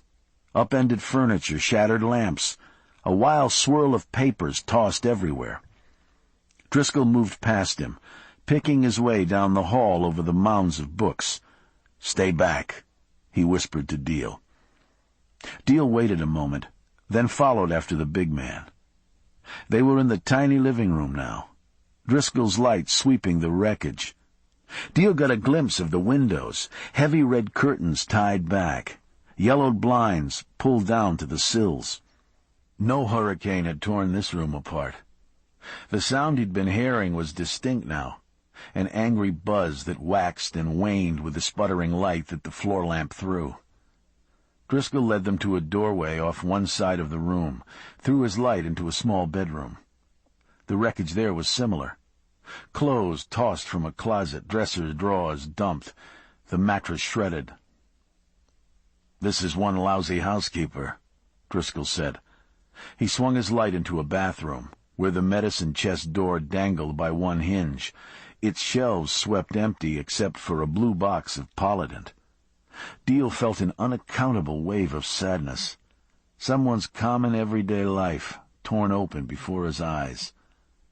They picked their way back across the littered floor, and for a moment Deal thought they were on their way out. Then Driscoll veered off past the sputtering floor lamp and through another doorway. "Mother of God!" the ex-cop called. He was backpedaling as Deal hurried after him, his big head cracking into Deal's chin. Deal staggered back, catching the doorframe to steady himself. "Holy Mother of God!" Driscoll called again. Deal stared over Driscoll's shoulder, holding his throbbing chin. The crackling noise was intense now. He blinked away the tears Driscoll's blow had put in his eyes, then stopped, stunned. Driscoll's flashlight beam was fixed on a man tied to a kitchen chair. His head was thrown back, his tongue lolling out. His mouth twisted open in a gesture of agony. Someone had slashed the power cord from the air conditioning unit above the Formica table, stripped away the insulation, twisted a foot of bare copper wire about each of the man's hands, then turned the electricity back on. Instead of flowing to the air conditioner, however, the power had surged into him. Thin skeins of smoke were still rising from his fingertips. His whole body seemed to tremble in time with the crackling and snapping sounds that filled the room. "The box," Deal said numbly. "The goddamn fuse box." Driscoll turned to him, uncomprehending. Deal snatched the flashlight from the big man's hands, swept the beam over the kitchen walls. He found it between a plaster crucifix and a cheap reproduction of the Adoration, its little gray door still waving open. He ran across the room, glanced at the exposed electrical panel, an ancient one, full of fuses that glinted back at him like blind eyes. He reached out, hooked his finger into the bright ring of one main, yanked it free, then tore out the other. The angry buzzing stopped. The man in the chair seemed to relax, his head lolling forward on his chest. For the first time, Deal became aware of the terrible smells in the room, the cloying sweetness of feces, the choking odor of burned flesh. He felt his stomach heave. "Fucking A," Driscoll said, staring at the dead man. Deal bit his lip, fighting the nausea, stumbled past Driscoll out of the tiny kitchen. He made his way down the narrow hallway, his feet plowing through drifts of books. It was like a bad dream. He was a kid again, fighting his way through snowdrifts, his feet leaden, while something terrible rushed up from the darkness at his back. He made it to the railing outside the door of the apartment before he lost control and vomited into the courtyard below. He stayed bent over for a moment, rolling his forehead against the cool iron of the railing until Driscoll stepped out to join him. He straightened then, wiping his mouth on his sleeve. "Is that the guy we came to see?" Driscoll nodded, held up a battered wallet. "Alberto Vallis. $42, an Amico card, a Discover card. I don't suppose that's what they were after." He turned back toward the apartment, let out a long breath. "The poor son of a bitch." Deal stared after him for a moment. "I'm sorry, Vernon," he said. Driscoll gave him a look. "What are you sorry about?" "About not believing you," he said, gesturing at the open door of the apartment. Driscoll shrugged. "You could have been right. I wasn't sure myself." He pointed inside with his thumb. "Until now." Deal shook his head in disbelief. He must have had some kind of proof. Driscoll nodded. He bent down, picked up a copy of the Aeneid that had tumbled out onto the catwalk, rifled through the pages. At least they thought he did. He tossed the book back into the clutter of the hallway. Files, a copy of his brother's book, who knows? "Does anybody have a copy of this book?" Driscoll shook his head. "Everything went up in the blast," he said. "That's what Miss Marquez says." There was a pause. Their eyes met. "Where is she?" Deal said. "In deep shit," Driscoll nodded. And then they were pounding down the stairs. Chapter 30.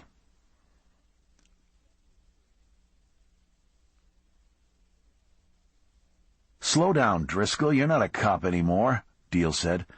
He had to raise his voice over the roar of the Ford's engine. They were barreling down an I-95 exit ramp, then fishtailing eastbound onto 79th. An old black man waiting to cross the street on a three-wheeled bike stood staring as the Ford slid through the intersection. Deal's gaze locked on to the old man's for an instant. "Poor fools," the man's expression said, and there wasn't a chance to disagree. "Yeah, there are certain benefits you miss," Driscoll said. He wrested the wheel to the left suddenly, roared past a half-block of stalled traffic, using the opposite lanes.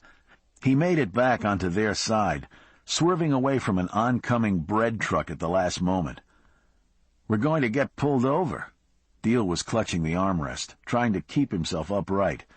Driscoll slowed as they approached a red light, glanced to the left and right, then floored the accelerator. Deal closed his eyes, steeling himself for impact. Beer truck, 18-wheeler, speeding lowrider. But there was only a teeth-cracking jolt as they bottomed out in the crosswalk on the far side of the intersection. He thought he heard a wail of sirens somewhere behind them, but realized it was only the receding blare of horns. There were a few more blurred blocks, a collage of liquor stores, shuttered businesses, a peep show, a long stretch peppered by the gaping faces of men holding themselves up on parking meters. Then a power slide turn off the boulevard, down a side street for several dark blocks, and a screeching double-parked stop in front of a Botanica, deep in the heart of Little Haiti. Something was going on inside the store, Deal saw as he piled out after Driscoll. Shelving had been pushed back to clear a space for folding chairs, all of which were full. Matronly black women in checked dresses fanning themselves. skinny old men in white shirts and dress pants, their eyes rheumy and glittering.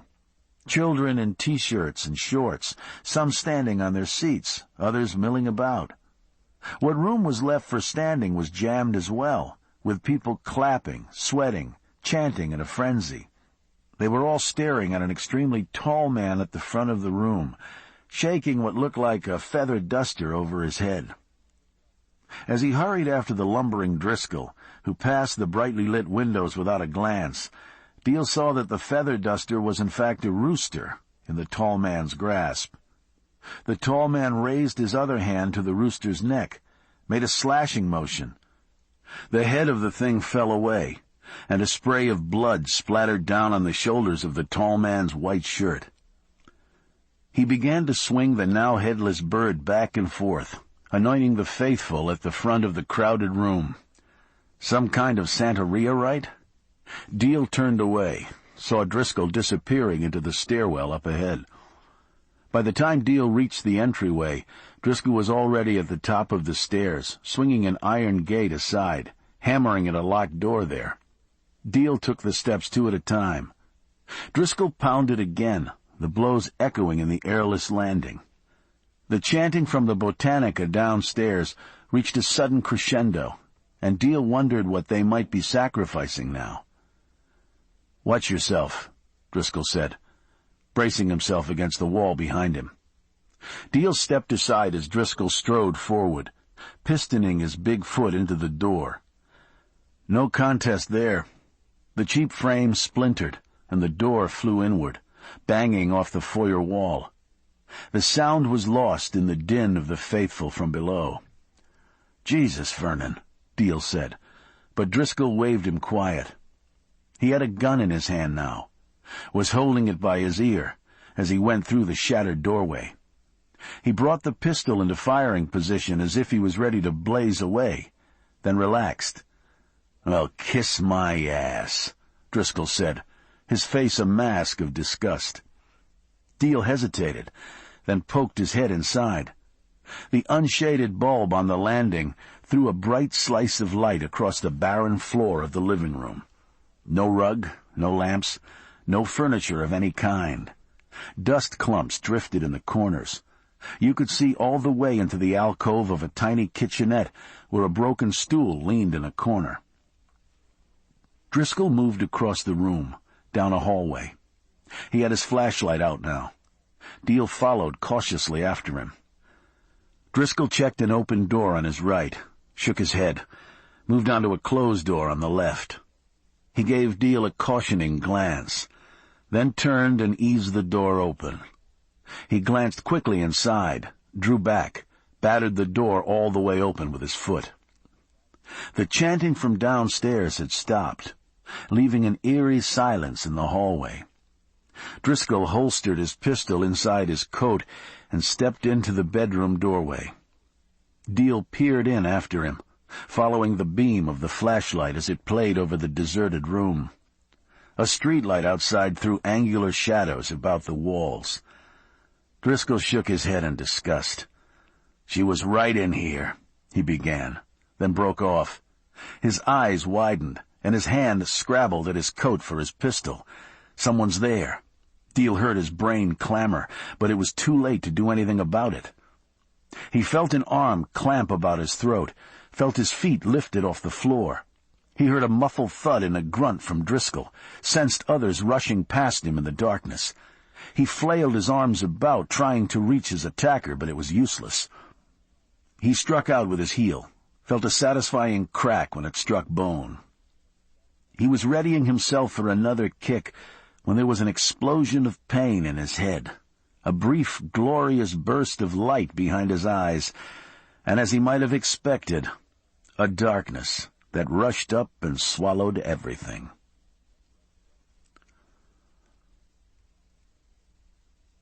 "What you been messing around up here for, man?" Deal heard the voice, but he couldn't be sure if the speaker was talking to him.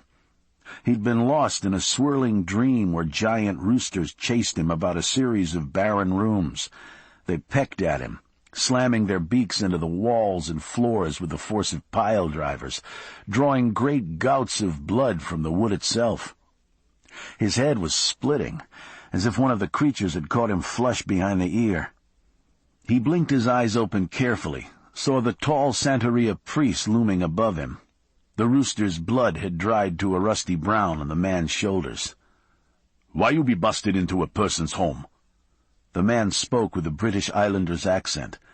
His voice was soft, inquisitive, as if the question was rhetorical, more a complaint than a request for information. Deal felt hands on his arms, realized he was being held by two others. When he tried to turn, the tall man reached out, held his chin fast in a hand that was slender but surprisingly strong. "You wanting to hurt this sister, was you?" Again that melodic inflection, more wonder than accusation. Deal shook his head, groggy. An unshaded bulb dangled behind the priest's head, burning like an angry sun. His throat felt swollen from the chokehold they'd laid on him earlier. "What sister?" he said, his voice strangled. He had to cast his gaze down, his eyes tearing. He saw cartons with strange trademarks stamped on their sides, glimpsed a pile of flour bags bunkered against a wall. They must have dragged him into a storeroom of the Botanica. He wondered if the congregation was still out there, waiting. Maybe he and Driscoll would be the final act. He heard the sounds of a struggle somewhere behind him, heard a sharp cry. He twisted in the grip of the men who were holding him, saw Driscoll being hauled in through a doorway, trying to shake loose from two burly black men even bigger than the ex-cop. A third man tumbled against a stack of rice bags, clutching a foot Driscoll must have stomped on. The priest gave Driscoll a glance as the big men subdued him, then turned back to Deal. "This man saying you a friend of the sister, that's all?" He shared a grin with the others. "Say you wanting to help her?" Deal swallowed, not sure his aching throat would cooperate. "A man was killed tonight," he managed. "We were worried about a woman who was staying here. We came to warn her." "Warn her?" the priest said, as if the idea were miraculous. "Well now, come to warn the sister." "She was hiding a woman named Marquez," Deal said, insistent. "She could be in danger." The tall man nodded thoughtfully. "The sister say so. Say bad men may be coming here. Maybe you do. Maybe that's why we got you now." "We didn't come here to hurt anyone," Deal said, his anger rising. He struggled in the grasp of the men who held him, to no avail. He nodded at Driscoll. "This man used to be a police officer." The priest's eyes lit up at that. He reached into the pocket of his shirt, produced a gold shield. He held it in front of Deal's nose. As Deal read the ridiculous inscription, the tall man withdrew Driscoll's pistol from his waistband with his other hand, tapped the phony badge with the stubby barrel. "He's looking like a policeman, sure, but I don't think this is the real thing, sir. I do not." "Jesus, Driscoll," Deal muttered. "It's a joke," Driscoll said. "No," the priest said thoughtfully, still tapping the shield with the pistol. "I think it is not so funny." "Where is she?" Driscoll demanded. "Where's Miss Marquez?" The priest lifted his delicate eyebrows. "Wherever that is, man. She is being safe now." Deal saw the look in the priest's eyes.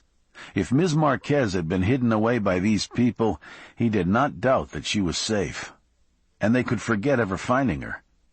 He had an image of himself and Driscoll traipsing house to house through nighttime Little Haiti.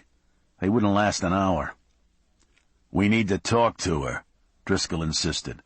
"My friend here was nearly killed by the same people who blew up Miss Marquez's place. His wife was badly burned. She's still in the hospital. They have a baby." The priest gave him a thoughtful look.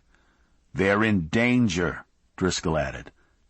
His voice had taken on an uncharacteristically pleading note. "Miss Marquez is in danger, too, and she has information that could help us." The priest considered it. He turned to Deal. "That true? What he say?" Deal nodded. The priest glanced at one of the burly men holding Driscoll. "Either one come to the sister before?" The burly man made a gesture with his eyes. The priest nodded, thoughtful. Deal saw his own wallet materialize in his hand. The priest was staring at him now. "You John Deal, yeah? That's your real name?" "That's my real name," Deal said. The priest turned to the man whose foot Driscoll had stomped on, said something in soft, guttural Creole. The man took Deal's wallet and another that must have been Driscoll's, then limped out of the room, giving Driscoll a surly look as he passed. Deal turned to Driscoll, who did his best to shrug. "Shut up, you," said one of the burly men holding Driscoll. The other man stepped in, blocking Deal's view. The priest had sat down on a mound of flour sacks, his long arms crossed across his chest, his gaze drawn inward, waiting. Deal chafed in the grip that held him, trying to understand. Perhaps it was true, all the things Driscoll had claimed about this supposed book, about Torreno and his Patriots Foundation. If you were in such a position, it might motivate you to kill a few people. But Deal still couldn't figure out where he came in. Did walking through a museum constitute him as an enemy, a fellow traveler? Even granting Driscoll's most paranoid view, he didn't see how that was possible. Then something occurred to him. He was about to call out to Driscoll when the storeroom door opened and the man who'd taken the wallets limped back in. The priest conferred with the man in hushed Creole again. Finally he nodded and turned back to them, his face impassive. "Okay now," the priest announced. "We going for a little ride."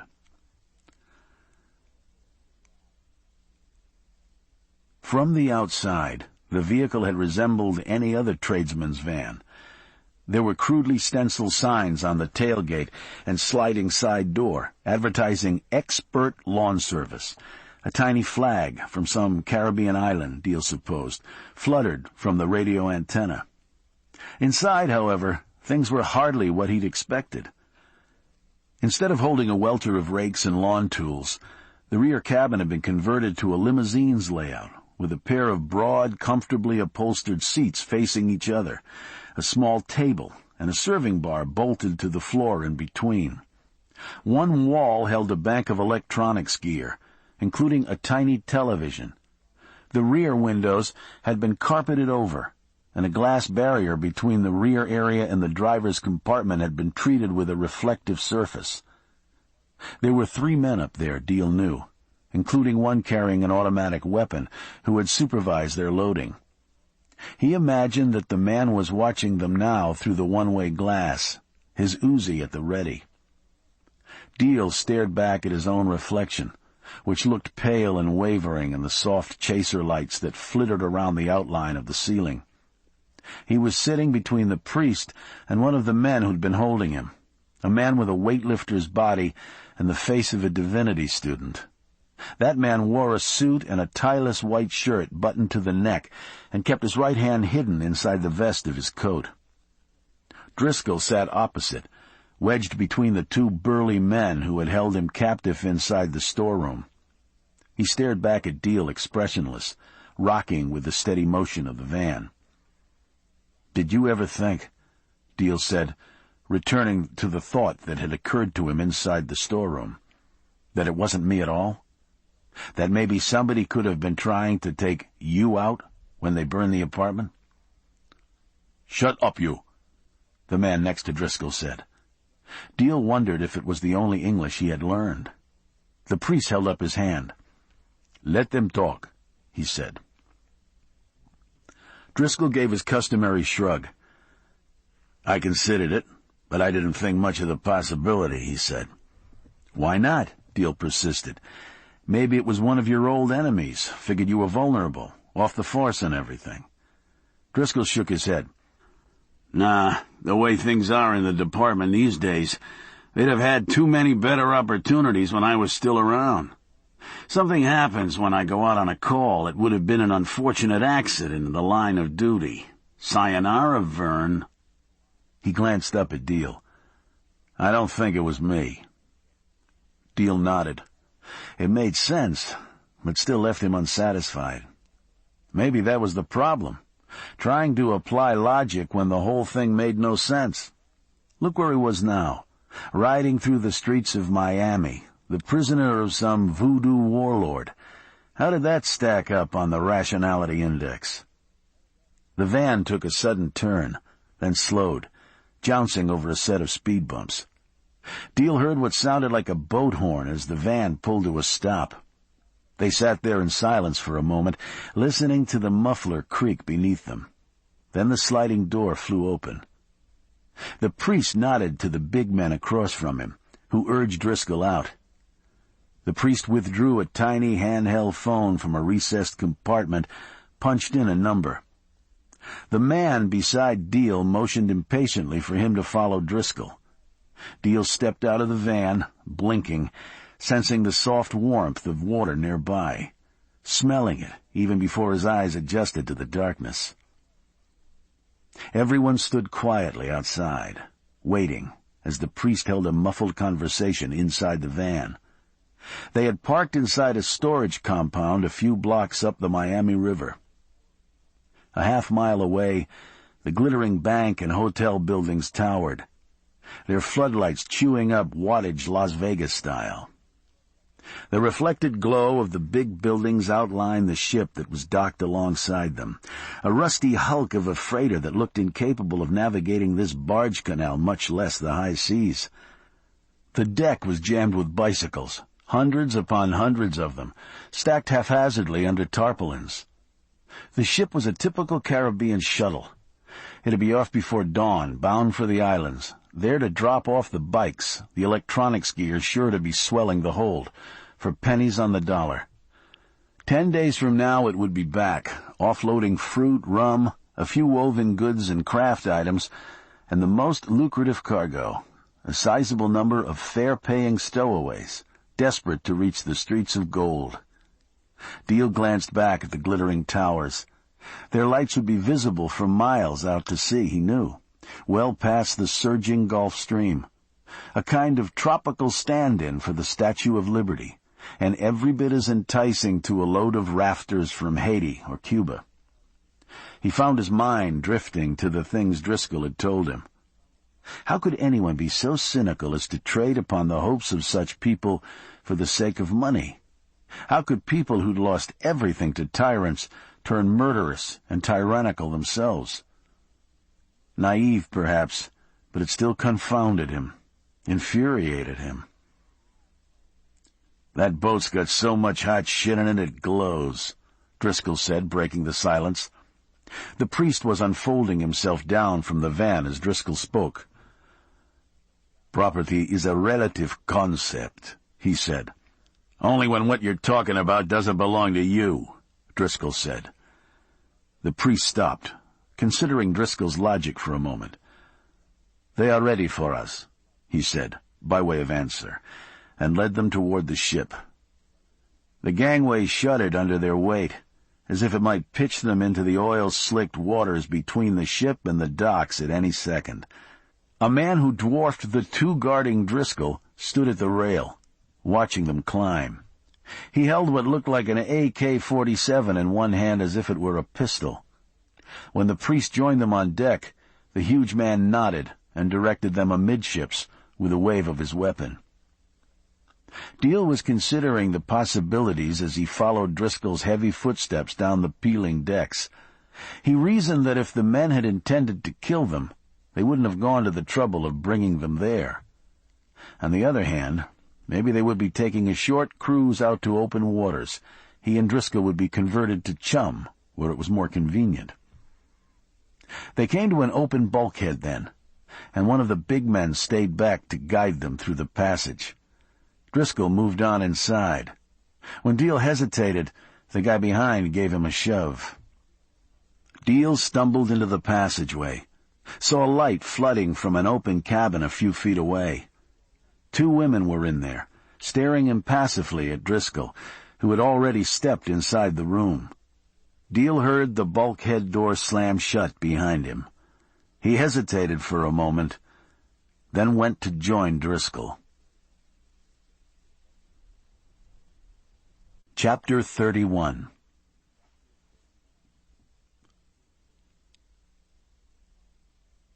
It was a modest cabin, with 2 fold-down bunks and a doorless recess you might call a closet.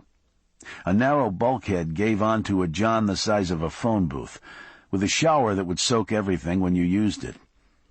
Ms. Marquez was wearing street clothes, the bandages on her hands disappearing up under a loose-fitting long-sleeved blouse, a turban-style scarf about her head. She was lying back against some pillows on one of the bunks. Margarita sat by her side. Driscoll surveyed the room, gave a backward glance at the big man who remained at the doorway. "You should have told me you wanted to take a cruise," he said. "I know better ships." Margarita turned her gaze to Deal, contemptuous. "This is John Deal," Driscoll continued, "the man I was telling you about." Deal saw Ms. Marquez's eyes flicker, as if she'd felt a jolt of pain. Margarita took her hand, soothed her cheek softly with her hand. "You have no business here," Margarita said. She didn't bother to look at them this time. Ms. Marquez put her fingertips on Margarita's lips to silence her. "I am sorry, Mr. Deal," she said weakly, "for what has happened to you and your family." Deal nodded. "I'm sorry for you, too," he said, meeting her gaze. She was a beautiful woman, or had been, at least. He found his thoughts drifting back to Janice, her bandages, her blistered skin, had to will himself to stop. "You had a lovely place, some wonderful paintings," he said sadly. "My wife and I enjoyed it very much."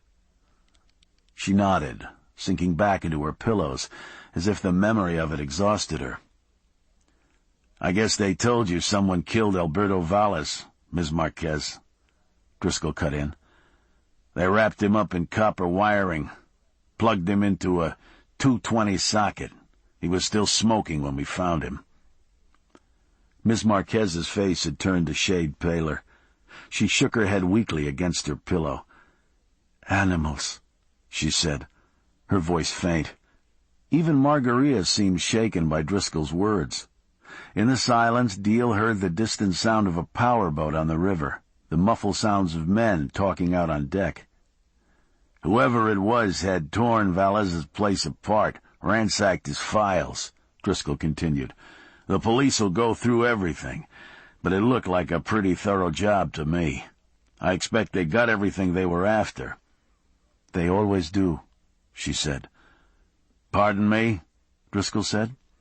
Ms. Marquez was staring at the ceiling, forlorn. "They are ruthless, Mr. Driscoll. They take what they want.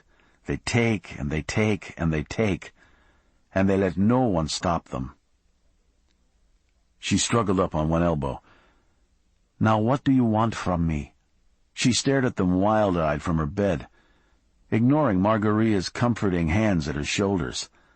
In a moment, Deal thought the Voodoo Brigade would come through the door, put an end to this.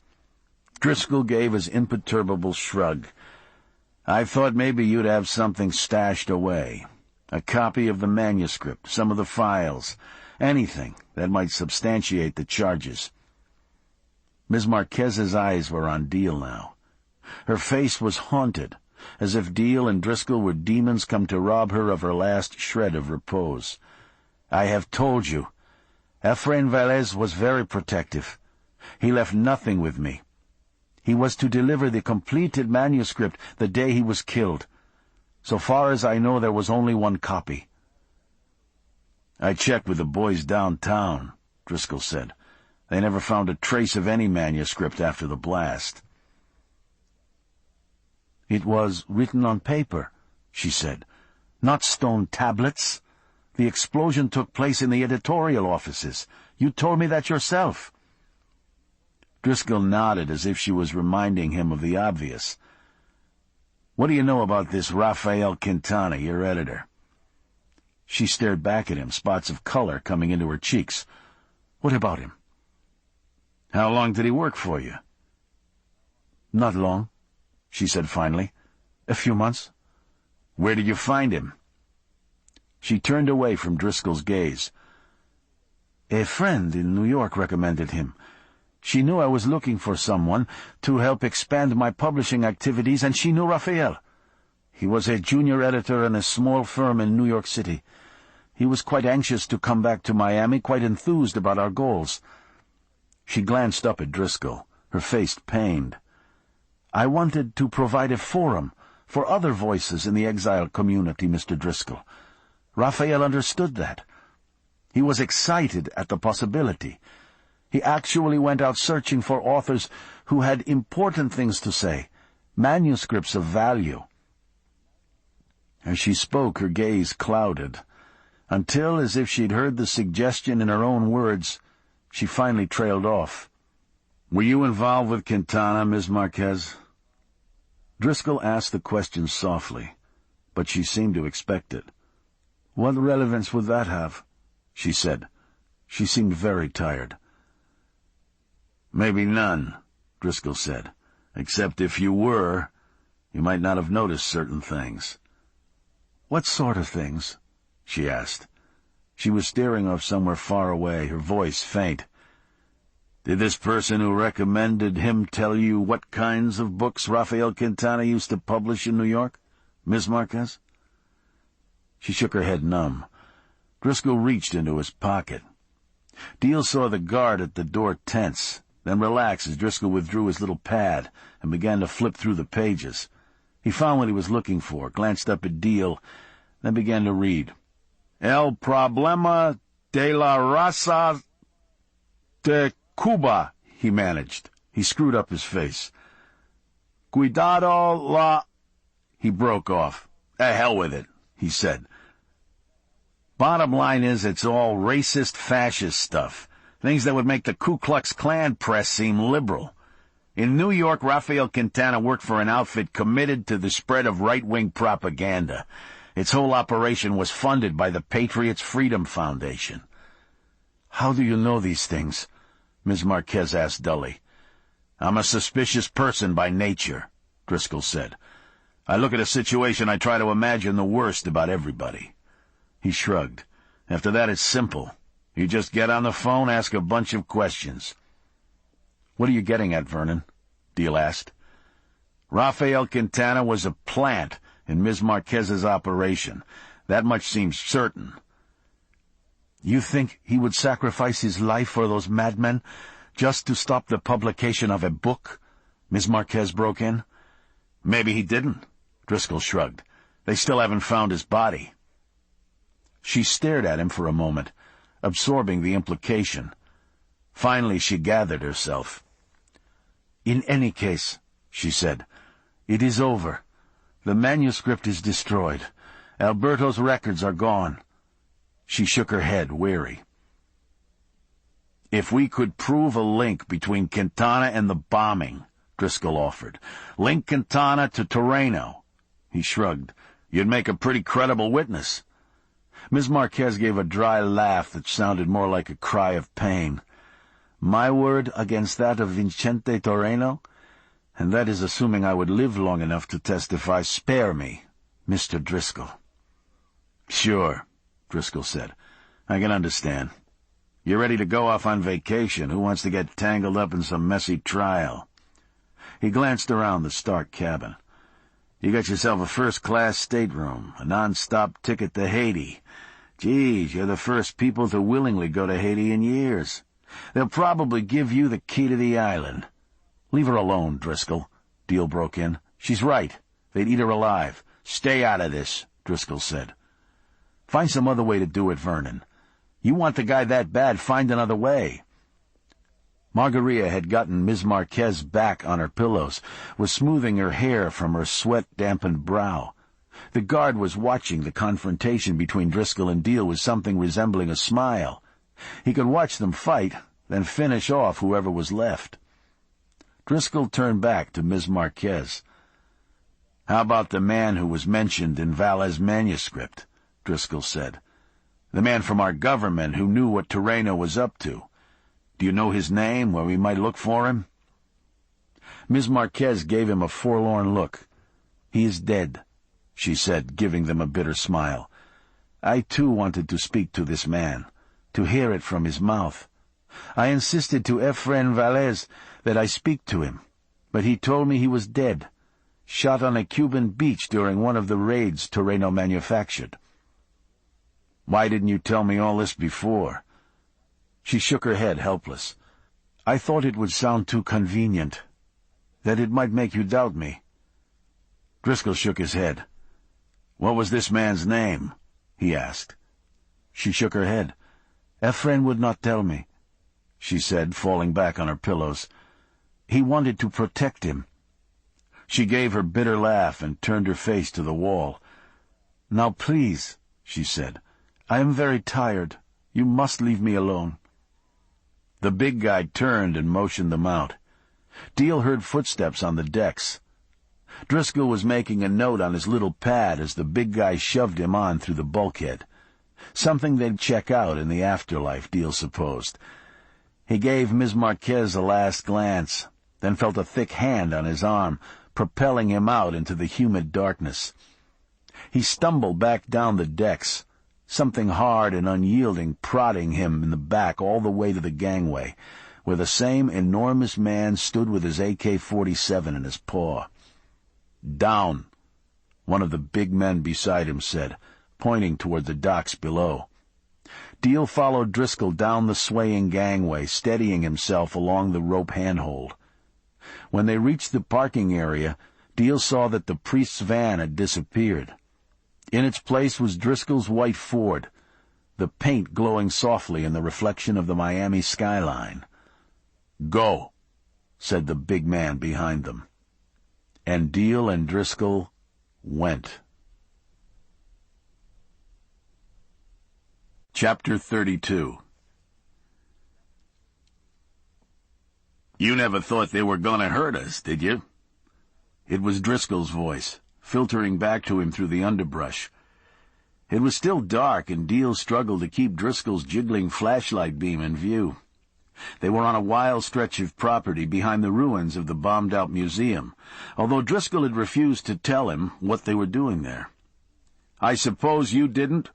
Deal called to him. I'm suspicious, Driscoll called, not paranoid. He had stopped, and Deal fought his way through the clutch of a Brazilian pepper bush into a clearing where Driscoll stood. Deal stopped short, surprised by the unexpected view.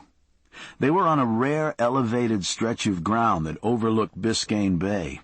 To the north, the same brightly lit buildings they had viewed from the banks of the Miami River were visible, now jutting up over the fringe of mangrove and banyans to mirror themselves on the placid backwaters of the Atlantic.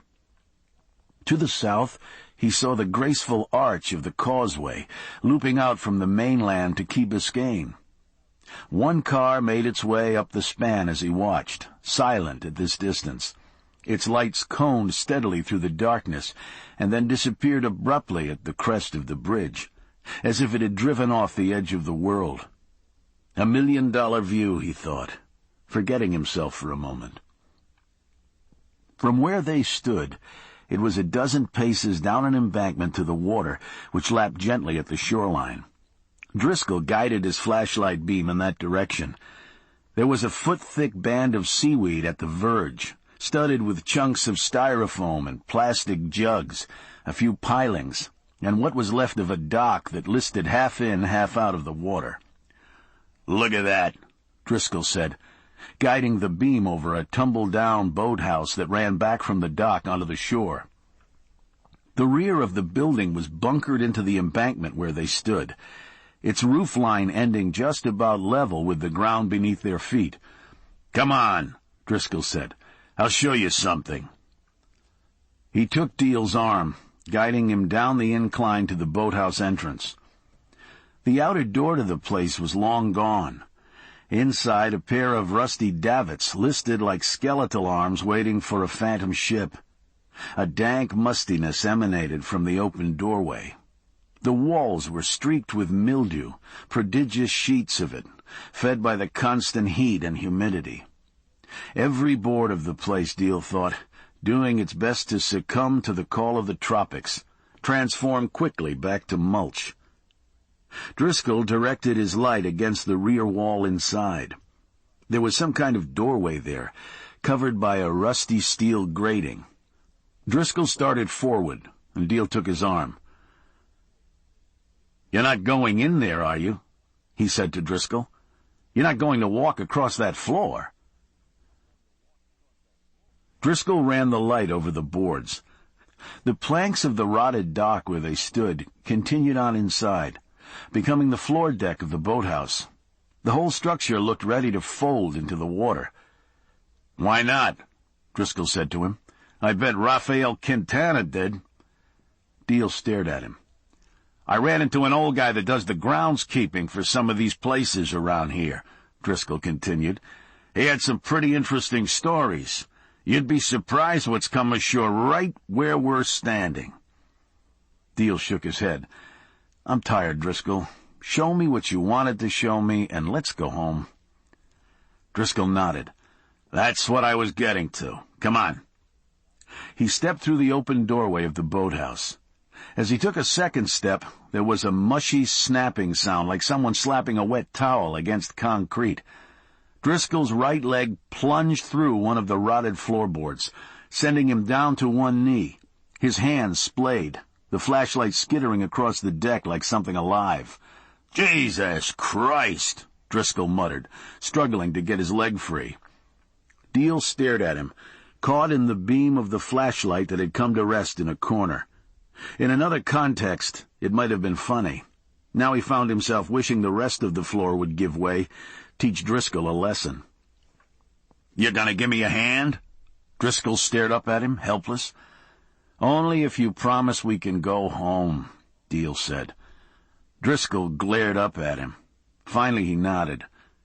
Deal picked his way carefully along a row of nails that marked where a stringer would be running underneath the decking boards. He edged on across the musty room, bent to pick up the flashlight, then came back to Driscoll, ran the beam over his beet-red face. "I wish I had a camera," Deal said, hesitating. "Kiss my ass," Driscoll said. Deal found himself laughing then. It started off as a child's giggle, but when he tried to stifle it, it turned into gulps, then full-throated, belly-aching whoops that seemed to go on forever. Finally the laughter subsided to sighs, and he was able to breathe normally again. He wiped at the tears that leaked from his eyes. He couldn't remember the last time he'd laughed. His stomach ached, and he felt drained, but he also felt better, as if some of the tension that had been eating him up these past weeks had finally found a vent. "Sorry," he said to Driscoll, who had endured it all in silence. "I couldn't stop." "Just help me up," Driscoll said impatiently. Deal swung his other foot over to a parallel course of nails, braced himself, and bent down to take Driscoll's meaty hand. He caught hold, felt the man's bulk up the length of his arm. "Go," he called, giving it everything. Driscoll heaved back. There was another great slapping sound, and Deal felt the floor give way beneath his feet. In the next instant he was weightless.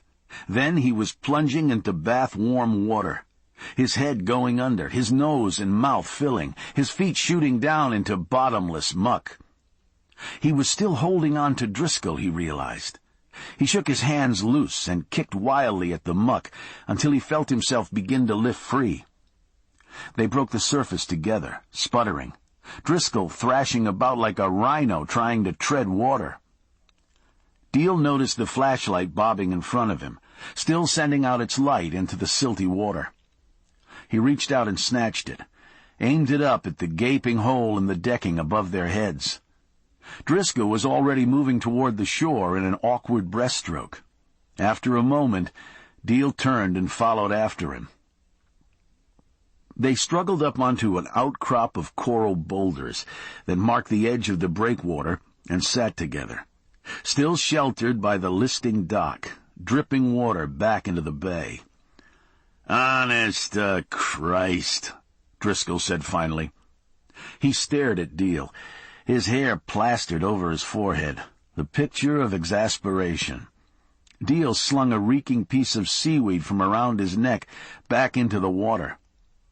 And then they both began to laugh. great, honking, gasping bursts that echoed off the sides of the rotting building and out across the water, where the moon cut a long path of glittering light. "Oh, shit," Driscoll managed finally, getting himself under control. "What a night." He glanced at Deal, who nodded his agreement in return. "Take me home, Vernon," he said. "If you insist," Driscoll said. He put his hand down and was about to push himself up when he saw something and stopped. "What's this?" He reached his hand into the cleft between the boulders and withdrew a wrinkled sheet of paper. "Let me see that light," he said. Deal handed him the flashlight, watched as Driscoll scanned the paper. The ex-cop nodded, handed the sheet back to him, holding the light so that Deal could see. The paper had turned a pale yellow, but the type was sharp and unmistakable. "Master of Deceit, by Efren Enrique Valles," Deal read aloud. Deal turned to say something to Driscoll, but the ex-cop was already on his hands and knees, the flashlight in his teeth, pawing at the boulders beneath them like a man who'd just caught the glimmer of a vein of gold. "Well, at least it proves what I figured was right," Driscoll said. He'd spread the single sheet of manuscript on the seat of the Ford between them, nodded at it as they swung off Brickell and onto the northbound approach to I-95. They had spent another hour or so combing the shoreline and mangrove outcroppings near the boathouse, to no avail. Driscoll had even persuaded Deal to tiptoe back across the floor of the boathouse and venture into the passageway that, as Driscoll had learned, had been hacked through the coral back toward the house. Deal had felt the ghosts of countless pirates, rum runners, and dope smugglers crowding in on him as he inched up the airless passage. He was not disappointed to find the whole thing blocked by a slide the blast had likely caused a dozen feet inside. He was leaning back in the seat of the Ford, groggy with exhaustion, listening to Driscoll's continuing monologue. "So I figure this Rafael Quintana had to have been hot-footing it down the passageway toward the boat he's got docked there. He isn't going to miss one little page when the bomb goes off and lights a rocket in his ass." Deal glanced over at him. "So you have a title page to some book. Congratulations." "You get a map of that coastline," Driscoll said unfazed. "Draw yourself a line from that piece of shit boathouse straight south, you'll come to Vincente Terreno's waterfront estate. That's where the rest of that book is." "So we'll just go knock on the door, see if we can borrow it, right?" Driscoll gave him a dark look, but said nothing. Deal fell back in his seat, weary, his thoughts a jumble. What if Terreno had blown up the Marquez estate to destroy the manuscript or cover its disappearance? They still couldn't prove it. And nothing they had heard or seen suggested any link to the fire at his fourplex. Driscoll was mistaken about that, at least. He had to be. Deal glanced out the window, felt a start. In his daze, he hadn't paid much attention to Driscoll's driving. Now he realized they were heading away from the grove, away from the little gardener's shack and the sway-backed bed he so desperately craved. "Where are you going, Vernon? I've had enough for one night." Driscoll shook his head. "I figure you can come on back. Spend what's left of the night with me, partner." He looked over as they dropped back down off the expressway onto Flagler Street, heading west toward the fourplex.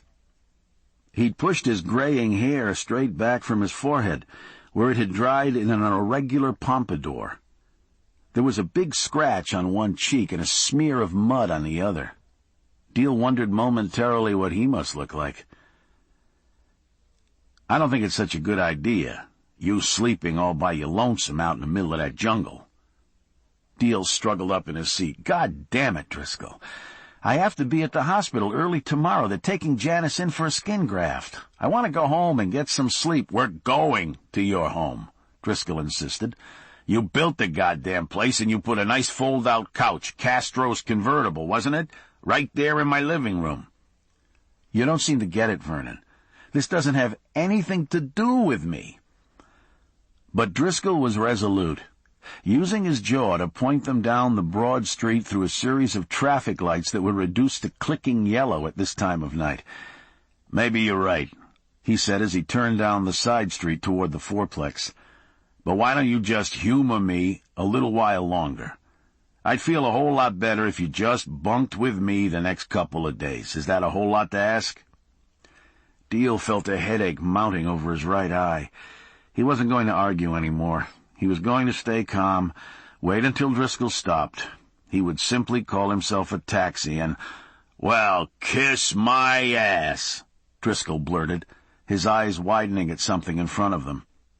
Deal turned, following his gaze. Impossible, yes, but there it was. A bulky Metro-Dade fire rescue van pulled up at the curb in front of the fourplex, its red and white flashers spinning wildly. He shook his head. Sure, he'd been sucked into a dream now, into some horrendous time loop. It was all alive for him instantaneously, running from the burning fourplex toward the rescue team at the curbside.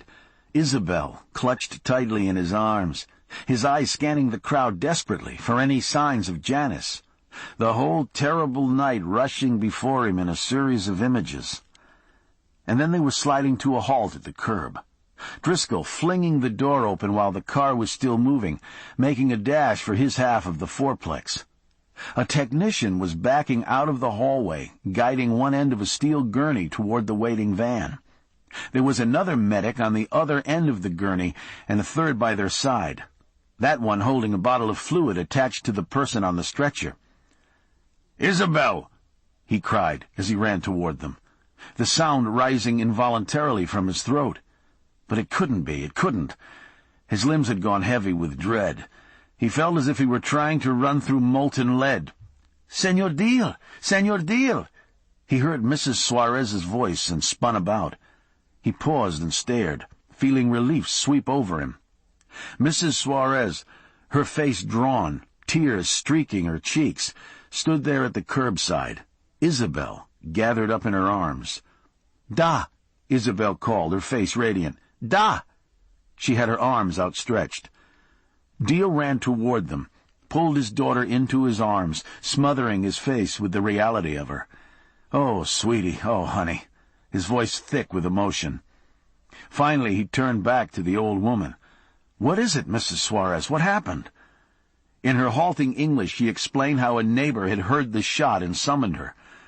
"He's terrible," Mrs. Suarez said, sobbing freely now. She pointed at the approaching gurney, a handkerchief clutched in one of her gnarled hands. "Terrible! He shoot himself!" Her face twisted in anguish. Deal turned, caught a glimpse of the form as the medics folded down the gurney wheels, slid it into the back of the van. He caught his breath, the face swollen, slathered in blood, disfigured in the angle lights, but unmistakable. "Poor Tommy!" Mrs. Suarez wailed behind him as the ambulance doors slammed shut. "Pobrecito Tommy!" Tommy. Now it was Tommy. Who else? Deal found himself thinking as the vehicle gained speed down the narrow avenue. And what else? What else could happen in this awful, forlorn place? Chapter 33.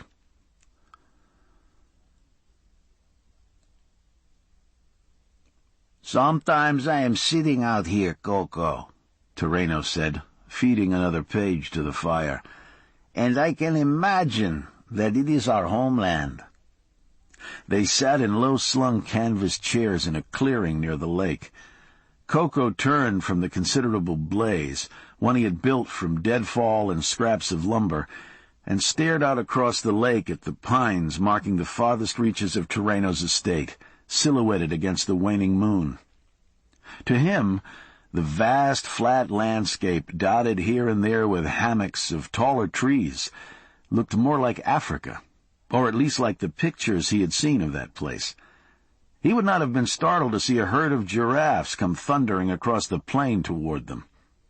A howl from one of the creatures that Terreno kept behind the tall fences only confirmed his impression.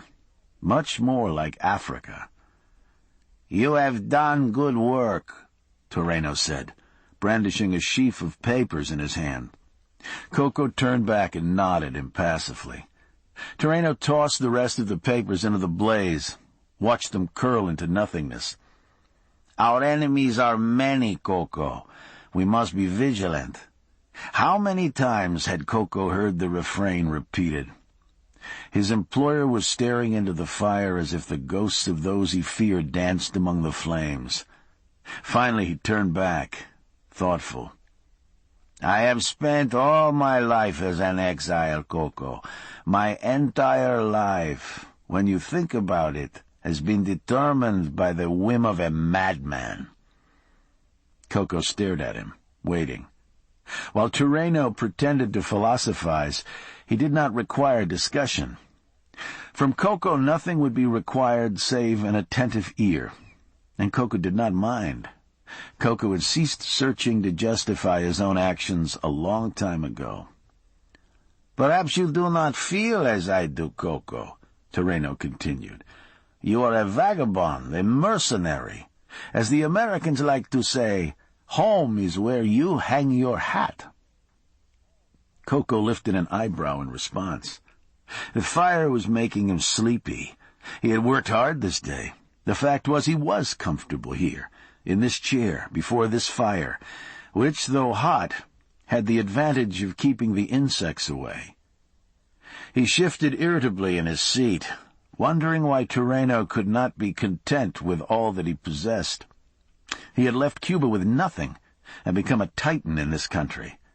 Now he would not be content until he was an even bigger Titan, returned to the country he had left. The concept of such ambition tired Coco even further, and brought another annoyance to his mind. "The woman," he said. "She is still alive somewhere." "She means nothing now," Toreno said, emptying the box of papers onto the fire. They watched one sheet swirl up in the draft above the flames. For an instant it seemed that the paper might escape unscathed, flutter aloft, rise out into the world. It wavered in the updraft, then abruptly burst into flame. Toreno smiled. "You see," he said, as if the little drama were proof of something. "It is done." His eyes glittered in the reflection of the fire, and he settled back, returning to his theme. "I could have allowed myself to accept a terrible injustice, Coco. Most men would have compromised, made accommodation. I have seen it in those who have worked alongside me. Over the years, as their comfort has grown, their zeal has faded. Every year it has become more difficult for me to convince them of the need to support the struggle. Men like Dagoberto Real." He waved his hand dismissively. "But now it is different. I will no longer need to beg, Coco." He turned to Coco, his face half-shadowed. "I have dedicated every particle of my being to the redress of that injustice, Coco. I have not relied upon the courts, or armies, or quavering politicians." He paused. "I have done it myself," he added fervently, "and I will have my reward." He took Coco's shoulder and shook it. "Soon all this will come to an end. We will return in magnificent victory, will we not?"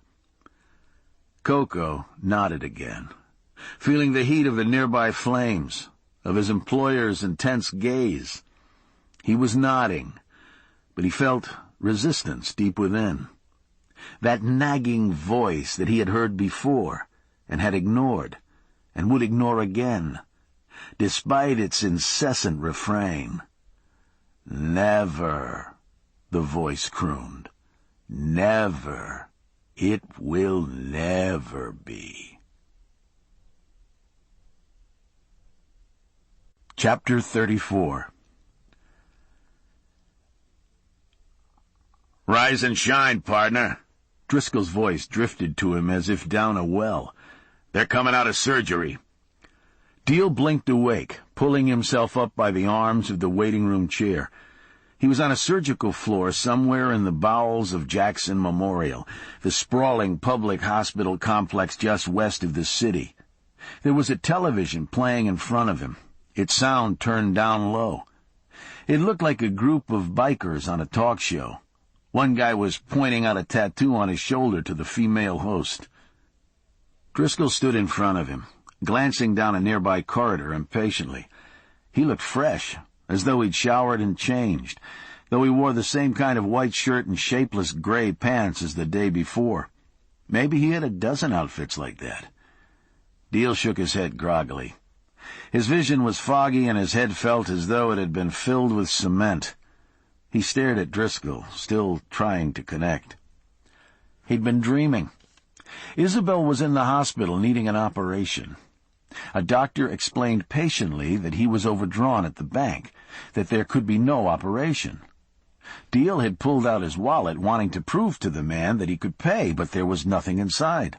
No money, no driver's license, no credit cards, no pictures of his family. Nothing. His hand went automatically to his hip pocket. He felt the familiar shape of his wallet there, and repressed the urge to take it out, inspect the contents. He massaged his face, his fingertips tingling with exhaustion. Relief at the dream's dissipation was fading quickly into the dread of his actual life. He had a brief image of Janice, could feel her weak fingers in his grip, then just as quickly remembered Tommy, poor, miserable Tommy, who'd put a gun to his temple last night and tried to blow his addled, paranoid brains out. Deal should have insisted that Dr. Goodwin institutionalize him the very day they'd been in the psychologist's office. Get him in a hospital, run tests, find some medicine that might even him out. Deal broke off, just awakened and already exhausted, thinking of yet another thing that he should have done, like the little Dutch boy, except he didn't have enough fingers for all the holes in this world's dike. On the television screen, another biker had stood to drop his pants, point out a tattoo on one of his buttocks. Deal glanced up at Driscoll. "What time is it?" "Almost noon," Driscoll said. His eyes stayed fixed on the hallway. "I just got back. Brought you some clothes." He waved his hand, and Deal saw a paper sack in the chair next to him. "When I came past the station, the nurses told me they were about done with Tommy." He broke off as a group of doctors in scrub greens and soft-soled shoes emerged from a set of swinging doors. Deal pushed himself up and hurried down the hallway after Driscoll. One of the doctors saw them coming. He left the group and turned to Deal, who had forged ahead. "I'm John Deal," he said. He broke off, searching for the right explanation. "Tommy lives with him," Driscoll said. "I know," the doctor said. "I read the story in the paper." The doctor gave Deal a nod. "I do some work with the homeless with Joey Greer over at the Camillus house. It was a kind thing you did, Mr. Deal, taking Tommy in." Deal nodded. He knew it was supposed to make him feel good, but it only seemed like the doctor was stalling, holding off more disastrous news. "How's he doing?" Driscoll said. The doctor gave Driscoll a look, then turned back to Deal, his face grim. "It's a miracle he's still alive," the doctor said. "We were able to relieve some of the fluid pressure, get him breathing on his own, which is a good sign." He trailed off. "It's anybody's guess, Mr. Deal. I wouldn't get my hopes up." Deal shook his head, putting his hand against the wall for support. "Poor Tommy," he said, hearing himself echoing Mrs. Suarez. "That poor son of a bitch." "We had to leave the bullet in his brain," the doctor continued. He hesitated as if he was trying to find the right words. "But when we were prepping him, we found something—" The doctor paused, shaking his head. "It's the strangest thing," he said. He reached for something in a pocket of his greens. Incredible, in fact. I've certainly never heard of anything like it. "What are you talking about?" Driscoll said. The doctor held up what looked like an oddly shaped pebble. "We picked it up on the initial X-rays," he said. Deal shook his head, puzzled. His head was still fuzzy, his eyes burning from fatigue. "It's another bullet," the doctor said, "lodged in the tissue between the skull and the brain itself." He gave them a look. "It was in the way," he shrugged, "so we took it out." "Wait a minute," Deal said, bewildered. "You're saying he shot himself twice?" "Of course not," the doctor said. "This thing was encased in a good deal of old scar tissue.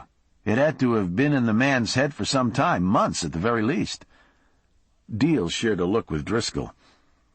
"That's what I meant," the doctor continued.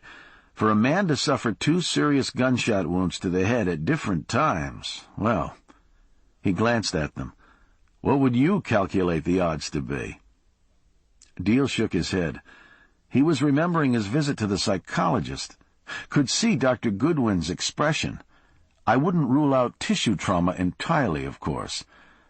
He took the doctor's sleeve. "Could this earlier gunshot—" He broke off, trying to phrase it the way he wanted. "Could that injury have accounted for Tommy's mental state?" The doctor thought about it a moment. "It's hard to tell," he said finally. "I never actually observed his behavior, of course. And now, under the circumstances—" He gave Deal a helpless look. "Tommy never talked about this injury to you? Never mentioned it?"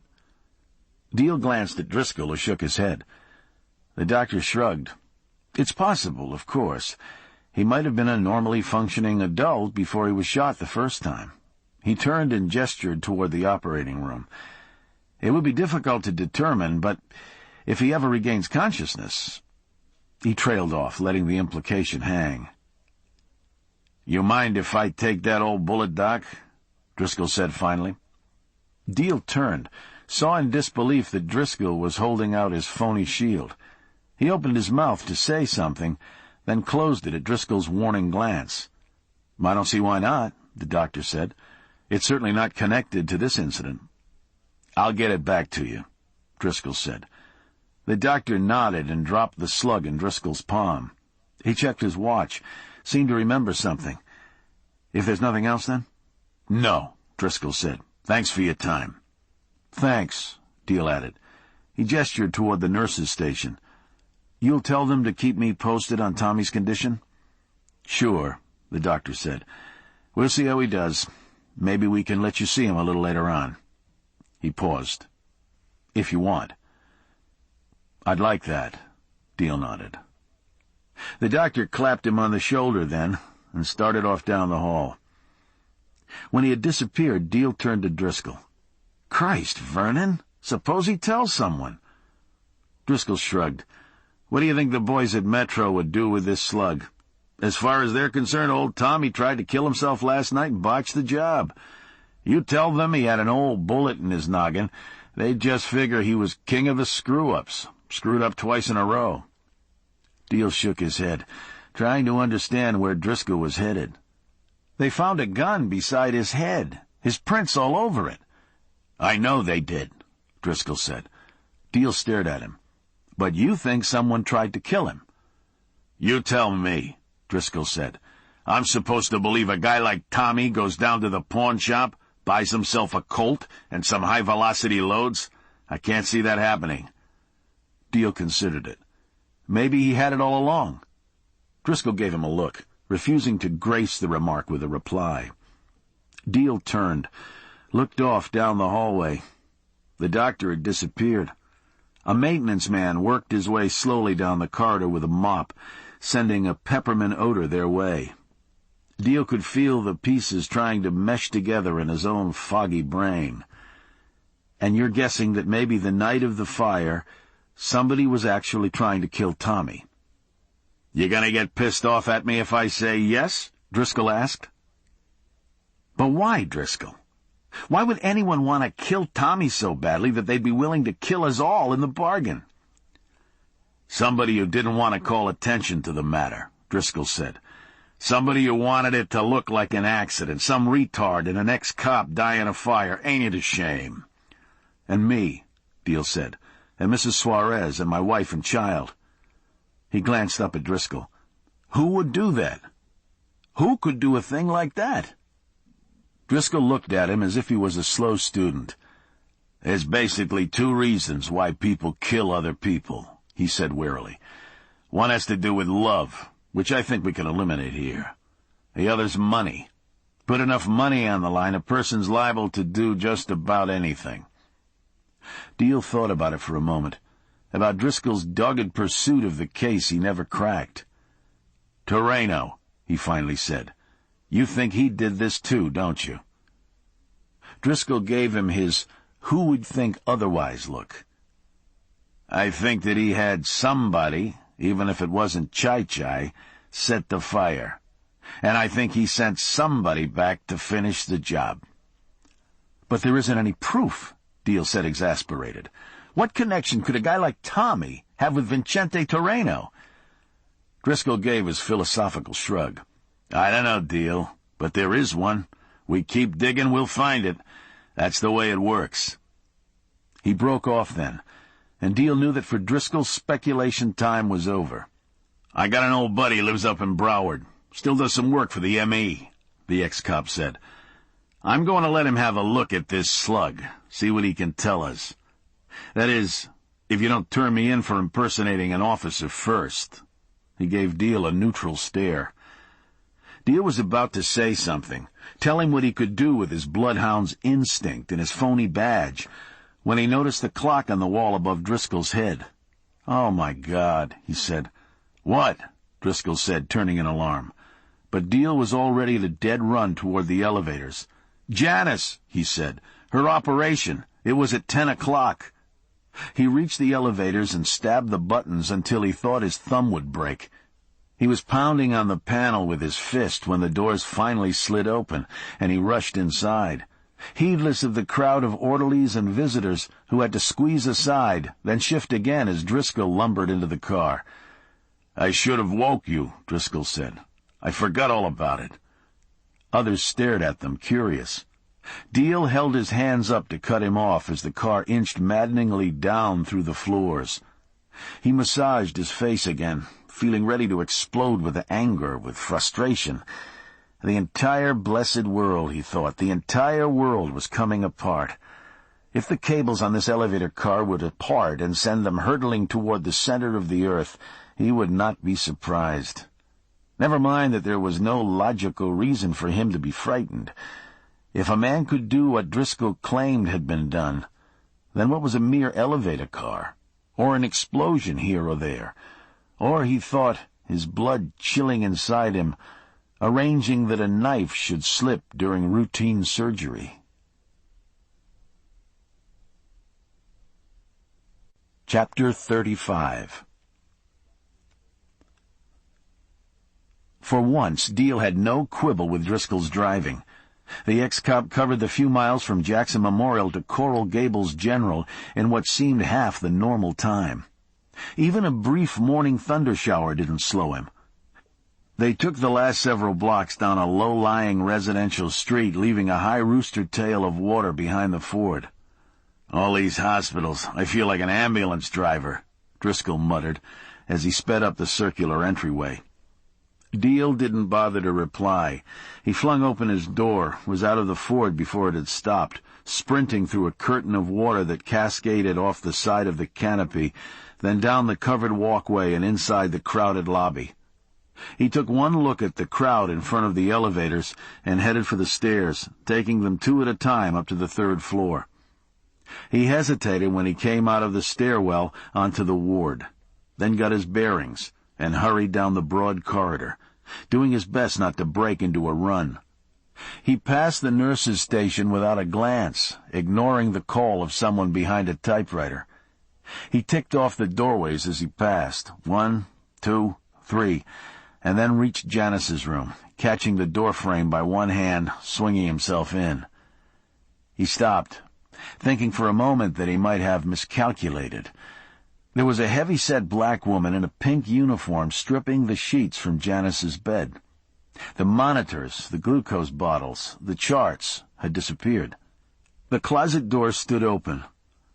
Where the robes and duffel bag had been, placed there by Deal himself, a few empty hangers dangled. The black woman stared at him warily. Deal heard a sound behind him and turned. The nurse who'd called after him from the nurse's station stood in the doorway behind him. "Can I help you?" she said. He did not recognize her face. Weeks of coming to this hospital, he did not recognize this woman's face. He could feel his heart thudding in his chest. "My wife," he managed. "She was in this room. She was having an operation this morning." "They told me that lady isn't coming back." The aide said it defensively, as if someone were criticizing her work. "Are you Mr. Deal?" the nurse asked. Deal ignored her question. He was ready to leap upon these women, pummel them, strangle them. "Where is my wife?" He heard his own voice rising dangerously. The nurse shook her head. "They didn't tell you? Tell me what?"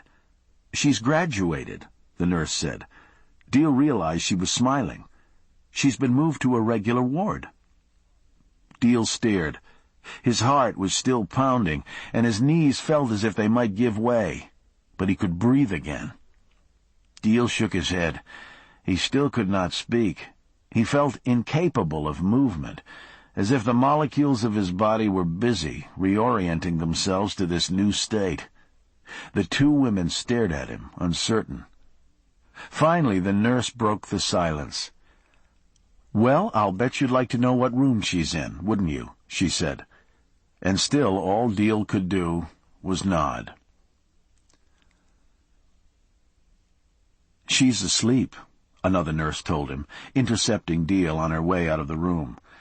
"Don't worry, everything went just fine." Deal nodded his thanks, resisting the urge to sling the nurse out into the hall. He even managed a smile, edging on past her inside the room.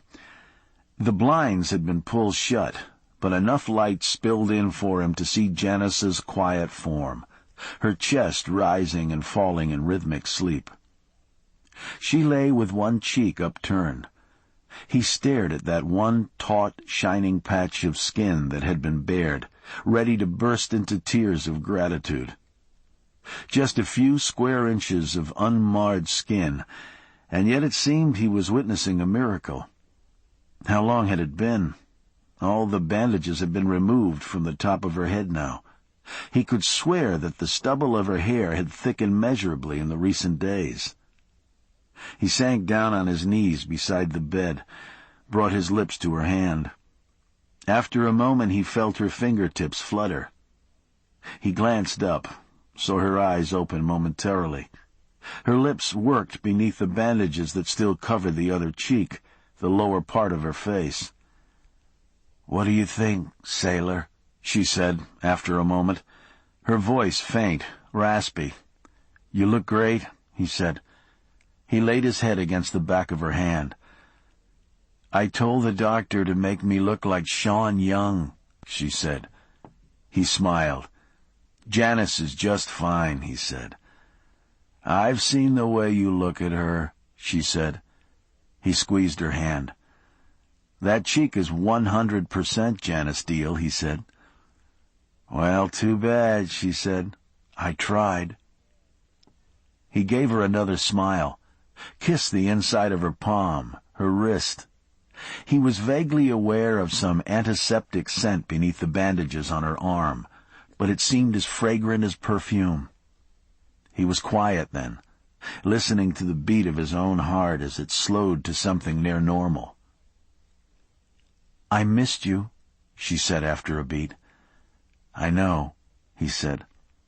He looked up, meeting her gaze. "I was with Driscoll," he began, trying to gauge how much to tell her. "And?" she said, giving his hand a gentle squeeze. He took a breath. "It's Tommy," he said finally. "Something terrible happened to him." "What?" She was trying to push herself up on her elbows. "What happened, Deal?"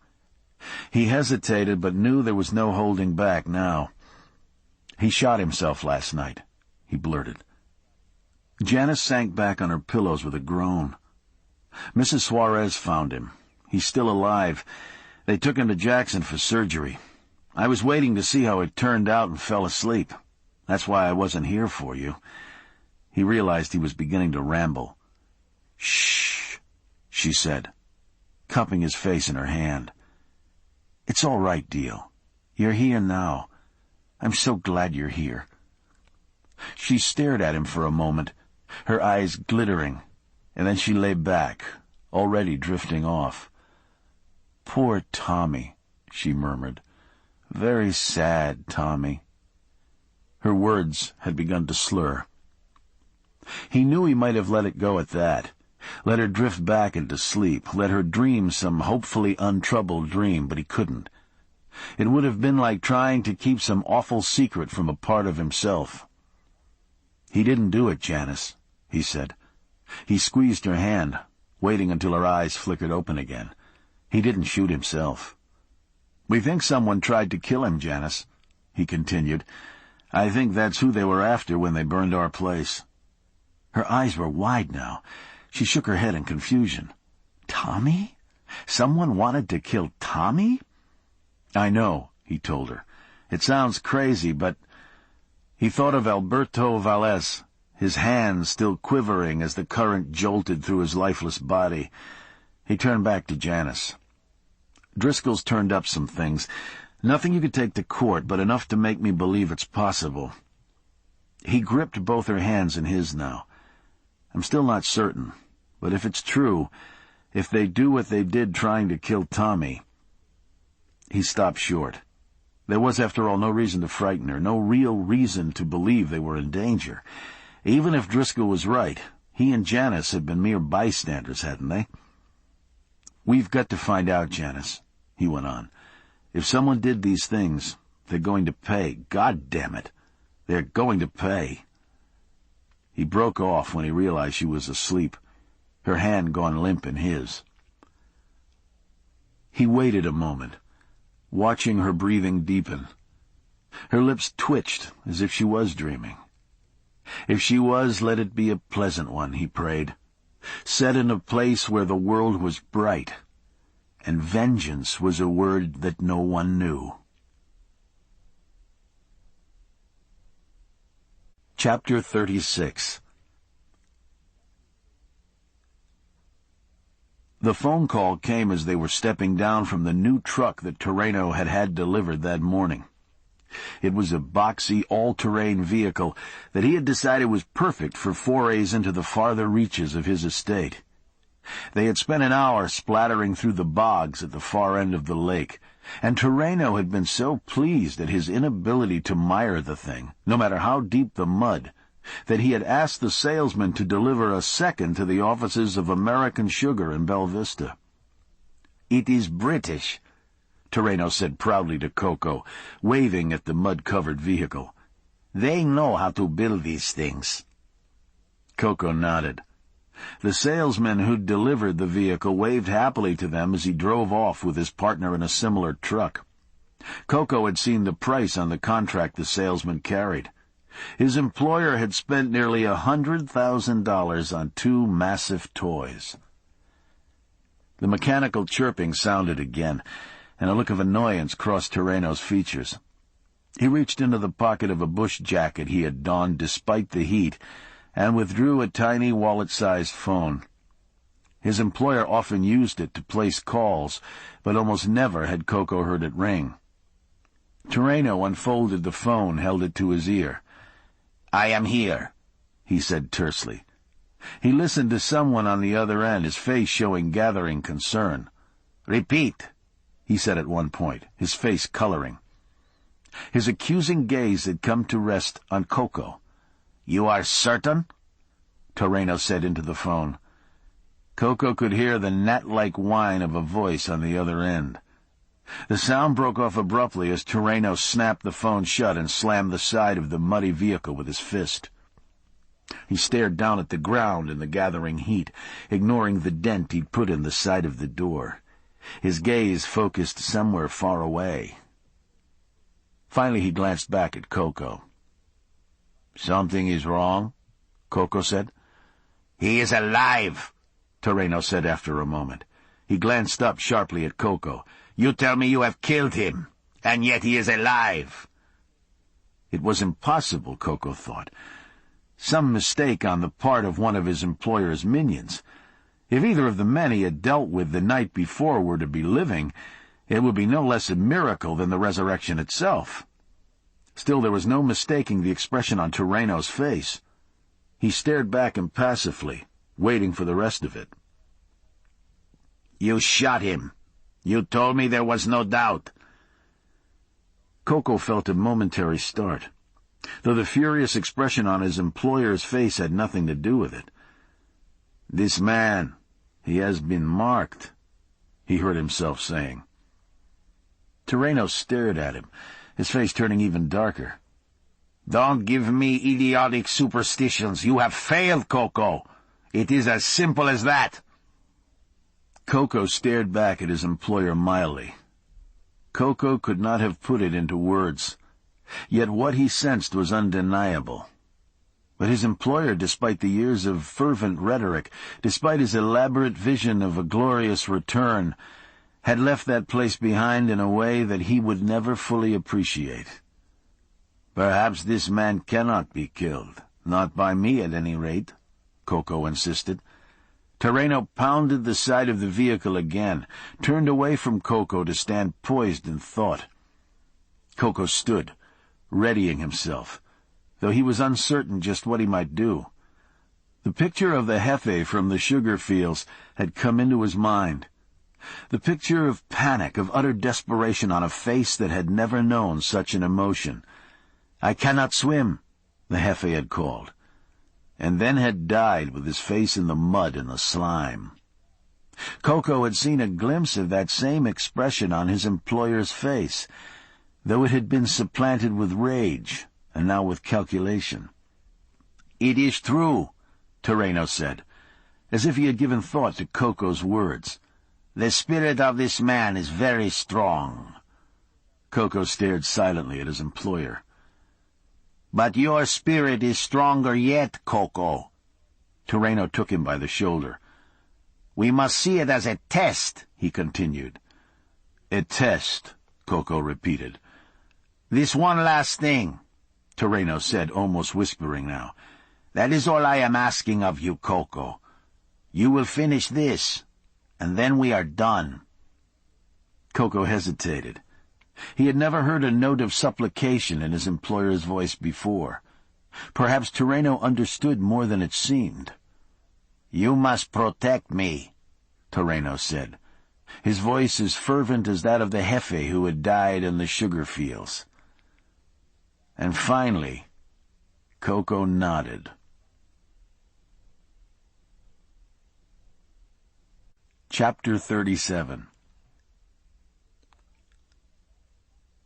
"You could have provided me with a better specimen, you know."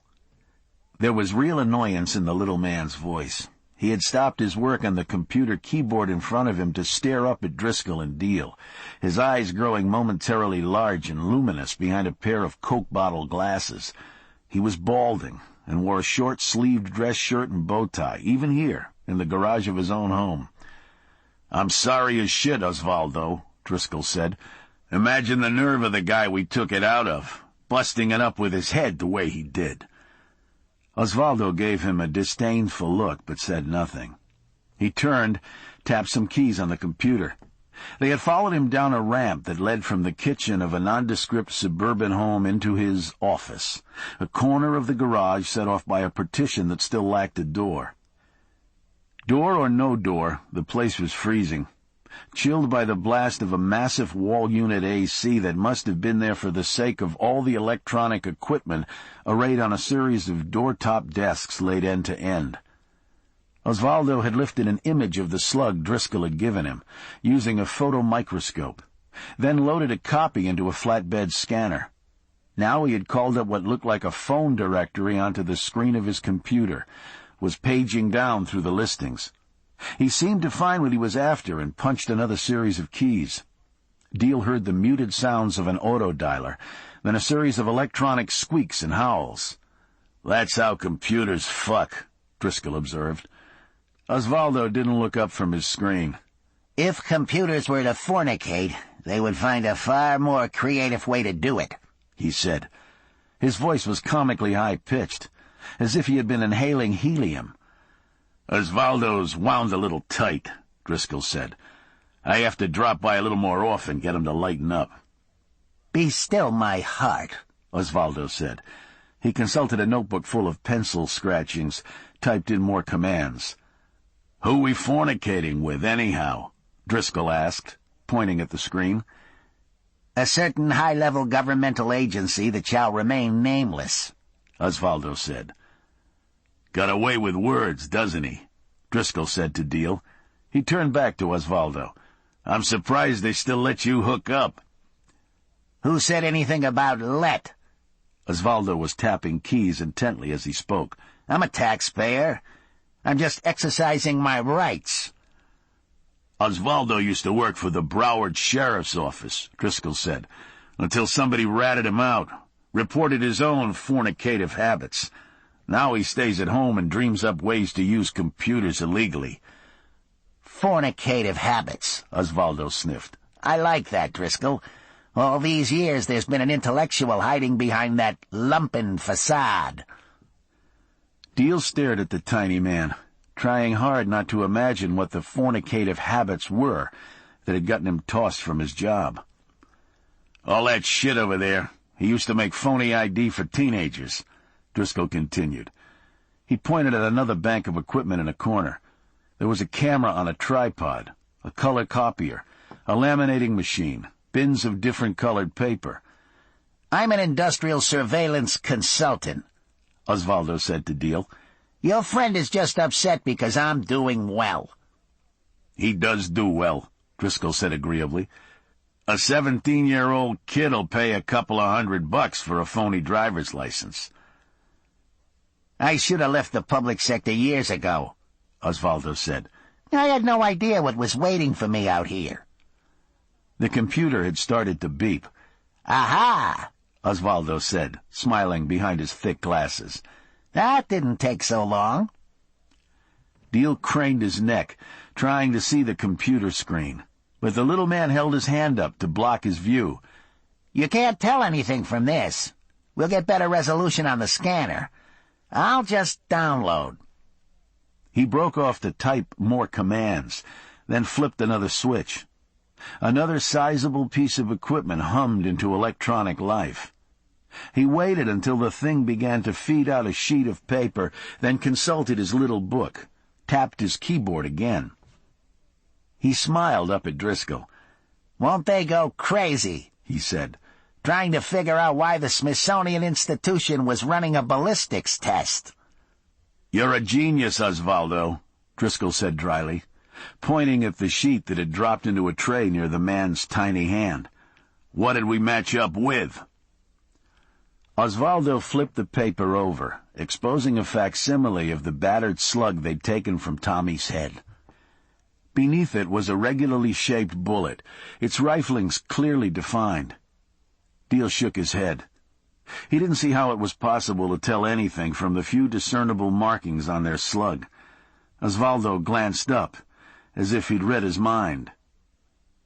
"The computer does it," he said. "Extrapolates from what we've fed in. Either it can figure it out or it can't. There's no maybe. If it gives us a match, then it's a match." "Well, what the hell does it say?" Driscoll demanded. Osvaldo turned calmly back to the text beneath the images. He made a sound that Deal guessed signified satisfaction. "Ivan and Ivan Special," he said to Driscoll. Driscoll shook his head. "You know," Osvaldo insisted, "the same kind of handgun they did Neon Leon with."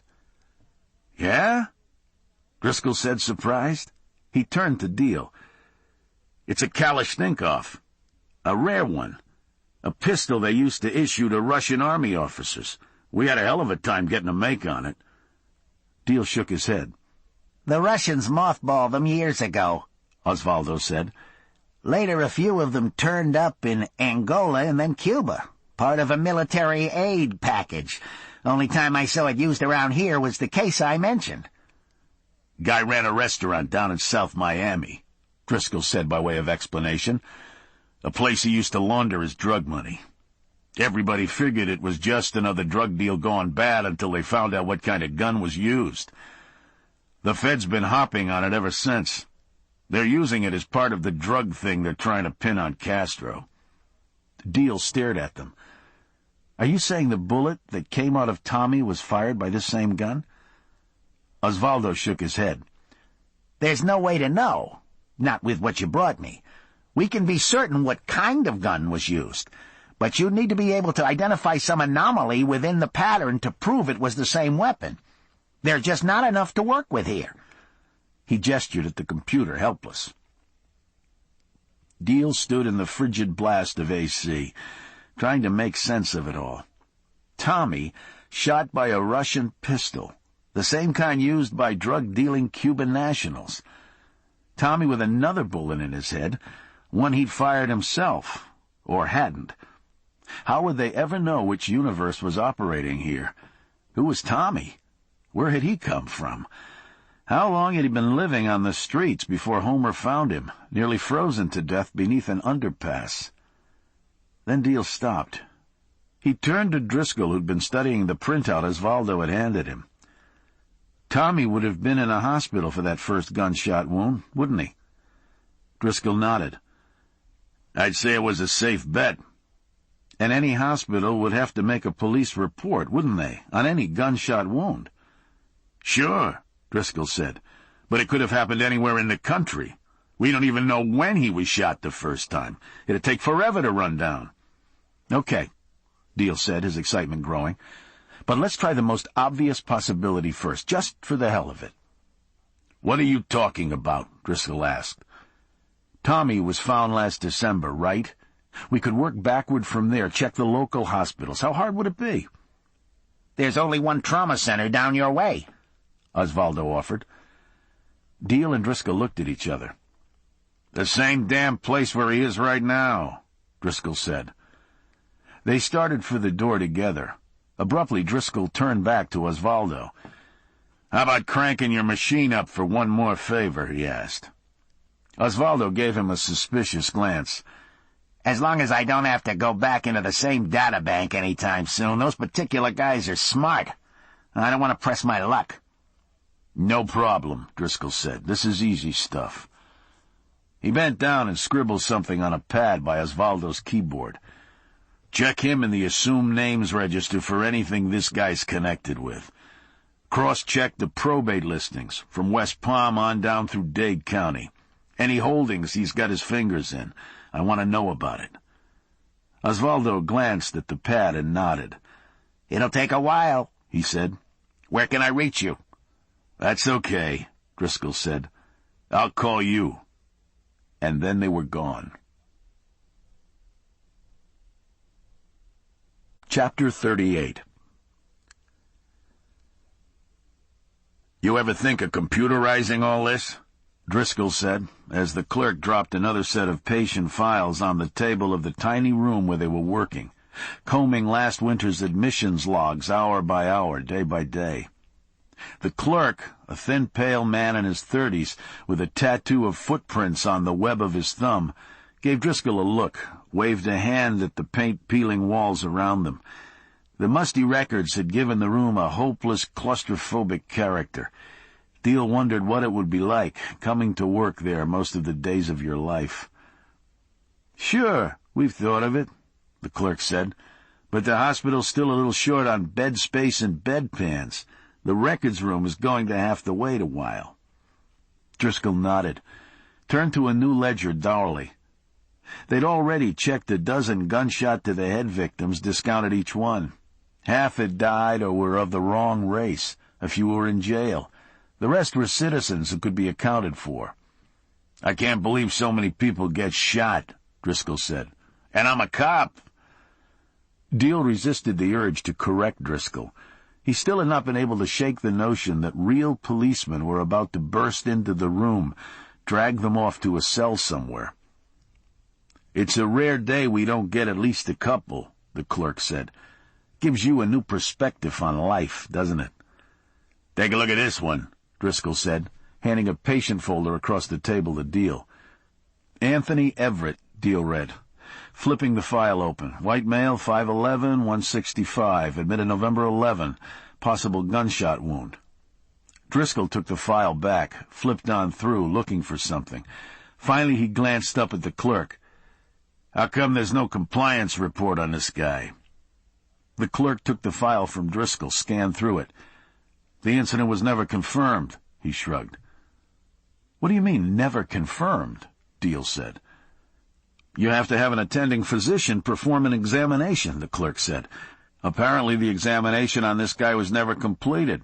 He walked." Driscoll stared at the clerk in disbelief.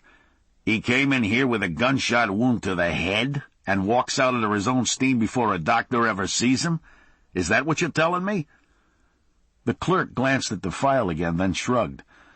"Dr. Hassan saw him. He just didn't finish up with him before he disappeared." The clerk looked over at Deal. "People wander out of here all the time, right in the middle of treatment. They calm down, realize they're not going to die. Maybe they start to worry they're going to get in trouble." The clerk turned to Driscoll. "November 11 was a Saturday.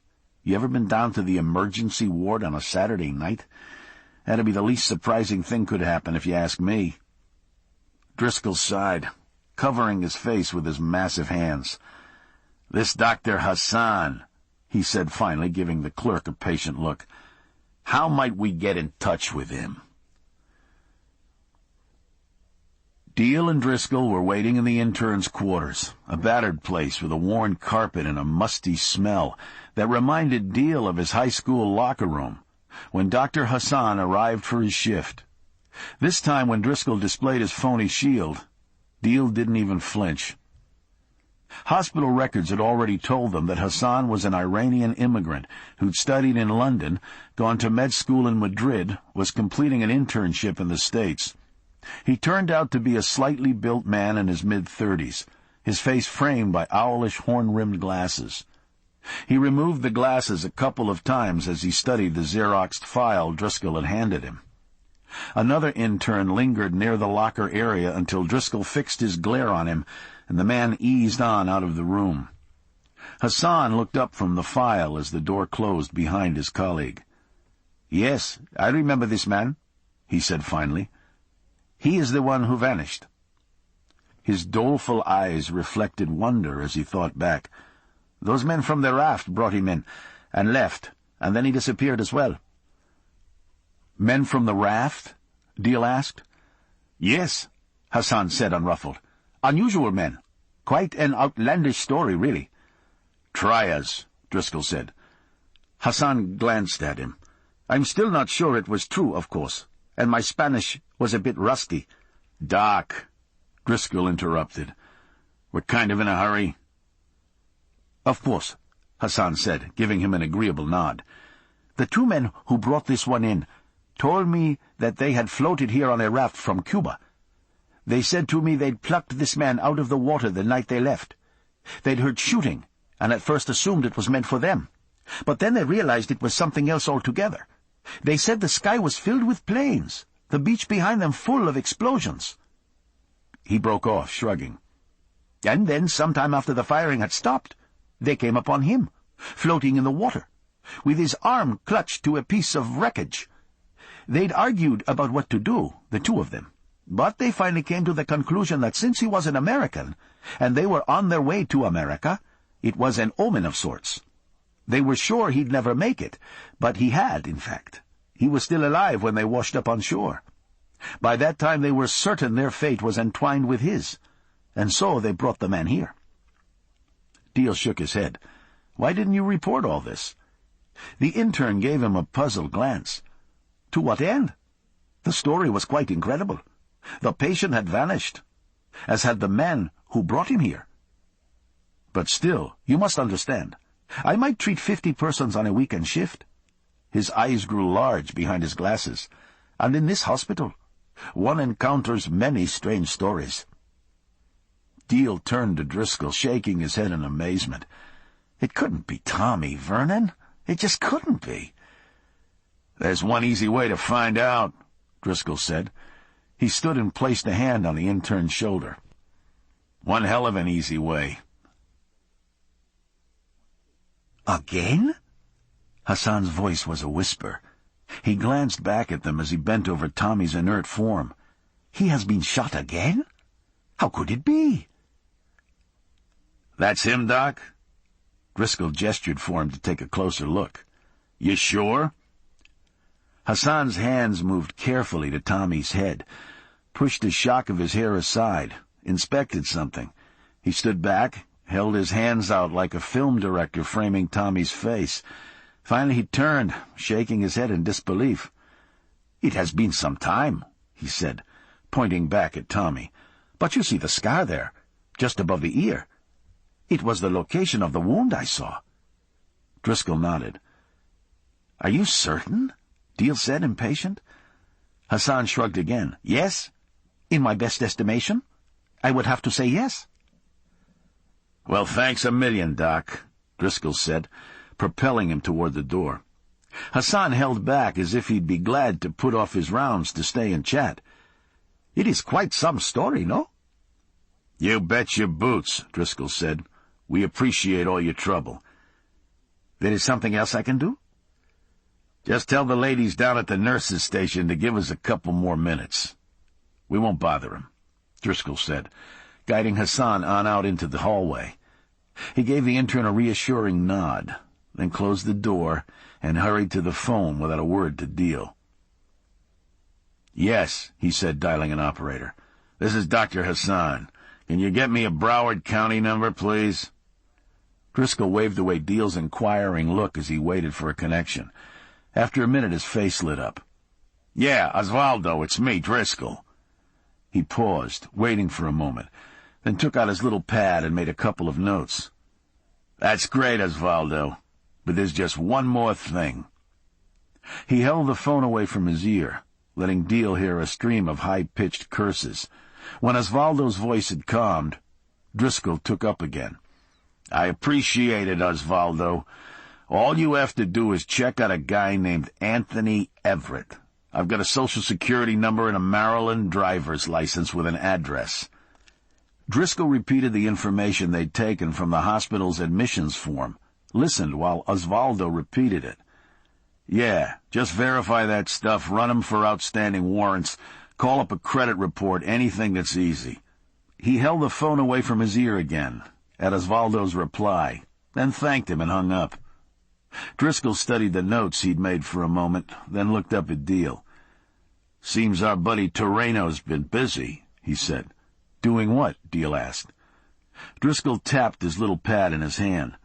"Osvaldo says he's dumped about $35 million into real estate over the past 6 months, and that's just what the computer was able to pick up on the quick." So all of these transactions are recorded in Torreno's name, or companies controlled by him. 5 will get you 10. Most of the money for those deals came out of the Patriots Foundation coffers. What did he buy with it? Some of it's parcels of land over in Collier County. That's where they busted a couple of paramilitary training camps tied to the foundation last year. Maybe he's just buying the land in his name to keep things quiet. Maybe, Driscoll said, tapping his notebook. But that only accounts for a small portion of it.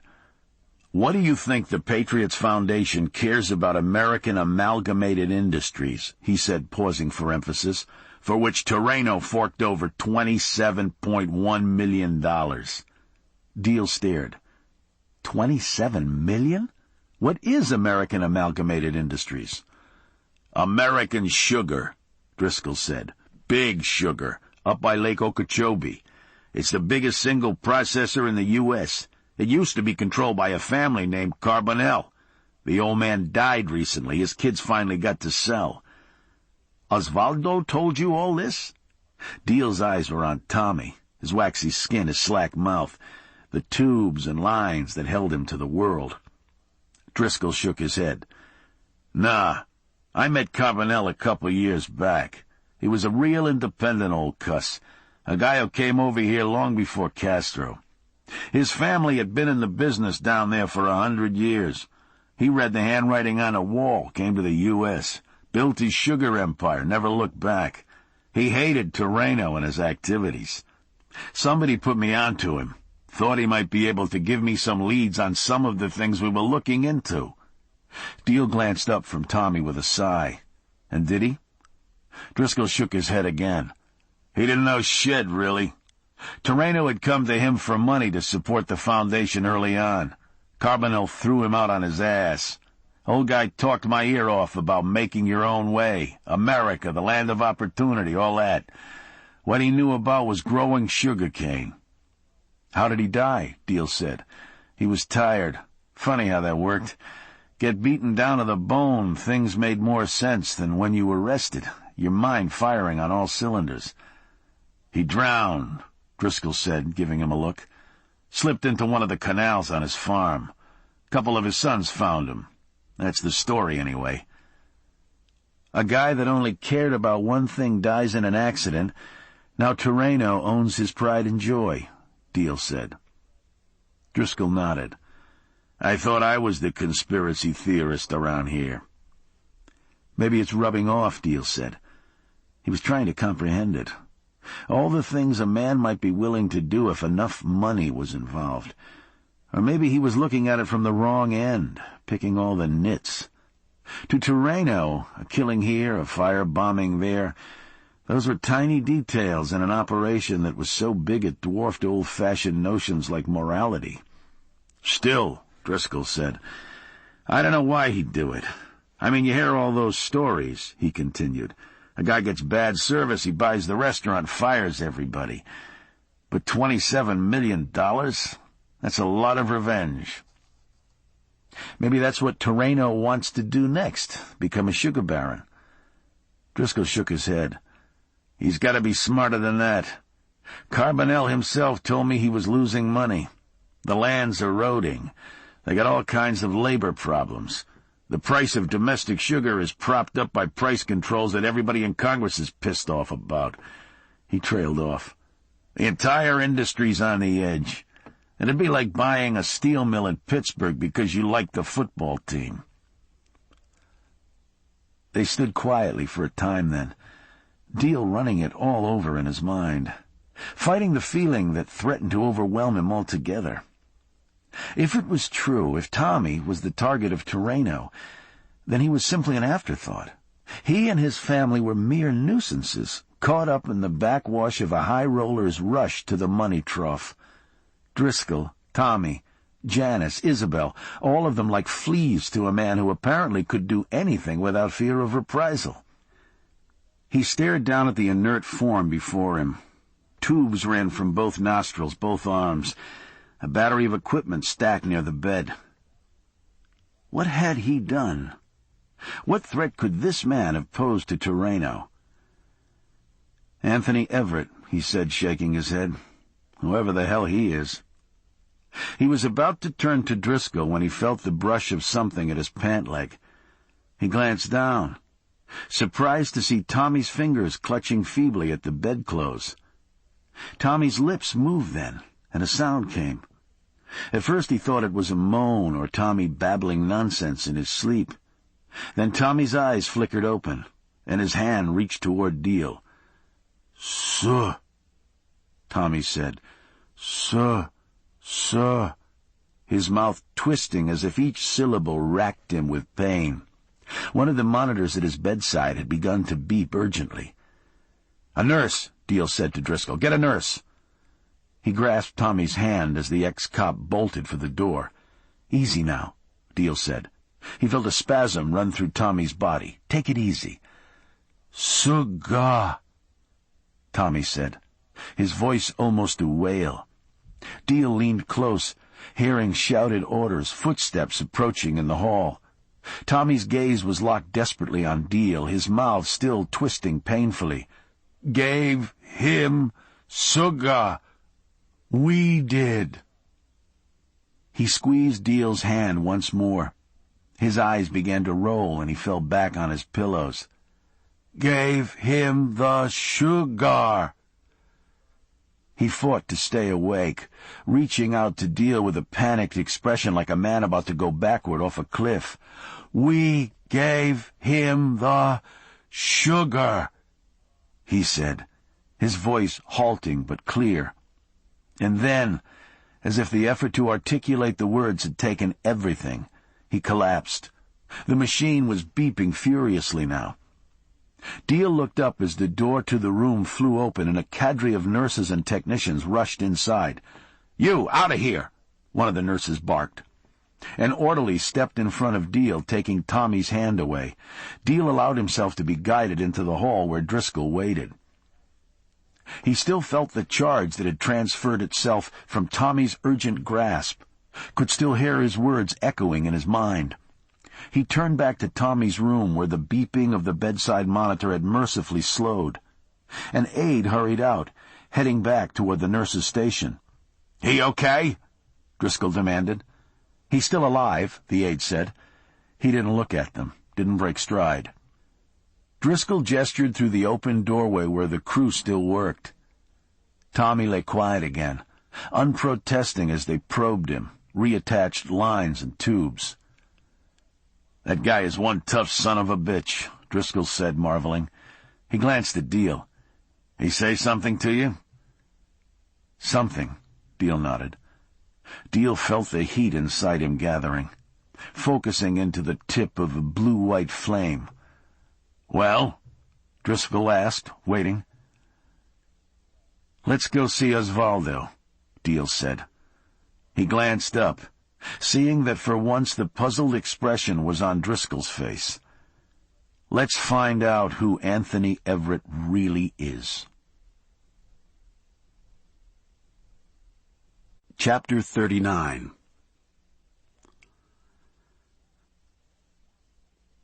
"Well, whoever Tommy Wholesome really is," Osvaldo said, "he ain't Anthony Everett." He gathered a sheaf of papers from the tray of his printer, tossed them on the desk in the direction of Deal and Driscoll. Deal reached for the papers, scanned them as Osvaldo continued. "I ran the license first. Stuff on that comes back fast.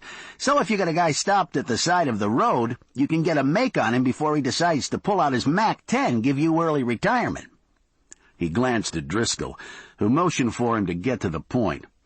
"Anyway, there's no such license issued by the Maryland Department of Motor Vehicles, never has been." "How about the Social Security number?" Deal said, flipping through the papers. "There was an Anthony Everett who had that number once," Osvaldo said. He was trying to sound authoritative, but his absurd voice didn't help. "That Anthony Everett died in Fargo, North Dakota in 1972, at the age of 80. Deal stared at him. There was silence for a moment, broken only by the steady rush of the air conditioning.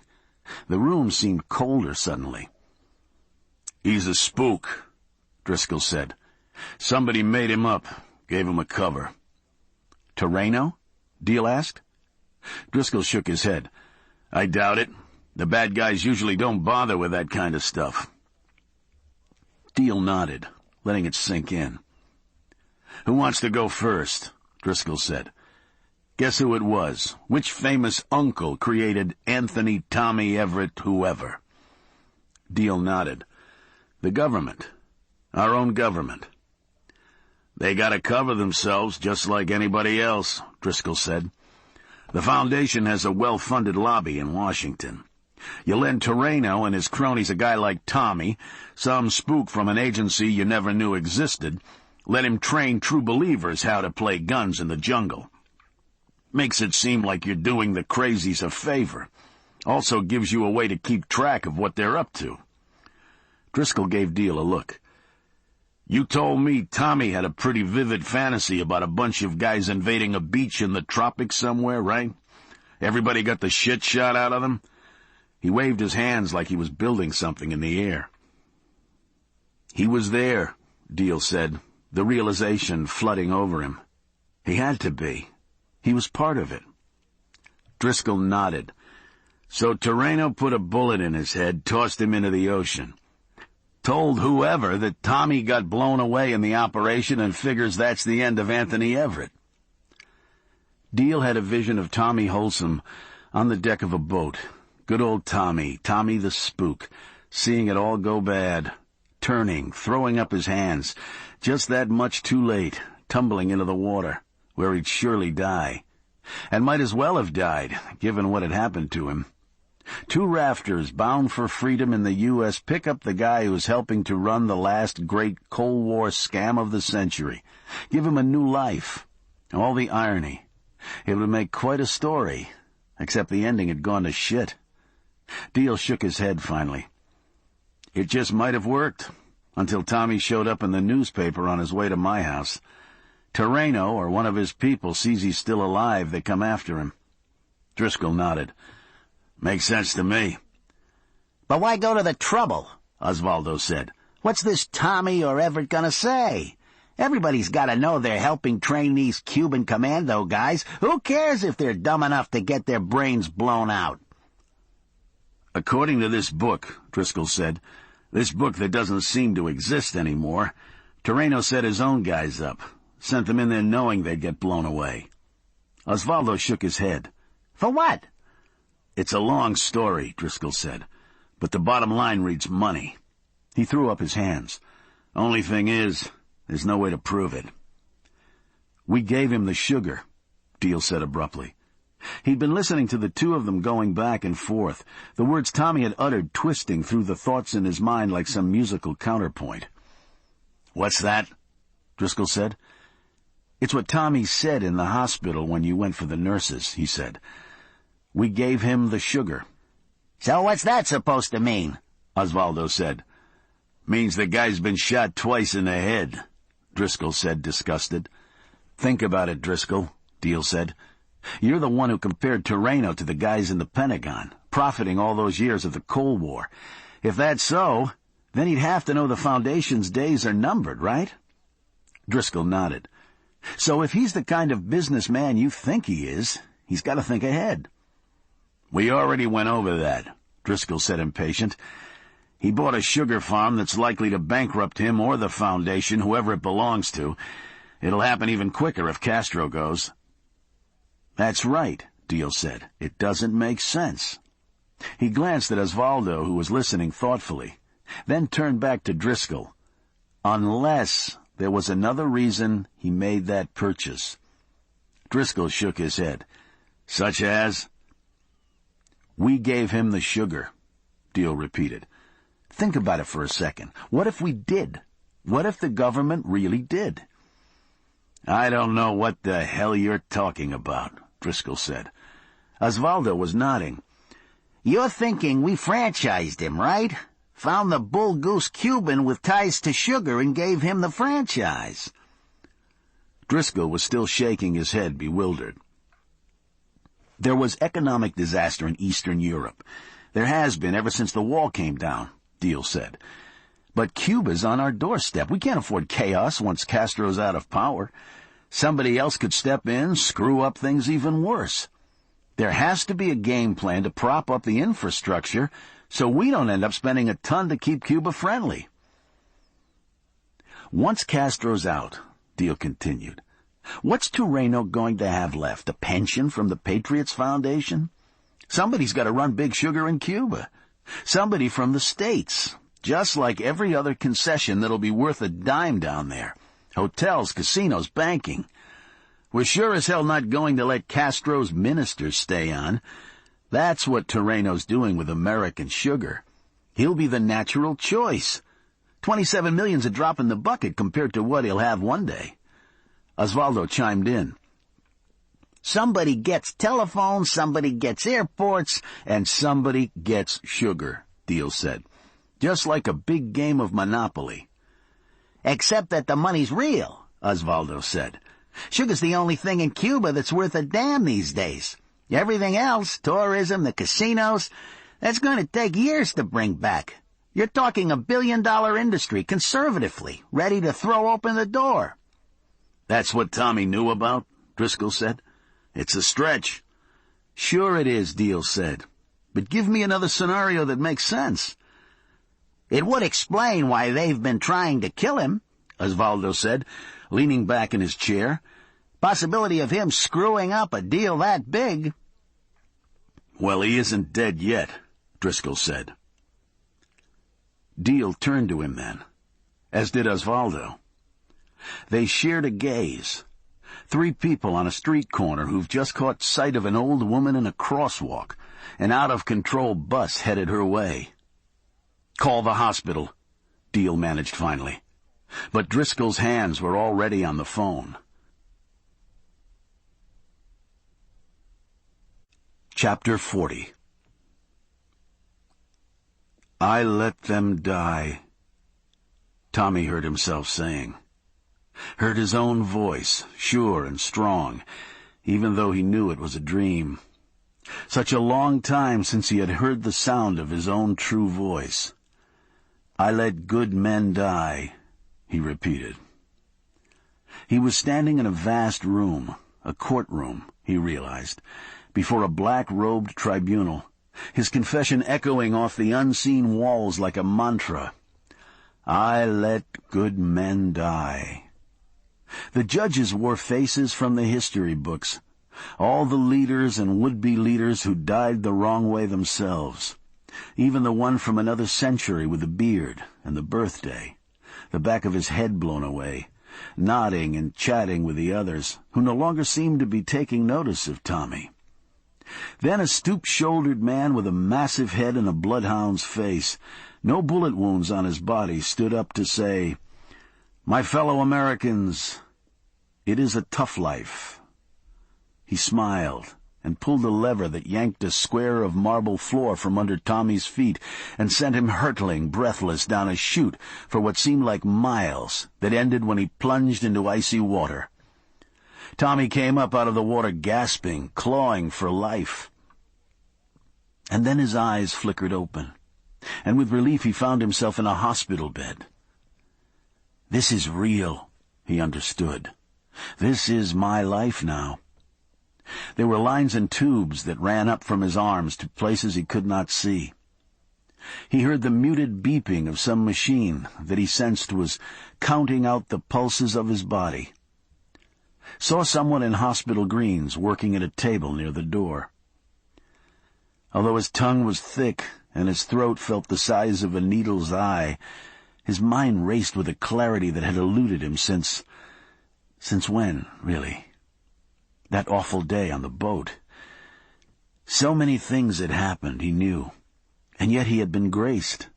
He had been brought back, given a chance to atone for mistake upon mistake, compounded into tragedy. And still there was time to do something.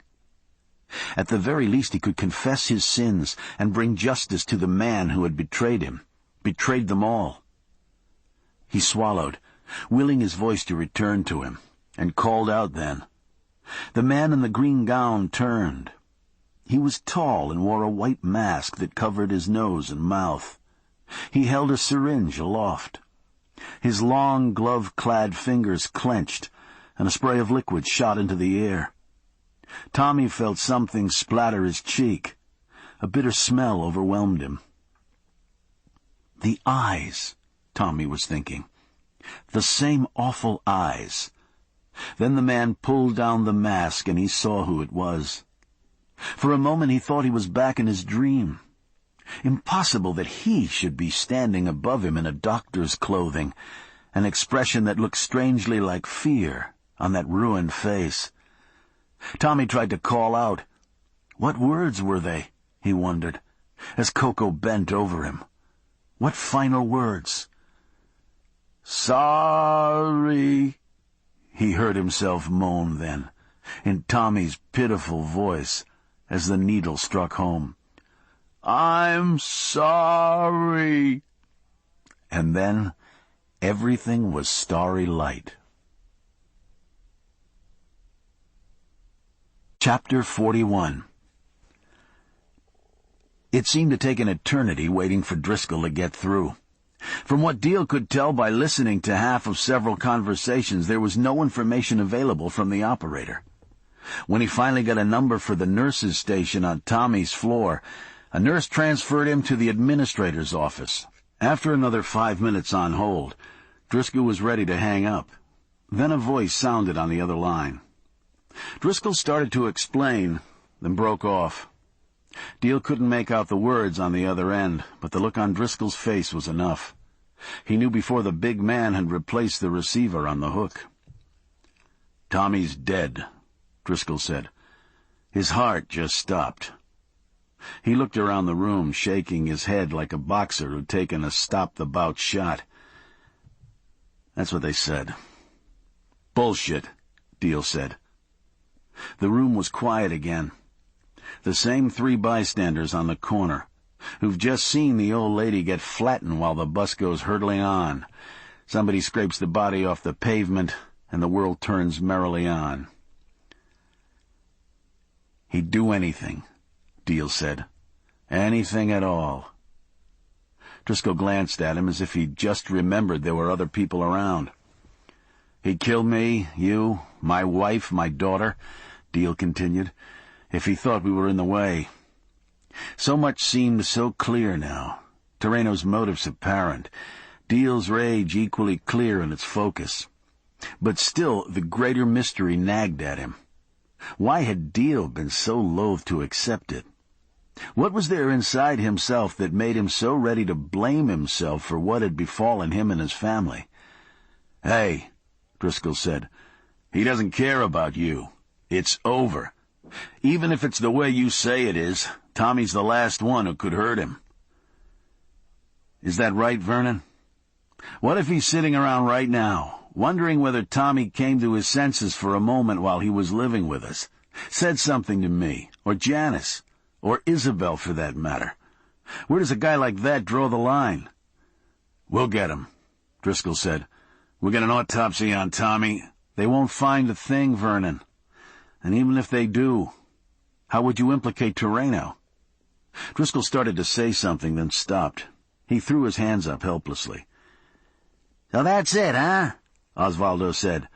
"This slime wad just goes on his way. You guys sit around and wonder whether you're going to get whacked someday?" "If we had anything," Driscoll said. "Valas or Tommy, even a cockamamie book." He drifted off, still wondering.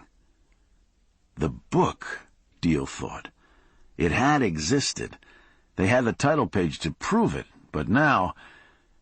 He stared about Osvaldo's office, at all the equipment, the computers, the printers. It seemed as if Osvaldo had the capability to put his hands on almost any information that had ever been stored. Too bad they couldn't access the ether, pull Valas's records or that manuscript out of thin air somehow. And then, even as the thought of giving up, gathering his family for a flight somewhere far away had occurred to him, he felt the vague stirrings of a plan. It was a long shot, but under the circumstances. "Osvaldo," he said abruptly, and the little man looked up from behind his thick glasses. "How about the State Department? You think you could get into their files?" "It depends on what you want," he said. "We won't find any memos on the stuff you're talking about, trust me." "No," Deal said. "That's not what I had in mind. Compared to that, what I want ought to be easy."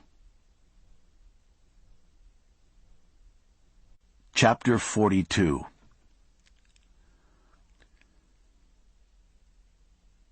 They swung down off Old Cutler, heading east toward the water. The sun had been reduced to a tired thumbnail of reddish-orange, sinking beneath the horizon behind them.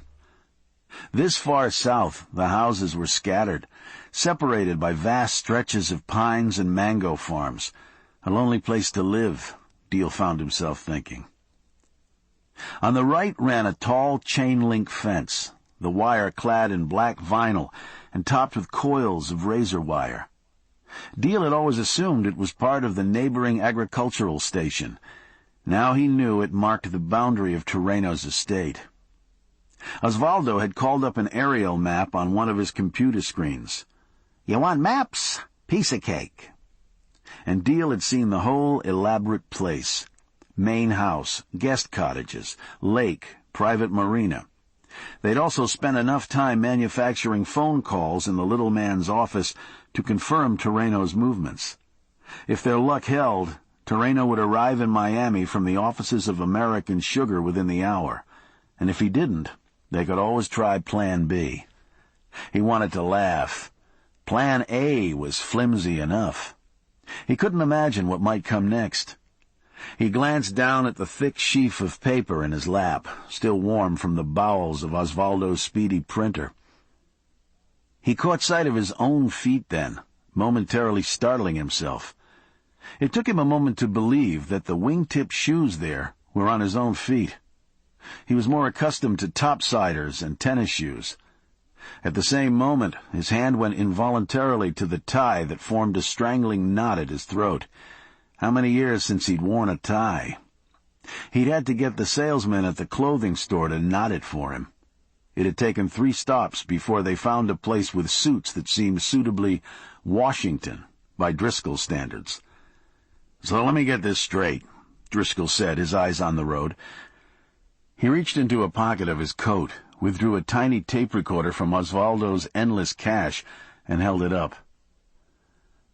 "We're going to walk in and tell the guy, we think you stole about 30 mil from your foundation's treasury plus killed a few dozen people so you could take over the sugar business in Cuba one day. Could we have your confession now?" He replaced the recorder and glanced over at Deal. "You spent the last 10 years of your life trying to nail this guy, Driscoll. He's still walking around doing all the things he likes to do. Does that suggest anything to you?" "Yeah," Driscoll said. "It suggests he's been awful lucky." "Well, it suggests to me we try something different." Driscoll glanced at him again. "You don't have a gun in that suit, do you? That's one way we're not going to do it." Deal shook his head. Driscoll reached over, opened Deal's coat.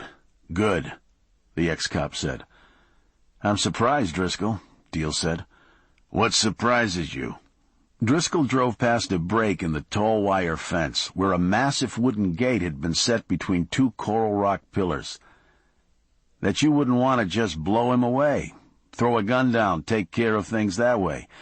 You've been telling me all along you know he's guilty." "I want this guy so bad I can taste it," Driscoll said.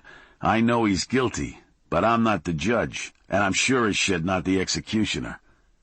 He drove another 100 yards down the tree-shrouded road, made a U-turn, pulled off in the shadow of a huge banyan tree. A screen of tendrils hung down from the limbs, draping over the windshield like a veil of tiny roots flourishing in the air. In the fading light, the Ford would be hidden from anyone approaching the gates.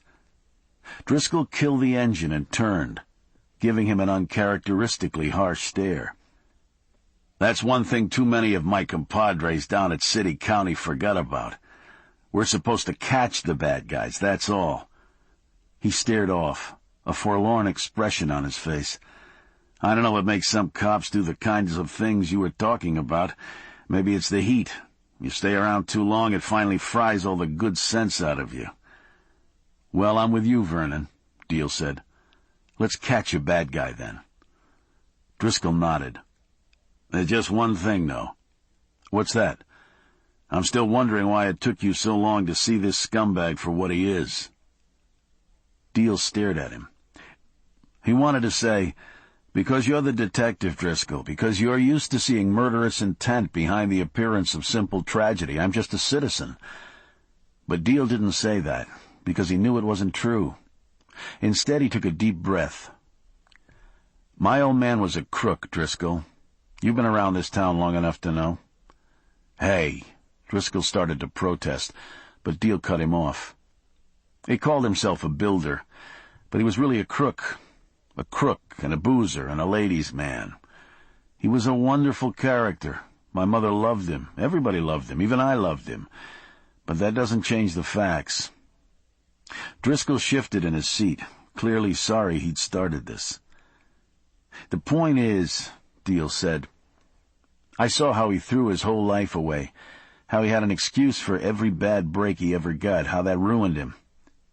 What I think is—" Deal drew himself up. "I think I've spent my whole life trying to do just the opposite. Make your choices, put your head down, do your work, take what comes." He stared hard at Driscoll. "When my place burned down, I had no choice but to take the blame for it. I wanted to take the blame for it."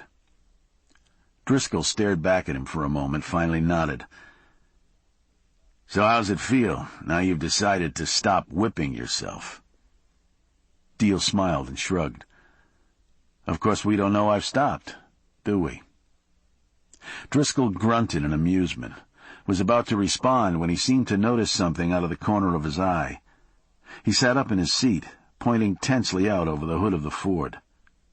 Deal followed his gesture, saw a white limousine, its headlights glowing softly in the twilight as it approached in the distance. The limo slowed, turned into the graveled entryway. The driver's window slid down and a man in a visored cap leaned out, spoke into a speaker box mounted by the drive. After a moment the big gates swung open, and the limo eased on inside.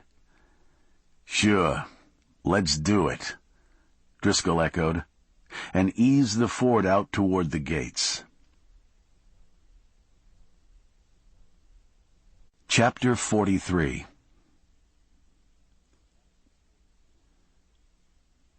Deal and Driscoll stood in the marble foyer of the main house, while the servant who'd admitted them, a wizened Hispanic man who might have been 70 or 80 or 100, limped off down a hallway, his footsteps echoing arrhythmically off the stone floor toward the lofty ceiling above.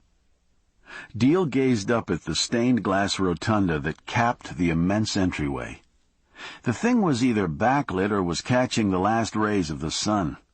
It depicted a scene that looked suspiciously like Washington's crossing the Delaware, only this showed a dashing Hispanic man at the prow of the boat, a sword in hand, pointing the way into a tropical harbor. Deal shook his head. It was like standing in a mock-up of some public building. He'd built entire houses you could fit into the space this guy used for stepping in out of the weather. Where in the hell do you go from here? He found himself wondering. "What's that?" Driscoll asked. He'd been examining an elephant's foot umbrella stand near the doorway. "To have all this and still want more," Deal said. "I can't figure it out." "It's all relative, isn't it?" Driscoll shrugged. "A guy who lived on the street might see your place say the same thing." "Who said I wasn't happy where I was?" Deal said, an edge in his voice. "I don't recall asking to leave." "You got a point," Driscoll said. He nodded down the hallway where the old servant had reappeared, hobbling as briskly as he could toward them. "He's not aiming a gun at us," Driscoll said cheerily. "So far so good," Deal said. "This way, senors," the servant said, and they followed him.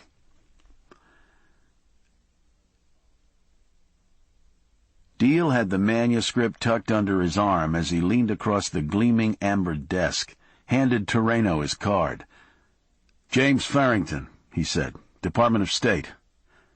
Torreno inspected the card, his eyes flicking neutrally from it to Deal to Driscoll, who stood at military ease, his hands behind his back, the model of a disciplined goon. Deal had to marvel. He'd never seen the ex-cop in an erect posture before.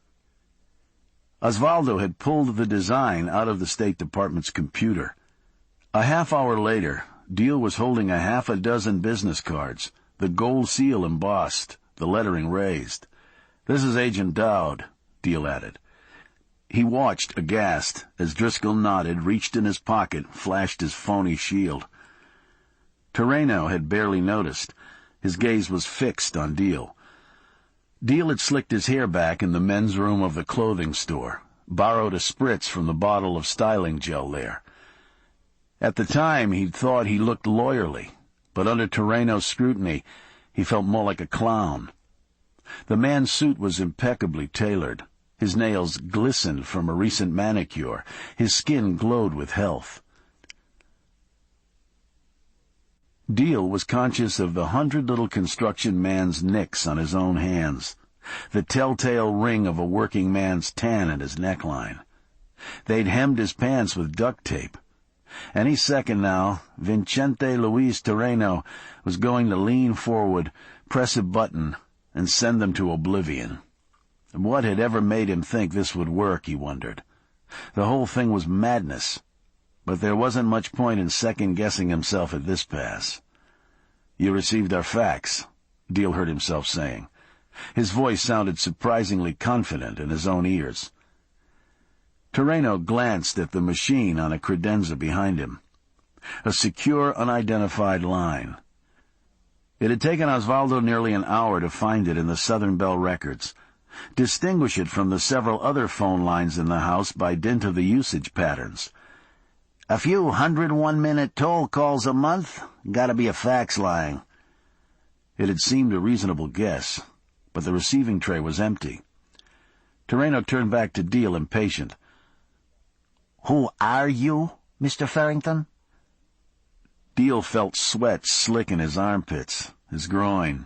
He'd forgotten how miserable it was to wear a suit. He stared back at Toreno, who was clearly jacking himself into his intimidation mode. He'd encountered it before, from prime suppliers threatening to hold up delivery unless he'd agreed to a kickback, from major developers trying to squeeze him into a low-ball bid.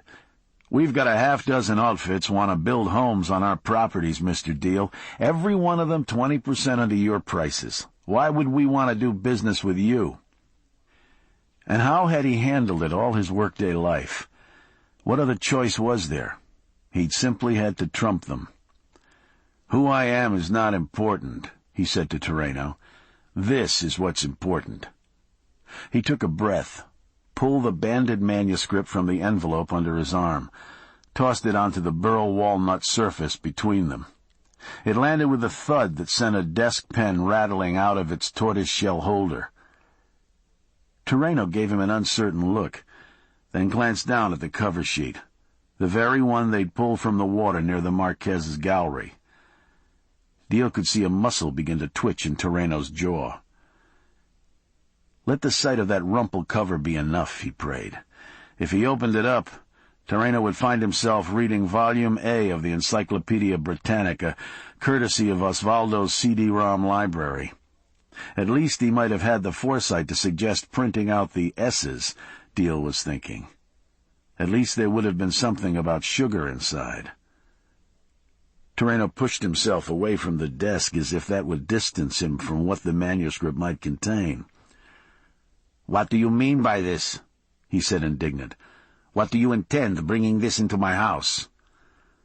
Toreno was good, but Deal had seen that momentary look of fear in the man's eyes, and now he could feel it, the tiniest tilt of balance. And then, as if it was a sign, the fax machine chirped, then stuttered into life. Deal folded his hands behind his back and gave a meaningful look at the document that was unfolding from the green-haloed slot. Just let it be the one, he prayed.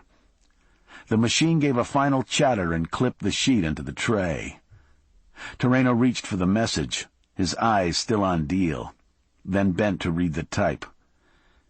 After a moment his eyes flicked back to the manuscript that still lay untouched on the desk.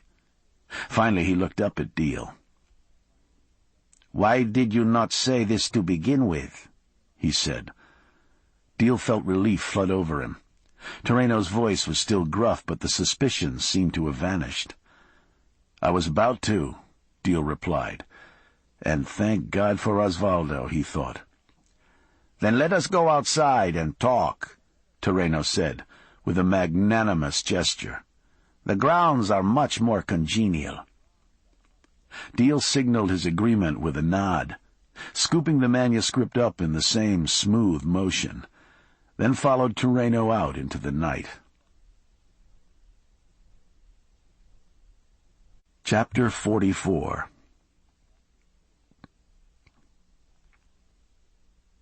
Coco Morales had hesitated upon leaving the hospital. It was a puzzling sensation, hesitating, feeling the willingness to waste time. He had stood outside on the curb in the balmy evening, watching the visitors stream into the hospital, carrying bunches of flowers, boxes of candy, tightly rolled coils of magazines and newspapers. He tried to discern from the looks on the faces of those entering how severe were the cases of those they had come to visit, but it was a difficult task. Most of them seemed inordinately cheery, given their destination. Then again, they were not the ones lying ill or dying. He left off these thoughts, reminding himself that he should not be lingering. This normal world was not his arena. He had already seen a few uncertain glances come his way. He functioned here well enough when there was work to be completed. After that, it was best to retire to his domain, to his tiny TV set, and the quarters where he had learned to be comfortable, where he knew he had a place.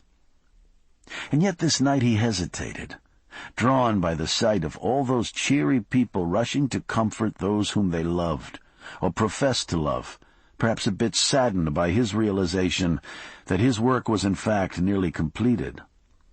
Of course, there would be a mission here and there, surely. But soon, whether in a few weeks or months, a year or two at most, his employer would realize his dream, and they would return. And Coco knew he would not go, could not return, no matter what it might mean. For his employer had been correct. Home, for Coco, was where he hung his hat. Whatever he had become that by doing what he had done, and going where he had gone, and it did not seem to him possible to transport this self back again. To touch his foot upon that soil would be fatal. He could not survive it. He could not explain the reason for it, but he knew it to be true, just as he knew that a witch would die when plunged into water, just as he knew that his employer would return and thrive and flourish like some strange jungle creature taken to a place where nothing existed to prey upon it. It would be difficult to remain behind, of course, as it was difficult to imagine an existence apart from his employer after all this time, after all the deeds he had done in his service. But he could not go back, that much he knew. Coco could not go back. "Look at the man, Mommy," a distant voice said. Coco blinked, came back from his thoughts, saw a little girl in a sailor's dress being dragged over the curb by her embarrassed mother. The mother had averted her face and hissed something at her, but the mask of concern on the little girl's face was not affected. "What's wrong with that man?" Coco heard her insist as they disappeared inside the hospital doors. A perfectly acceptable question, he was thinking, and turned to make his way home. Chapter 45. "This rum is more than a century old," Terreno was saying. He stood at the railing of his lakeside pavilion, his back to the water, raising his glass. "You can taste the very essence of our land in it, the strength, the beauty." Deal saw a strange rippling movement break the reflection of the moon on the surface of the water nearby. Something's hungry, he thought. He had a vision of driving his shoulder into Terreno's chest, sending him into the water. The thought made him giddy, and he fought to return his attention to the matter at hand. An impassive young man in a white coat stood behind the bar. He'd poured drinks for Driscoll and Deal, but they remained untouched. "I'm sure you can," Deal said. "Another time, maybe." Terreno raised an eyebrow. "In any case, I am honored to welcome a personal representative of our president to my home," he said, then tossed his drink down. After a moment he pointed at the manuscript that Deal held. "Garbage," he repeated. "An embarrassment to us all. It is unfortunate that a man in my position must suffer such unfounded outrage." Deal forced himself to cut Terreno off. He gave a curt gesture. "We really don't care what you've done, Mr. Terreno." He hesitated, suppressing the urge to snatch up his own drink. "You've read the facts. We're only concerned with what might be proven." He gestured back at the house and uttered another unspoken prayer of thanks to Osvaldo. "This is a matter of utmost concern, a concern that extends to the highest levels." Terreno stared at him darkly. "None of it can be proven." Driscoll finally broke his silence then. "I'm sure that's true, Mr. Terreno." He was staring down, his hands clasped in a thoughtful manner. When he glanced up at Terreno, his face seemed avuncular, reassuringly wise. "But, you see, we're here to help you, and unless you're willing to speak frankly with us, we're not going to be able to accomplish what's necessary." "And what is that?" Terreno asked. It was less a demand than a question. "Please let this work," Deal found himself praying. He waited, almost afraid to breathe, for Driscoll's reply. Driscoll waved his hands in a placating gesture. "Mr. Terreno, I deal in security. He gave him a reassuring smile. "There are none of us, all the way to the top, who are exactly what you'd call naive. We understand what's involved in achieving a position of power and in maintaining that position." He glanced over at Deal. "We also understand that people in a desperate situation may be forced into actions that those in more comfortable positions find it easy to criticize." Deal tried not to stare. He'd never heard Driscoll approach articulate status before. "But what's most important to us," he cut in, "is that there be a smooth transition in your country once Castro is gone. Given your position within the exiled community, you can be of tremendous help to us. You'll control the most important cash resource in the country. You'll lend stability to the political process." Terreno watched them carefully, his eyes going back and forth from Deal to Driscoll, his expression beginning to soften as Deal larded it on. Driscoll nodded in tune to Deal's speech, stepped in adroitly on his pause. "But you know all this, Mr. Terreno. What we need to know is what you've actually done, so we can make sure nothing, I mean nothing, ever sees the light of day. You're our man. We want you to be absolutely safe." His moon-shaped face was absolutely benign as he stared into Terreno's eyes. He was the protector everyone dreamed of, Deal thought, the wise and kindly uncle who only wanted the best for you, the man with the thick fingers to chuck under your chin, and the strength to kick the living shit out of the baddest bully on the block, reach into his chest and tear his heart out bare-handed if it came to that. Driscoll's whole being seemed to radiate that promise. "Come on in close. Let me put my great big arm around you. You won't have to worry about a thing." Deal marveled at the transformation.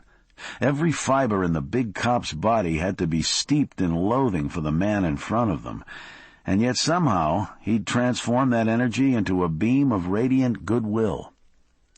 "We can discount much of what's in here," Deal said, indicating the manuscript. "But if there are records that support the charges of financial irregularities," Terreno broke in, "I destroyed them myself." Deal stared, feeling a wave of relief wash over him. He forced himself not to look at Driscoll, but then Terreno gathered himself. "They were forgeries, of course. The Foundation had employed an accountant, a traitor. He came to me with documents he'd created, accused me of embezzling funds meant for La Revolution." "What did you do?" Driscoll asked. Something splashed in the water behind them. Deal heard a sucking sound, like something being pulled down a clogging drain. "I paid him," Terreno said. "A foolish mistake.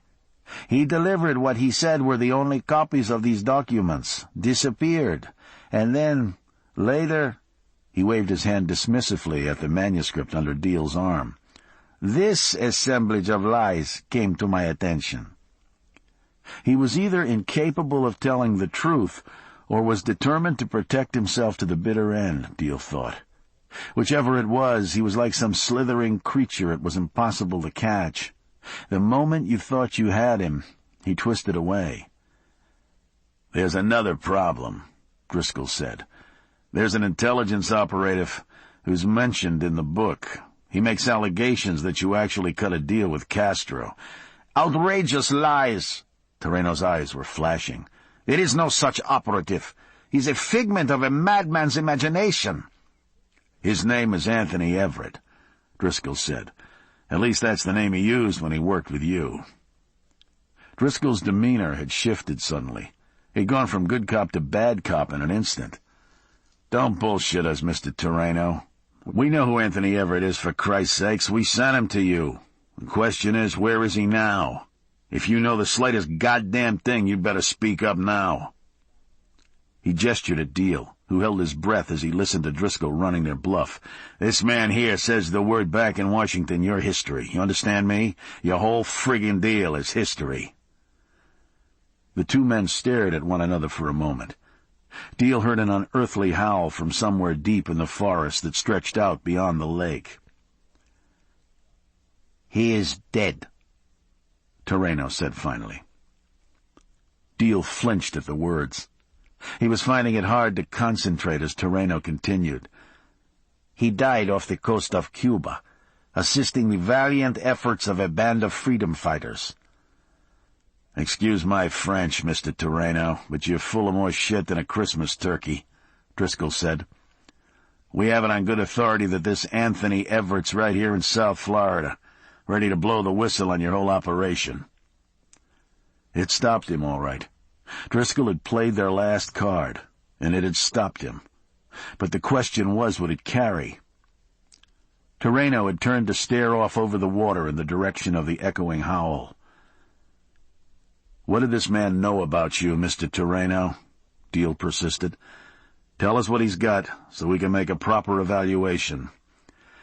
Otherwise—" Deal shook his head. "I'm afraid—" Terreno turned upon him, his face composed. "What this man knew is of no consequence, Mr. Farrington." He glanced bitterly at Driscoll. "In fact, he was here, threatening me, threatening all of us. But now he is dead." "He's in a hospital," Deal heard himself say. "No, Mr. Farrington," Terreno said flatly. "He is dead. Trust me." Deal swung his gaze to Driscoll. Driscoll ignored him, his own eyes on Terreno. "How do you know this?" Driscoll said, his voice thick, resolute. "It is done," Terreno said. "You must trust me." Deal stared at Driscoll, waiting for some sign of confirmation. Was it enough? Had the man said enough? Terreno picked up a phone mounted near the bar, punched a few buttons. "Coco," he said into the receiver. "Is he returned?" He paused, staring at Driscoll. "Good," he said finally. "Send him to me." As Driscoll turned to him, Deal could see the old self mustering itself, ready to burst through the facade of their play-acting. Deal's mind was reeling. Tommy. They'd left him lying there in a hospital bed, helpless. Deal felt himself swinging between rage and guilt, his hands knotting as he stared at Terreno. He heard a door close softly somewhere behind them, then the sound of footsteps moving along a gravel path. He turned as the man stepped out of the shadows and came toward them. He was tall and gaunt, moving with the lope of a rangy animal, like a dog that had been beaten into a permanent cower.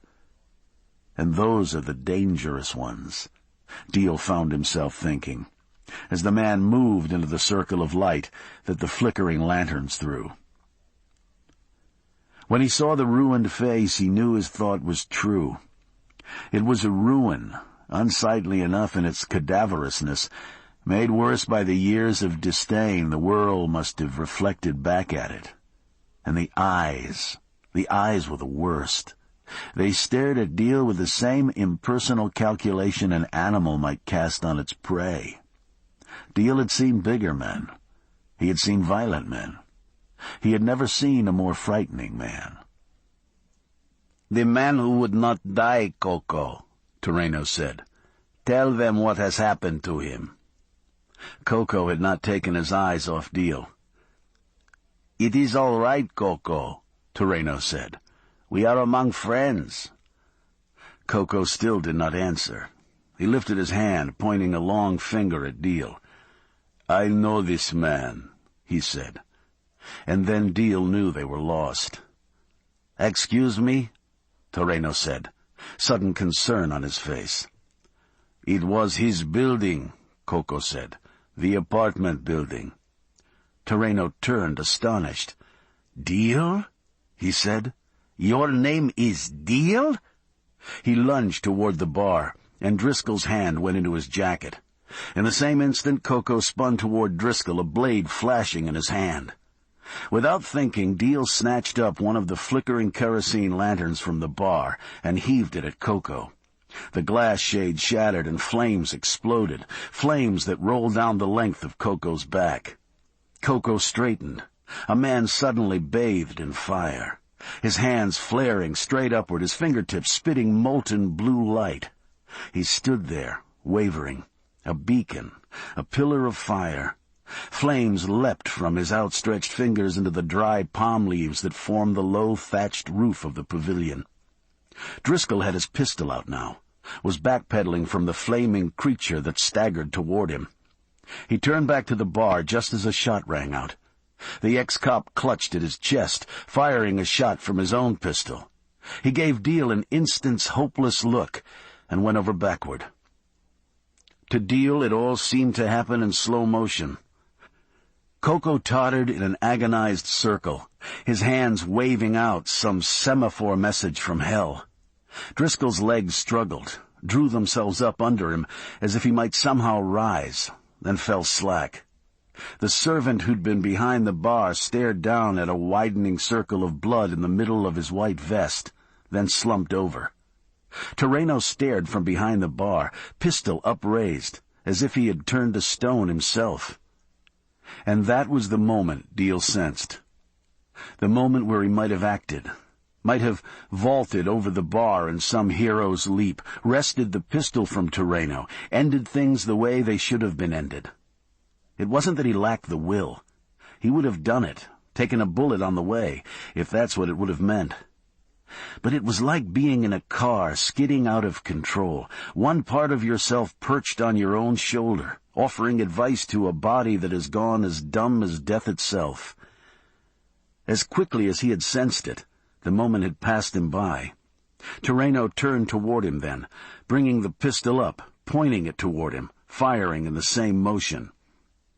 Only the man's urgency to kill, to shoot without aiming, had saved Deal's life.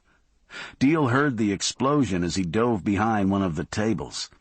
He slid across the cobbled floor of the pavilion, past Driscoll's feet, another shot tearing a gouge in the pavement by his face. Fragments of tile tore into his cheek like buckshot. The flames were racing through the dry, thatched roof now. He saw Driscoll's .38 on the rough stones a yard away and lunged out for it. Another shot rang out, and another, and he heard a groan above the roar of the flames. The shots, intended for Deal, took Coco squarely as he reeled blindly across the room. His back and head were still a mass of flames, the front of his shirt now soaked in blood. His feet stuttered aimlessly past Deal's outstretched hand, kicked the .38 across the tiles toward the water. Deal scrambled to his knees and dove for the pistol as it slid over the edge. He got his hand on it, fumbled at its stubby barrel. He felt its cold weight in his fingers, and for one brief second thought it was his. Then it slipped from his grasp and fell into the dark water. Coco staggered past him, so tall he hit the wooden railing at thigh level. Out of balance now, he flipped on over in an acrobat's move, disappearing in a whirl of fire. There was a hissing sound as his body hit the water. Then there was a frenzy as the lake's surface came alive, with thrashing fins and that terrible sucking sound. Coco's arm raised once, clawing toward the sky, then sank beneath the boiling water. Deal felt a searing pain in the back of his leg, felt his flesh erupt even before the sound of the shot echoed in his ears. For a moment he thought he would lose consciousness. He felt an iciness race through him, saw nothing but bright pinging lights and blackness. Then he was on his side, his vision coming back, but bleary. Two Torenos seemed to be coming at him. One tiny man who appeared very far away, along with another mirroring the tiny one's movements. This second Toreno was huge, looming, and the pistol he was pointing at Deal seemed as big as a cannon. Toreno was careful this time, planting his feet squarely, bracing his back against the railing, bringing his other hand to steady the pistol so there would be no mistake. Deal struggled to get his feet under him, but one leg stuck out at an odd angle, refusing to cooperate. So this was how it would end, Deal thought. He wondered how it would all be explained. Janice and Isabel. What would they be told? Some lie that would make it seem like Deal and Driscoll were the true criminals. Or were they even worthy of an explanation? Maybe they would simply disappear, buried in the bowels of the Everglades forever. Deal had drawn his good leg under him now, had struggled to one knee. He stared up, his vision wavering. The two Terrenos swirled farther apart momentarily, then rushed together into one. And that one was smiling, enjoying Deal's efforts. He waited for Deal to bring his face up into the light, thrust the pistol forward, and pull the trigger. Pulled again and again. He turned the weapon over, staring stupidly at it, wondering. He was still staring at the gun when Deal came up off the floor, ignoring the pain in his ruined leg, taking Terreno with his shoulder. The blow caught Terreno by surprise, striking him solidly on the chest. He staggered back against the railing, the empty pistol skittering away as his hands fought for purchase. He balanced there for an instant, his face a mask of panic as he willed his weight back toward land. Deal caught hold of the railing, threw himself forward with his last fragment of will. His fist caught Terreno's cheek flush just as he was coming forward, back toward safety. Maximum resistance, Deal was thinking. And then he fell back, his own face cracking off the decking. He'd hit a golf ball like that once, one perfect shot. That seemed good enough for a lifetime. What were the chances of two? Deal was prone now, sinking toward the darkness. Out of the corner of his eye, he saw Terreno go over the rail, hit the water with a cry. The man flailed about, seemed to propel himself upward for an instant, headed desperately back toward the overhang of the deck. If he made it, Deal thought, there'd be nothing he could do. Already his senses were closing down. The heat of the blazing roof was fading. The sounds of Terreno's struggle had gone dim. His own shattered leg was a numb memory. Terreno had one hand on the railing now, was hauling himself up onto the deck. Some awful eel-like creature thrashing at his face, its teeth locked into his flesh like something out of a nightmare. Goodbye, and so long. The old college try, Deal was thinking, his vision going in and out. And then he saw it, thinking it might be a dream at first. A hand rising impossibly up from the water. Coco's grisly hand, Deal realized. A charred ruin risen up from the deep, and now there would be two men to finish him. When the charred fingers locked at Terreno's throat, locked and squeezed, and pulled Terreno over backward. And then there was nothing but frenzied water and darkness. Chapter 46.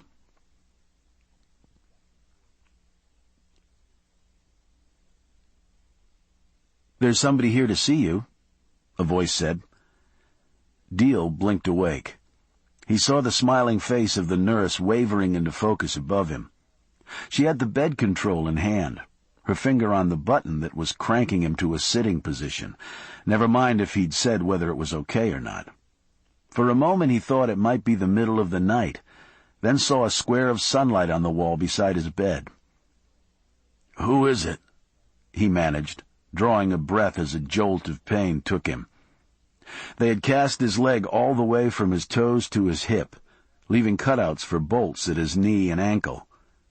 A series of cables connected him to a traction machine that looked like it had come from a medieval dungeon. Sleep came rarely these days, and he was not happy to have it snatched from him. "You'll see," the nurse said cheerily, disregarding his mood. Deal stared out past the network of cables. There was a muffled clanking sound as a pair of hands clutching a walker appeared in the doorway. And then he saw her. Janet stood in the doorway staring back at him, the bandages gone from her face. Her hair had become a bona fide crew cut by now, even edging over the bandages that still covered her ears. Her eyes, bright with fear, with anticipation, followed his gaze. "They take a while, Deal," she said. Her voice faltered. "The ears, I mean. The doctor says they'll be fine, though. He's going to do them like Deborah Winger's. She's got the greatest ears, don't you think?" Deal swallowed. "Could you come over here?" he said. She moved toward him hesitantly, the walker making skittish little sounds on the polished floor. She stood above him now, tears streaking her still swollen cheeks. "This eye," she said, pointing. "It has this little droop. I think it's there to stay." "You're beautiful," he said, fighting the raspiness in his throat. "You're the most beautiful person I've ever seen." She stared at him silently. "I've been doing a lot of thinking, lying here," he said. She nodded uncertainly. "Did I ever tell you about my old man?" he said. She looked at him strangely. "A million stories," she said. "He was that kind of guy." "This is a different one," he said. "Actually, it's more about me, about us." She shook her head, still unsure. Her hand went absently to her face, traced the new skin there. "But it can wait," he said, struggling to raise himself. "I love you, Janice. That's the important thing." "Oh, deal," she said. Her tears were flowing freely now. "I can't get up," he said. "I want to kiss you, and I can't get up." She shook her head. "I can't bend over," she said helplessly. She glanced down at the walker. "I can't let go of this damn thing. I made them let me walk in here, but I can't let go of this thing." But he wasn't listening. He was fighting up off his pillows as she spoke. She was flinging the walker aside as he did. Her embrace was the promise of life itself. Chapter 47.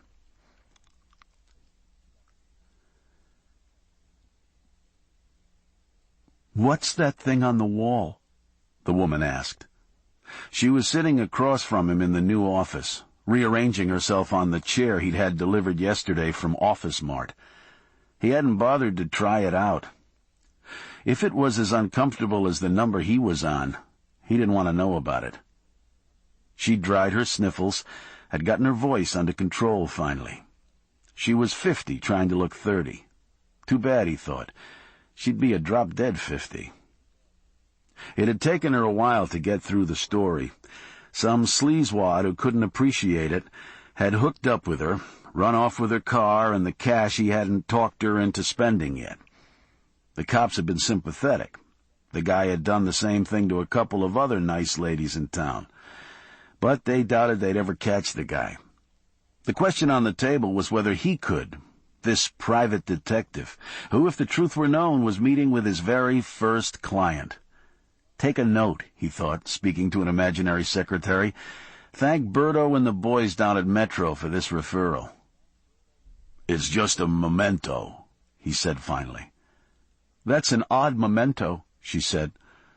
She was quiet for a moment, studying the arrangement. "I would think you'd have something to advertise how you uncovered that Terreno scandal," she said. "What you two men went through." She broke off and turned to him, shaking her head, her eyes wide. Driscoll turned away, reddening. "Just a public service," he mumbled. They had nailed Terreno, of course, uncovered his embezzlements, even connected him to the museum bombing and the murder of the Vallis brothers. Driscoll had, in fact, received a letter of thanks from Jorge Vaz, the chairman of the Patriots Foundation himself, expressing gratitude for Driscoll's efforts on their behalf. He supposed he could frame that letter, but the irony seemed a bit rich. What still galled him was that the subsequent search of Terreno's property, delayed by the department for reasons never made clear to Driscoll, had not yielded the biggest prize. No notes, no documents, no letter from the president. Any chance of proving the deal Terreno had cut with the government had gone to the grave with Tommy Wholesome. Half a loaf, Driscoll told himself. Half a loaf. He shook his head to clear it, and glanced up at the thing his new client had pointed out. Actually, it looked like a piece of art, some kind of weird collage, framed and matted behind glass like it was, a spray of gears, spindles, a metal case. There were 2 mangled batteries and a tiny notebook, its leather cover pierced by a neat hole. A bird's nest swirl of micro-mylar tape held it all together. His partner's wife's idea, framing the shattered tape recorder that had saved his life. He rubbed his chest absently, remembering the night the bullet had struck him. And how could he not? The only time in his life he'd ever been shot. If he pressed down hard, he believed, he could feel the knot of the slug they'd left inside him, even though the doctors claimed it was impossible. The whine of the tattoo needle from the shop next door started up, bringing him out of his reverie. He wondered if the woman heard it, too. He worried about how the sound carried in the cheap offices. But what the hey, he was just starting out. "My partner gave that to me," he said finally. "I call it shape of a fat man's luck." "You don't look so fat," she said, giving him an appraising look. He felt the color rising in his cheeks. She was a lovely woman. "Which one are you again?" she asked, studying the card he'd given her. "Driscoll or Deal?" He laughed then. "Oh, I'm Driscoll," he said. "The other guy builds houses." She stared at him, puzzled. "He's not a detective? Then why is his name on the agency?"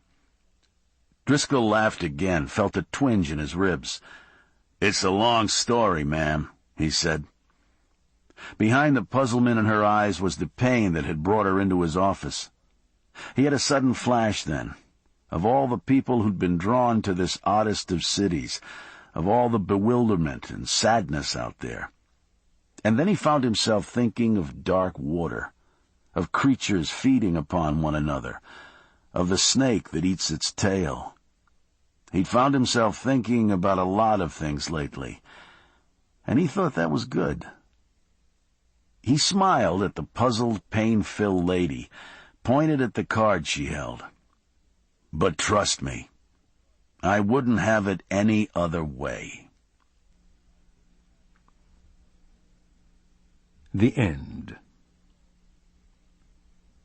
You've been listening to Raw Deal by Les Standiford, narrated by Ron McClarty. If you've enjoyed this book and this recording, Recorded Books recommends Deal to Die For, the next in the Deal series by Les Standiford, also narrated by Ron McClarty. You'll find a wide selection of titles in the Recorded Books catalog, so to order another recorded book or for a copy of our latest listing, call us, toll-free, nationwide, at 1-800-638-1304. You can order by phone with Visa or MasterCard, or by writing to us, or by faxing us at 410-535-5499. Don't forget to ask about easy 30-day rentals by mail. And thank you for being a Recorded Books reader.